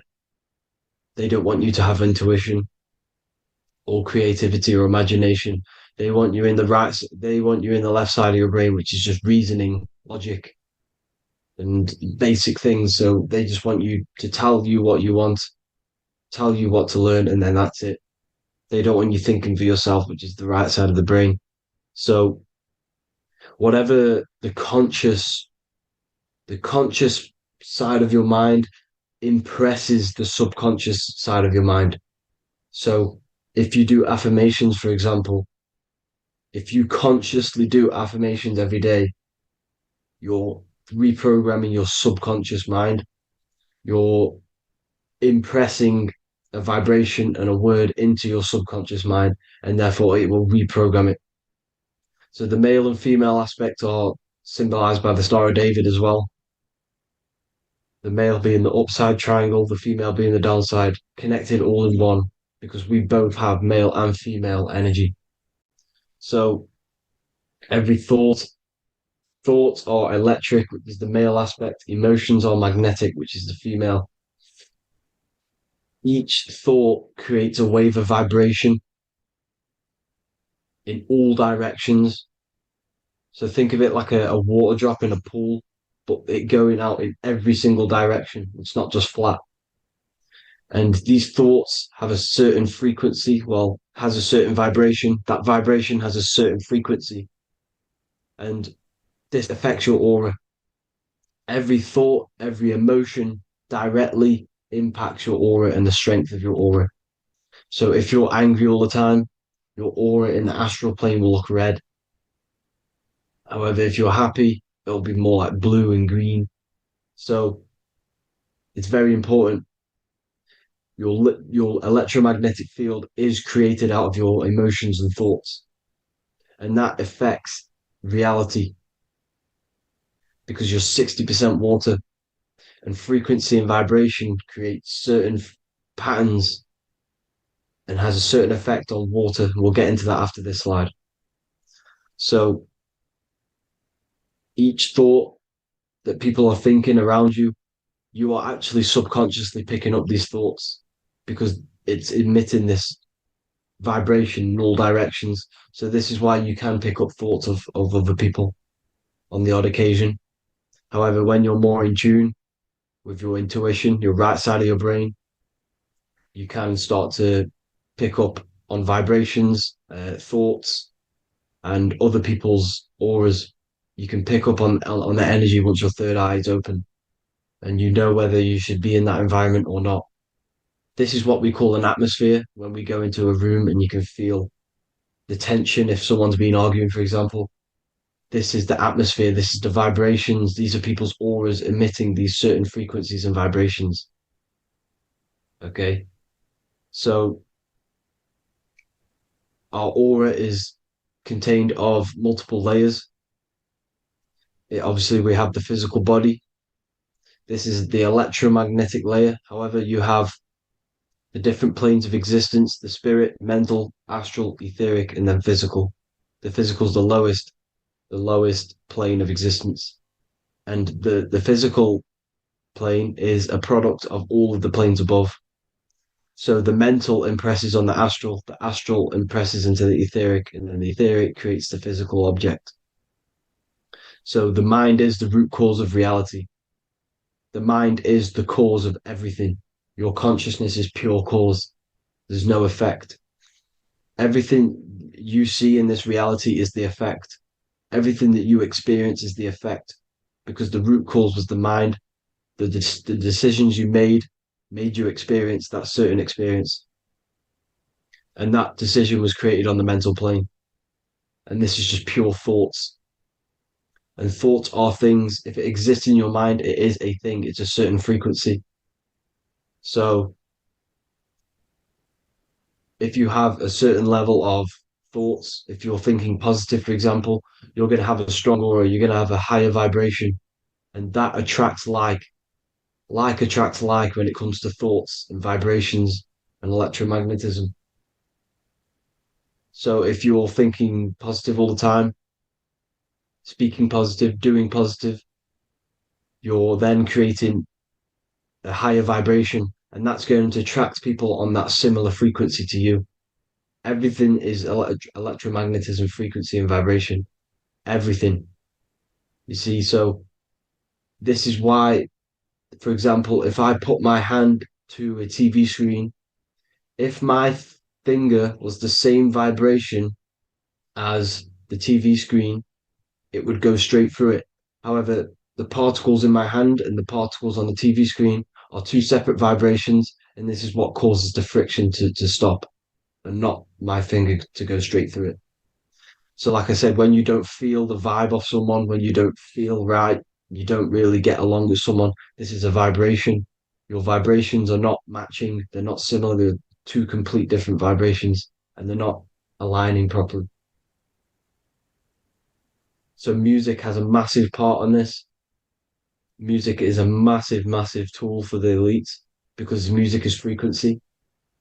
And in 1975, the musical instrument are all tuned to 440 hertz. So Spotify, Apple Music, most of the music on YouTube is all set to 440 hertz. And 440 hertz is not divisible by 3, 6, or 9. And when you can't divide a frequency by 3, 6, or 9, it's not a natural frequency. As you can see here, this is 432 hertz. This makes a nice geometric pattern. However, 440 hertz is a distorted pattern.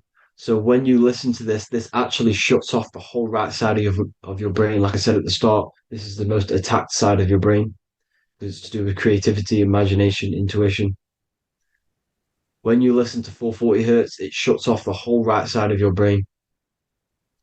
And obviously shutting off all of these forms of your brain. Music is a very, very powerful tool for the elites because it's the only thing which can enter your soul or your ears without consent, your body without consent. Everything else has to be through consent. You choose whether to eat something, you choose whether to drink something, but frequency, you're going to hear it no matter what. This is why it's so powerful. And music influences the body in many different ways. It's the most powerful imitator of everything. It directly affects all listeners. It directly affects intentions, gestures, movements, and actions. It stimulates your mind, and certain songs, certain catchy songs, can reprogram your subconscious mind, invoking certain emotions. This is why when you listen to slow beat songs, it makes you feel more sad. When you listen to upbeat songs, you feel more energetic. This is because these frequencies have a profound influence on reality and on how you feel. Because, like I said, you are 60% water. And as you can see here, each frequency creates a different geometric pattern. And inside of you is 60% water. So, like I said, 440 hertz is going to make a distorted pattern in your water. And this is going to have a profound effect on your emotions and your reality. So, like I said, health is not just the body. It's you are made of body, mind, and spirit. You need to look after what you put in your body. You need to look after your spirit and look after your mind. It's very important to keep all these in balance because once one of these are unbalanced, it affects the other two. So if you're eating wrong, it's going to affect your spirit and mind. If you're thinking wrong, it's going to affect your body and spirit. These are all interlocked. Uh, you have to look after them all. So it's very important you understand music. Stop listening to low vibrational music. To be honest, you want to listen to music without any sort of speaking inside of it. You just want pure uh, frequencies, which are the solfeggio scale, like one of these, for example, 432, 528 hertz. These are all good frequencies. It's called the solfeggio scale. And these frequencies make you more in tune with nature. 528 hertz is what the earth vibrates at. So it's very important. And the Rockefellers are the one who changed this to 440 hertz. The Rockefellers, one of the elite families. So if you want to manipulate reality, it's very important to have your chakras aligned and having a high vibration because the higher your vibration, the more powerful your words and your intentions are on reality. So the lower your vibration, the harder it is to affect reality because you're in a lower state of consciousness. Like I said, you have the mental, astral, etheric, and physical. Everything is a product of the one above. As above, so below. This is what Hermes Trismegistus was saying in the Egyptian days. This is where it comes from. As above, so below. If you affect above, it directly affects below. So, like I said, meditation helps on this, helps align your chakras. Think positive, feel positive. Like I said, your feelings are magnetic, your thoughts are electric. So once you combine these two together, you're then creating an electromagnetic frequency, and that will have profound effect on reality. So the law of cause and effect. Every law, so the law of cause and effect. Every effect has the root cause. Like I said, your mind is the root cause of everything. Every decision you make is having a different effect on reality. Everything happens for a reason due to the root cause, which is your mind. You choose everything that happens in your life. Okay. So it's very important you understand this and you constantly make the right decisions, the good decisions to have good effects on your reality. You have to be very conscious of this law because nothing escapes this law. This is the law of all consciousness. So think about it. Imagine a massive ball of consciousness. However, off this ball are different sparks, and each one of these sparks are in each and everyone's body. This spark is governed by these laws, the law of cause and effect, the law of correspondence, the seven hermetic principles. It's very important you understand this because this mass ball of consciousness is what is obeying these laws. And everyone has this spark of consciousness inside their third eye. And like I said, everyone is the same consciousness. This is why if you do bad onto someone else, that will directly affect your reality. So if you hurt someone, it's going to come back to you in one way or another because you are that same consciousness. This is like a mirror reality. As within, so without. Whatever you feel on the inside, you're gonna see that on the outside. You're gonna experience that reality, whatever you've impressed. So there's different ways to bend reality to your will. This is kind of a sort of magic. So obviously you have black magic, which is manipulating reality to harm and influence others, or to be very selfish. And yeah, then you have white magic, which is manipulating reality for the good of humanity. So you do have to be very careful with your intentions, people, when you're trying to manipulate reality, because this is nothing to be played with. If you are manipulating reality for the wrong reason, it's going to come and bite you in the ass in some way or another. because everything is balanced. Everything balances out in this reality. Nothing escapes the laws.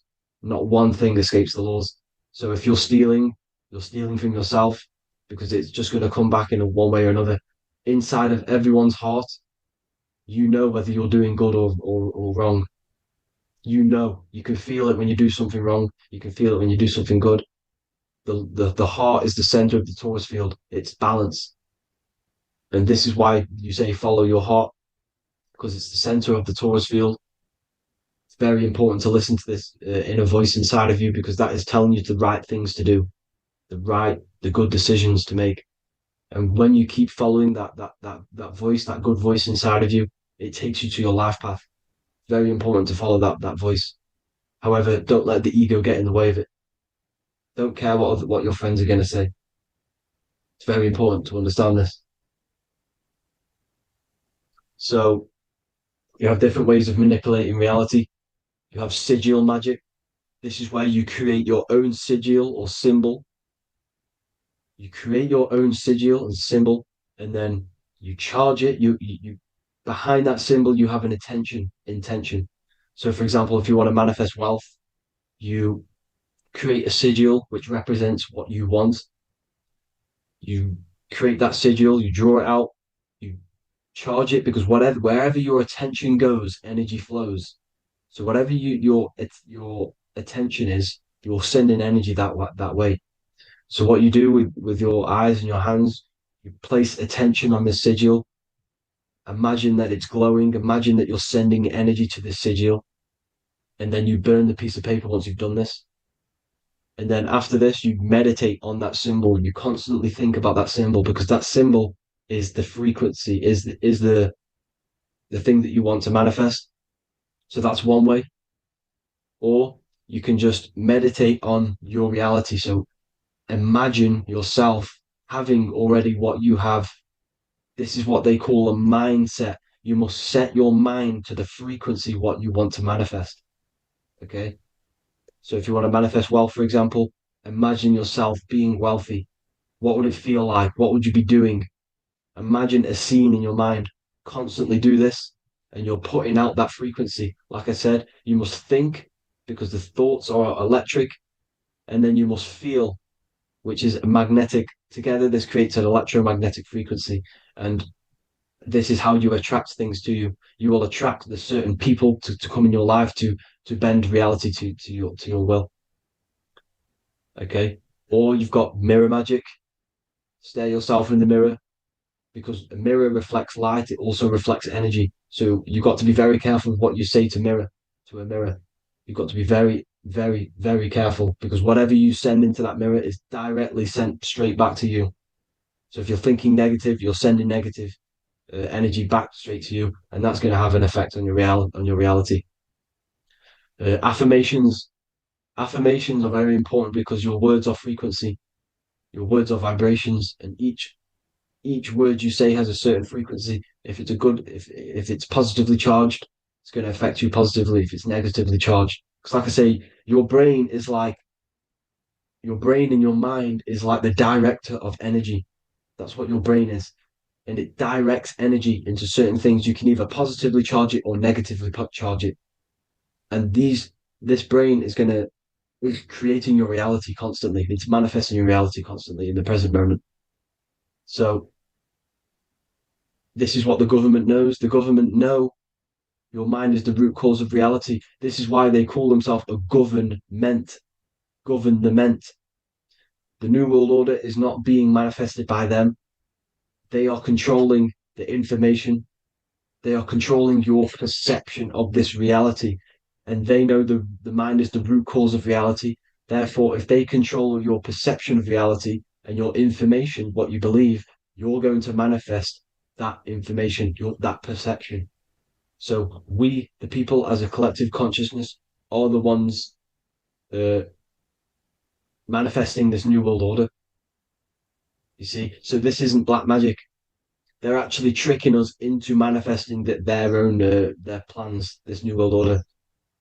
You see, this is how smart these people are. They know how to get around the laws of reality. They know how to bend reality to their will without facing the consequences. They're getting humanity to do it.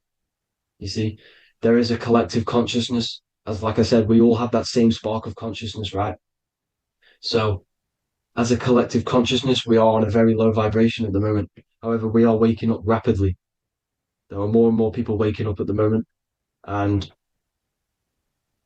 light always chases away the shadow. Light is a lot more powerful than darkness, you see. So one person waking up has a massive effect than one person being asleep. It has a profound effect. Because like I say, the light always chases away the darkness. It's more powerful. The light is always more powerful. High vibrations are more powerful than lower. So that's it for this, people. I hope you all enjoyed. This is a short, quick video. God bless you all.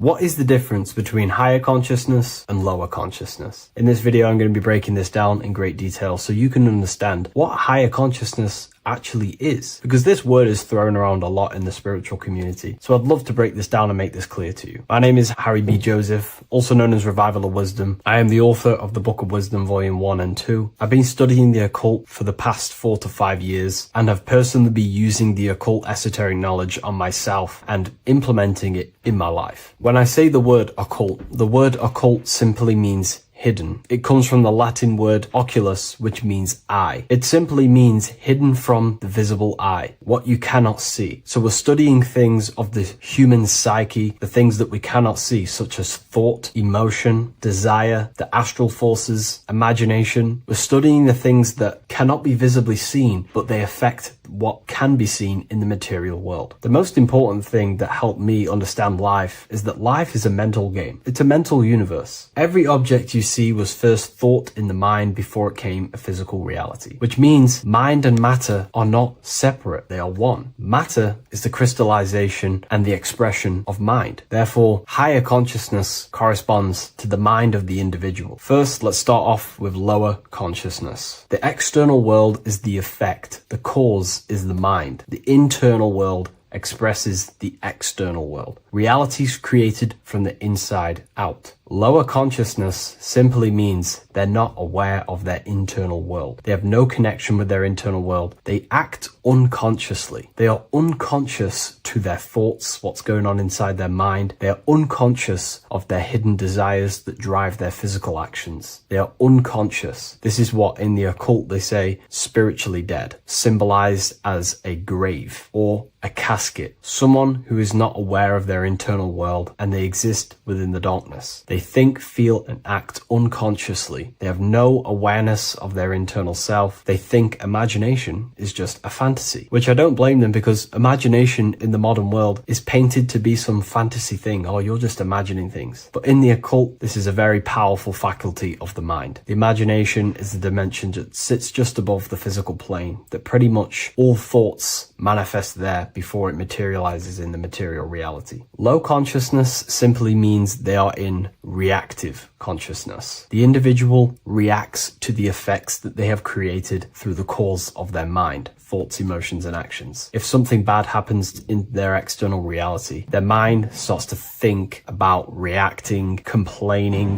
which ultimately creates a negative cycle of manifestation. They're simply blaming the effects outside of them that are the causes of the individual's mind. They are in reactive consciousness, which pretty much has no personal power. A low consciousness also means you are emotional, reactive. You are easily triggered by situations or people. Anger, fear, defensiveness arises quickly, often before conscious thought. This is associated with the reptilian brain. The reptilian brain does not think, and it is the modality of consciousness that keeps the individual not critically thinking, simply just reacting to the world. They make decisions based on instinct. They make decisions based on fear. This is a low consciousness. Another symptom of low consciousness is that the individual only thinks in reaction to their five senses. They only think in the terms of their five senses. They sense something in their five senses and they simply just react and they think around the five senses. They do not use their spiritual faculties such as imagination, willpower. Low consciousness people are mainly stuck in their ego. The ego inside of the occult and esoteric teachings needs to be overcome. We have to face our ego because the ego tells us we already know everything. I don't need to know anything else. I have my belief system. I'm happy with believing whatever. Everything else is just a fantasy. I believe everything that's already told me within school. And the ego stops them from expanding their mind into the esoteric teachings or more things about life. They're ignorant to gaining more knowledge because they think they already know everything that has been given to them within institutions such as schools. In the occult, we have to face our ego and submit to it and say, we do not know everything. There is so much more that we need to learn about ourselves to expand as an individual. A low consciousness person or individual is reactive. Their thinking dwells in the past or worries about the future. The now is rarely accepted as it is. They're never in the now. They're either thinking about the past or the future. A low consciousness is also attachments to self-image, beliefs, opinions, roles, history, and is mentally rigid. Their mind doesn't want to expand. They're stuck on a certain belief, a certain thing, and they're not open to accept anything else inside their mind. And a challenge to them feels like a personal threat. And instead of being self-aware and responsible, they see others as the cause of their unhappiness and the negative things that they are manifesting in their reality. A low consciousness also seeks for validation outside of themselves. They try to cover things up with materialism or whatever it is. But now let's move on to a higher consciousness. This is what we call causal consciousness. Causal consciousness is a state where the mind of the individual is mastered. Their mind does not dwell on the effects of the external world because the individual who has a higher consciousness understands that the world outside of them is the effect. It is the world of form. Force and form are two dualities within the occult that are very important. Everything outside of you is form, everything inside of you is force. The forces inside of you create the form outside of you. The person with a low consciousness simply just reacts to the external world, creating a constant cycle of negativity. But the person with a higher consciousness understands that whatever happens outside of them cannot be changed. It is already manifested. Therefore, there is no point in complaining. If the person with a higher consciousness understands if they don't like something, they can change it internally. If they can't change it, then they change their mental attitude towards it. This is the law of polarity. Light and darkness are the same thing, but just different degrees of light, which means we have the ability to shift our mindset and perception towards things to make sure it's positive. The person with a higher consciousness, even though something bad may happen to them in the world of effect, they can change their mindset towards it and ultimately change their actions to change that reality. There's no point reacting. It's simply what we do to create the change. A higher consciousness means their mind is ordered and disciplined. They do not think random thoughts. The person with a higher consciousness and a trained mind in the occult has a mind of a powerhouse of control. They understand that the mind is the cause of all things, therefore we have to gain mastery and control over the mind, or else it will produce constant chaos. Their mind is ordered and disciplined. The person with a higher consciousness is always self-aware. This is very important. The person with a lower consciousness never is self-aware. They give attention to random thoughts. They give attention to negative thoughts. They give attention to negative imaginations. They start daydreaming about worrying about the future or the things that happened to them in the past. This is all useless. You're using the creative powers of consciousness for the negative. The person who is trained in the occult and has a trained mind with a higher consciousness understands that their mind is the cause, and they are always aware of the thoughts that they are entertaining inside their mind. There is a level of mastery where one can achieve the conscious awareness of every single thought in their mind every single day. Now, this is very difficult to achieve, but this is one of my goals personally. It is the thought that it is the seed of creation. And And if we give random thoughts attention, these seeds can be planted in our subconscious and ultimately drive that effect into our reality. The trained mind, thought and intention manifest more effectively because they arise from unity, not fragmentation. You become the conscious creator rather than the unconscious reactor. Higher consciousness also means that you know what to do to produce a change in your reality. If there's something bad happening in my reality, I know that there's some sort of change that needs to happen within me. For example, if I start a cycle of negative thoughts, I know that there needs to be some mental work constructed on my mind. This will happen. On your path of self-mastery, you will fall back into old thinking patterns or something that happened to you in the past. These little patterns will show up again. But when you have a higher consciousness, you know exactly what to do to execute on changing that part of yourself. For example, if I catch myself thinking negatively for the past 2 days, I know I need to do affirmations and to reprogram my mind to counteract them negative thoughts. Or if I start overthinking and I start to lose control over my mind, then I know I need to do a meditation of stillness where I think about nothingness and develop my willpower. A higher consciousness knows where these things are coming from because they understand themselves. Higher consciousness also means they have unity consciousness. This is what the triangle is. Unity consciousness. The I within the triangle. The I in the triangle is the number 1. The triangle is the number 3. These are the 3 expressions of consciousness: thinking, feeling, and acting. And they are one force. If they have a goal in mind that they want to create, a desire in their heart to manifest, they unify all 3 forces of consciousness towards that goal. They think, feel, and act. A person with low consciousness is divided within their own consciousness. They think about creating a business, they feel like they're hungry, and they act scrolling on TikTok. This is what you call divided consciousness. And this is what creates chaos in reality. Their 3 forces and 3 expressions of consciousness are not working together. When we align thinking, feeling, and acting all towards one thing, you can quickly start to generate realities and create worlds. So a person with a higher consciousness will be working, they may get the thought of playing video games, but then they remind themselves of think, feeling, and acting and get back focused on whatever they're trying to create. A person with a higher consciousness will pause before reacting. There is a stillness between stimulus and action where awareness chooses rather than reflex response. A person with a higher consciousness has no fear inside their consciousness, inside their mind, because they understand that fear is the mind killer. It kills the creative powers and forces of the mind. Fear is an illusion, and again, going back to the law of polarity, the person with a higher consciousness understands the laws. That if there is fear, then there is ultimately an opposite of that, which they can transmute their mind from fear into the opposite, which would be strength. They start to fear something, they instantly shift their consciousness into the polar opposite of that, instead of dwelling on fear, which destroys the creative power of the mind. A person with higher consciousness understands they will never die, because they have truly access to mystical experiences, which proves to them that they will not die. The person with the higher consciousness does not identify with the ego, the name, the job, the reputation, because they understand these are constructs of the mind. When you turn off the mind, you are left with the observer. You are no longer the mind, you are the observer of the mind. The person with the higher consciousness seeks to be the observer of their life, looking over their thoughts, emotions, and never dwelling in them too much, because when you get caught up in your emotions, you will be moved by the wind of the emotions. They are the observer of them, and they are connected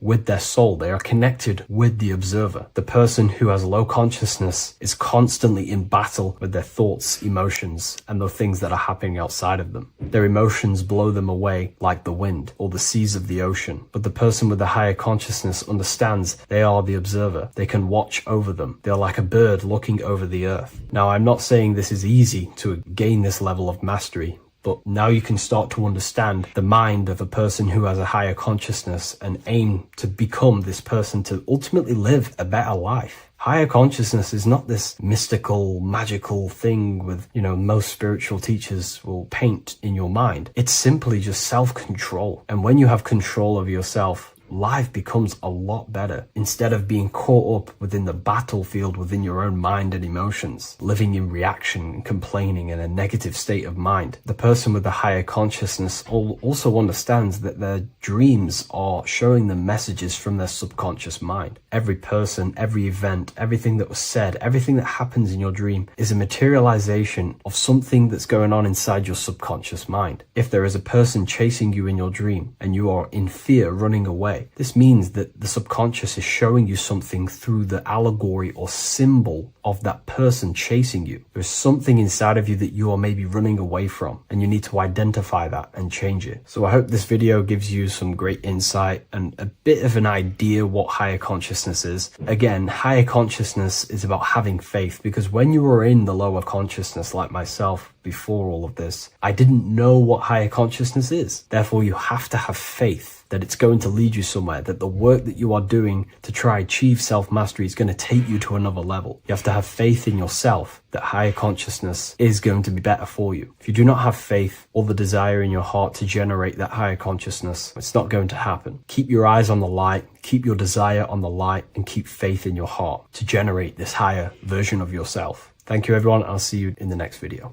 What if dreams aren't random at all, but messages from a deeper part of yourself trying to show you things? In this video, you're going to learn exactly what dreams are from an esoteric view, how to control dreams, and how to dream more frequently. Dreams are not nonsense. They are expressions of the subconscious mind. In the daytime, we're using our conscious mind, what we are aware of. This represents the daytime, the sun, the external world. We're operating in the external, outside the body in the day. But when we go to sleep, we return inward. Everything does this breath. We breathe in through the nose and out through the nose. Everything does this in and out process in the universe. We live, we die every single day. We wake up, we express things in the external. Then at nighttime, we return back to darkness, back to the internal. This is the breath of the universe. We have summer, we have winter. This is the breath of the sun and the seasons with the earth. You have an internal world and an external world. External is physical, the internal is spiritual. Like I said, when we go to sleep, we are returning back to the internal world of your own consciousness and subconscious mind. Your subconscious mind holds everything about you, your memories, your traumas, everything you've ever learnt, your language, your name, your job, everything you identify with is stored within this vast network of the subconscious mind. It is your own personal consciousness. Therefore, when we dream, we return back to the subconscious mind, and we are in fact thinking, but in a subconscious way. The subconscious does not speak the same language as the conscious mind. The conscious mind uses language, thoughts, and all things that are very logical and very easy to understand. The subconscious is the complete opposite. It is very indirect, metaphorical, and symbolic. The subconscious communicates and works in symbols. Ultimately, symbolism is the language of consciousness. This is why in occultism and esotericism, it is filled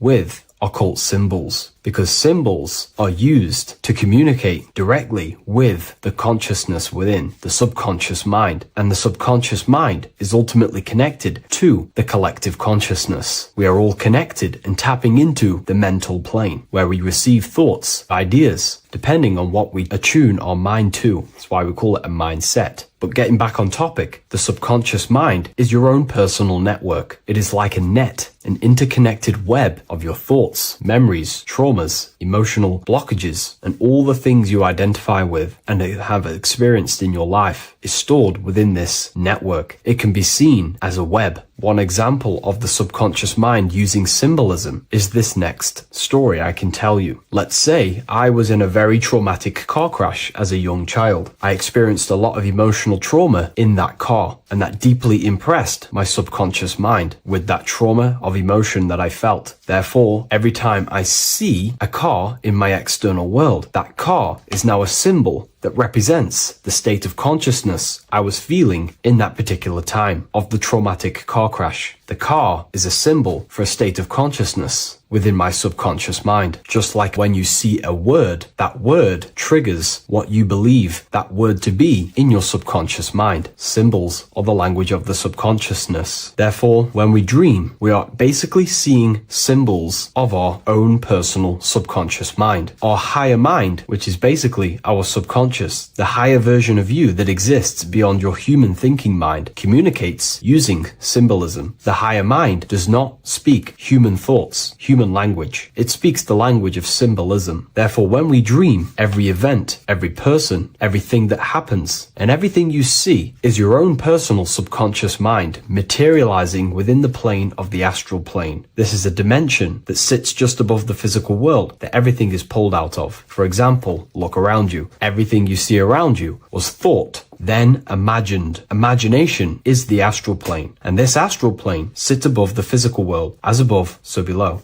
These objects were thought, imagined within someone's mind, and then pulled into a physical reality. Therefore, the imagination is what you're experiencing within a dream. It is your subconscious mind thinking and materializing within the imaginative plane. For example, let's say you are a Christian, you believe in Jesus your whole life, you have lots of emotion towards Jesus. This deeply impresses your subconscious mind. You believe in him so much, you go to sleep, you have a dream that you meet Jesus. You did not meet directly with Jesus. You met with your own belief. It was your own belief materializing within the imaginative plane and revealing itself to you. Dreams are materializations of your memories, your subconscious beliefs, traumas, and anything that could be inside the subconscious mind. It is your subconsciousness revealing itself to you in a material form. Let's say you have a nightmare. There is a big dark figure chasing you and you are running away in fear, away from this dark figure chasing you. That dark figure is not an external entity. It is not a spirit or a jinn or a demon. It is in fact an aspect of your own mind. It is a symbol that represents maybe a fear, a trauma, or something you are running away from internally, inside your subconscious mind. Something that you are not addressing, but something that is fearful, something that can be controlling you on a subconscious level. Let's say you have a fear to address something in your personal life. You want to address someone who is getting on your nerves at work. You continuously put this off and you fear doing that situation. Over a long period of time, this can slowly control you subconsciously. You start to avoid the person, avoid any contact. It is subconsciously controlling you. This is not the best example, but you can see what I mean. Hidden fears and traumas in the subconscious mind can subconsciously control your actions and ultimately lead you to low states of consciousness, keep you from reaching your higher potential, and ultimately create blockages within your own consciousness. That figure in the dream is a materialization of something that you are fearing and running away from and not addressing. This is why people always have dreams of traumas that they have experienced as a child or when they were younger, or maybe from a year ago or two. It's because that emotion is deeply impressed in the subconscious, and the subconscious is always trying to reveal things to you, communicate to you that you need to change, purify, and maybe heal within your own consciousness. This is how the higher self communicates to you, through the language of symbolism. Once you understand this, dreams can become a very powerful tool, not just entertainment at night time. Your consciousness never rests. Your consciousness is eternal. It is the very spark of the divine. Your body needs rest. Your consciousness is not physical. It does not need rest. So this is a way you can identify what your dreams are trying to show you is by writing them down. A dream journal. Every single dream that you have a book placed near your bed. Every time you wake up, first thing you should do is pick up the book and write every single detail that you can remember about the dream. The people that you met are all symbols or aspects of yourself. Maybe it is a friend you saw in your dream. That friend represents a state of consciousness that is within you and is trying to reveal something to you. It's about making the subconscious into the conscious, to become conscious of the unknown. Write down every detail, everything you saw, every event that played out, even the details of the clothes that they were wearing. Everything is symbolic within dreams. Write everything down and then analyze the dream. Don't analyze it from a logical mind. Analyze it with the right hemisphere of the brain, which allows you to see metaphors, read between the line. Try and gain the message that it's trying to show you. What does this overall mean to you? And what could this reveal about aspects of yourself that you need to heal or maybe take action in your life and world? Because your higher self is always guiding you towards awakening and fulfilling your mission in the manifested physical world. Dreams speak in symbols, not logic. Ask about your dreams. What is this trying to tell me? Don't take things literally. Look for an emotional tone and symbolic resonance. With practice, you'll begin to understand the personal language of your subconscious mind. Now that you understand that, again, please leave a like or a comment on this video. This is now a technique for lucid dreaming and dreaming more often. This is not going to happen overnight. This is not an easy method. It simply takes practice and dedication. Every morning, choose 3 time slots. For me, I choose 4:30, 5 a.m. and 6 a.m. 3 alarms that are going to go off at these 3 times, half an hour apart from each other. Each time you wake up, stay awake for 5 to 10 minutes. Turn off the alarm. Try and keep your conscious mind awake, but drift back into sleep. There's no other better way for me to explain that. It's very difficult, but try and keep the mind awake, but the body falling back asleep. More than likely, you will drift off back to sleep. Then the next alarm will go off half an hour after. This will wake you up again, guaranteed. You will probably drift back to sleep by repeating this process. After the 3 alarms go off, each one of them times, you're either going to have a dream or a lucid dream, but definitely you will have a dream. And if it doesn't work one time, keep trying it. I've been using this method for a very long time, and I can tell you 70-80% of the time it triggers a dream, and a very vivid dream. And it's ideal for lucid dreaming because keeping the conscious mind awake while letting the body fall asleep, you can become conscious within these subconscious realms of your mind. But when you are conscious inside the dream world, you can do what you want, but you also want to let the dream naturally unfold. If you try and take too much control, then you will wake back up. If you feel any fear in your dream, you will wake back up into the material world. Another tip to dream more often is to meditate before bed. Simply close your eyes and think about nothing for 5 to 30 minutes. Detach from everything outside you, your name, your job, work, thoughts. Mentally detach from the world and the physical pleasures and become pure awareness before you try and go to sleep. This will help you become conscious while being within the self. If you wish to learn more about consciousness yourself, the Book of Wisdom Volume 2 can definitely help you. I'll leave a link in the description. Thank you for watching this video, and I'll see you in the next one.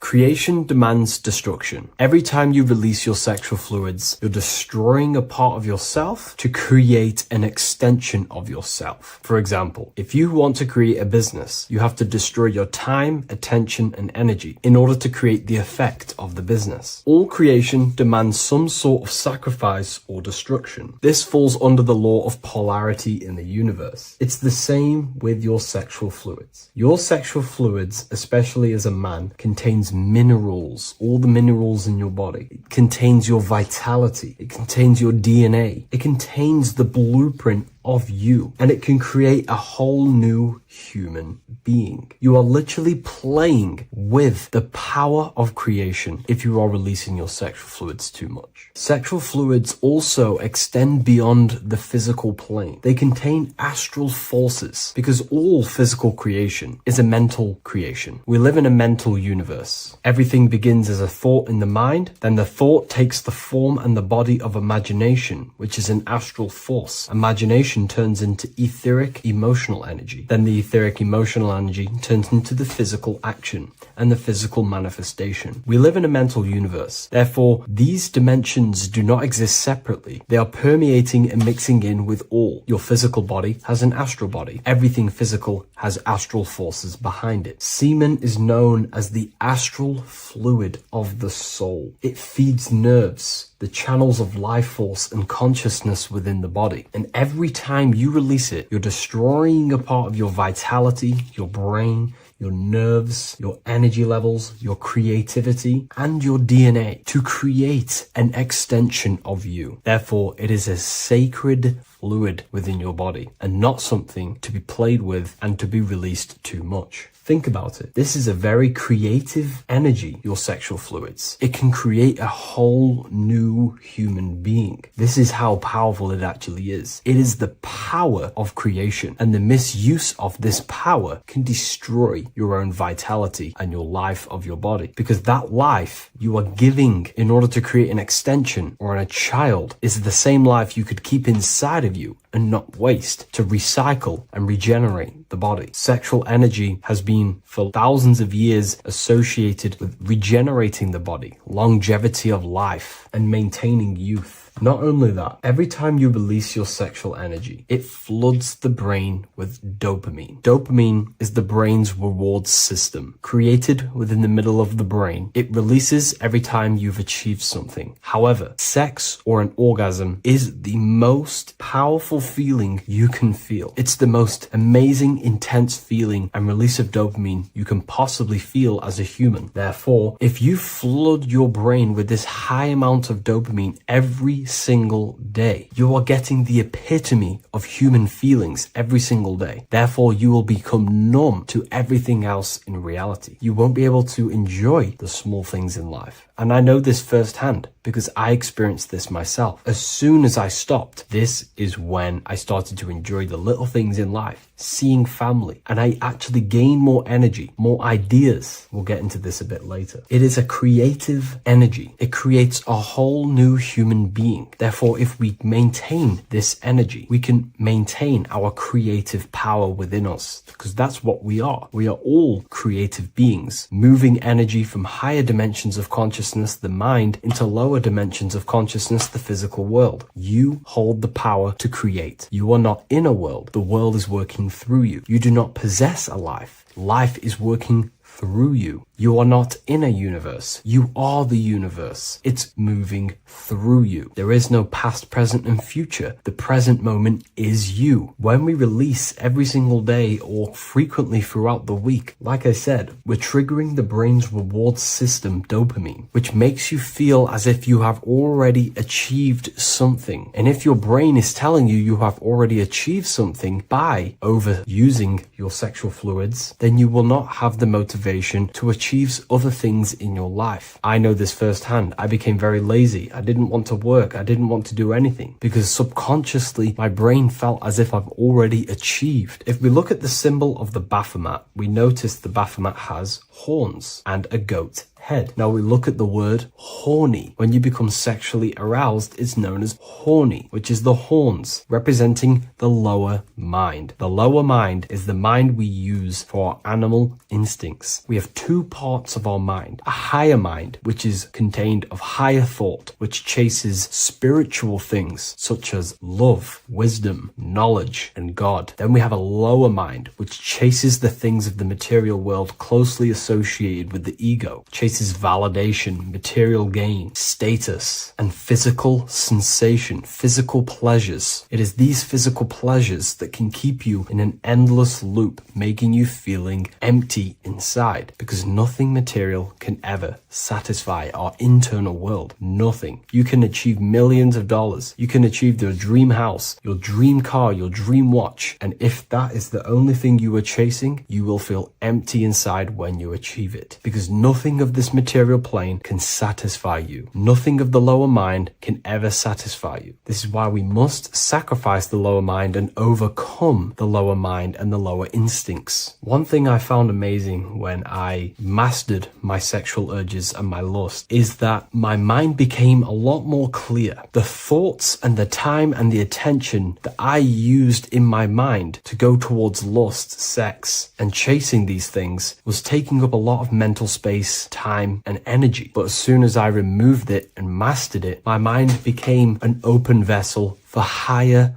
thoughts to be received from the higher mind. The mind is like a radio antenna. Whatever we attune it with, that's what we receive. If we're constantly thinking about lust and low-level pleasures, we're going to just receive low-level thoughts. But once we remove all of the lower mind and we conquer our physical body and physical urges, our mind becomes an open channel for divine thoughts and spiritual thoughts. This is what most people call today as downloads. You receive wisdom from your higher self. Not only do you receive more wisdom, you just receive more power to create. The male and the female come together to create a child. That's how you were created. Now, the law of correspondence teaches as above, so below. It refers to everything in the universe. Therefore, in order for you to create a reality, to give birth to something, you have to bring together the masculine and the feminine. Your masculine forces are willpower and actions. Your feminine forces are emotions and imagination. When you combine the willpower, action, emotions, and imagination and combine them together, you can give birth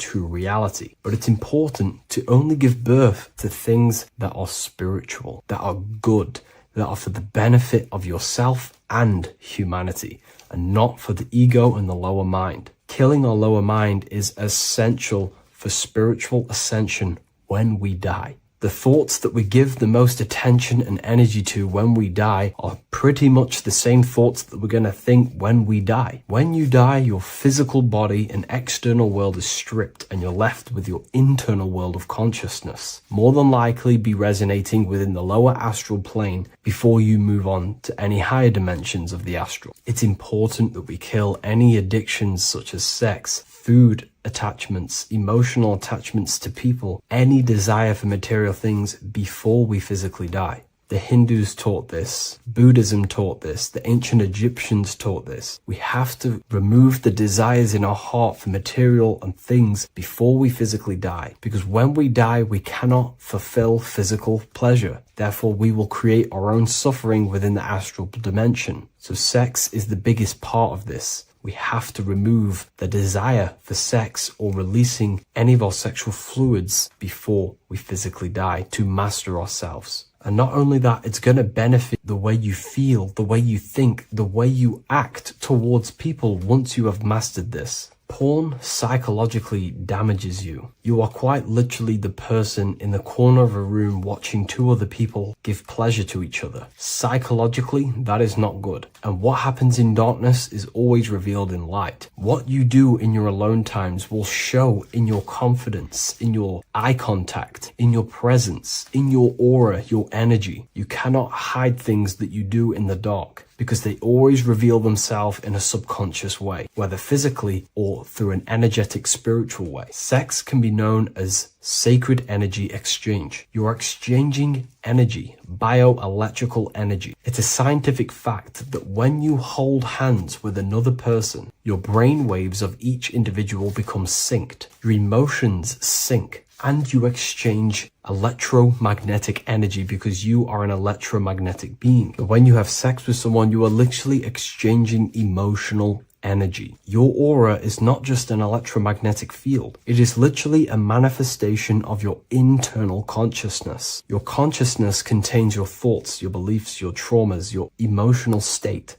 And this manifests externally through the vortex of your heart into an energy presence around your body. This is why you can feel sad when someone else is sad next to you, because their energy is merging with yours. When you have sex with someone, you are quite literally exchanging consciousness, beliefs, traumas, emotions, feelings, vibrations, and your consciousness merges with their consciousness. So be careful with just having casual sex. Now, I'm not here trying to say never release, never have sex with your partner. I'm not saying that. I'm saying take caution with these things. Take my teachings with a pinch of salt. If it benefits you, that's great. I'm not here to tell you how to live. I'm simply giving you my research and the things that have helped me in my life on my esoteric research, awakening, or spiritual path. I don't like calling it a spiritual path, because it's not spiritual. It's simply just life, the knowledge of consciousness and the self. So I hope this video helps. If you'd love to read this book, I'll leave a link in the description. This book I wrote myself called The Book of Wisdom, Volume 2.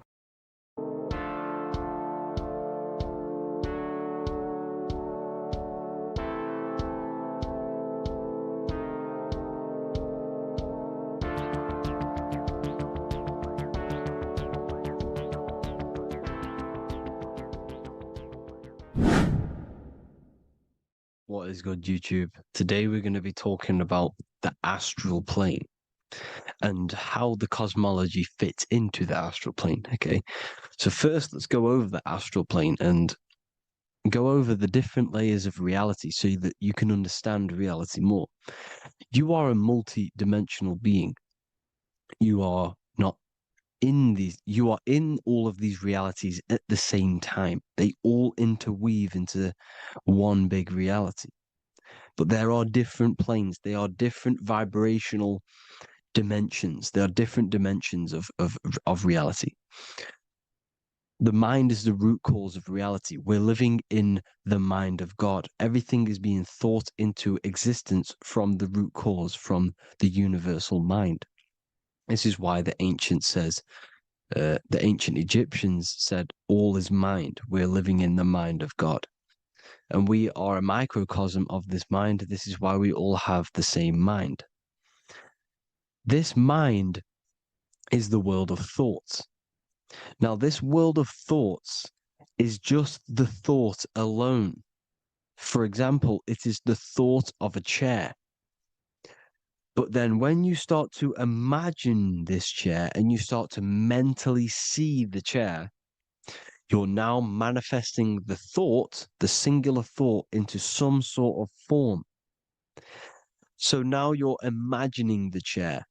You're imagining the form of this chair, which is then manifesting into the astral plane. The astral plane is the world of thought forms manifesting. So when you are imagining something, you are seeing into the astral plane. Okay? Your third eye, it is an eye because it sees the astral plane. It is seeing the other side through imagination, through dreaming. Well, we'll go over dreaming later. So the thought of a chair is a singular thought. The imagination of the chair is the manifestation of the chair. And in the astral plane, it's basically the world of all the chairs that could ever exist.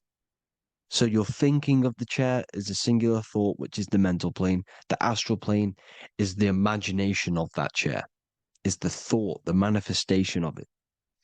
Depending on the vibrational state of the thought will depend what level of the astral plane it will go to. For example, if you're thinking about a chair to torture someone on it, it's going to go on the lower astral plane. Or if you're thinking and imagining happy things, it's going to go to the higher astral plane. So wherever your mindset is, that we call it a mindset because your mind is setting frequencies to certain things. Thoughts are frequencies. And a mindset is setting your frequency, setting your mind to a certain frequency. So when you set your mind to a certain frequency and you imagine something in that frequency, you're going to match everything in the astral plane that are on that similar frequency, just like you would in the physical world. Because we're all in these worlds right now as we speak, but we can't see them with the two physical eyes. We can feel it though. When you're around someone and you've just met a new person, for example, you can feel their vibration, and if you're not on a similar vibrational match, you will not get along with that person, or you just won't not get along, but you won't connect with that person because you're on two opposing frequencies, not matching. And this is something you can't see, you can only feel because it's the astral plane. It exists within the astral plane. Everything in the astral plane is made out of vibrations. So if you do astral project, and if you already know how to astral project, you will see beings and people and things that are on the same frequency as you. This is why before you astral project, you need to sort your vibration out before you astral project, because you are projecting your consciousness into this. It's the mind. The mind is the bridge. It can move between realities. You are a observer. You are a observing soul which observes different realities. And the mind is the bridge between all of these different realities. The mind can choose. If you want to project into the astral, you set your mind to it, you can. Okay? So let's not get off track. The lower astral plane is where demons are. The higher astral plane is where heavenly beings are. Heaven and hell are kind of a real thing. The etheric plane is a powerful substance, the ether, the fifth element that they don't tell us about. If you type in on Google the 5 elements, they will try to remove it with wood or metal because they don't want you knowing about the ether. Ether is the energy double behind all physical objects. So the ether is very important. It is the fifth element. It is part of the physical world, but it's also part of the astral world. It is on either side. You see? You see how they're showing you the truth in the language? Ether and either are the same word. The ether has 1 foot in the astral and 1 foot in the physical world. It's a substance that connects the physical to the astral world. It is the either. It's on either side of reality. It's on the other side. Other, either, same word. Ether is connecting the physical to the astral plane. It's the world of frequency. Frequencies, EMFs, torus fields are in the etheric plane. It is the energy plane. It's where energy moves through the ether. Okay. So then you have the physical world, the world of effect. Everything you see in the physical world is the effect of the higher planes. Each plane is a product of the plane above. So, and it melts into each plane. The physical plane is the lowest plane, it's the most densest, and the highest is the most fluid. This is the most fluid, this is the most dense. This is where we get the saying, as above, so below from.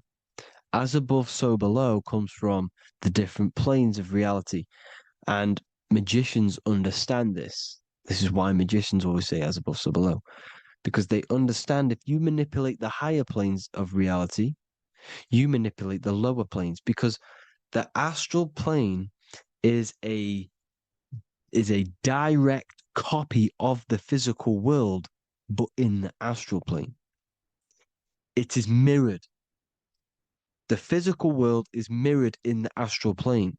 They are both the same world, but just different vibrational states of the world. Kind of. It's hard to put this in words, people. So just try and understand. The astral plane is the double. It is whatever happens in the astral plane happens in the physical plane. This is why magic works. This is why demons work. This is why spirit communication works. Because if you manipulate the higher planes, you manipulate the lower planes. As above in the astral, so below.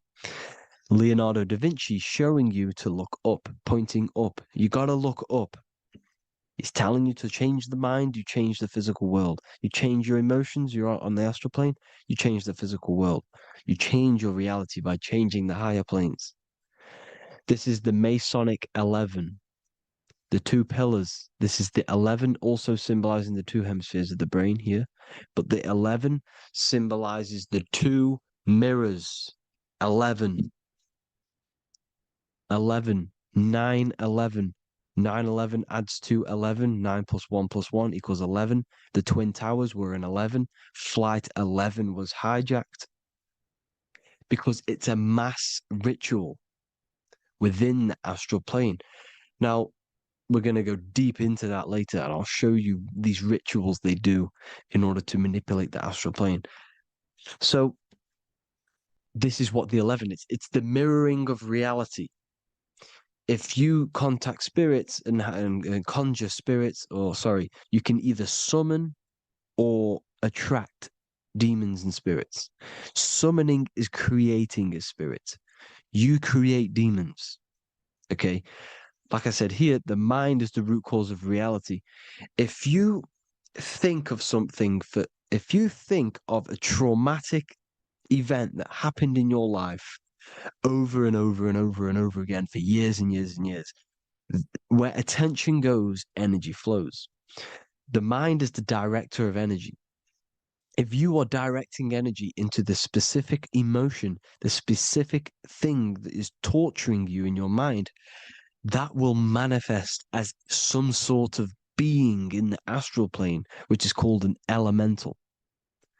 And this elemental being that you have created through your thought forms and emotions will latch onto you and feed off this energy.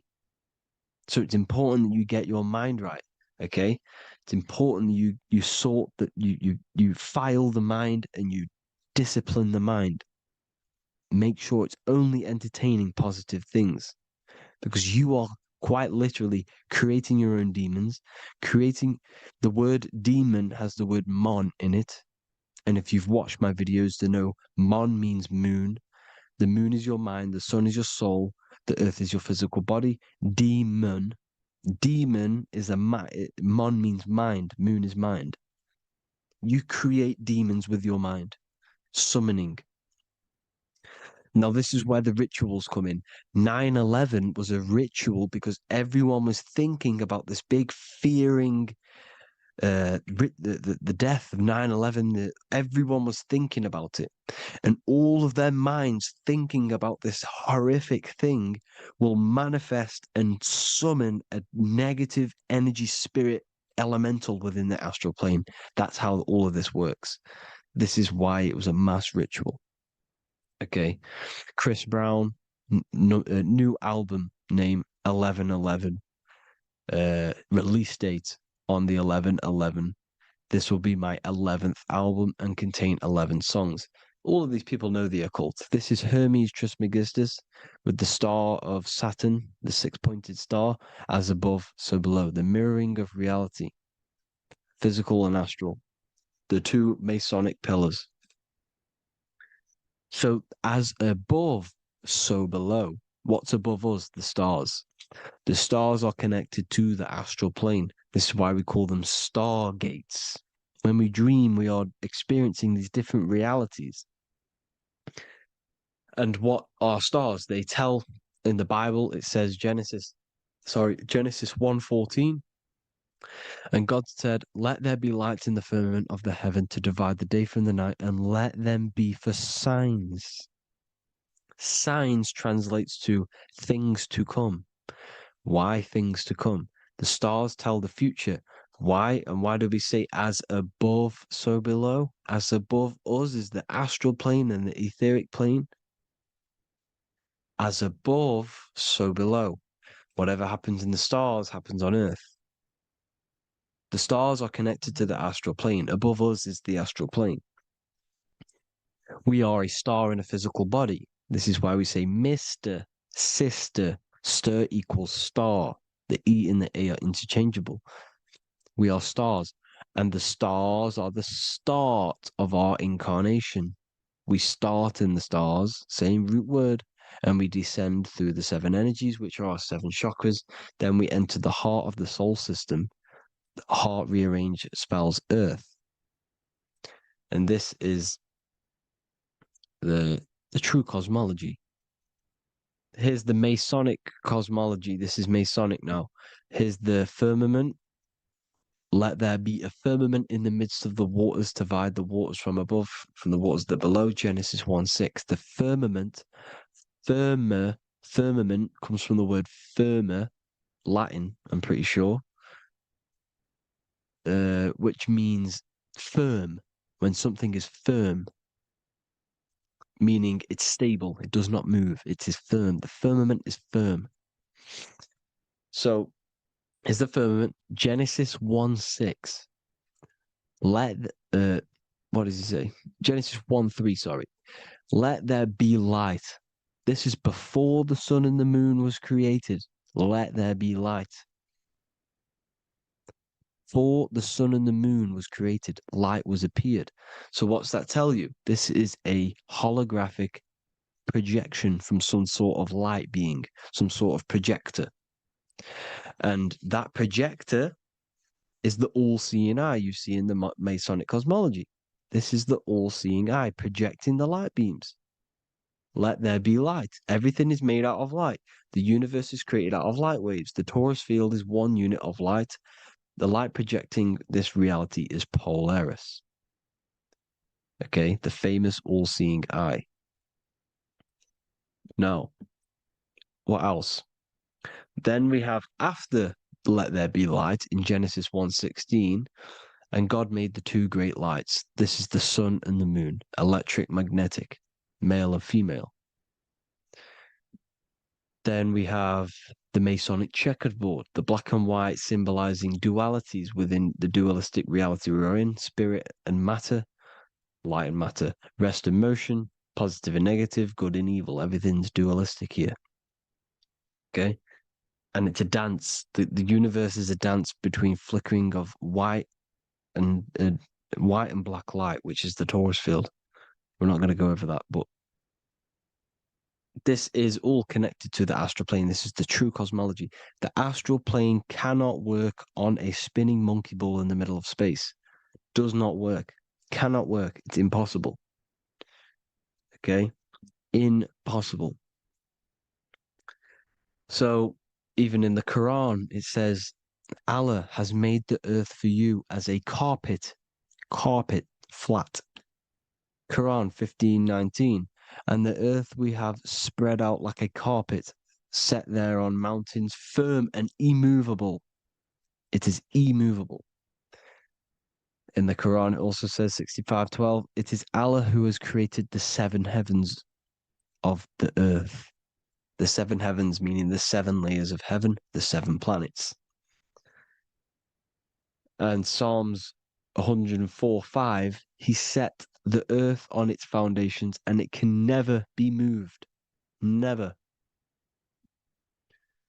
So here you see in Isaiah 40:22, he sits enthroned above the circle of the earth and its people are like grasshoppers. He stretches out the heavens like a canopy and spreads them out like a tent to live in. We live in a tent. This is the tent. The projection of light. Here you see an ancient picture here. Here you see the ethereal barrier, meaning the firmament, the etheric barrier. And here you see his head popping out. Why is his head popping out? Because your head is heaven. Your heel is hell. Your head has access to the astral plane. This is why your head is heaven. The pineal gland, when stimulated, has access to project itself, project consciousness into the astral plane. Here you see another ancient picture here with the Masonic Royal Arch, with the zodiac here, the zodiac on the top, arching, because there's a firmament above us. Here's God in the brain. Consciousness is God. Here you see the Masonic Royal Arch, symbolizing the firmament. George Washington above the Masonic Royal Arch. These are the stars. This is Polaris projecting reality. Here's ancient churches with the dome. Polaris projecting reality with Jesus. Disney World is under the dome. The 7 layers of heaven, ancient paintings, all depict if you go and look at the ancient paintings, they'll all depict the firmament, the arch above us. This is where we get interesting. The Masonic Royal Arch has the 6-9, which is Cancer. The constellation Cancer, which is 6-9 is associated with portals because CERN is the 6-9. Okay, CERN is opening portals. They're trying to create a portal to the other side. Cancer has the word CERN within it, so there is a link between Cancer and the opening, the firmament opening above us to ascension. Here you see the Masonic art with the Royal Arch and the light and the opening. Here you see the light and the opening. This is the opening of the firmament. Here's the Hebrew cosmology with Sheol, the underworld, and the opening. So Cancer is definitely some sort of portal in and out of this reality.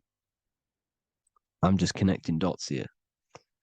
Now, we're going to go change a bit now. These celebrities that you are seeing they have not sold their soul to Satan, okay? They have not sold their soul to Satan. Satan is a demonic, low vibrational energy that has been summoned over the thousands and thousands and thousands of years of evil occult arts. So since Babylon was summoning this demonic energy, and this demonic energy in the astral plane will grow and grow and grow. It has no form. It has no physical form. okay? But you can see it in the rappers. If your third eye is open, you can see clearly that these people are demonic. You can sense the energy that they're manifesting. Selling your soul is not what you've been told. It is gaining, because your soul is pure love, okay? Your soul does not want to do anything bad. So when you sell your soul, you're gaining physical you're gaining physical wealth, for example. Like for these rappers, they will be given millions of pounds because the people in control of the music industry, which is the dark occultists trying to brainwash the masses, the people in charge, they're dark occultists. They understand Satan and the energy. They are satanic energy, which has been summoned in the astral plane. They see that they have influence over the masses, so they will go to them and say, "I will give you this amount of money forever if you manifest this satanic, demonic energy through the music and through social media to blind the masses, to brainwash the masses into this demonic energy." Because when you listen to music, music is frequency. Whatever you listen to, you become that frequency. So if you're listening to these people, they're throwing energy, this demonic, satanic energy that they sold out to. Sold, soul, same word. When you sold something, you've got your soul involved. They have exchanged money, physical gain, so that they manifest this satanic energy within the astral plane and through the music, through the videos, through social media to keep us in this vibrational frequency, in this low state of consciousness. This is what it actually is. It's not, you're not selling your soul to some sort of devil. This satanic energy has no physical form it is formless in the astral plane. It's a summoned energy. Now, the root chakra is red. This is why the devil is red, because it symbolizes the animal nature of man. When you are operating off your root chakra, you will kill, you will fight, you will do anything to survive, because it's all about survival mode in the root chakra. They want you keeping in that fighting mode, that surviving mode, so that you are manifesting this low vibrational frequency, this satanic energy, this demonic red energy. This is why the devil is red. And the devil has a tail with the red arrow pointing down because it symbolizes your light body. This is your Merkaba. Your Merkaba is your light body. Mer equals light, Ka equals spirit, Ba equals body. Merkaba, this is the devil's tail pointing down, the descension, your heel, up to your heel, hell. Ascension to heaven, head. You see, this is the all-seeing eye with the illumination coming off it, your head, when you're illuminated. The Merkaba is your celestial sphere to portray different planes of reality. It is the vehicle of ascension. It's your light body. It's in the word Kabbalah, Kabbalah, Ka, spirit, Ba, body, La, light. Same thing, Kabbalah, Merkaba. Same thing. It's all about the light body. This light body sees different realities. So when you see the goat in the music industry, it's this satanic summoned energy that's been summoning for thousands of years within the astral plane. When it becomes to the physical plane, it will manifest through different things. A goat, an owl, Satan, Moloch, Baal, same deity, same demonic energy that's been summoning in the astral plane. And this is why the Baphomet has a goat head. Drake's new album is the goat. The Polo G, the Masonic G, with the goat. And here's Rylo Rodriguez in the mirror with the goat in the mirror and him in his physical body. It symbolizes, the mirror symbolizes the astral plane. because he's manifesting the goat, the demonic energy. He's sold out to the demonic energy, and in the physical plane, he's his physical body. The mirroring, the Masonic 11, the mirroring of reality, the astral and the physical. And what do you call them when they're an amazing rapper, the best rapper? You call them the goat, because you're the goat because you're manifesting the goat energy, this satanic, demonic energy within the astral plane. So Baal, Moloch, all the same thing. Because in the astral plane, if you want to gain spirits to come to you and communicate you in the physical world, if you want to communicate with spirits, you have to gain their attention. You can either gain their attention or come together and agree to create some sort of being, which is Satan. Okay. You can, like I said earlier, you can create these beings, you can summon them or attract them. One way to attract them is sacrificing. In order for you to become God, man, to turn to God, you have to sacrifice your life. You have to sacrifice, not drinking, not doing things, not doing anything demonic, not doing anything bad, not eating meat. You have to sacrifice yourself to become the light. However, if you want quick, instant gains in the physical world, you can sacrifice something else to communicate with these spirits, because these demonic energies feed off demonic energy, your demonic energy. So these dark occultists will give away babies, they will sacrifice, torture babies so that they gain, so that they can communicate with these spirits for physical exchange. Yes, you can do this. These powerful spirits, these powerful demons can give you powers. They can give you certain things. And this is what they are doing. They're summoning and attracting these demonic energy. This is why, trafficking is one of the most, Balenciaga. Baal is the demonic energy in the astral plane, which requires child sacrifice for his presence. Balenciaga, and they were trafficking children. They were trafficking, killing them, and offering them to the spirits. This is what they are doing. Balenciaga. It's in the name. Here you can see here a stick man with two horns. The goat, obviously, it's all the same deity. Baal, the goat, Moloch. Here's Moloch, the owl, the Egyptian owl, because it comes from the owl of Moloch, which is Baal, which is Satan, all the same demonic energy. And it's on the dollar bill, a tiny dollar bill, on the $1 bill. All the same thing. Bohemian Grove, they worship the big owl, Moloch. It's all the same thing. It's all one big demonic energy which has been summoning in the astral plane. And it's trying to take over Earth, the physical plane. That's what it's doing. So I hope you all gained a deeper understanding of the astral plane and what's actually going on in the world. Please leave a comment if you can to help the algorithm. Drop a like if you like this content. And hope you all learned something today. And God bless you all. Thank you all.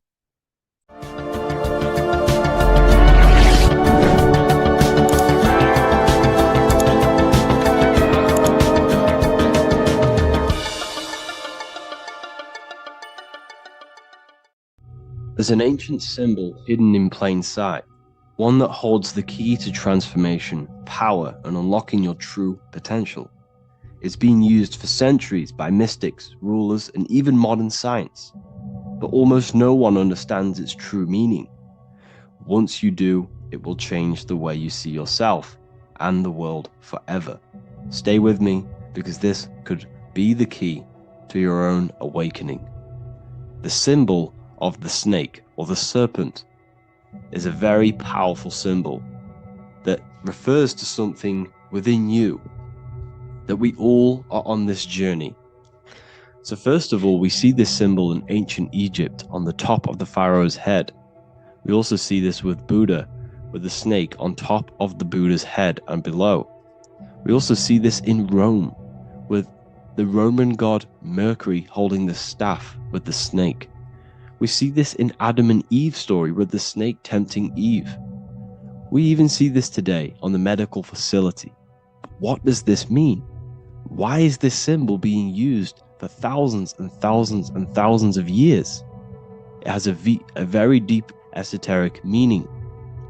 We see this in the caduceus staff, and we even see the snake representing the kundalini. What does the snake actually mean?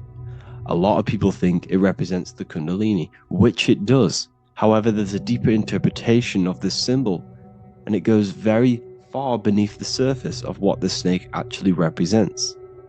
Okay? So first of all, when looking at symbols, we need to observe what the snake does in nature. The serpent sheds its skin. The serpent shedding its skin is a sacred symbol of an inner transformation. It transforms from its old self to a new self. It sheds layers of itself. As the snake discards its old exterior, it mirrors our own journey of realizing outdated beliefs and patterns, paving the way for a renewed, authentic self on the esoteric path of awakening. Essentially, it represents transformation, but not transformation of our physical bodies, transformation of our inner world. Now, this is where things get a little bit tricky and you may become a little bit confused, but I'm going to make this very clear for you. The snake symbol or any symbol can be used for different context. For example, the kundalini. We see the snake representing the kundalini. We all know that energy can't be destroyed, only transferred. Like I said, this is a transferring of energy. It's a changing, a transforming, shedding its skin. It represents transformation. Sexual energy is energy, and we can transform the sexual energy into a kundalini awakening to activate dormant brain cells in our brain and to activate the human light body, which is the spirit. We can cultivate, save, and retain our sexual energy, transmute it up the spine to activate the brain. This is a symbol of transformation of energy in this context. However, when we go to the emergency services, this does not mean the same thing as the kundalini. The snake in this context represents transformation of health. When we are picked up by the emergency services, we are looking for a transformation. We are unwell and now we need to transform to well-being. This is why they use this symbol.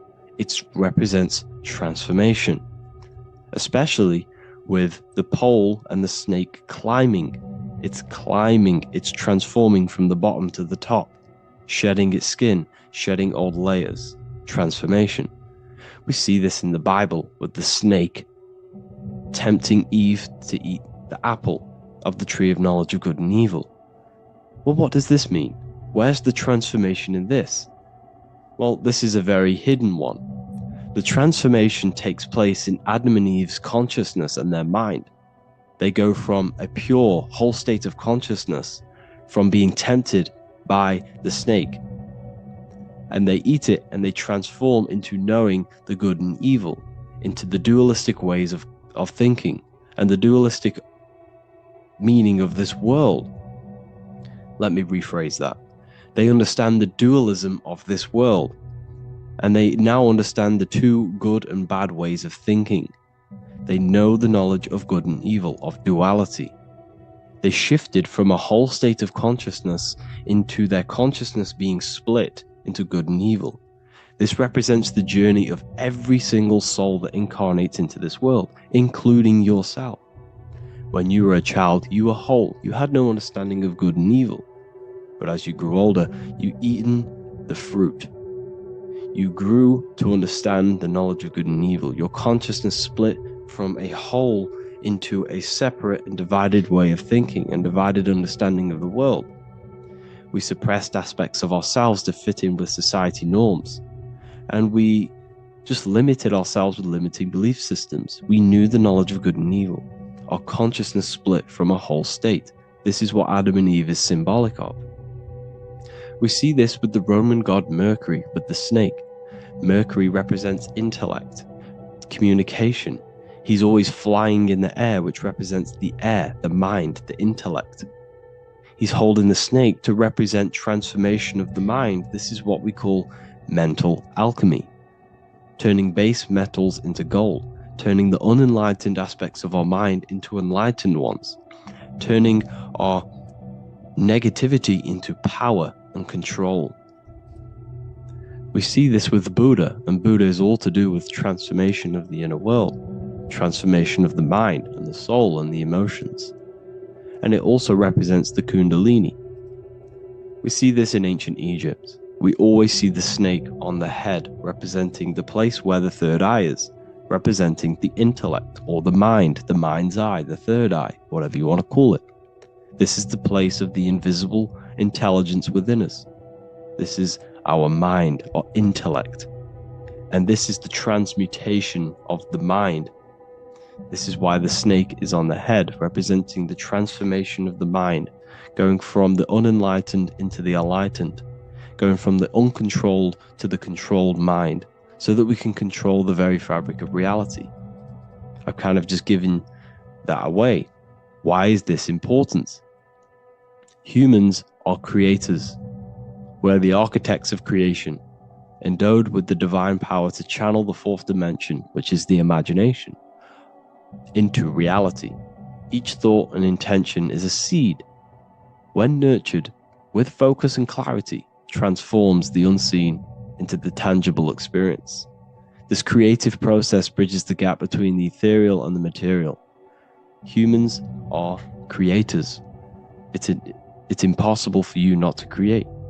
Whether you're doing this consciously or subconsciously, you've been creating your whole life, turning non-physical thought into physical reality. We are creators. However, the mind cannot create in a state of chaos. The mind cannot create with limiting beliefs. The mind cannot create with thoughts that come and destruct our minds. The mind cannot create consciously and effectively if there are impulses within our mind and we have no control over the mind. So this is where self-transformation comes from within. This is where the snake comes in. The snake represents the transmutation of our mind from the uncontrolled to the controlled. In this context of the Egyptians with the snake on their head, it's all to do with mental alchemy. In the occult tradition, the mind is seen as a delicate instrument that demands constant vigilance. Left unchecked, it reverts to archaic and destructive thinking patterns. Like a finely honed blade, it must be continually sharpened through discipline and self-refinement. In this unending process of unveiling and mastery, we learn to shape reality, harnessing the power of our thoughts to manifest the highest potential. It's all to do with mental alchemy, and this is how the snake is connected to you. And what the snake represents to you, it represents the transmutation, the changing of ourselves, of our consciousness, so we can gain control in this 3D world. If we lack control, then we'll constantly be manifesting chaos. Now, there are 3 ways that we can transform our world, and we can slowly transform our mind. Now, this is not an overnight process. It takes periods of time of purification. And number 1 is affirmation. Let's say we have this dirty cup of water and we have a tap of water. And in this tap, it's pouring in more water, clear water. Over time, if I keep pouring clear water into this cup, it's going to slowly purify this cup. And then in the end, it will look like the cup on the right. It's the same with your mind. The cup represents the limiting beliefs, the negative thoughts, the negative mind, the uncontrolled mind. But if we keep repeating affirmations over and over and over again, such as I am disciplined, I am powerful, I am limitless, over time this can purify our subconscious and we can gain control over the mind, and we will become conscious of the thoughts that we are giving attention to. The second way is meditation. Meditation allows one to develop an off switch for the mind, providing a sense of control over it. Over time, we gain the ability to filter our thoughts and become more conscious of the ones we choose to engage with. Meditation, over a period of time, will give you this button that allows you to filter out negative thoughts. If you have a negative thought in your mind, you'll be able to become conscious of this and redirect your mind's attention. This is all about self-control, because remember, we become what we think about. The snake represents the transmutation of the self. And another way is visualization. Visualization allows your subconscious mind to experience the reality you desire, accepting it as truth. As the subconscious becomes more immersed in this imagined reality, it works to manifest it into your conscious experience. Your visual eye, visual eye. You're using the mind's eye to see and mold your future. That's what imagination is for, to create in your future. You can become your future now in your imagination. And this can slowly purify your consciousness, slowly purify your mind, which will then, if you do all three of these over periods of time, you will see great transformation from the inside out. And your outer world will start to mirror your inner transformation, because it's as within, so without. You change your inner world of consciousness, of thought and emotion, you'll change your external reality and your circumstances. So I hope this lesson has gave you a great understanding of what the snake actually represents. And now that you see it, you will see this everywhere. Every time you see a snake, you know it represents the transformation. So please, if you can, leave a like, comment, and subscribe, and turn on the alerts to make sure you never miss a video. And if you have any video suggestions, feel free to make a comment and I can make a lecture on it. I appreciate you all watching this video today, and I'll see you all inside my university if you're inside, and I'll see you all in my Telegram if you join, and I'll see you in the next video, of course. Thank you and take care.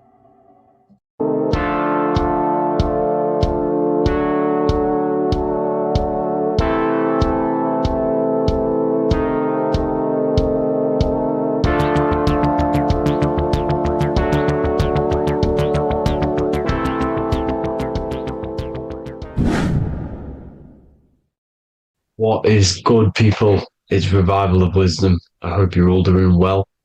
And this video is how to raise your holy oil or your kundalini. Let's get straight into this. So this is a monthly cycle. Every month, when the moon is in your zodiac sign, this oil is released. Now, the moon is in control of monthly cycles. For women, it's the menstrual cycle, and as well, this holy oil cycle. The moon changes sign every 2.5 days and passes through the zodiac signs in 27 days. So the moon tells the day, the sun tells the time, the stars tell the month.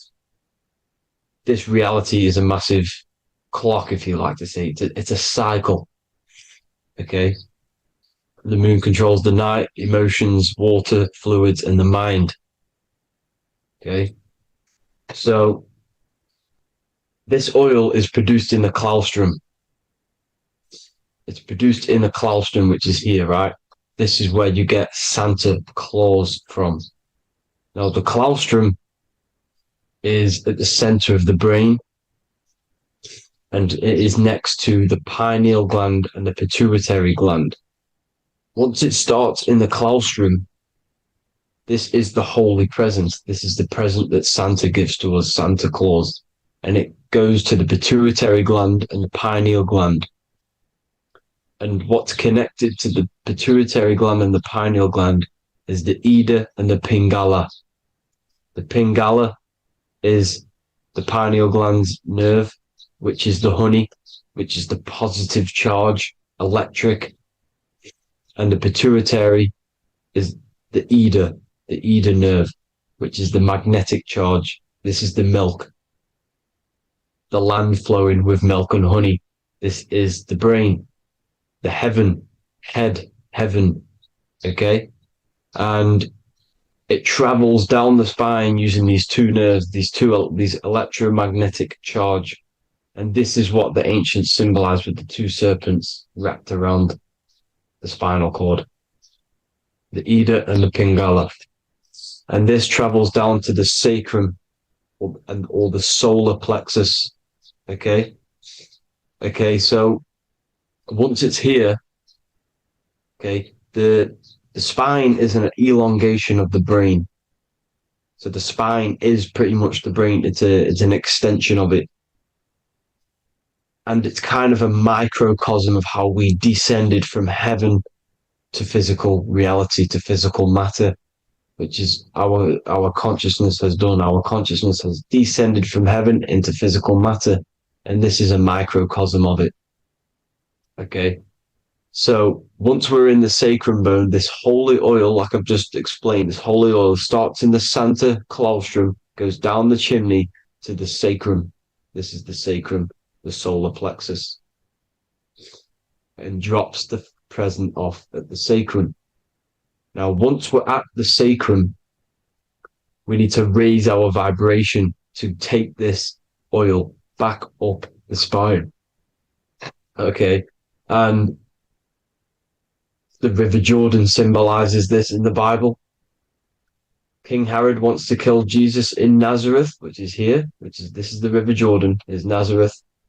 He goes to be born in Bethlehem and then goes back up to Nazareth to Joseph and Mary. Joseph and Mary, the pineal gland and the pituitary gland. The Bible is huge symbolism. It's all metaphors for this sacred process which goes on inside of your body. You are the Temple of Solomon. You are the Holy Land. The Holy Land is your brain. Once this oil is at the sacrum, you need to raise your vibration in order to take it back up.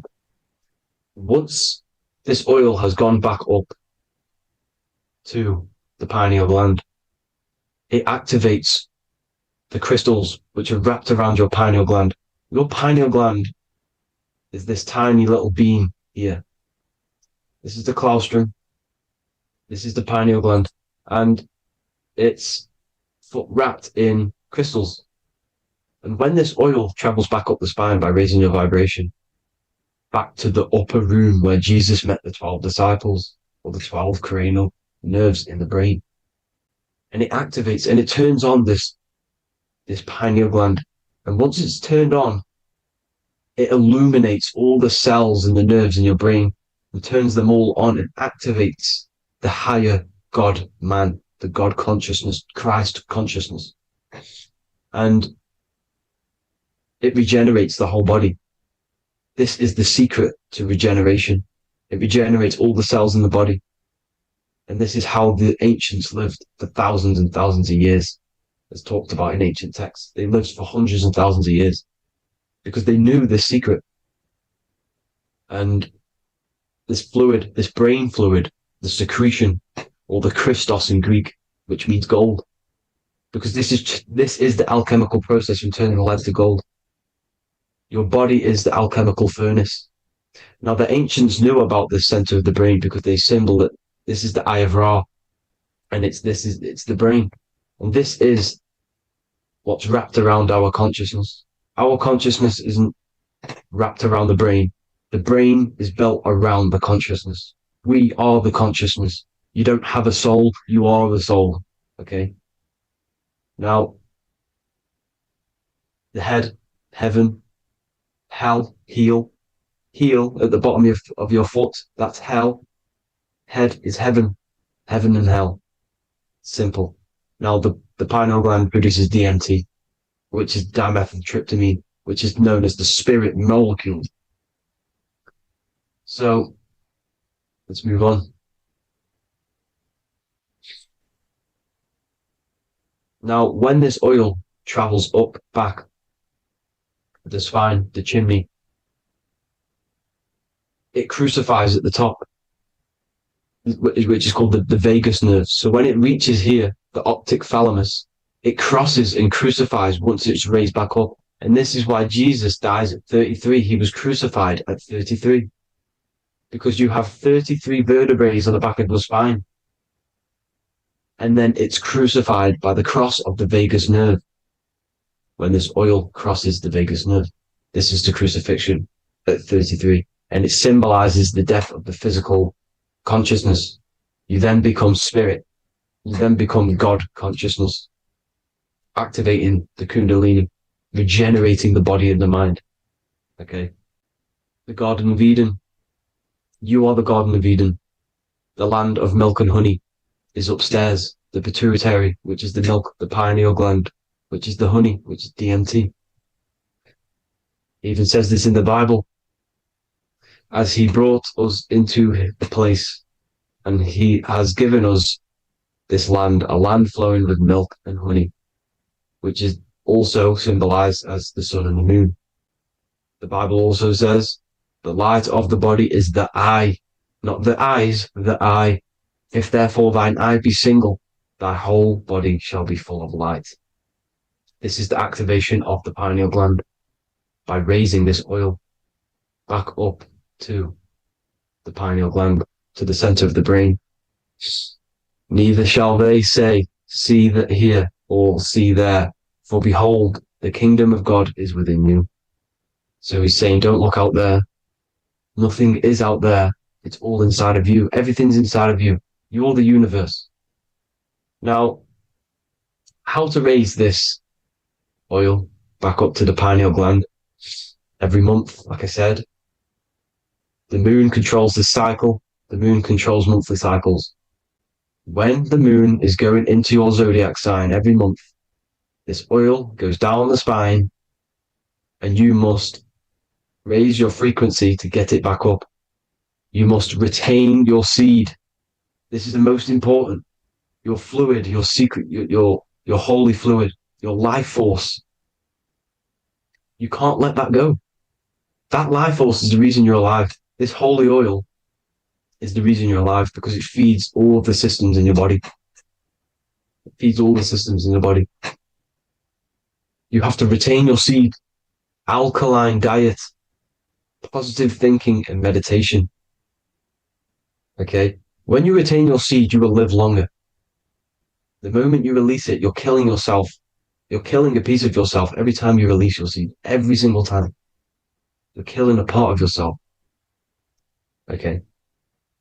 Now, this could be why this could be the illumination, the single eye on the Illuminati's symbol, the Freemasonic symbol, the illuminated eye, the triangle, which could symbolize the body, mind, and spirit, but the eye illuminated.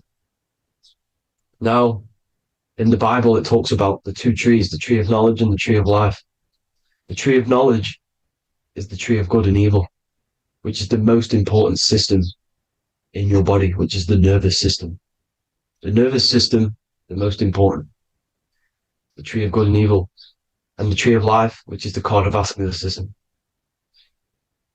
Now, this oil, when it's released every month, feeds these two systems, and these two systems feed everything. Now, it's important you understand that. Okay? The ancients knew all of this knowledge. The Bible's telling you this knowledge.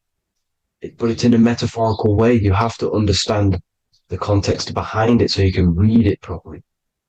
Now, eating of the tree of life, which is when it talks about in the Bible, eating from the tree of life is actually symbolizing a bad diet, ejaculation.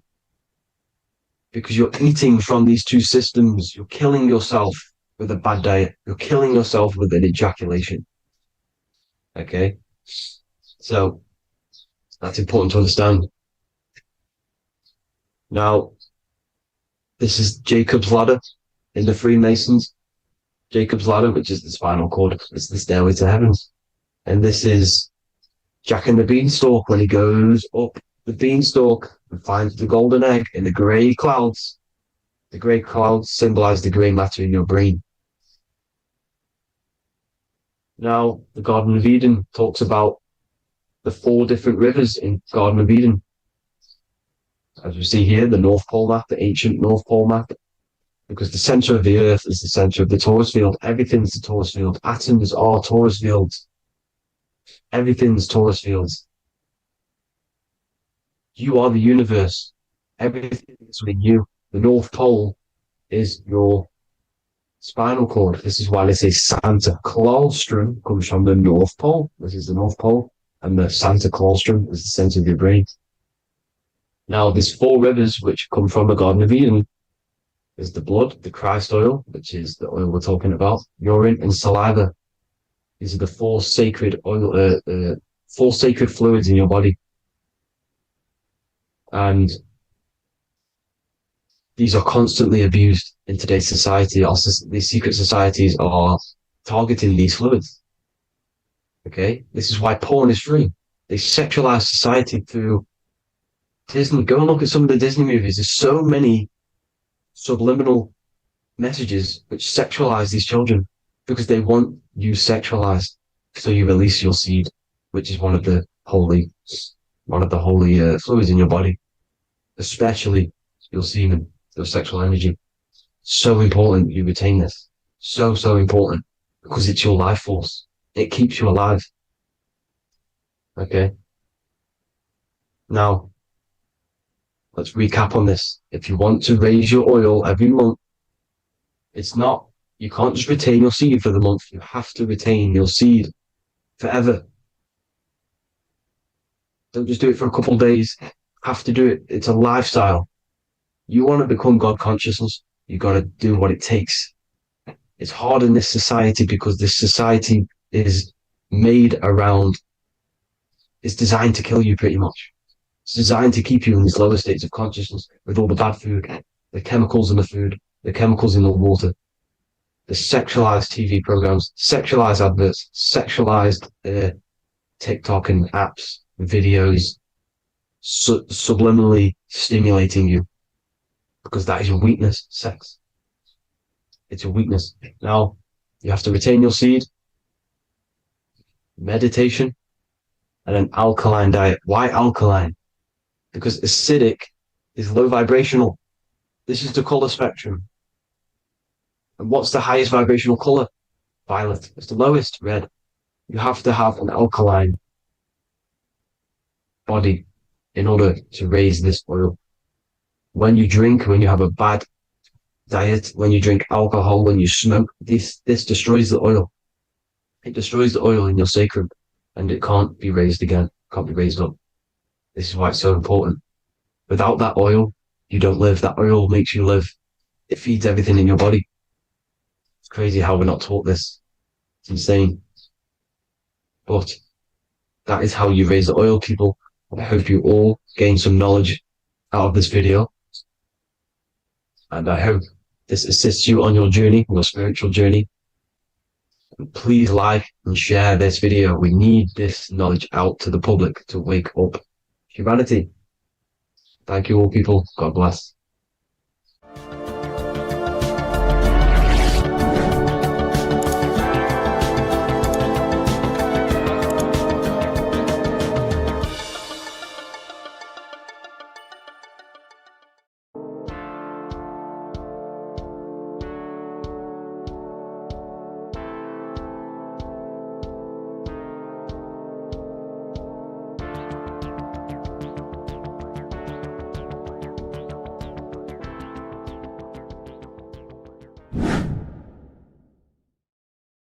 What is up, people? How are we all doing? Today, we're talking about the flat earth cosmology. So let's jump straight into this. Please drop a follow and leave a like to help the algorithm. So we live in a torus field. Everything's made out of torus fields. And every torus field has motion. It's what it is. It's the motion of energy. And every torus field has a center, which is the black hole. It's a womb of creation. It's counter space. Now, this is why the North Pole is magnetic, because the center of this torus field is the most magnetic part, the strongest part of the field. So this is why all compasses will point you to the center. And the Earth's magnetic field is spread across the whole of the earth. And it's spinning, as you can see here, it's like a tornado at the center. And this tornado is the force which is spinning the sun and the moon around us. You got the sun, the moon, Polaris, just like in the Masonic cosmos here. The sun, the moon, Polaris, the all-seeing eye. Now we'll get into Polaris a bit later, but the sun is the magnetic force. Sorry, is the electric force, because every field is electromagnetic. Now, the sun is electric. It's positively charged. It's gonna give you energy. It's feeding energy. The moon is more magnetic energy, which is taking your energy away from you. And this is why you become sleepy when the moon comes out. Because it's taking away your energy. So these two forces is the balance. It's the yin and yang. It's the balance. Everything in this creation is balanced. Because the torus field is the earth is the plane of inertia, the 0 point within the field. Because physical matter is a result of two opposing forces equalized on the plane of inertia. And that is where matter crystallizes into physical results. And this physical plane is the plane of inertia, planet Earth. And at the center of this plane is the black hole, the womb of creation. And outside of this black hole gives birth to light. So the torus field is constantly rotating, going into counter space, the black hole, and then out of counter space gives birth to the white hole, white light. You see? So it's going around, black hole, birth again, black hole, birth again. And it just keeps going around. It's an infinite cycle of energy. And this is where the infinity sign comes from. This is the motion, this is the force which is creating everything to spin inside of this circle. Okay? And it's making the stars spin. It's making the sun and moon spin around us, around this center point. Now here you see Horus and Set putting their feet inside of this dome. This is the royal arch, the arch of the dome above us, which like you see in the Masonic cosmos, the royal arch of Freemasonry. This is the dome above us, the firmament that the Bible talks about. You see, they're putting their feet in because Set symbolizes the moon and Horus is the sun. Horizon, Horus. Horus is rising, the sun. So they're both putting their feet around this center magnetic pole, which is the pole, North Pole. And above the North Pole, you have Polaris, the pole of electromagnetic energy. You see? And this is how we get the sun and the seasons. Because the sun, for us, when it becomes summer, it's on the Tropic of Cancer. Then it spirals outwards, going out and out and out, then goes to the Tropic of Capricorn. That's winter for us. Then it comes back in and creates summer again. So it's constantly spiraling around this center magnetic North Pole. You see? So this roof above our heads is the firmament, and this is what they've taken off of us. They haven't physically taken it, but mentally they have taken this away from you. It's a female energy, and this is what the Egyptians called Nut, the sky god Nut. And this is the womb. We are inside God's creation, God's womb. And the woman's womb, when she has a baby, is a microcosm of this, because everything inside of this creation is micro, macro. It's a reflection of the bigger things, as above, so below. So the dome above our heads is the dome we are in when we are a baby. And you can see the sacred geometry of it is the exact same. It's the dome. And when we are inside of the womb, the woman, the sacred maker, which is the M, the Masonic M, this is the Gmail symbol. The Masonic M is maker, mason, matter, male. She delivers the male, you see. She delivers the male because it's the maker, the female, the magnetic. The woman is magnetic in nature. The male is electric in nature.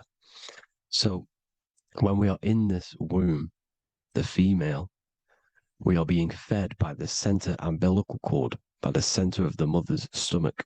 We're connected to the center of the woman's stomach, just like we are when we are in the earth. The center is where the aurora borealis is being emitted from, the electromagnetic aurora borealis, the northern lights. This is our spiritual umbilical cord, connecting us to counter space, connecting us to the realms beyond this world. Because at the center of every torus field is counter space. And at the center of the earth is our spiritual umbilical cord. And this is the earth's belly button, as you see. As above, so below. We had a physical umbilical cord. We have a spiritual umbilical cord. And this gets cut when we die, when we're cut away from the physical reality. You see, here's the ancient Egyptian tablet showing this female. You can see the hair, it's a female above us, because the female energy is nurturing, helping, looking after. And that's exactly what the dome is. It's protecting us. It's the Ark of the Covenant, the Ark covering us.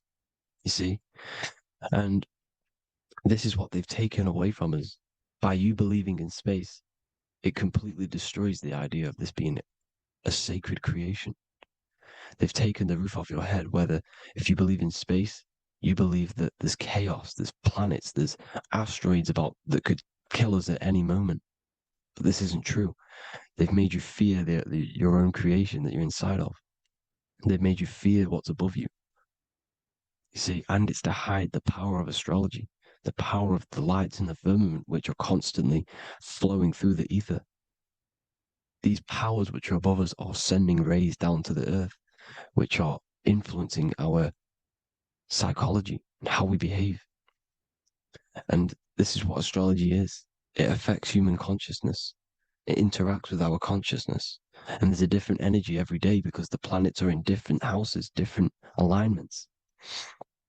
And this is, we'll go into this a bit deeper later on. So the world tree, this magnetic north pole, the pole of electromagnetic energy, was symbolized as a tree, the great tree at the center of the earth. You see? And this tree is symbolized everywhere. You can see here how the center person, this Egyptian person, is holding up the sky. This is the North Pole, the hyperboloid, at the center of every torus field. And this tree was in the Mayan cosmology. This is an ancient depiction. This is the torus field. There's the plane of inertia. Here's the center tree. Here's the tree in the center, the magnetic North Pole, the woman holding the stars. Here's the Hindu with the two birds symbolizing the sun and the moon revolving around this center tree. The Mayan tree, his Horus and Set around the North Pole. They all knew this flat earth cosmology. They knew these secrets. It's so sacred you understand the creation that you're inside of. Because if you don't, you'll be led astray. You don't know where you are. You're lost. You see? And here's the Masonic art with the rays of the stars coming down with the tree in the center. So it was personified as a tree. And we are in Asgard, Midgard, the middle garden, where there's good and evil. So the 7 layers of heaven, which is talked about in the Quran. Each planet has a different layer of the firmament, and this is the 7 layers of heaven, and these are our 7 layers of the energy centers in our body. So we start in the stars, so we are stars in a physical body. And this is why we say Mr., Sister, Fraudster, Sinister. Stir is star, and we are in the stars, and our star descends into the soul system, not solar system. And as we descend into the soul system, we enter Satan's kingdom, Satan's world. As it says in the Bible, Satan is the god of this world. Well, if you've been into my research for a while, you know Satan is Saturn. Saturn's world, because Saturn's the outermost ring. He's the Lord of the Rings. And you enter his kingdom, the kingdom of time. And this is why Saturn's the time god. As soon as you go past the rings of Saturn, you're now in the soul system. You're now in time. You're now bound by space and time. And you're bound to the earth plane, the heart. Earth is heart. It's a rearrangement, it's an anagram for heart. And the heart of the electromagnetic color spectrum is green, and that's why the earth is green. And above green is blue, and this is why the sky is blue. In order to go to heaven on the macro scale, you have to go through the blue sky, through the 7 layers of heaven. In order to reach heaven in your body whilst you're here, you have to go through the blue chakra to your head, which is heaven. It's micro, macro. Everything is micro, macro inside of this creation. It's an ancient. I think this is a French image, piece of art from the ancient French, with obviously the 7 layers of heaven, which they all depict. And notice how it's like a dome. We'll go into this dome symbolization, the Royal Arch of Masonry, which is next. But these 7 layers of heaven give us the 7 metals, the 7 days of the week, the 7 diatonic tones, the 7 chakras, the 7 everything. It's God's favorite number. And this is why the Masons use the G inside of the compass, because the G is the 7th letter and God starts with G. You see? So it's 7. God is 7. Here's another depiction of the heart, the soul system, the 7 layers of heaven. La fermente. You see, la firmament, with the stars on the outermost layer. Here are the 7 planets: Jupiter, Mars, la Sophie, the sun, la luna, the moon. So Saturn. So we are in the heart of this soul system. In order to ascend, we need to ascend up our chakra system, reach 144,000 hertz, God consciousness, the God man. You have to unfold God man, master of the mind, mastery of the mind. So what are the stars? The stars make everything unique. The stars are constantly rotating around the center, magnetic North Pole, the tornado at the center, which is stirring everything. It's stirring the ether. The center is the ether, and the 4 elements are born out of this ether. There's 5 elements: ether, spirit, water, air, and earth. The ether gives birth to the 4 other physical elements, which the whole of creation are made out of. About them 4 elements. 4 is the number of stability. You know, a chair, a table has 4 legs. It stables things. It's a foundation, and these 4 elements are the foundation of this creation. You see, and this magnetic North Pole is stirring this, and the 4 vibrational states of the ether are the 4 elements. Now let me get back to the stars. I just wanted to give you that. The stars are being stirred around this center point. Center. It's stirring everything. And they're always in different alignments. Every millisecond they're moving in different placements of the stars. And the planets are called the 7 wanderers because they're not fixed. The stars are fixed. But the planets are called the 7 wanderers, the 7 layers of heaven, because they move faster and slower than each other. Each planet is slower and faster. Has a different rate of speed it's moving. So these alignments are mixing in with the energies of the different 12 constellations. And this is why you have a unique characteristic. You have a unique look, a unique energy, a unique personality. This is because when you were born and you took your first breath, that energy which was in the ether, because the ether is all around you, and energy travels through the ether. The energy that the stars were casting down and the energy that the planets was mixing in with the 12 constellations was in the ether. So when you came out of the womb and your first breath, because breath is spirit, okay? So that first breath you took, that is the energy that is imprinted within your DNA, your soul. And you reflect that energy, you emit that energy. That's the energy that is with you forever until you die. Till this physical body dies off. And that's what the stars are. The stars are giving a unique energy, characteristic, personality to every living thing. Every dog, every cat, every animal has a unique personality because it was born at a different time and place in the sky. Okay? The stars are your destiny. Now, the stars are constantly changing as well. If you look at stars through a telescope, they're constantly changing and forming different forms. You can see here, it looks like water. It looks like light through water because it's the ether above us, a sea of ether. And this light is being emitted through it, and it's just constantly changing, giving different energies, each star.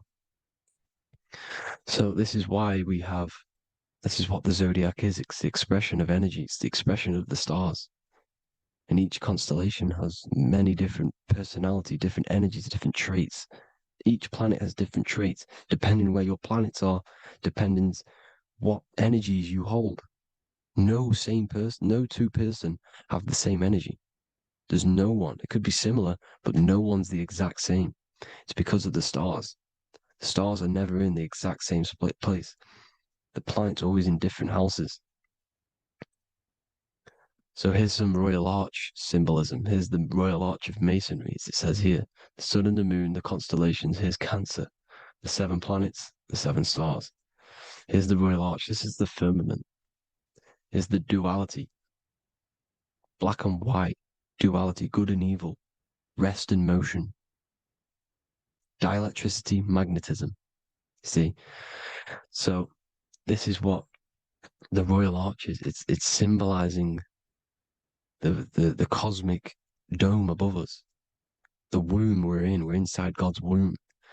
And here's George Washington, the Freemason, inside of the Royal Arch. You see? With the G, the Masonic G, God, 7. Here you see another depiction of George Washington with the stars in the dome above his head, his Polaris, the sky vault, Polaris. We'll get into that later. Go inside of all of your ancient churches, you will see the dome. Go to the Vatican, you'll see the dome. All of your ancient churches have this dome because it's the dome above your head. The ancients knew this. This was known. We did not live in space. It was known back then. They all knew. This is Crown Court, which is one of the most important courts in the UK. You can see it's clearly so much Masonic symbolism. You've got the 4 pillars of Masonry. The Royal Arch is like an arrow pointing upwards to Polaris.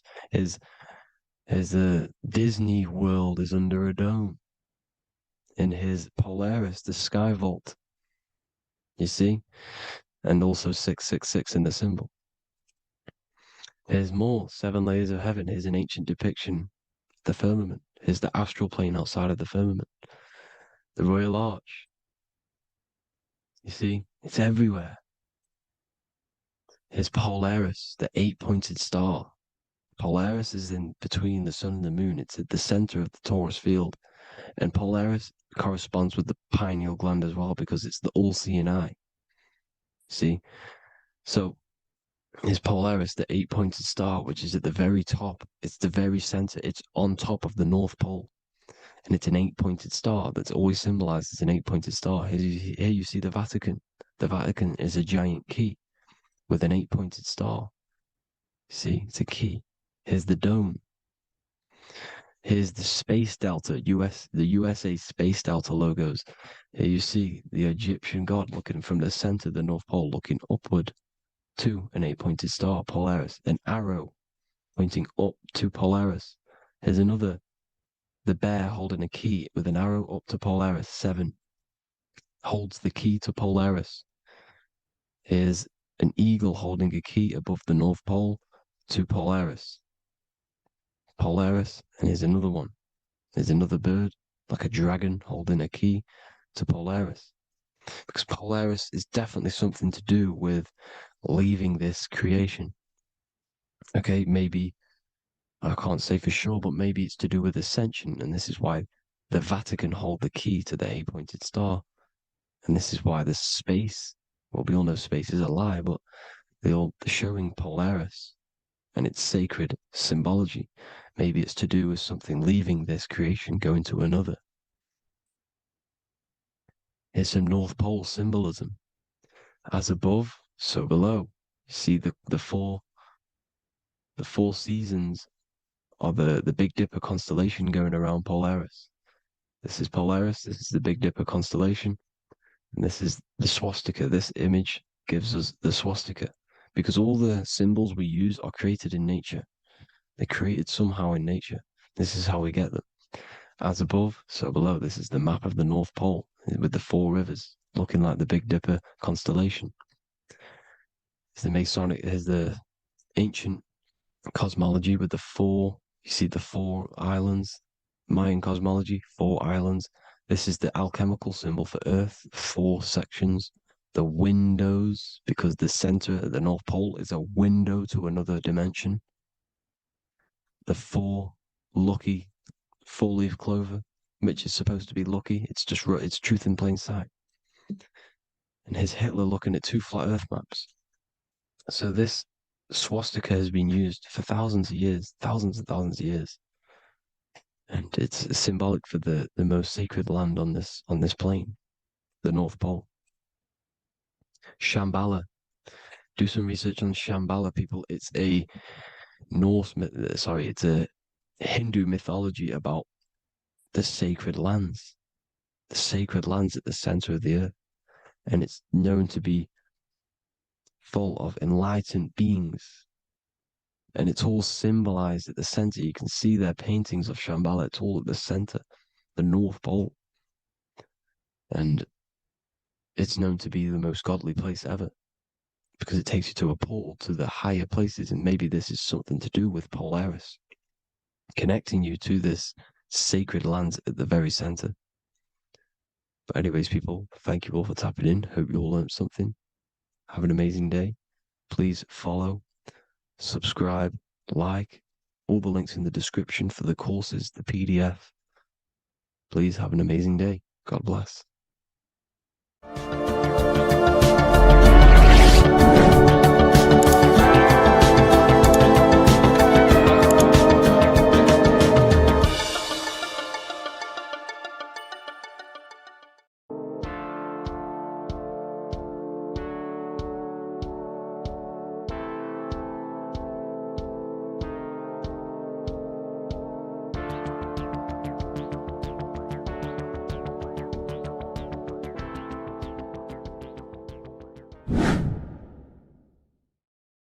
What are we all doing, people? Survival wisdom. Today we're going to be breaking down the Bible and its real, true metaphysical meaning. All of these slides within this video is taken from my book, The Book of Wisdom, so you can get all of these slides. So the Temple of Solomon, you are body, mind, and soul, which is the Holy Trinity, the moon, sun, and earth. The sun is your soul because the sun is its infinite source of energy. It is its own source of energy. And that is what your soul is. It's its own source of energy. The moon is mind. This is why you call people a lunatic. You're a lunatic. Luna means the moon. And inside of your mind, you have a specific mood. Mood is moon. And mind in German is Mond. And the word Mon means moon. And earth is your physical body because your body contains of the 4 elements, the 4 physical elements. Well, the Temple of Solomon is the temple of the soul and the mon, the soul and the mon, the soul and the mind. And it's the temple of the Holy Spirit in the Bible. Everything leads back to one singular point in the center of the brain. The brain is not the mind. It's mind over matter. Okay? The brain is the physical manifestation of the mind. The brain is the electrical computer which decodes the light waves given to it by the mind. This is why everything in the body leads back to one singular point. And we'll go over this in a minute. But this is controlling the physical body. This is the within. If you rearrange within, it spells high twin because within you is your twin, your true self. And it's just an entity in the center of the mind. And if you shut your eyes, you can feel it. Your awareness is in the center of the brain. So there's just an empty chamber in the center of the 2 cherubs, the 2 brains. They are 2 separate brains. They're 2 hemispheres. And the empty chamber, when scientists chop it up and see it's just an empty chamber, well, because you can't see in that plane of reality. You cannot see the mind. You cannot see thoughts. It is invisible to the human eyes, to the visible light spectrum, to the 2 eyes.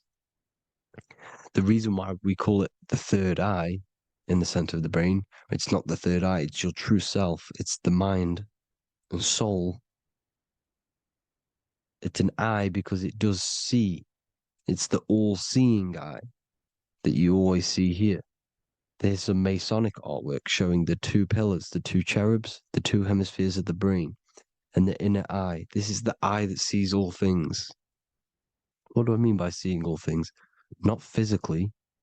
It sees the mind. It's what, because your soul is watching the mind. You can observe the mind. You are not the mind.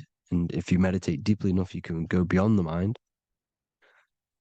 It's the all-seeing eye. It sees the mind. It sees what emotions you're feeling. It sees what you're thinking. It sees what you're seeing with the two eyes. It's the all-seeing eye. It sees all things. It's omnipresent. It's everywhere. Because the mind can be anywhere. The mind can switch itself into any place it wants. There is no limitations with the mind. So there is two hemispheres in the brain. And in the Bible, there is a quote saying the most holy place between the two cherubs. The two cherubs is the two hemispheres of the brain, and the most holy place is between them, which is what the Masonic artwork is showing. This is the all-seeing eye, the soul and the mind in the center of the brain. And you will not see this with the two eyes. So when scientists come to seeing the empty chamber in the center of the brain, they wonder because they do not understand the occult side of the world. They do not understand the layers of reality. How the two eyes, everything physical comes from the unseen. Everything seen comes from the unseen. Now, the two hemispheres of the brain play a major role in our lives. The right hemisphere is the artist. The left hemisphere is the scientist. The right hemisphere controls the left side of the body. The left hemisphere controls the right side. So there's a crossover. Now, the right hemisphere is to do with your feminine energy, creativity, unification, metaphors, visualization, intuition. The left hemisphere is to do with sequencing, facts, materialistic details, language, and logic. So they keep us normally trapped within the male aspect of our mind, which is the left hemisphere. You know, if you listen to Spotify, Apple Music, and radio, they're all tuned to 440 hertz, which shuts down the right side of the brain, makes you left brain dominant. And we learn, well, 90% of people learn to write with their right hand. They're taught to learn with their right hand, which is to do with the left brain. You see, so we are being trapped within this left side of the brain, which is all to do with logic, thinking logical, not creative. You know, very analytic. But the right side of the brain is to do with your creativity. So the right side of the brain is perceiving reality as a holistic perception. Now, what do I mean? If you're riding through a woods, for example, if you're riding through a woods, your right hemisphere is seeing the whole woods as one unified woods. The left hemisphere's job is to break down the perception given to it by the right hemisphere and break it down into individual trees. So what am I saying? The right hemisphere is seeing humans and everything in creation as one unified consciousness. The left hemisphere is seeing individual egos. This is why the left hemisphere is the place of the ego, the right hemisphere is to do with the higher self. They're both needed, though. I'm not saying one's better than the other. It's balance. Now, they don't want you to see the unified picture, perception of creation. They want you to think everything is individual, everything doesn't come from the one, because all things come from the one. And we experience the two in this reality, dualism. In order to understand the one, we have to experience the two to advance. So, anyways, let's get away from the two hemispheres. The right hemisphere, like I said, is to do with the higher self. And this is why in John 21:6, it says, cast the net onto the right-hand side of the boat and you will find fish. Meaning, cast your energy, cast your perception into the right hemisphere of the brain, and you will find God, unification, and higher self. You will see things from a unified perspective. How we are all one, because we are all the same consciousness. The same spark that is in me is in you. This is why I am you and you are me. We are all the all-seeing eyes of God, just split up into individual bodies. We are all made up of the same essence, consciousness. And that consciousness, that mind and soul, is in the center of the brain. You are just in different avatars. And until we see this, we'll forever be divided and conquered. Until we figure this out as a collective consciousness, we will forever be divided and conquered and ruled over. This is why the Bible says, ye are gods. You are the sons of the Most High, because we are. We are the Word made flesh. We are God made flesh. Mark 16:19. So then after the Lord had spoken unto them, he was received up into heaven. Head is heaven, H-E-A, and sat on the right hand of God. God is the consciousness in the center of the brain. Heaven is the head, and the right hand of God is the right hemisphere of the brain, meaning he sees things in unification, creativity, intuition, the higher mind, the higher brain.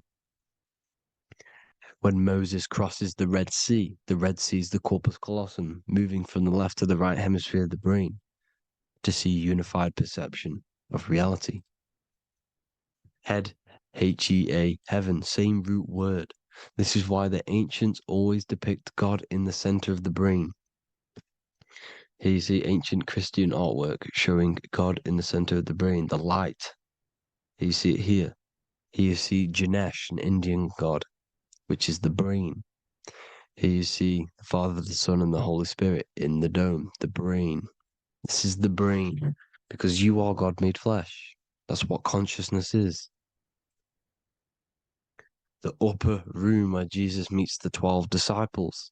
It's the upper brain on the upper room. The upper room is the chamber, the empty chamber in the center of the brain. That's the room. And the 12 disciples are the 12 cranial nerves in the brain, which pretty much rule the body, all the cranial nerves. The tree of life, the cardiovascular system. This is why in Genesis it says the tree of life was in the midst of the garden. Midst meaning middle, because the middle of the body is the cardiovascular system, which is controlling all of the systems in the body. The tree of knowledge of good and evil is the nervous system. It's the spine and brain. This is what's detecting good and evil. The brain is the electrical computer with the left and the right hemisphere, decoding the dualistic world, decoding the light waves given to it by the external world. It is an electromagnetic computer. It is artificial intelligence. It is very intelligent, the brain and the nervous system, the human body as a whole. But the tree of knowledge of good and evil is the nervous system, because it is the tree that detects good and evil, makes you learn good and evil in this dualistic reality. Here you see Adam and Eve around the tree of knowledge of good and evil. Adam and Eve, male and female energies, with the serpent in the tree, and the tree of knowledge of good and evil. Well, this is the spine, the brain, and the serpent is the kundalini up the spine. The serpent is the S. That's why S, serpent, the letter S is the serpent. Sex and serpents make an S noise. You know, the Bible cursed the serpent. So we don't figure out the true religion. The true religion is raising the kundalini and becoming God-man and reaching our higher states, our true God self. Because once the kundalini is saved, and hits the pineal gland, it activates 100% of the brain when we're only using around 20 to 10% as of right now without the Kundalini awakening. So when you use it, you're activating 100% of the brain. You're activating all the dormant brain cells. You're regenerating the body. And this is the serpent in the tree of knowledge of good and evil. This is the spine, brain. This is Adam, Eve, the male and female energies. The light of the body is the eye. Therefore, if thine eye be single, thy whole body should be full of light. Matthew 6:22. This is the single eye in the center of the brain. It is not the pineal gland. It is what's inside the pineal gland. You have to go beyond the physical world, and there are no words to describe things that are not physical, metaphysics. And the whole body should be full of light. Well, this light is the same pyramid that you see. You are the pyramid with the all-seeing eye on top. This is why the ancients built the pyramids with the stairs in the middle symbolizing the spine, because once you open all the chakras and balance them and raise the Kundalini, you activate all of the brain, which gives enlightenment. The word enlight in ment. Ment means mind, light in the mind. Enlighten the mind. And this is enlightenment. We are the temple. And Jacob called the name of the place Peniel, for I have seen God face to face. Within spells high twin. Within you is the God self, which you need to manifest into the external world. And he's seen God in Peniel, the consciousness. He's seen his true self consciousness in the pineal gland. Genesis 28:10, Jacob's ladder. Jacob, he took a rock there and laid his head on it to sleep. Jacob had a dream. He dreamed there was a ladder that was on the ground and reached up into heaven. Head is heaven. The rock he fell asleep on is the sacrum bone, because he's symbolizing the oil that comes down the spine, hits the sacrum bone and rests there, falls asleep, and it looks up and it sees the ladder to heaven. Because when you raise this oil, you become God man. You become God in heaven. You can leave the body at will. Do you not know that your body is the temple, that your body is the temple of the Holy Spirit? Corinthians 16:19-20. Or do you not know that your body is the temple of the Holy Spirit within you? Your body is the temple of the Holy Spirit, the soul and the mind within the center of the brain, the temple of Solomon, temple of the soul and the mind. Romans 8:10. Christ is in you. It's not external. When you give where attention goes, energy flows. When you give your energy to external things, your attention, your worship to external things, you're giving energy, meaning it's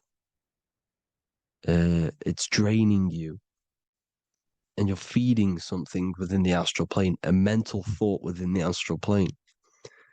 So with you realizing that the Christ is in you, that you don't have to worship anything outside of you, this means that you're internalizing your energy. You're not giving your energy, because where attention goes, energy flows, which means you become more present. You become healthier because you're not giving off all of your special electromagnetic energy that's charging you. This is why the religions ran by the Vatican is all external. They're exoteric. Exoteric means external teachings. The esoteric is the internal, the hidden teachings. In Psalms 82,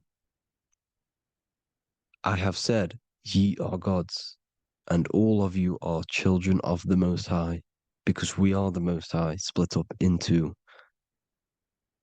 individual bodies. That's what consciousness is. Consciousness is the Most High, and we have to raise ourselves to the Most High. Brahma, Vishnu, Shiva, the Father, the Son, and the Holy Spirit. Why is it always a trio? It's a trio because it symbolizes us, the soul, mind, and body. The mind is the bridge for the soul to be in the body. What is the soul? It's the life force. It's the watcher. It's the all-seeing eye. The soul sees into different realities, and it gives life to the body of every reality it goes in. This is why you always see light around the all-seeing eye, because it is the energy, the life force, the light, life, L-I. Life is light. And it's the eye because it sees into the different realities. It sees into the dream world. When you're going to sleep at night and you dream, it's not a dream. It's another reality. You're a multi-dimensional creature. We live in a multiverse. There's infinite amount of yous. And there is a version of you which is the highest self in a reality somewhere. And this eye has the ability to switch realities, which is exactly what astral travel is. Astral travel is the ability to switch reality beyond the 3D construct of this world. The Father, the Son, and the Holy Spirit, Brahma, Vishnu, Shiva. Brahma, the soul, inhabits different bodies. This is why they have different heads. Vishnu, the mind, symbolizing gnosis, meaning knowledge. This is the serpent. The serpent symbolizes knowledge. Shiva, the body. Father, the Son, and the Holy Spirit.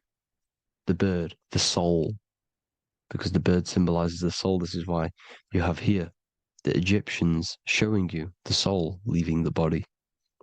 Here you see here with the twin head, the same head, and it's a bird. This is the soul self. This is the ego self. The Egyptians knew this. They knew all of this. Of course they did.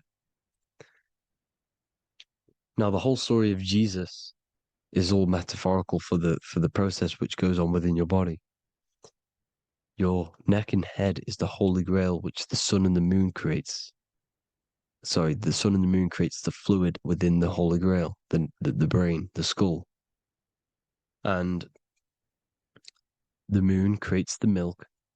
Sorry, the moon makes the milk. The sun makes the honey, the land flowing with milk and honey in the Bible. The land flowing with milk and honey is the center of the brain in the Holy Grail. Here you see the Masonic artwork showing you the sun and the moon creating the fluid in the spine. Here's the serpent. Serpent symbolizing the two Kundalini channels, the Ida Pingala up the spine. Here's the furnace raising the Kundalini, raising the oil, heating it up and rising it to the crown. You see?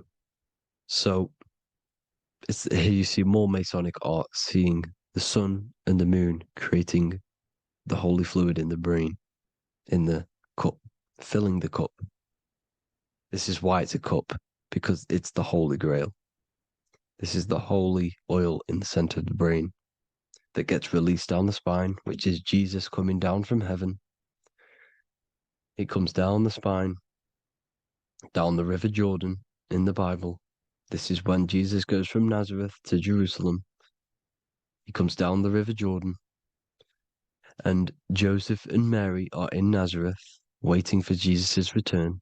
Joseph and Mary symbolize the pineal and pituitary gland, which produce the two oils created by the sun and the moon. And he returns. When he returns, he gets crucified at 33, because there's 33 vertebrae at the back of the spine, and it crosses the vagus nerve. The crucifixion of the oil past 33 vertebrae creates God-man, and it creates your higher self, and it activates 100% of the brain. And you turn into spirit, you turn to your spirit self. This is why